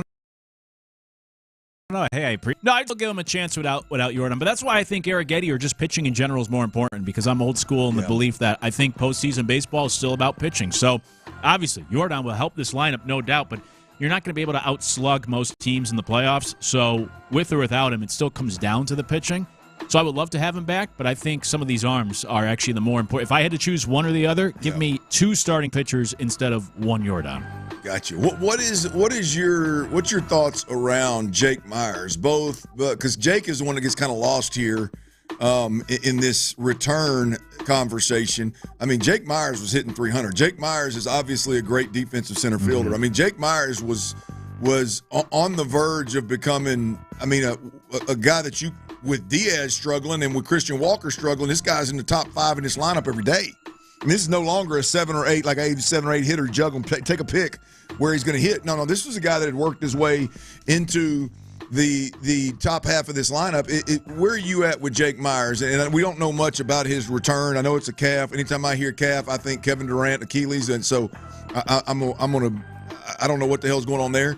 But just what you've seen from Jake, do you think Jake is more of what we've seen this year, or do you think Jake is more of what we've seen in the past where he struggles at the plate? Yeah, it's a good question. I would like to buy into what we've seen this year. I mean, I would buy in because of the change in his approach, where he's had a much better approach at the plate, where if you get into the metrics, he's not chasing pitches out of the strike zone as often as he used to. He's waiting for his pitch to hit, and then when he goes after those contacts, because obviously they're better pitches to hit. So it's not one of those where, I mean, we could get real nerdy, and there's that stat, BABIP, where batting average on balls in play, and that helps determine if a guy's getting lucky or unlucky. And so sometimes you see a hitter have a big boost in their batting average, and you look at the metrics and you say, like, oh, he's just kind of getting lucky. The balls are finding grass, and it's not like he's hitting the ball very hard. He's just getting those seeing eye singles. For the case with Jake Myers, it was an alteration to his whole batting approach, where I think that can remain. That can track from year to year, and it's not like this is some sort of flukish season where he's just gotten some lucky hits. He's changed his approach. He was cutting down on his strikeouts. He wasn't chasing as often. He was waiting for his pitch. And so if you keep doing that, you should be able to have the continued success that we've seen from Jake this year. So for that reason, I'd like to buy in that he could keep doing what he was doing this year. That's why the hell Luke Morrow is in the building, y'all. I almost forgot I was driving this damn show. I was dialed in. I never thought about, I saw that with Pena. I saw it with Diaz. Mm-hmm. Exactly what you're talking about in a sense of altering your approach at the plate. And when that bears a different result, then you can buy into it more so than just the luck thing. I saw it. Maybe it was because with Pena and Diaz, it was a very similar problem with the off-speed outside pitch that you couldn't hit with a telephone pole that them guys chased so often. It was like they backed off of those pitches, became more selective, and took their at-bats to a whole nother level. Now, Pena obviously has done more than just that, given the way he's performing right now. But maybe it wasn't as true with Diaz not putting up the same numbers this year. Although he is coming, by the way. What do you make of that? What do you make of Diaz at the plate appearing to come around? Look, the slow start, his numbers were still pretty damn good overall. Considering everybody's pointing at it as a slow start and he's struggling, but now he's clearly starting to swing it better, and numbers are showing that. And I think more importantly, when you watch a game, he's showing up consistently. Yeah. I mean, baseball's such a long season, and there's those peaks and valleys that it's hard to bail on a guy early in the year. And sometimes you have to be really patient, and we don't have a lot of patience in society nowadays, and we really don't have a lot of patience in the sports world either. But Christian Walker's another guy where he's put up good numbers the past month quietly, I think, because people are still seeing him as the Christian Walker from the first 2 to 3 months of the season. You have to be patient. Some guys turn it on in the summer, and that seems to be the case with those two. And I'll trust them moving forward until they show me otherwise. But, everybody goes through slumps in baseball. Granted, for those two guys, they were month-long slumps and beyond. But when it happens early in the year, it always looks worse because you just don't have the batting average to play off of, where if somebody gets off to a great first half of the season and then starts slumping in the month of July, their batting average is only going to dip maybe 10 points, and they still have the 25 homers that you fall back on and this and that. But when you start the season slow, you keep saying, he's hitting only 220, and it's so hard to raise that batting average that even though Christian Walker's had a good month, he's still batting like 238. His OPS is still like 660. The numbers for the year don't look good for him or even Diaz. Diaz is finally approaching. Guys have been good at bats and putting up good numbers over the past month, and I think they can continue that the second half of the year. Well, when you start shrinking that thing down and you get into those, hey, man, so what have they done the last month? What have they done the last, 20 games? It's probably pretty good, right? I mean, obviously the year, as you said, it's hard to swing. Once you get, the number of at-bats, up over, with 70, 80 games worth, it's hard to move that. Even though you swing it well for 2 weeks, it's hard to move that average or move that OPS significant enough for people to notice. But nonetheless, it is interesting. That's good stuff on Jake Myers, Luke. That's a great point. I've never looked at it like that, and hell, I probably should have, given how critical I have been of Jake Myers. But to circle back to the original question of Jake Myers, I'm a believer. I don't think he's a 4 or 5 hole hitter with everybody healthy in this lineup. No, but I'm a believer in what we're seeing of significantly better at bats. I think. Would you say earlier a chip, chair, and a chance? Yeah. I think there was a good chunk of his baseball career that we've watched and that we covered where he would go to the plate hoping to get a chip, chair, and chance. Right. Now he's going up there with reserve seat. It looks like, you know what I mean? It looks like I'm reserved. I've been here before. I've done it. I've got my own damn chips. I don't need to borrow. I don't need a marker. I'm good. It looks like a different guy, so I can buy into that. Let's go back to the Greenbriar, the Texans. There was a short yardage day today in the Greenbriar, which means we're full pads, we're downhill, and we got to talk about Nick Chubb, y'all. And I'll be flat out honest. Pass protection for the Texans have been a big topic over last year and this year.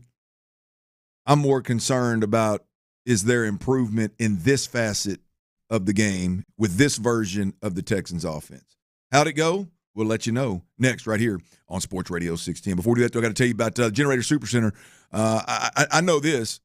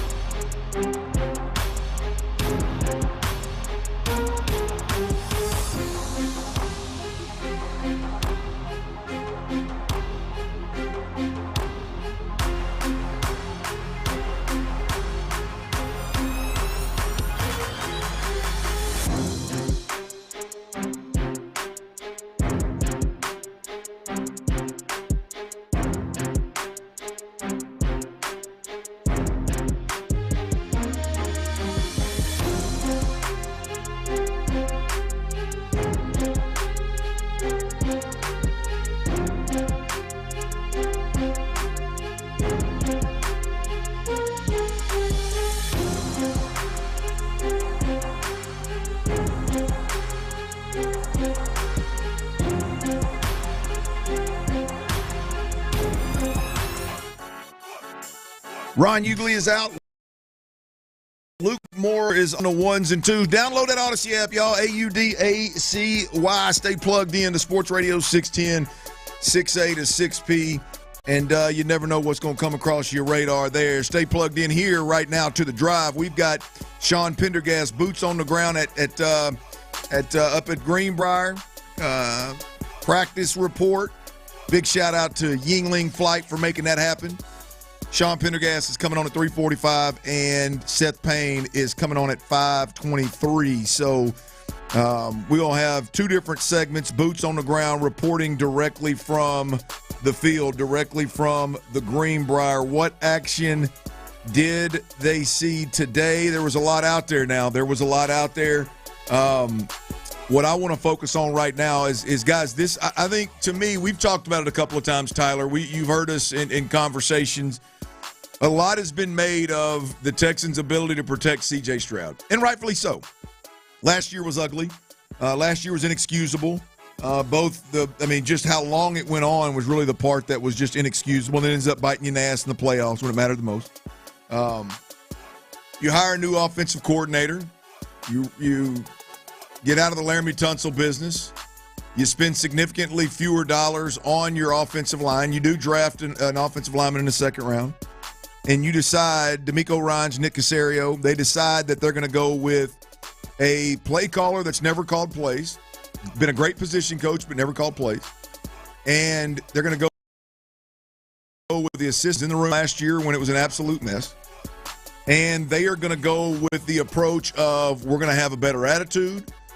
We're going to have more accountability. The standard in the room is going to be different. We're going to hold each other accountable.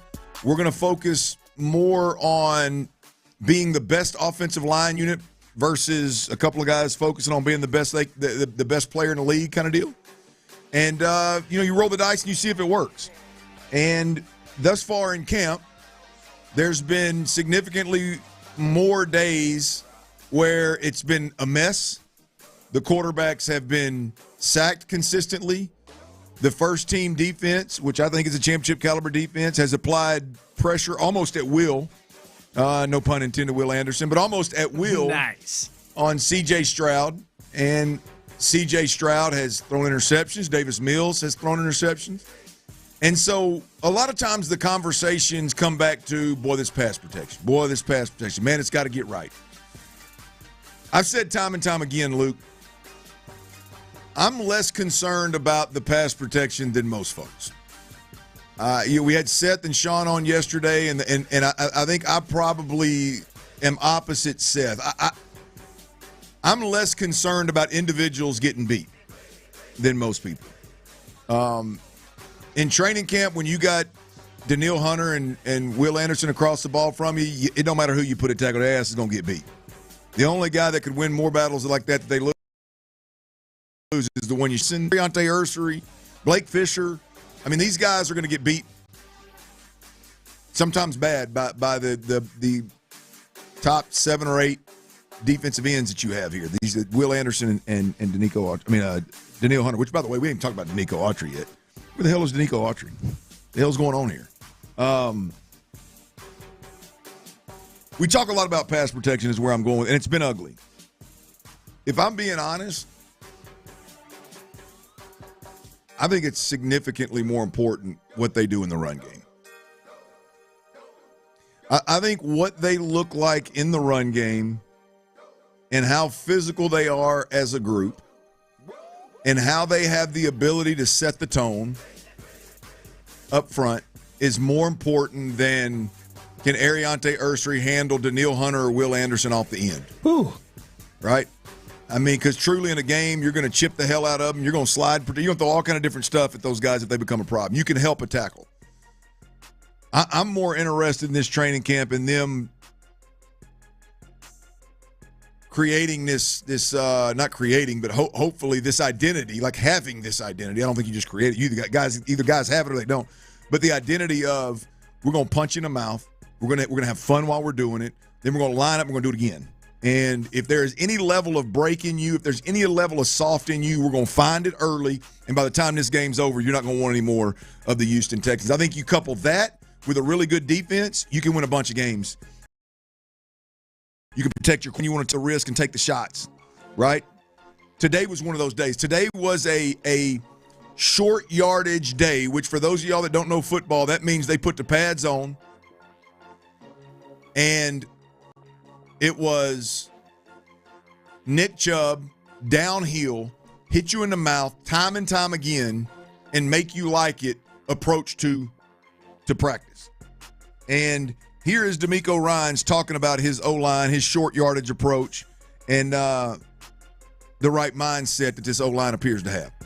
And we had a really good day today at practice. I saw very competitive periods on both sides. Like, we had a tough physical short yardage period today, and it was a lot of back and forth. Guys did a great job up front, D-line, O-line. Those guys were competing and battling.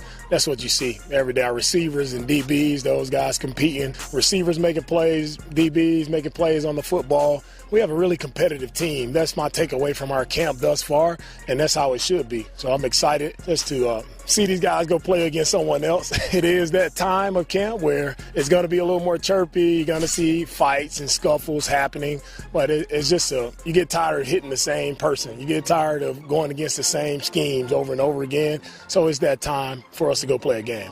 I like the mindset, according to D'Amico Ryans. I like the mindset of my offensive line. What about that running back that's known for being a downhill back? That's a little bit more punishing than maybe what we've seen here in the past. Running back Nick Chubb. Nick has been consistent. I see a very physical runner when he has the football in his hands. He does a really nice job in protection schemes of staying square, picking up the blitzes from the defenders. He's just overall all around solid, consistent. He's gotten better every day that he's been here. I think that too, Luke. I think the O-line, the mentality, the approach in the run game is more important than whether they can protect versus Daniil and Will. And I don't think we are valuing. I know we're not now that Joe Mixon is out and Nick Chubb is running back, is RB1. But the ability to have a running back that these guys trust in pass protection, trust in the run game, has seen it all in the pressure game. To have that back in a Texans uniform and not be panicking right now of, hey man, does he even know who he has in pass protection? Do we even know if this running back can run an outside zone and stay on track and do things right? And then you realize it's Nick Chubb and the ceiling is potentially high coming off this injury with Nick Chubb. This right here, what we're talking about, to me, Luke, is significantly more important than pass protecting this coming year for the Houston Texans. So it looks like it was a good day from that perspective for D'Amico Ryans and the Texans. What else went on today at training camp with the Texans? Sean Pendergast, one half of Payne and Pendergast. He will join us next right here with a practice report live from West Virginia, courtesy of Flight by Yingling. That's next. And then on the flip side of that, I got to tell you about them cold Coors Light. Sean's got that Yingling.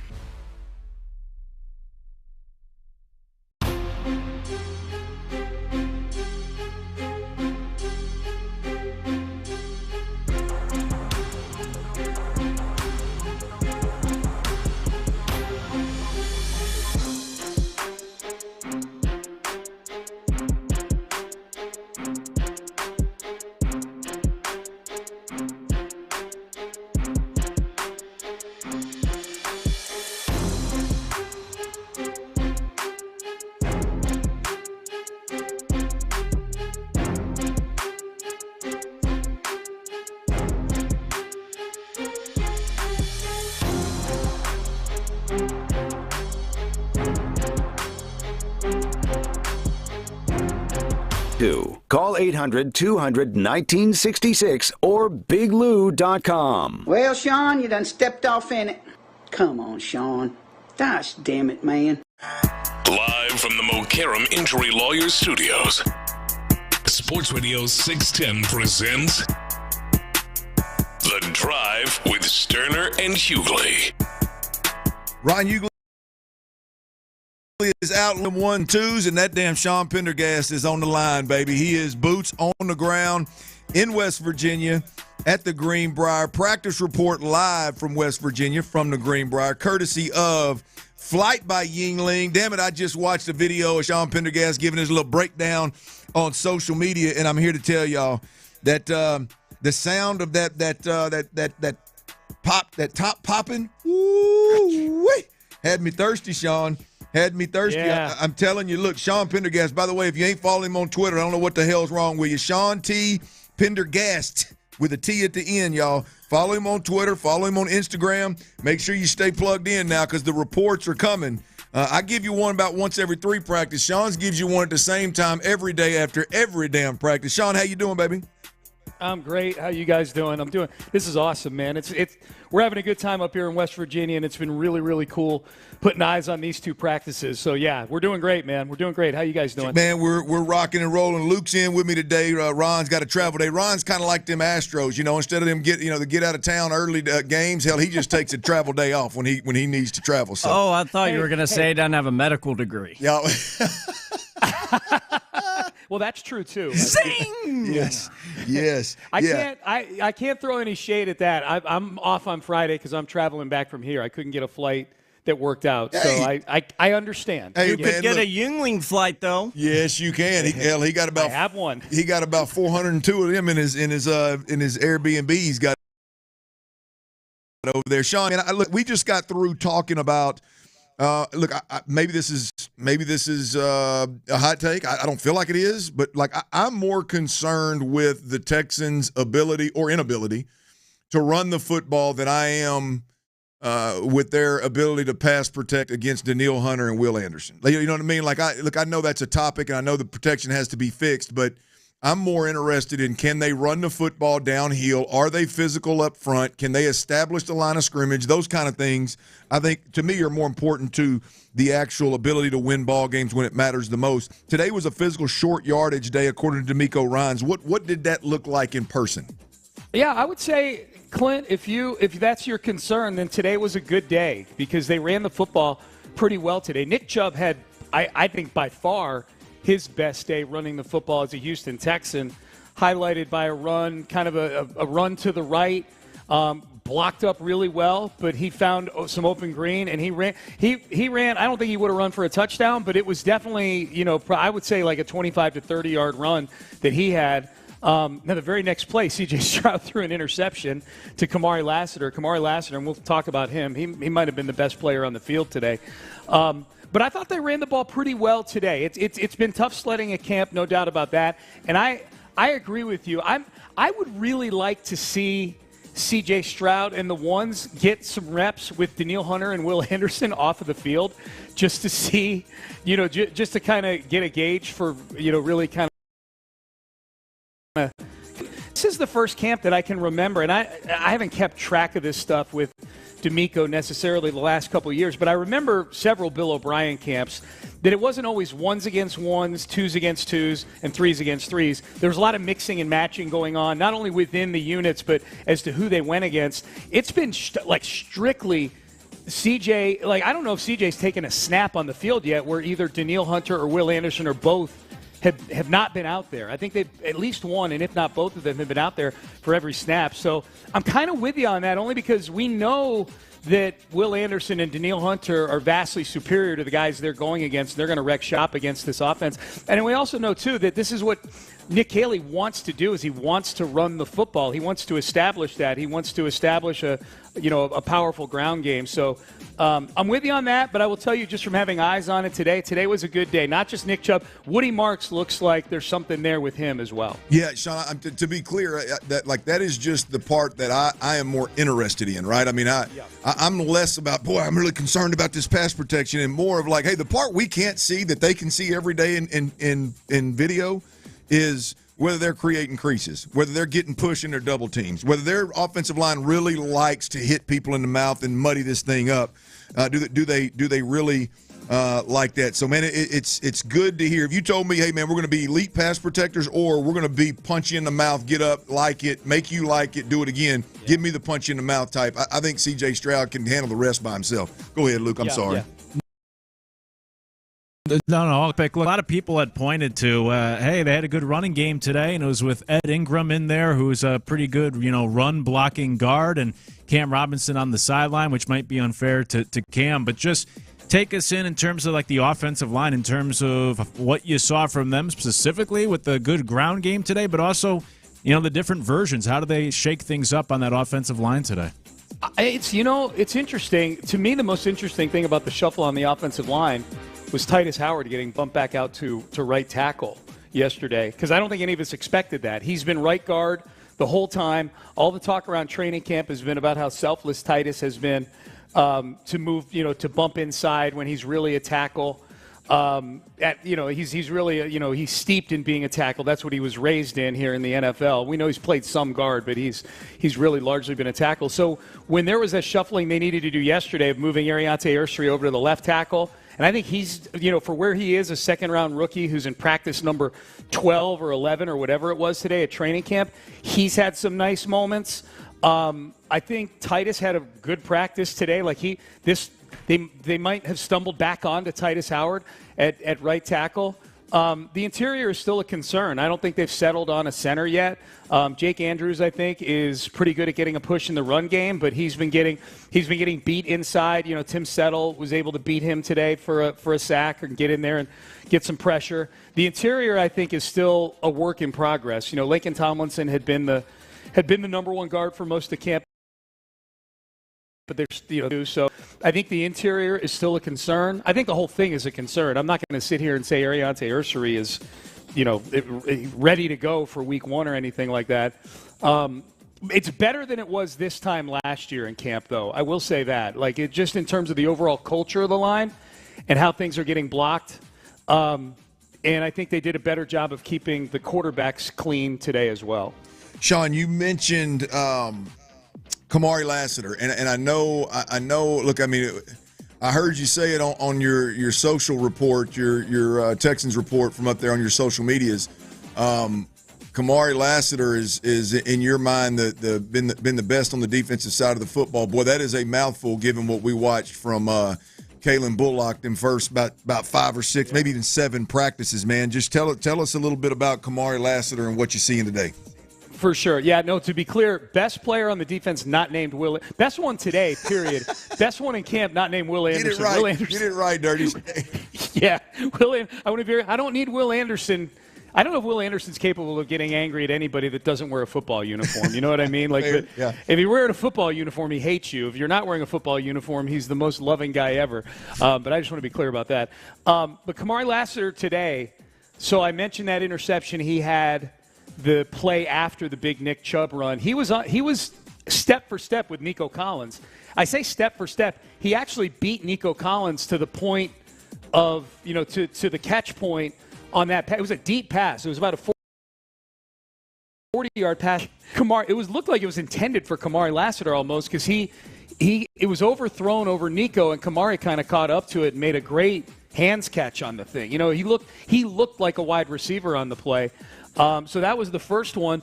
The second one was a pass, like a short pass over the middle to Xavier Hutchinson, where Kamari Lassiter just out-physicaled him, made a deflection on the ball, and the ball popped up in the air, and then Kamari came down with it. Would have been a pick six if it was in an actual game. And then there was a third one against Nico where, again, he's stride for stride with Nico Collins. And Nico's not a burner, but we've seen him get downfield many, many times on deep balls. And Kamari, whose knock on him coming out of Georgia was, well, at straight line speed, look at his 40 time, blah, blah, blah. He's in everybody's hip pocket at these practices, guys. I mean, he is on point, Kamari Lassiter is. So he's He's just, man, he brings so much energy when he does this stuff, too. Like, this defense has several heartbeats to it. He's absolutely one of them. He was great today. Sean, I talked to you yesterday, and in the loop, I asked about the vibe out there with the defense dominating the offense. I know you talked about it this morning, but then, you went out to practice. We got a couple fights today, so was it any different today? It seemed like some literal fight back from the offense today and being tired and maybe getting walked over. What was just the vibes like today between those two sides at practice? Definitely more even, Luke. Definitely more even. And I think if I had to guess, well, look, we know that the tempers flaring has nothing to do with the heat here. It was like so. Whereas in Houston, anytime someone gets in a fight, everybody's like, "Well, the guys are hot. It's a sauna out here. It's the weather is the climate is perfect here." I think they're probably just getting tired of going against each other. I mean, Clint can probably speak to that just as a former player. Like, you're in camp and you're going against the same guys every day, and especially at positions like these where there's physicality involved. And again, it's been ones versus ones, twos versus twos, threes versus threes. So other than the little shuffling and mixing and matching going on, in team drills, you're going against not just the same team, the same jersey every day, it's the same guys every day. So the two dust-ups we saw today, Cade Stover and C.J. Gardner-Johnson. And it was funny because C.J. Gardner-Johnson kind of wrapped up Cade Stover on a pass and then takes him to the ground, kind of lands on top of him. Stover didn't like that, understandably so. You're not supposed to tackle people in practice. And they kind of got in each other's face. It got separated pretty quickly. I wouldn't classify it as a fight.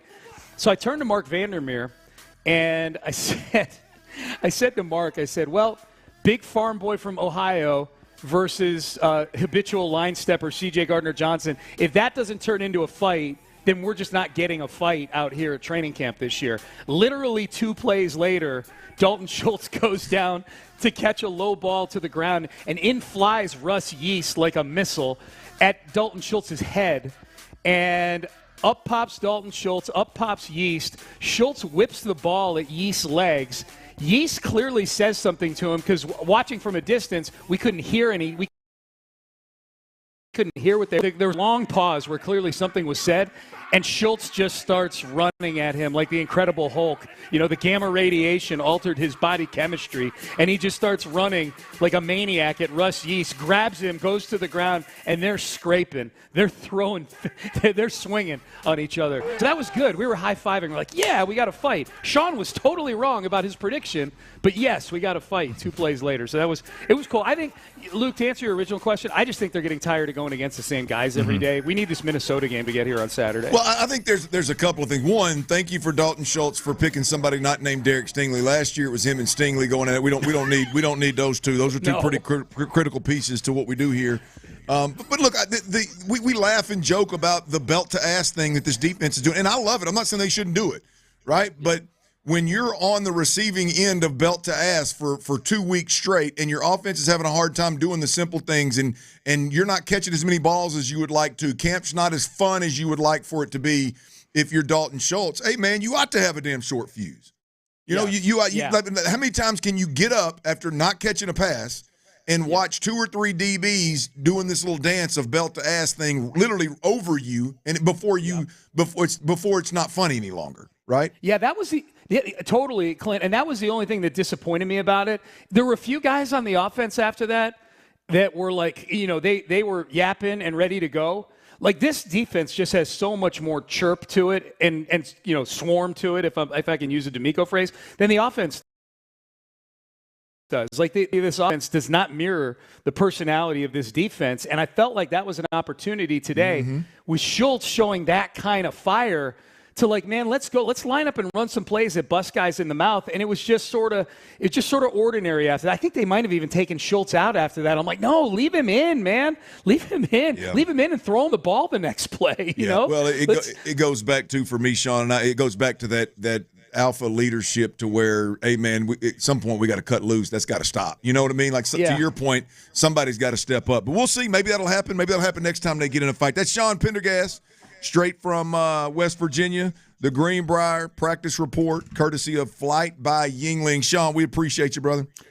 Appreciate you. Seth coming on with you guys in a little over an hour. So You betcha. He's at the grocery store. I gave him a list. I said, hey, man, go get me some food, all right? Hey, I got to go to work. I got to go to work, Seth. Take your ass to the grocery store and take care of us now. That's right. Hopefully you said it a little nicer. Here, Seth. Let's go. All right, brother. Hey, good Y'all talking be to you guys. good, I'll talk to you tomorrow. All right, always good, man. All right, I got to get a couple things off my chest. I got me good and fired up with the fights right there.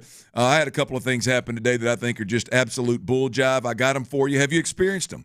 Have you experienced them? Maybe you're one of these people that I'm talking to. I'll tell you what that is next right here on Sports Radio 610. Thank you so much for stopping by and giving us that great info, Sean. I'm coming in there to get that work in. Live from West Virginia.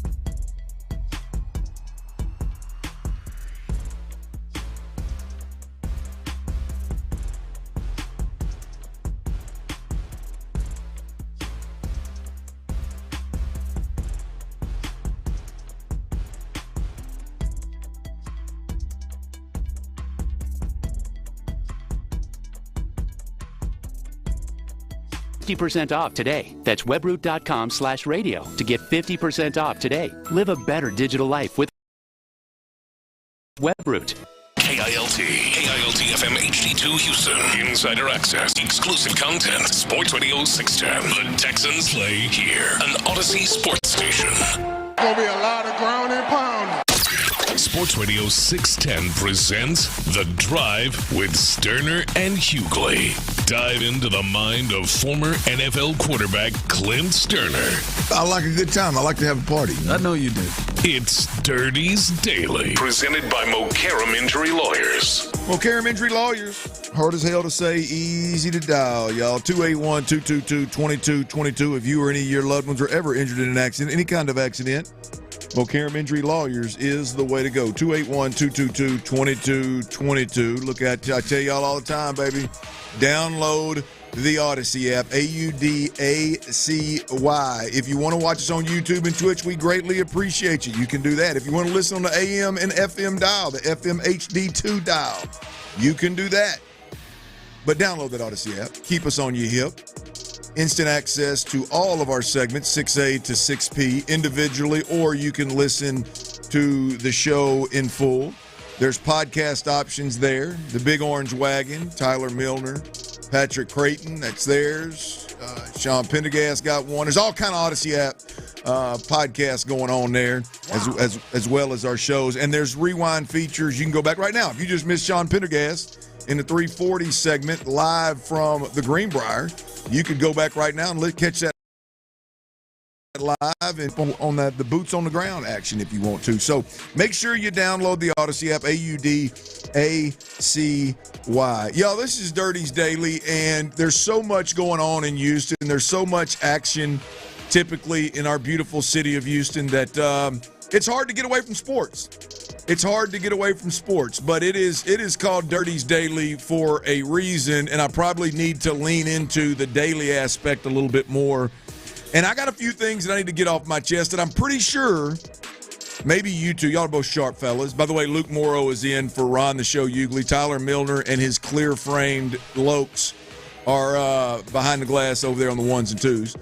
Might get weak to your knees a little bit. You tune into that YouTube. Be careful now. Whoa. All I heard was I look good. Be careful, man. You got quick there. What I look real good. Dude, are my ears flapping, or did he stutter a little bit right there? What the hell? I missed that first part. What the hell did you say? I conquered that stutter as a child, but sometimes it rears its ugly head for a brief moment. But I look damn good, and the text line blew my head up yesterday commenting on my glasses. So now I'm going to be rocking these things. Oh, there you go. We put the ladies up to the test about these glasses now, and apparently Tyler messed around and passed that sucker. The drive loves the ladies. I got a couple of things for you boys. Are y'all iPhone users? Sure am. Okay, you're iPhone user. Tyler? Not one of those weirdos with an Android, that's for sure. Fair. Okay, so I just wanted to confirm. Do y'all purchase Apple Care? Yeah, I believe I have it. I believe so, yes. Okay, a little bit of a run, not a run around. But I'll give you my what's going on here, right? So I was paying for Apple Care, which was $10.99, and it was apparently everything except for lost and theft. Okay. Mm-hmm. That's how it was phrased to me. Everything except for lost and theft. Okay, cool. Yep. Well, I lose my phone. And I thought it was gone forever, to the point I went without a phone. I left town the day that day, so I was like, you know what, screw it. I'm going on vacation. I don't need my phone. Right. Nobody needs me. So I went like Wednesday to the following Monday with no phone. Mm-hmm. And loved it. But the phone never showed up. Needless to say, I go down, I spend $1,200, $1,300 on phone, case, all this kind of stuff. Yeah. I find out that I don't have lost and stolen on my Apple Care, so I got to pay that whole sum. Mm-hmm. Okay, fine. Well, guess what pops up about 2 weeks after me buying a brand new phone? You found the phone? The old phone. Yeah. Pops up. And so I'm like, okay. So I go down and I ask. I said, here's the deal. This is my old phone. I didn't have it at the time to trade it in on this new phone. Now, what can I get? Now I'm talking trading. I'm not talking Apple Care. I'm going to get to that. Yeah. She said, well, if it's been more than a month or been more than whatever the dead 14 days, whatever the view ultimately, right? We'll give you the instead of just getting trade-in value for value, we'll give you a $600 credit for Apple Store or whatever. All right. So I just want to point out I can already hear the anger shark swimming around in your head. Well, no, and you haven't gotten to the point, but keep going. Well, here's the deal. So my thought is, before I do all that, because what they tell me is, well, they're going to look at the phone and they're going to decide what it's worth. So I realize that I've still got my app. I'm still paying $10.99 a month on this particular phone, even though it's been lost for. I think I was literally at the 15-day mark, and 14 days was the period. By the way. So my mind is, why would I turn the phone in and get a lesser value when I got Apple Care? I can go get it fixed and then get more of a value. You see what I'm saying? Like I've got Apple Care on the phone. Why would I trade it in and let y'all deduct all the stuff that's wrong with the phone? Right. When you give me the value of the phone. Yeah. And in reality, I can give it to you, make you fix everything because I've got Apple Care, and then I can either keep the phone and use it, or I can trade it in and get the real value. Makes sense. So I'm thinking I got this thing figured out. So I go up there, and today they dig into it. Well, part of the problem with my old phone, then this was going on before, which is, by the way, not a problem for Apple Care. They'll fix it. It doesn't always charge. Like something's wrong with the port. Mm-hmm. There's a crack in the bottom part of the screen. And the guy comes back and goes, all right, that'll be $29.99 for the crack on the screen. I said, well, wait a minute. Apple Care doesn't cover the screen damage. He said, well, it covers it. That's just your deductible. I said, so I'm paying $10.99 a month for God knows how many years now. And I come in and to put a new, like the big part, the internal aspect that's wrong with it's going to cost the most money is completely covered. But the screen, exterior damage, I think is what they said, there is a deductible that applies.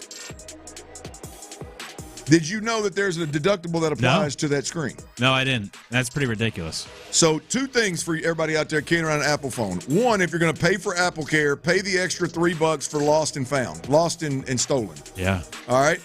Because it's going to save you $1,200. Number 2 is understand that, yes, you're paying $10.99 or $12.99 or whatever the hell it is. If you go in there with an issue that's external, they're going to charge you $29.99 as a deductible, assuming your deductible is the same as mine. Not a major ordeal. I'm not going to get all up in a tizzy about the money amount, but I did not expect to get hit with a deductible on that deal. Yeah, no, that's pretty lame. It's like when you pay for these streaming services, and then when you want to go watch a certain something, you'd have to pay additionally for that as well. That's what you're paying for. You were already paying. You're paying monthly. Yeah. To get your phone fixed or taken care of, and then they're charging on top of that. And though Apple has everything with Apple, such a racket, and I say that as someone who has an iPhone and AirPods and a MacBook, but it's ridiculous what they have really all of us doing. The changing of the ports on the different devices should be illegal. It should be illegal, Sons Tyler. of bitches. It should be illegal, Chief. I mean, I'm with you. It's dirty, but it used to be like the brother. chargers were all the same, right? And then it was the headphones, like the headphones plug in the bottom instead of the old. So you have to have Apple headphones in order to own an Apple phone or whatever. Mm-hmm. Yeah. Right. Now all of a sudden the damn port changed, and you got it. Now they've gone through 3 different types of chargers, so you got to buy new chargers. Yeah. The 10 you've collected over 10 years of being a loyal customer aren't going to work any longer. So yeah. But here's the deal. I was made by my beautiful wife, my bride. I love you, baby. I was made to feel like an idiot because I didn't have lost and theft coverage, which while I agree she was probably correct, I clearly am in a better seat now because I found my phone. It wasn't lost or stolen. That's you went back to the phone you found? No, I had to send it off. They had to drop it off today. You did send it back. And I actually, so I have saved that $3 extra on that lost and theft, but I would still, this phone right here, it's got lost and theft. You come take this sucker right here, I'm getting me a brand new one, baby. It's a good move. But apparently the screen's going to cost me $30. Here's my second complaint right here. For those of y'all out there that park in a parking garage in this big, beautiful city of Houston, which is a lot of y'all, oversized vehicles, like the one row of oversized vehicles is not for pickup trucks. If you're driving a pickup truck that fits underneath the 6'6" little drop down thing, say it louder. An oversized vehicle. Take your ass upstairs where you belong. Did you run into someone here on the ramp going up our floors? No, I'm actually driving one that's got that. I need that parking spot right now. I got you, yeah. And so I pulled down there, and the last couple of times, every single one of the oversized vehicle spots are taken, and 75% of them are standard pickup trucks, or like a Lexus SUV. Today I was terrible, man. I've got my tone is awful. I know it. I've got to work on it. But there's this little dude that works down there. I see him all the time working in the garage. Right? Yeah. I talk to him. I've always been nice to him. For 6 years, I've been nice to him. Well, I park illegally down there because it was the only place that I could park in the parking garage, or I got to park illegally outside on the street. Mm-hmm. And as I'm getting out of my car, he's rounding the corner, and I see him, and I can't help myself. I said, "Hey, man," I said, "come here for a second." And I don't think he really understands English real well anyway, but I had to get it off my chest. I said, "Are all of these vehicles right here oversized?" And he looks like he sees a ghost, right? And I said, I'm just asking you. I'm not saying that I'm just asking you, am I seeing this right? Well, I got a conclusion for you after this. Do you think that these vehicles right here are oversized? Is a standard pickup an oversized vehicle? And he said, "Sir, you got to go up to the 4th floor and talk to granite people. I'm not the guy." I was like, "You're right, man. I don't mean to take it out on you. I wanted a second opinion of obviously there's a Mercedes G-Wagon that's lifted and has a big rack on top. Obviously, you're not getting. This is the only lane you can park in. Right. Big rack. I mean, I ain't kidding you. 75 the people are. I mean, they got a foot to spare on the 6'6" deals. I was hot. I gotta fill you in. I'm back here to try my best not to lose my ish, because this is hilarious. This is like a Matrix moment. First of all, I hate to tell you, but I believe one of those pickup trucks in one of those spots is mine. Oh my goodness! But I don't feel that bad. You know what? If I saw that Tundra, I'd have keyed it. No. Listen though, I do not feel that bad, and here's why. I park there. If I'm not on the roof of this building, I park in that oversized with my pickup like a lot of those dudes you're mad at right now, I guess myself included. Gosh dang it. You guess dude, hell. I've been holding it in back here. But no, I do that and they do that, man, because much like you ran into the problem you ran into after you couldn't park, dude, like every piece of parking besides the roof here is either a labeled spot that someone's paying for to have their name on, or it's a compact car freaking spot. And I will literally get tickets put on my windshield about like, your vehicle's too big for this spot. One night I was on promo team. This is the beginning days of Tyler at SportsRadio 610. Didn't mean to go third person. I was on promo team, right? I'm coming in early as hell one day. I'm already cranky, groggy, probably hungover. It was like 4 a.m. for some event. I come in and no one's here. I, of course, park my truck in one of those oversized spots. The guy that you interacted with today, me and him got into it a little bit because he came around and started telling me, no, that's not an oversized vehicle. Doing his damn job. And I said, well, where the hell do you want me to park? Take your ass to the roof. No, see? Now anybody, because I go in there. Dude, I've been dying the whole time. I mashed one of those things hanging down today, and it pissed me off. I got down there, all the spots were taken, so I was trying to turn around. Yeah. And I hit one of those low-hanging ones. And so you get down there, and you're like, you're stuck. Yeah. You can only enter and exit in one lane, and it takes you directly to the spots. And if you even try to turn around, you hit one. You were cussing me. Oh, I'm walking down there looking at every one of them vehicles, and there's like literally a normal vehicle, you got over a foot of clearance. I mean, you could literally park anywhere. That's fair. And oh man, I'm so hot. I was like, man, you got to be kidding me. And I took it out on the fellow that works here. Man. If we're being honest, that there's a lot that could be better about this whole building of ours. Well, that's the one that affects me when I drive the wrong vehicle. And boy, I was hot. I mean, I was. Well, now you know who to take it out on next time. Not the poor guy down there. You come up here. I'm coming up here. Tyler, move that damn Tundra down there, boy. I know you like that thing. Get it up there in that sunlight. You like the sun. You like to park on that damn rooftop. Get up there. That was so funny. I was just back here like, oh my god. I mean, that is. I'm not the parking police, but damn, I was hot, man. So, anyway, needless to say, well. I actually knew Tyler's truck was up there. I just wanted to get the point across without him taking it personally.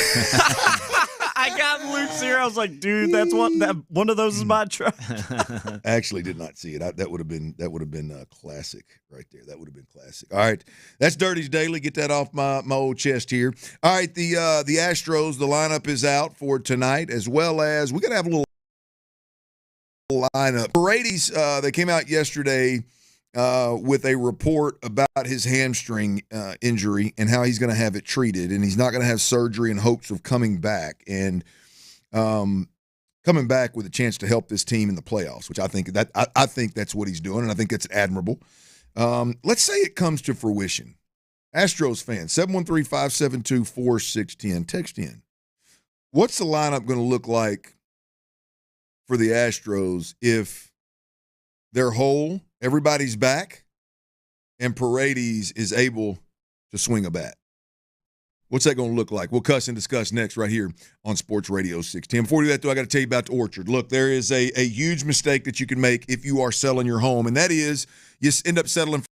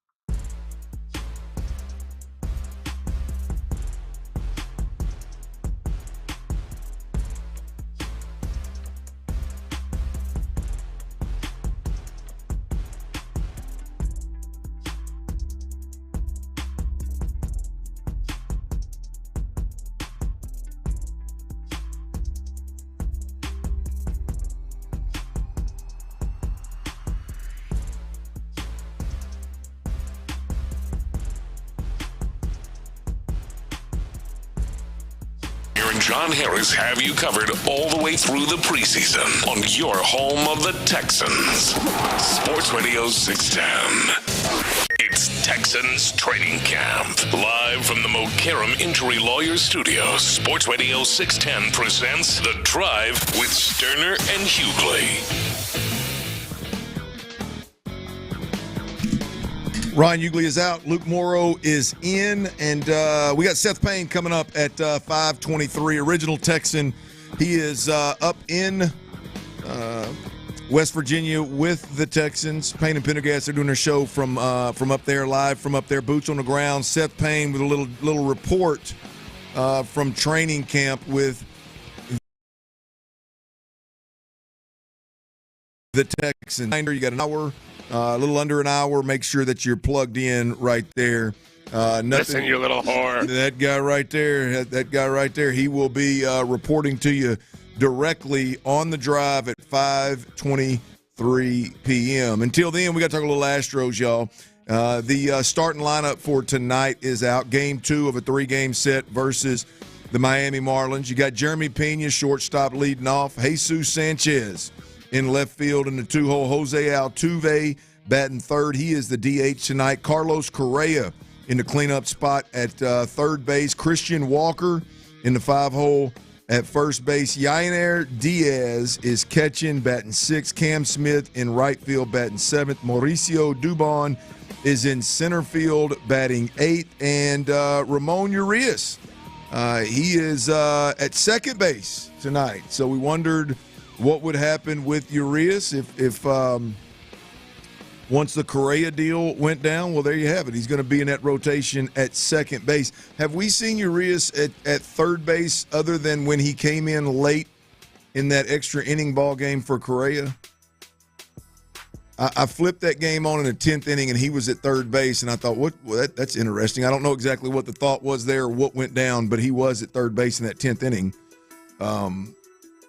I was wondering if we'd seen him, but he is at second base tonight. So, again, he's played the majority of his career at third base. He's played a nice little chunk, 66 games. I think he started at second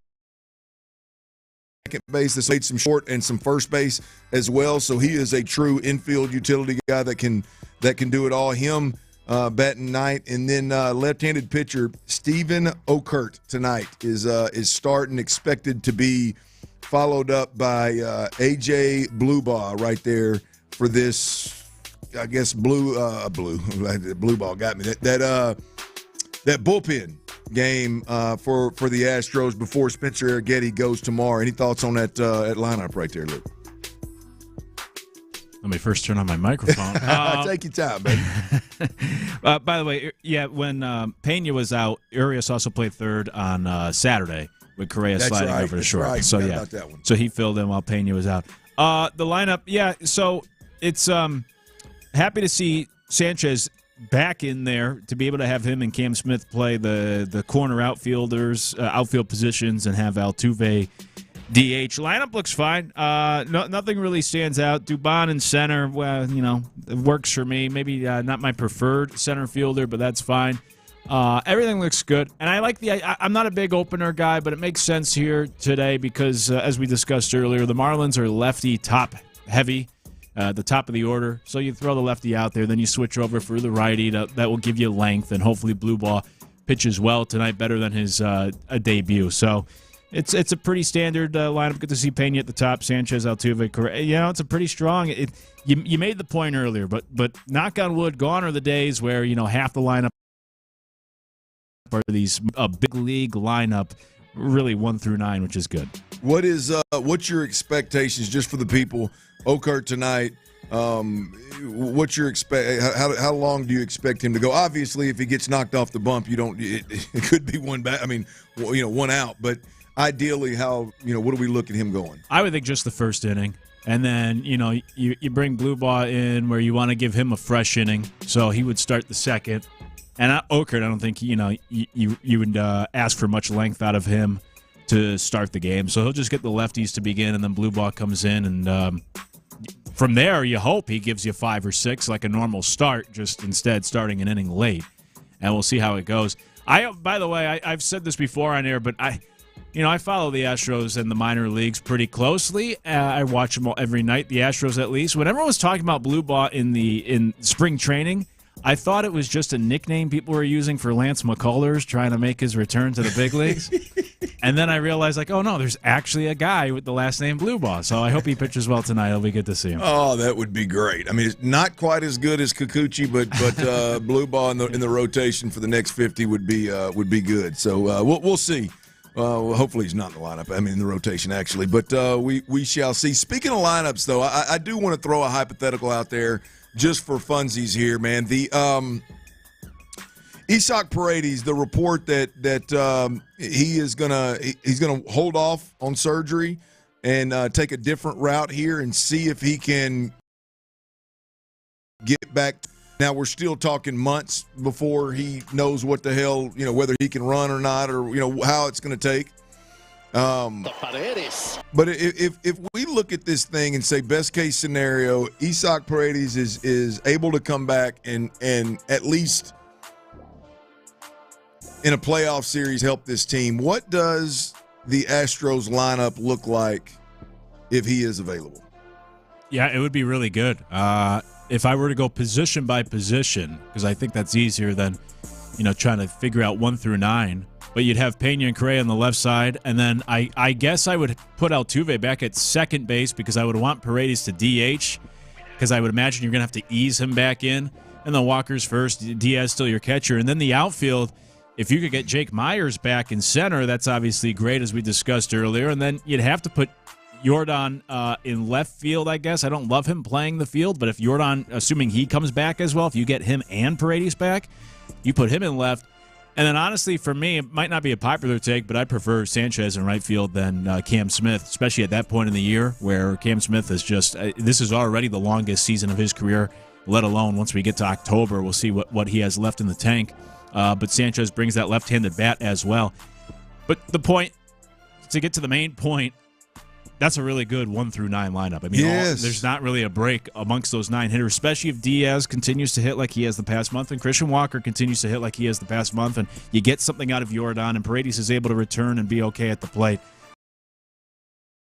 That's a really, with just about any lineup in the American League. Well, that lineup is nasty, which allows Dubon to be the super utility that you have him for, Urias to be a utility that you have him for, Cam Smith to be the first outfielder that's off the bench kind of deal.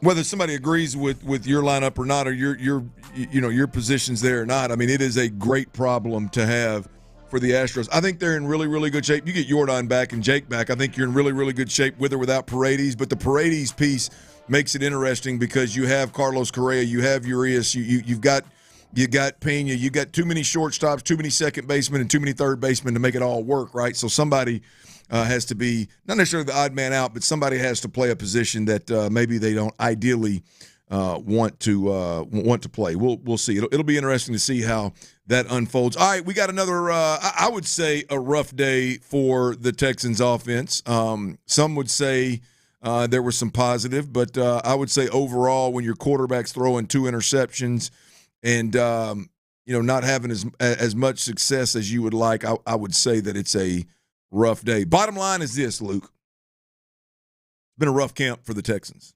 It was a rough season for the Texans offense last year, particularly as it pertains to passing the football.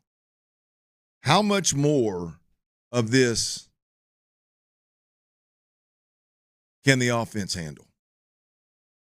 How much more of this can C.J. Stroud handle? How much more of this is actually productive for the Houston? We'll discuss next right here on Sports Radio 610. Before we do that, though, I got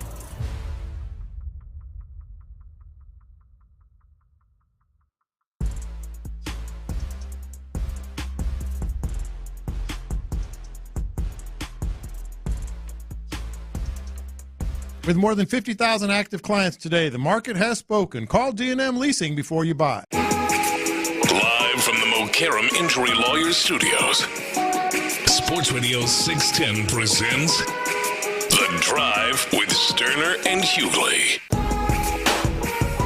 Ryan Hughley is out. Luke Morrow is in. T. Mill is on the ones and twos behind the glass. We appreciate you listening, Houston. Stay plugged in to The Drive. Stay plugged in to Sports Radio 610, Houston's sports leader. We got you covered. And right now, the Texans are in West Virginia. They're at the Greenbriar. They're escape this heat, get up there where the focus at practice for individuals and for the team isn't to manage anything heat-related. You get up there, it's a little bit cooler. You can refocus. You can think a little bit more football first and less concern with the heat, obviously. And so a little different dynamic up there, as well as get the guys a little change of scenery to break camp up. I think it is absolutely a great idea, and I think it does keep the guys moving and shaking and from camp getting stale too early. All right, today at training camp, we've got boots on the ground up there. Sean Pendergast and Seth Payne. Seth Payne is going to join us at 5:23 to give us his camp observations from the second practice in West Virginia for the Texans. So stay plugged in. You might want to set a reminder and hear former Texan Seth Payne with what he saw today. But today was one of those days where I think there's two takeaways that I'm seeing pretty consistent. It was a short yardage day, which means it was full pads. It was about being physical. It was about the O-line establishing kind of a mentality and identity of being a little bit more smash mouth, a little bit more physical than we've seen the Texans be in the past. And Nick Chubb is a big part of that. And I think the Texans, in that regard, had a very, very good day. In fact, I'm looking at Jonathan Alexander from the Chronicle. I'm looking at Texans drills, first team, second series today, 3-yard run by Nick, 3-yard run by Dare Ogunbowale. That is Nick Chubb has progressively gotten better as practice has gone on. That is exactly what you hope to get out of Nick Chubb.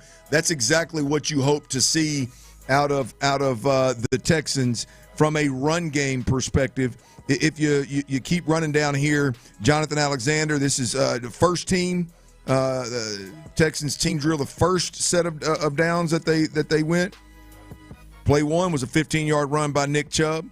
Play 2, C.J. Stroud tried to get it to Nico Collins. It was intercepted by Kamari Lassiter. Play 3, Chubb, 4-yard run, right? So you look at the run side of this thing, it looks like, Luke, that the run game and the physicality up front and creating a little running space for Nick Chubb and that marriage between what Kaylee wants to do offensively in the run game, this new offensive line, and Nick Chubb, it looks like that part of it is pretty promising, at least at this point, August the 5th, right? We'll see what that means. But the bigger part here is C.J. Stroud continues to struggle. And when I say C.J. Stroud struggles, today I think it was the interceptions. I think they did. Davis Mills had a lot of success today, had a really good day. So a lot of the offensive success that you're going to hear about was Davis Mills on the ones and twos. C.J. Stroud had a couple of scrambles with the pocket collapsed around him. He tried to fit a ball into Nico Collins that was intercepted. He tried to fit a ball into Stover maybe, and it was intercepted by no, it couldn't have been Stover because it was intercepted. Kamari Lassiter got both 2 interceptions, and anytime your quarterback's throwing interceptions at the rate that CJ's throwing them and Davis Mills having his fair share of those throughout camp, it has been a rough camp for the offense.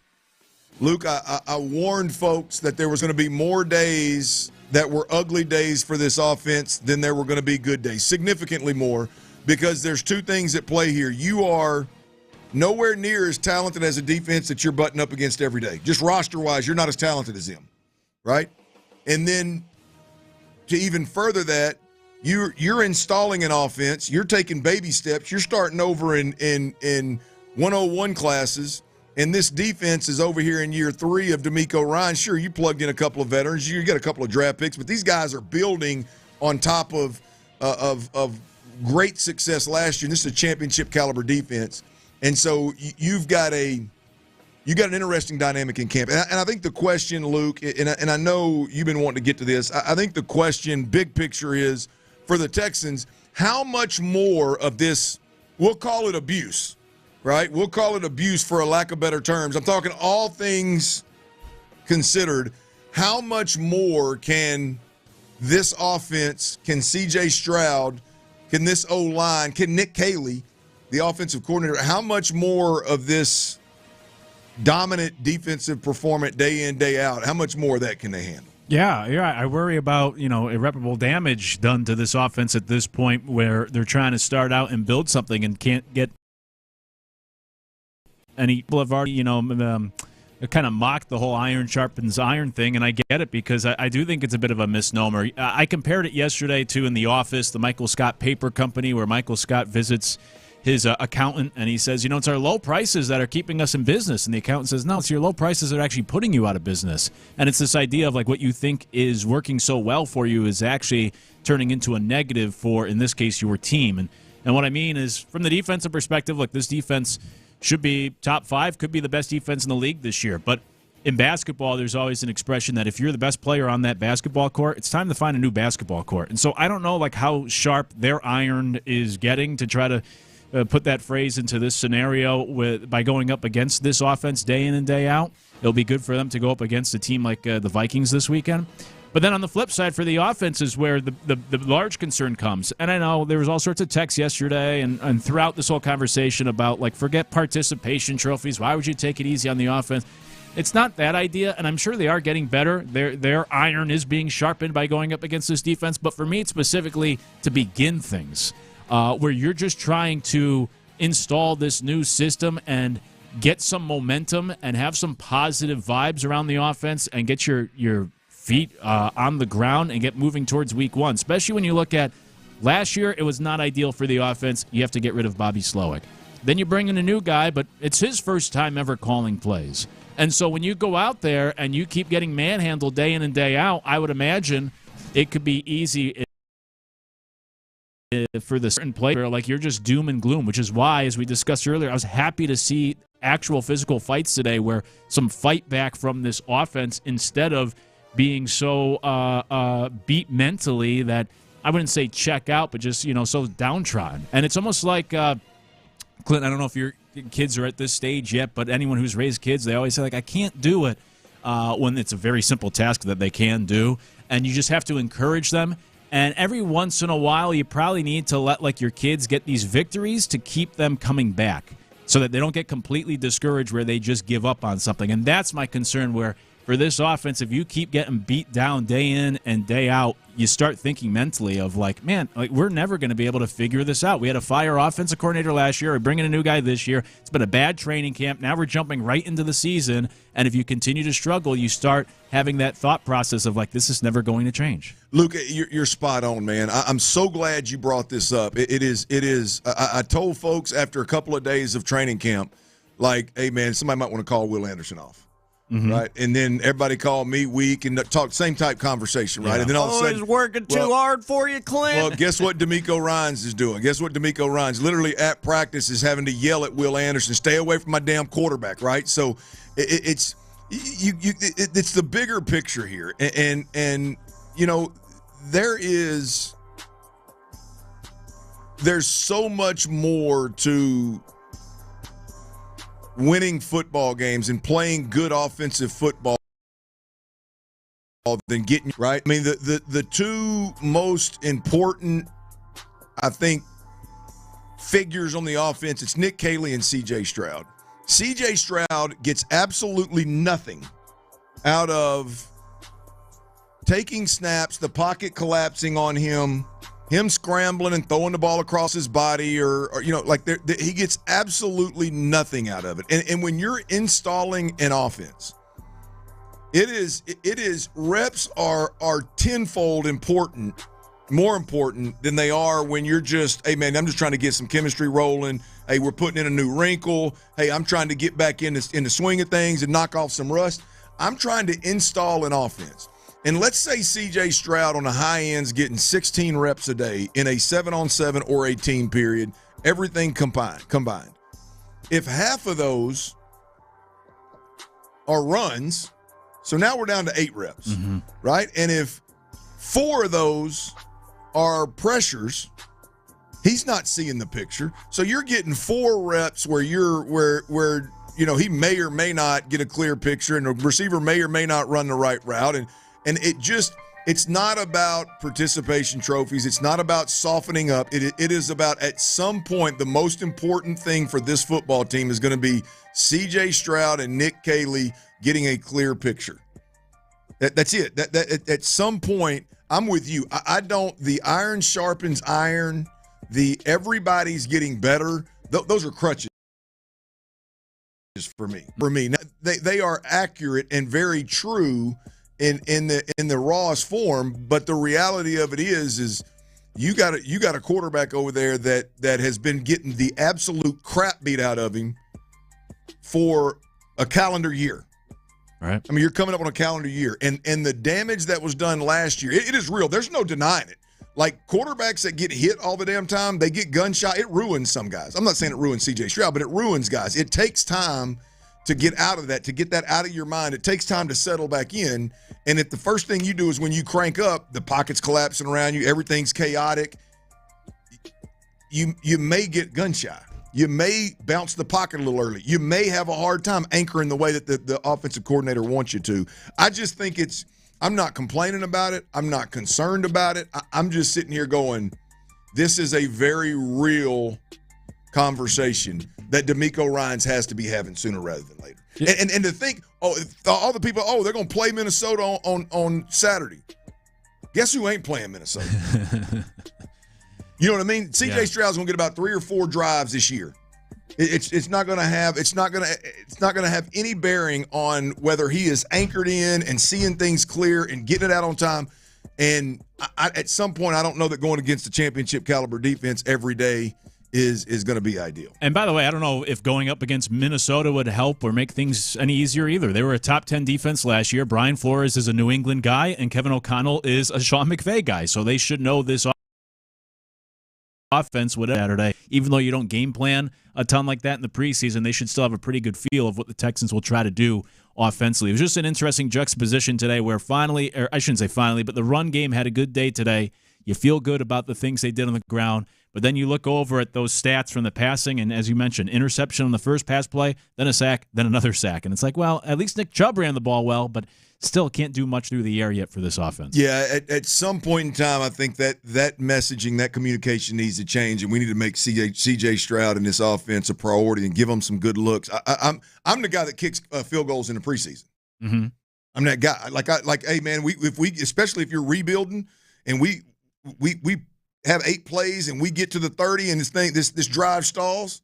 Hey, man, let's kick this field goal so the guys can come to the sideline. Hey, man, we got 3 points. Right. Hey, man, that's a positive vibe. Everybody, right. Oh, no, it's preseason. Why would you? No, man, you need to see positive stuff. Maybe I'm just weak. Maybe I was a weak quarterback. I needed to see points at the end of every drive if I possibly could. Yeah, I'm with you. Whether it's preseason or not. So now I never played at the level of C.J. Stroud, but damn it, it's got to be important to somebody on that side of the ball. For sure. Oh, we got a lot going on in the city. We got a lot going on in the NFL. We got a lot going on in Major League Baseball. And we're going to touch a little bit of every bit of it next on 5 o'clock fire, y'all. It's Liddy over there. Ooh, Tyler almost got me in trouble putting that in the damn rundown, boy. That's next right here on Sports Radio 610. Before we do that, though, I got to tell you about Ability Tree Experts. Look here. If you got big, beautiful, valuable trees on your property, you need that peace of mind and you need a program. And my man, Lewis Flory over to go. There is nobody in the tree care business, nobody in the game.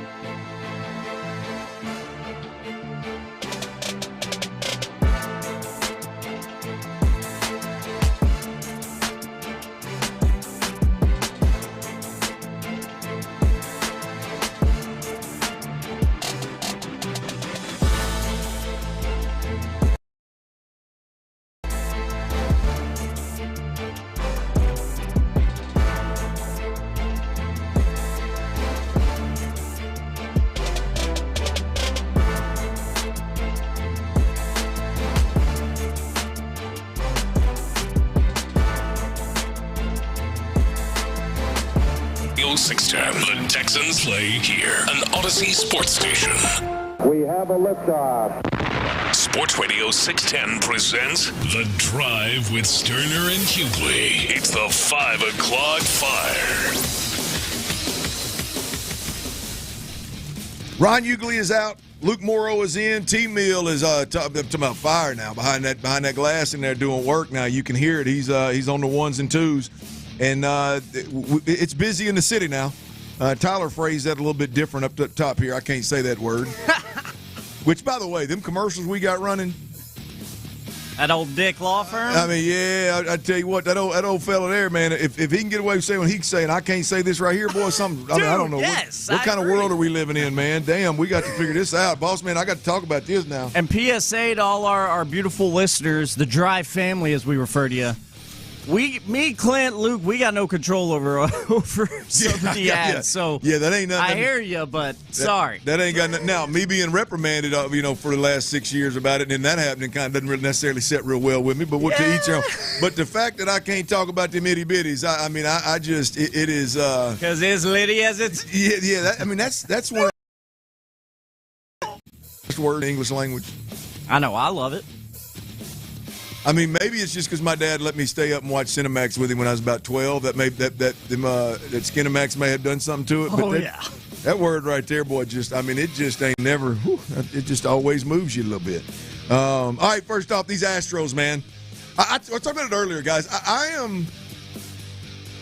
don't know that I've.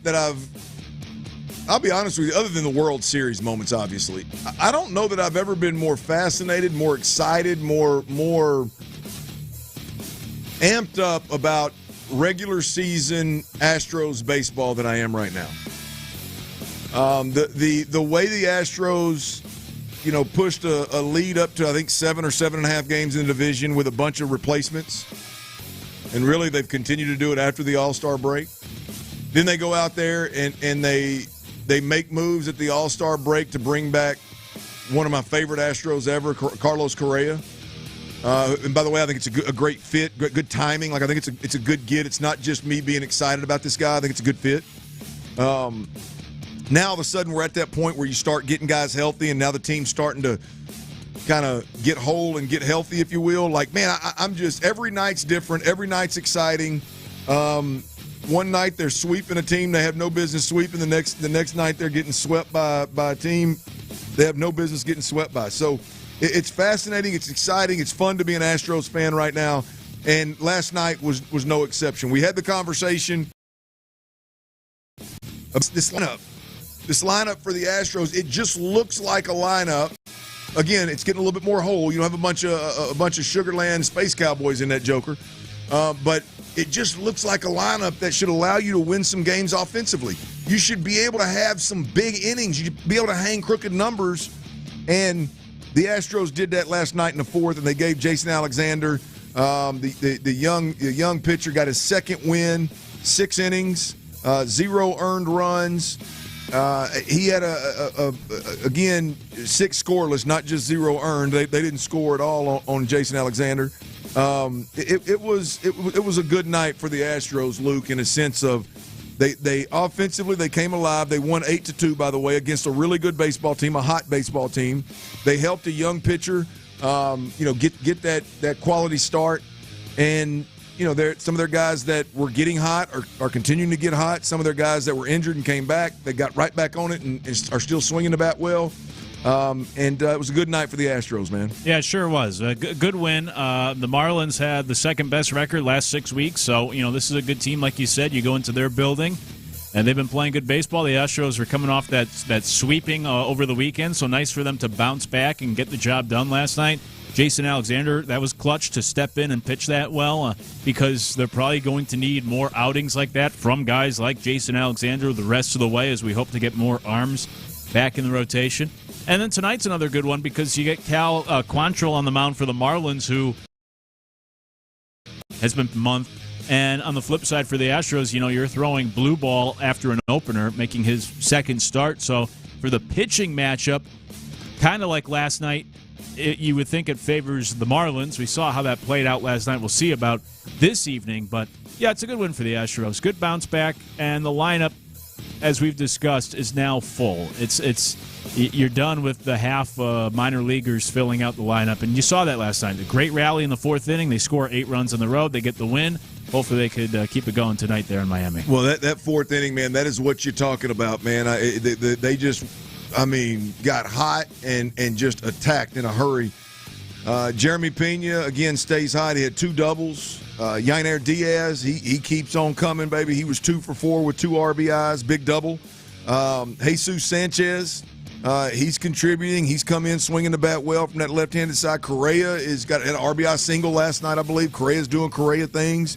And it's good to be at this point. Hopefully we can just keep plugging and playing, and we get the real healthy and whole Astros sooner rather than later. By the way, tonight the Astros, here in about 30 minutes, first pitch, game 2 against the Marlins. Okert is going to start, and then A.J. Blueball is going to take over from there, and we'll see how that goes. The lineup for tonight is Pena, Sanchez, Altuve, Correa, Christian Walker in the 5-hole. Yainer, DCO Bon, Ramon Urias is playing second base, and then, as I said, Stephen Okert is starting. 5:40 first pitch. Stay tuned. Tyler will have best bets. That won money last night, sucker. He was in the green. Right. I was going to add on just real quick on that Astros conversation. It reminded me of a stat, if you will, I saw earlier today with Carlos Correa, Los Correa, as we call him, being in that cleanup spot. Something to keep an eye on moving forward, because that guy's numbers, Carlos Correa, this season, whether it was with the Twins or now with the Astros, his numbers are significantly better whenever he's put in the cleanup spot for some reason so far in 2025. So something to see if Espada, if he catches on with that trend and kind of rides it or not. But it's insane. I wish I had the numbers for you, but they are insanely better. Real quick, Luke, on the Correa front, I mean, how do you feel about Correa's numbers? I know they're not.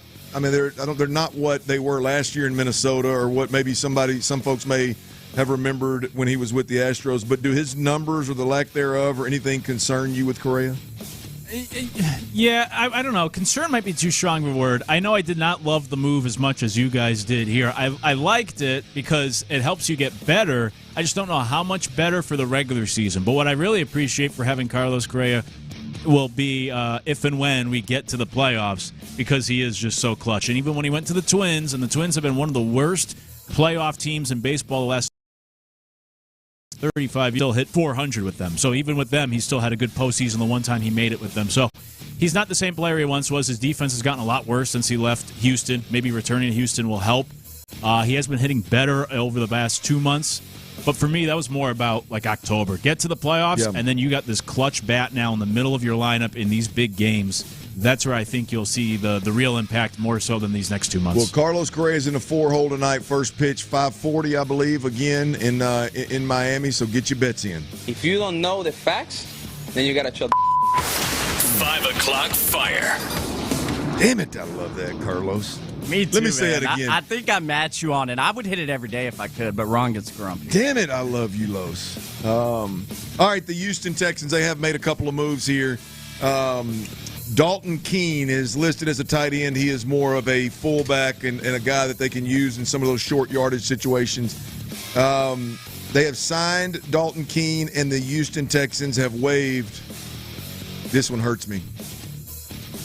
Jared Wayne, wide receiver, who was having a tremendous offseason, who was having a tremendous camp, had an injury, disappeared, and now is being released by the Houston Texans. I thought Jarrett Wayne had a chance to make the team.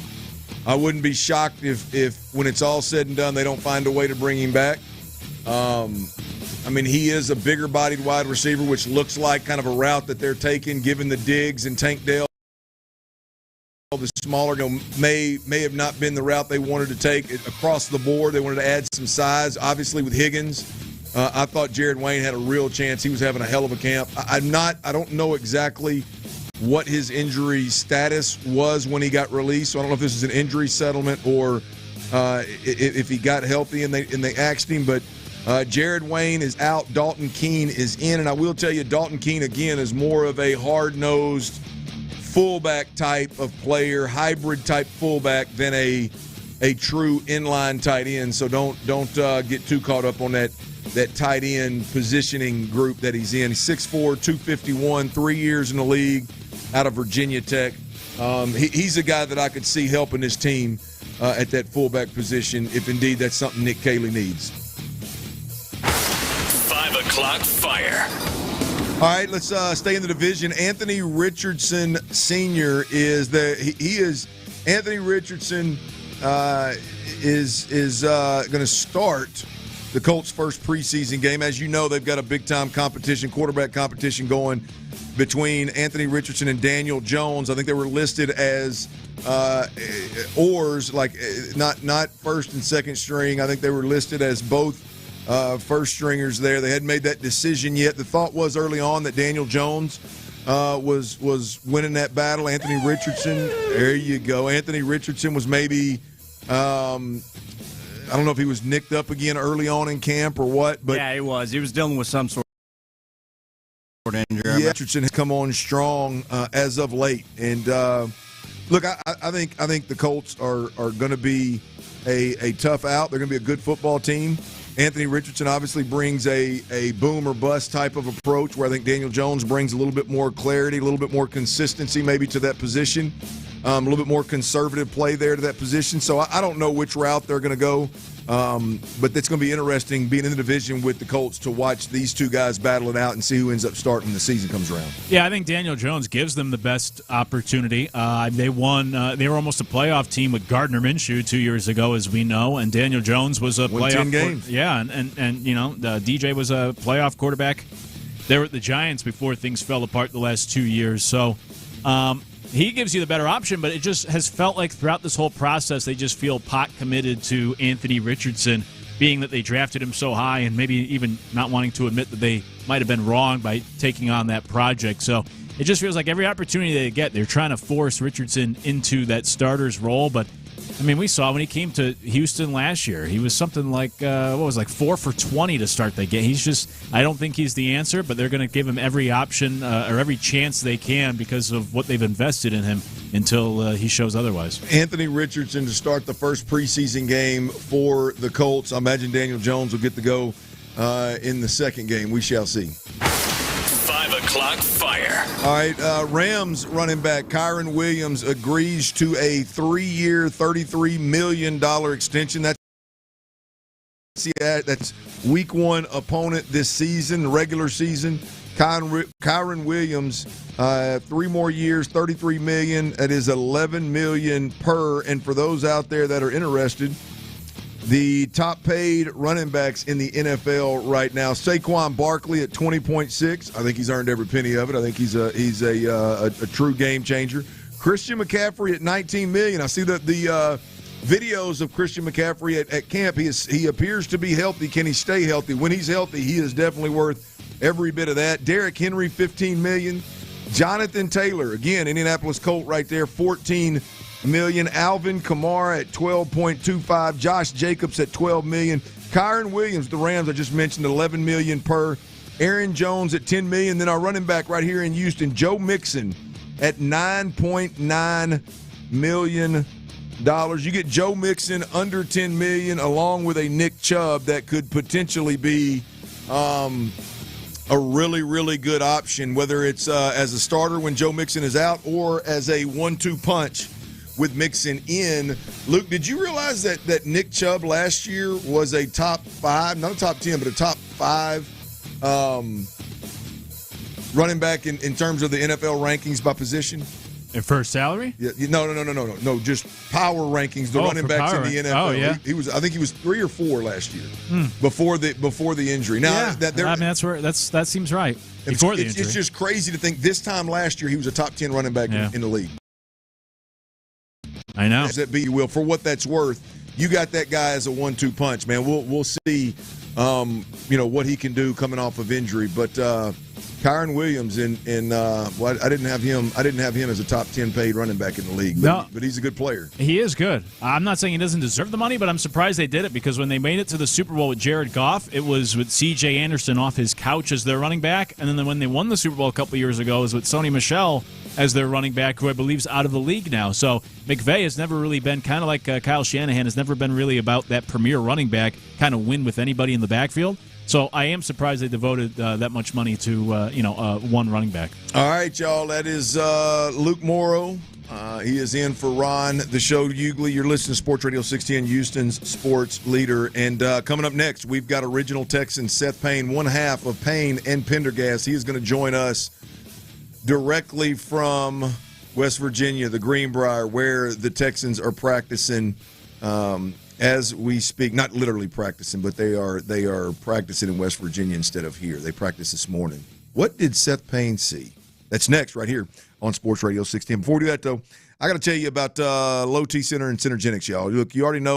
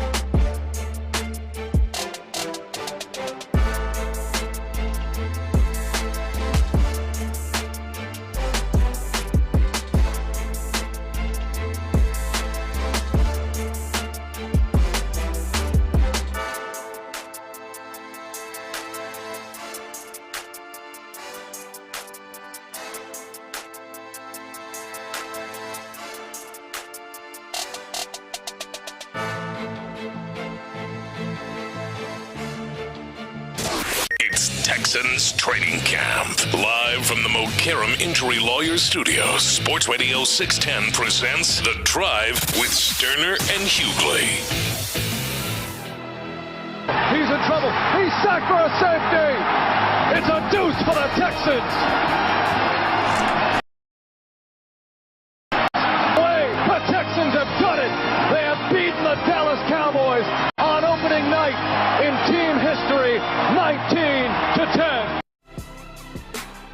There it is, Seth. How you like that little introduction right there, boy? That boy T. Mills doing the work in there, man. Yeah, those were the days. Old Sethers with the safety. Back when men were men. Yeah, we had 3-a-days for 17 weeks. In the heat, we didn't run to West Virginia. No, That's sir. right. There was no water allowed. The coach would put some water in your mouth and tell you to spit it out so you don't get cramps.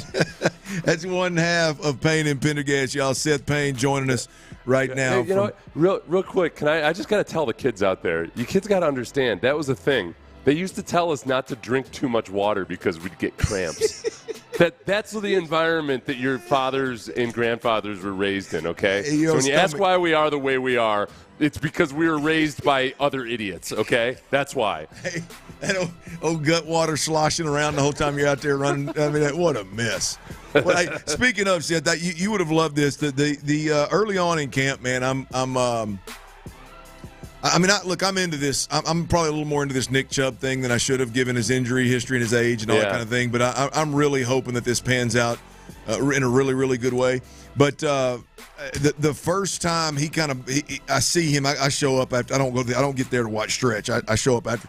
Anyway, he busts a run, kind of busts out of the group, and Seth, he's got white, and they're dingy, white pants on with the full the huge quad pads. I mean, it looked like I handed him the ball and you tried to arm tackle him at D-line back in the late 90s, brother. It was a throwback, great. Right? Oh, it was great, man. Yeah. I mean, this is the thing about Chubb, and it was cool because today you could kind of see a few times where when the blocking is right, he doesn't have necessarily maybe that same burst, and I don't know if he's going to break anybody's ankles in the open field or anything, but he's still a really strong guy with really good vision.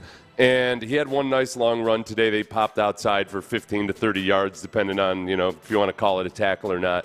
But I think that it's going to be really interesting. If he can get back to just, 80, 90% of what he used to be, you might not get that electric version of him.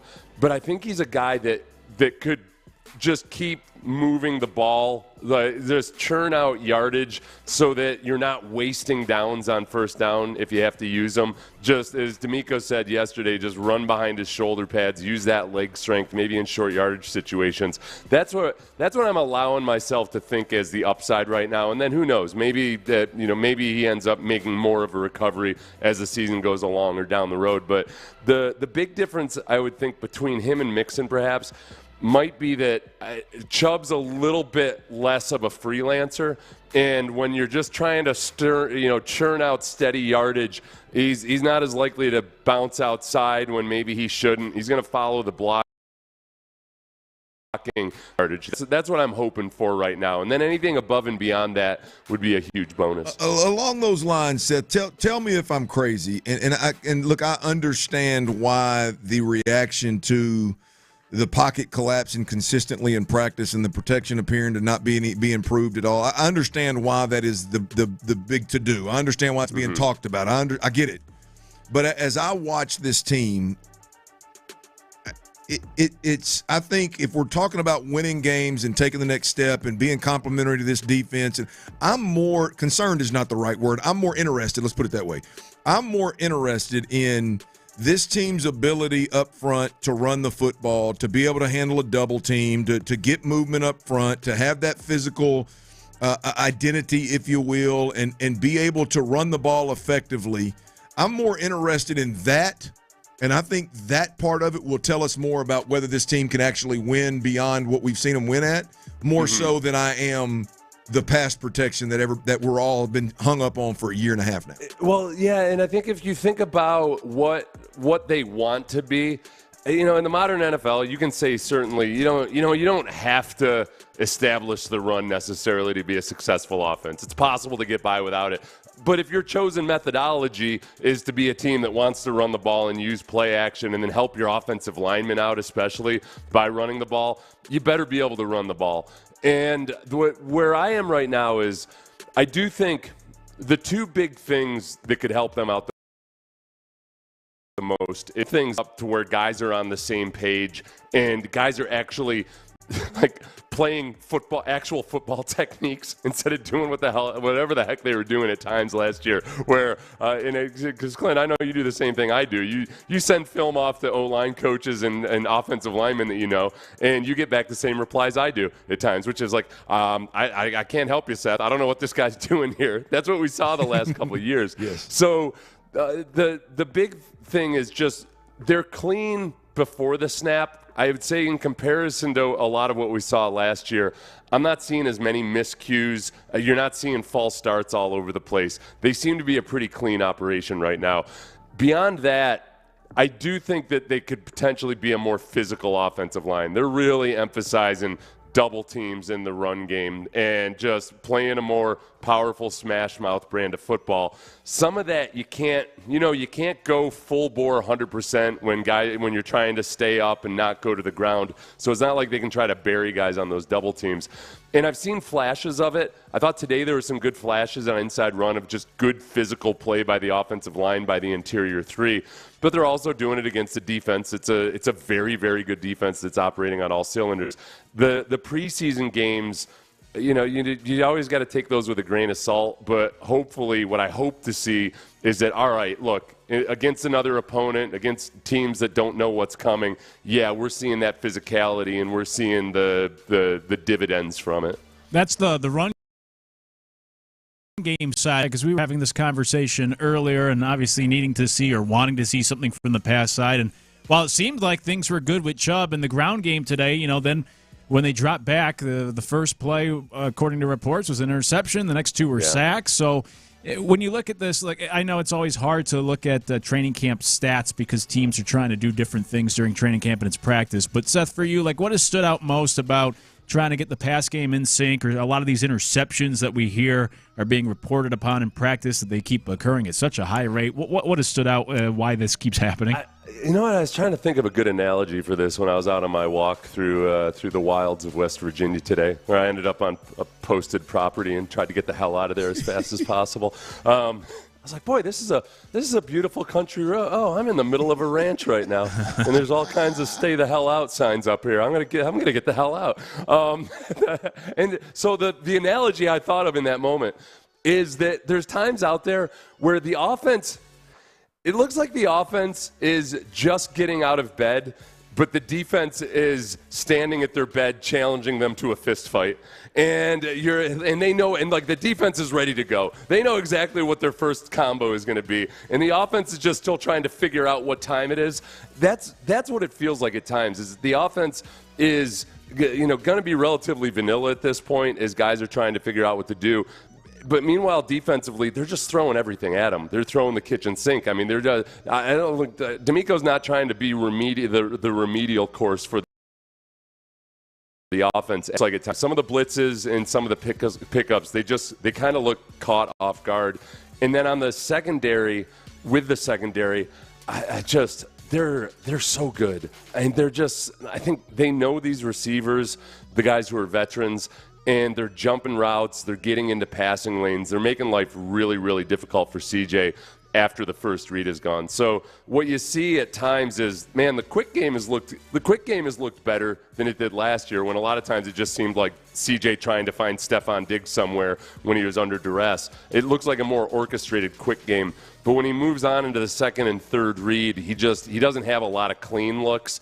And when he thinks he has a clean look, Jalen Petrie or C.J. Gardner-Johnson or Kamari Lassiter is jumping a route. So it's kind of a quagmire right now.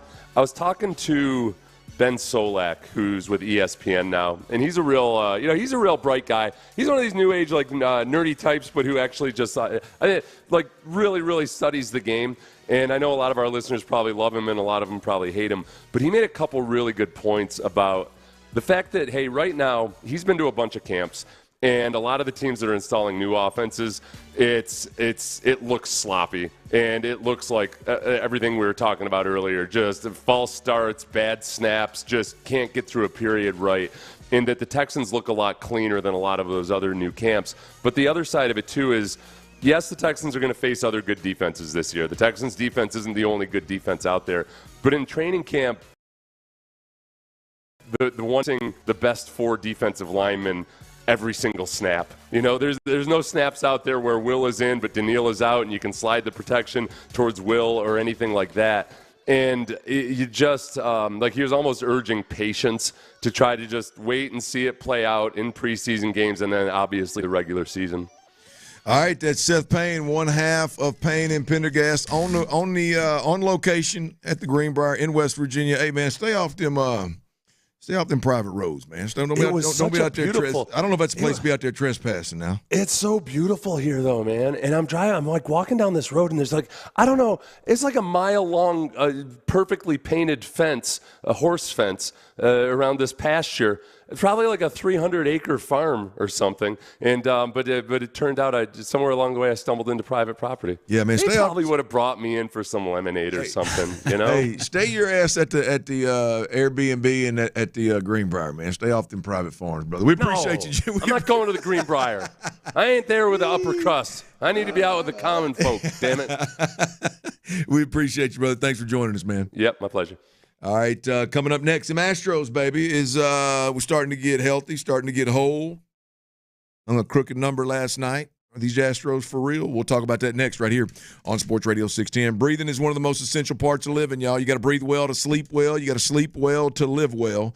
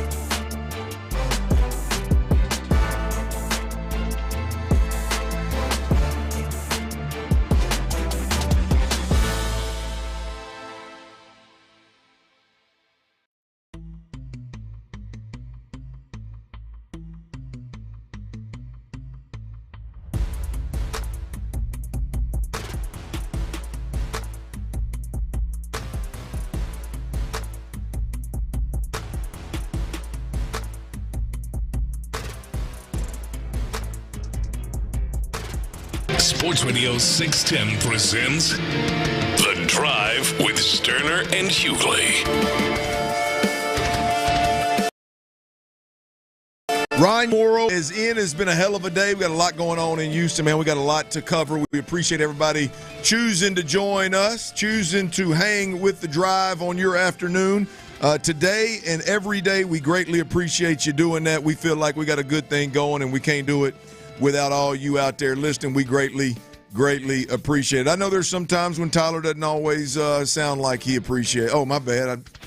Just making sure you're still in there. I'm appreciative. Yeah, there ain't no doubt about it. You are absolutely appreciative. Ryan Hughley is out. My boy Luke Morrow is in. And let's talk about these. Let's put a bow on the show talking about these Astros, who, by the way, first pitch, I believe, is happening right now, isn't it, Tyler? Have we had first pitch? Has this thing started? I forgot to change my TV, but it either has happened or any damn second now. Yeah. Jeremy Pena has already struck out. Jeremy Pena struck out, huh? Well, that's who's leading off today. Jeremy Pena's leading off. Jesus Sanchez is in the 2-hole.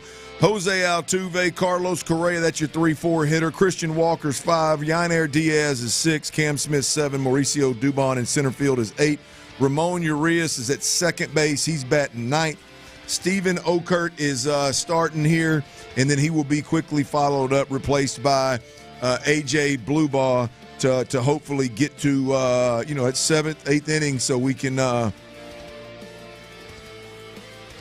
bring this thing home with a couple of our power arms at the back end of this thing. So we'll keep you posted for the next 15 minutes here. But I want to circle back to the Astros winning 8-2 yesterday. Jason Alexander gets his second win. They do it in impressive fashion. They end up winning 8-2, and look, they beat a good baseball team, one of the better baseball teams of late in the league, one of the hottest teams in baseball. They were on a 5-game win streak. Miami was, and in that game they beat Miami at their place in impressive fashion. I mentioned Jason Alexander, 6 innings, six scoreless innings. I think he gave up 3 hits, and it was a good night for the young fella. Jeremy Pena stayed hot. He had 2 doubles. Yainer Diaz he had a couple of hits, a couple of RBIs. The new fella, Jesus Sanchez, he had an RBI, had a hit. Carlos Correa doing Carlos Correa things, had an RBI single. And, Luke, here's where I want to go. We've seen a super unorthodox season. Is that the right way? Awkward season. It's been a weird one, ultimately. And the Astros somehow have a lead in the division, and it's been as high as 7.5-game lead in the division. And here's what I see happening with the Astros, man. They're getting healthy and whole. I think Pena and Altuve are the 2 guys that are still active, that are healthy right now, that have been swinging the bat well, for the most part, with the exception of that roster deep slow start for about a month. Swinging it, they are an absolute problem. Diaz, Sanchez, Walker, Caratini, they're all swinging it well. Am I crazy to think that the wild card here, one, is the pitching, the starting rotation beyond Fromber and Hunter Brown? And am I crazy to think that it's highly likely that the Astros rotation gets significantly better? You got to be crazy. As a whole. I know when you run down the list, there's 5 or 6 pitchers that are going to return to the lineup that are going to be better options than Jason Alexander, right? They're going to be better options than Colton Gordon. Right, I get it. Each one of those guys in a vacuum or individually may not be blowing your skirt up that they're coming back. Woo, there you go. But as a whole, you've got Lance McCullers, Luis Garcia, Christian Javier. You mentioned J.P. France a little earlier. You got Spencer Arrighetti coming back. I mean, you've got a slew of guys that are coming back, and they would all have to be disappointments for the Astros to not be in a pretty good position come playoff time. Am I crazy to think that, or am I crazy to feel pretty comfortable with the Astros starting rotation beyond those top 2 guys working out in pretty good fashion. No, I wouldn't say crazy. They all, you would hope, come back at some point. I still wonder how much you can expect. He's the most important return tomorrow because he's at least pitched this year. And that was 4 months ago, but at least, he wasn't out as long as some of the other guys. In the case of Luis Garcia, if he ever returns at some point this year, he's been out almost 2.5 years. So that's another like Lance McCullers situation where McCullers has been hard to count on this year. So he's hard to count on if he returns. So is Garcia. So that's why I think Arrighetti's important. And then the other one I would say I hope works out is Christian Javier, who would be second in line in terms of how long he's been out, 15 months. And then also he's just proven to be such a good postseason pitcher as well. He's been clutch down the stretch. So if you could get Arrighetti, let's say you get 2 out of 5 that work out for you. Not only return, but actually bring something to the table. Javier and Arrighetti. Now you're looking really good when you put those guys behind Hunter Brown and Fromber. You figure out the 5th pitcher for the rest of the regular season. Then once you get to the playoffs, you don't need that 5th pitcher. So that'd be nice. If you get 2 out of 5 to work out, you're sitting really pretty. But we'll see. I still am cautiously optimistic about banking on these guys when they do return. I think my concern, because if you didn't have 5 or 6 guys that we were talking about, like my concern, I see the concern with each individual one, but they would all 6 have to piss down their leg for this thing to be just a disaster from a start and rotation standpoint. That the Lance McCullers thing is one that, again, am I crazy for still thinking that he's got a chance? Maybe not in the 3rd starter rotation, but definitely down the stretch in some capacity. I don't know how all 5 or 6 of these guys don't help this team, better this team, ultimately in some way, shape, or form. I don't know. Call me crazy. We'll see. But I agree with you. The big gun here is Spencer Arrighetti, and he is starting tomorrow night. That's where I was going with all this. He is starting tomorrow night for the Astros, as if you needed another reason to get in front of the TV and make sure you see what they bring to the table. Spencer Arrighetti is back in the big leagues tomorrow. All right, let's get to it, T. T. Mills, best bets. Let us know what you got for the people, man. How'd you do last night and what we got moving forward? Believe it or not, and my name isn't Ripley. It's a successful night. Nice. Okay. It was a successful night. It had been a while since we started a week with a Green Day, at least. Best bets are up and coming. They're improving and hitting in all the right ways. 5 best bets for you after going 3 for 5 last night. Hit right on the nail on that 60% success rate we aim for each and every time. Here are your 5 best bets for tonight. And if you miss any of these, head to that Tweeter sphere at T-Mill Real Deal. First up, a lot of the same from last night, honestly, because I like a lot of these pitching matchups, too. Nationals tonight, first 5 innings, money line. And I apologize, you may have missed that one, but I'm on the first 5 innings money line for the Nats tonight as they're hosting the A's. The rest of these are yet to start. Diamondbacks, D-backs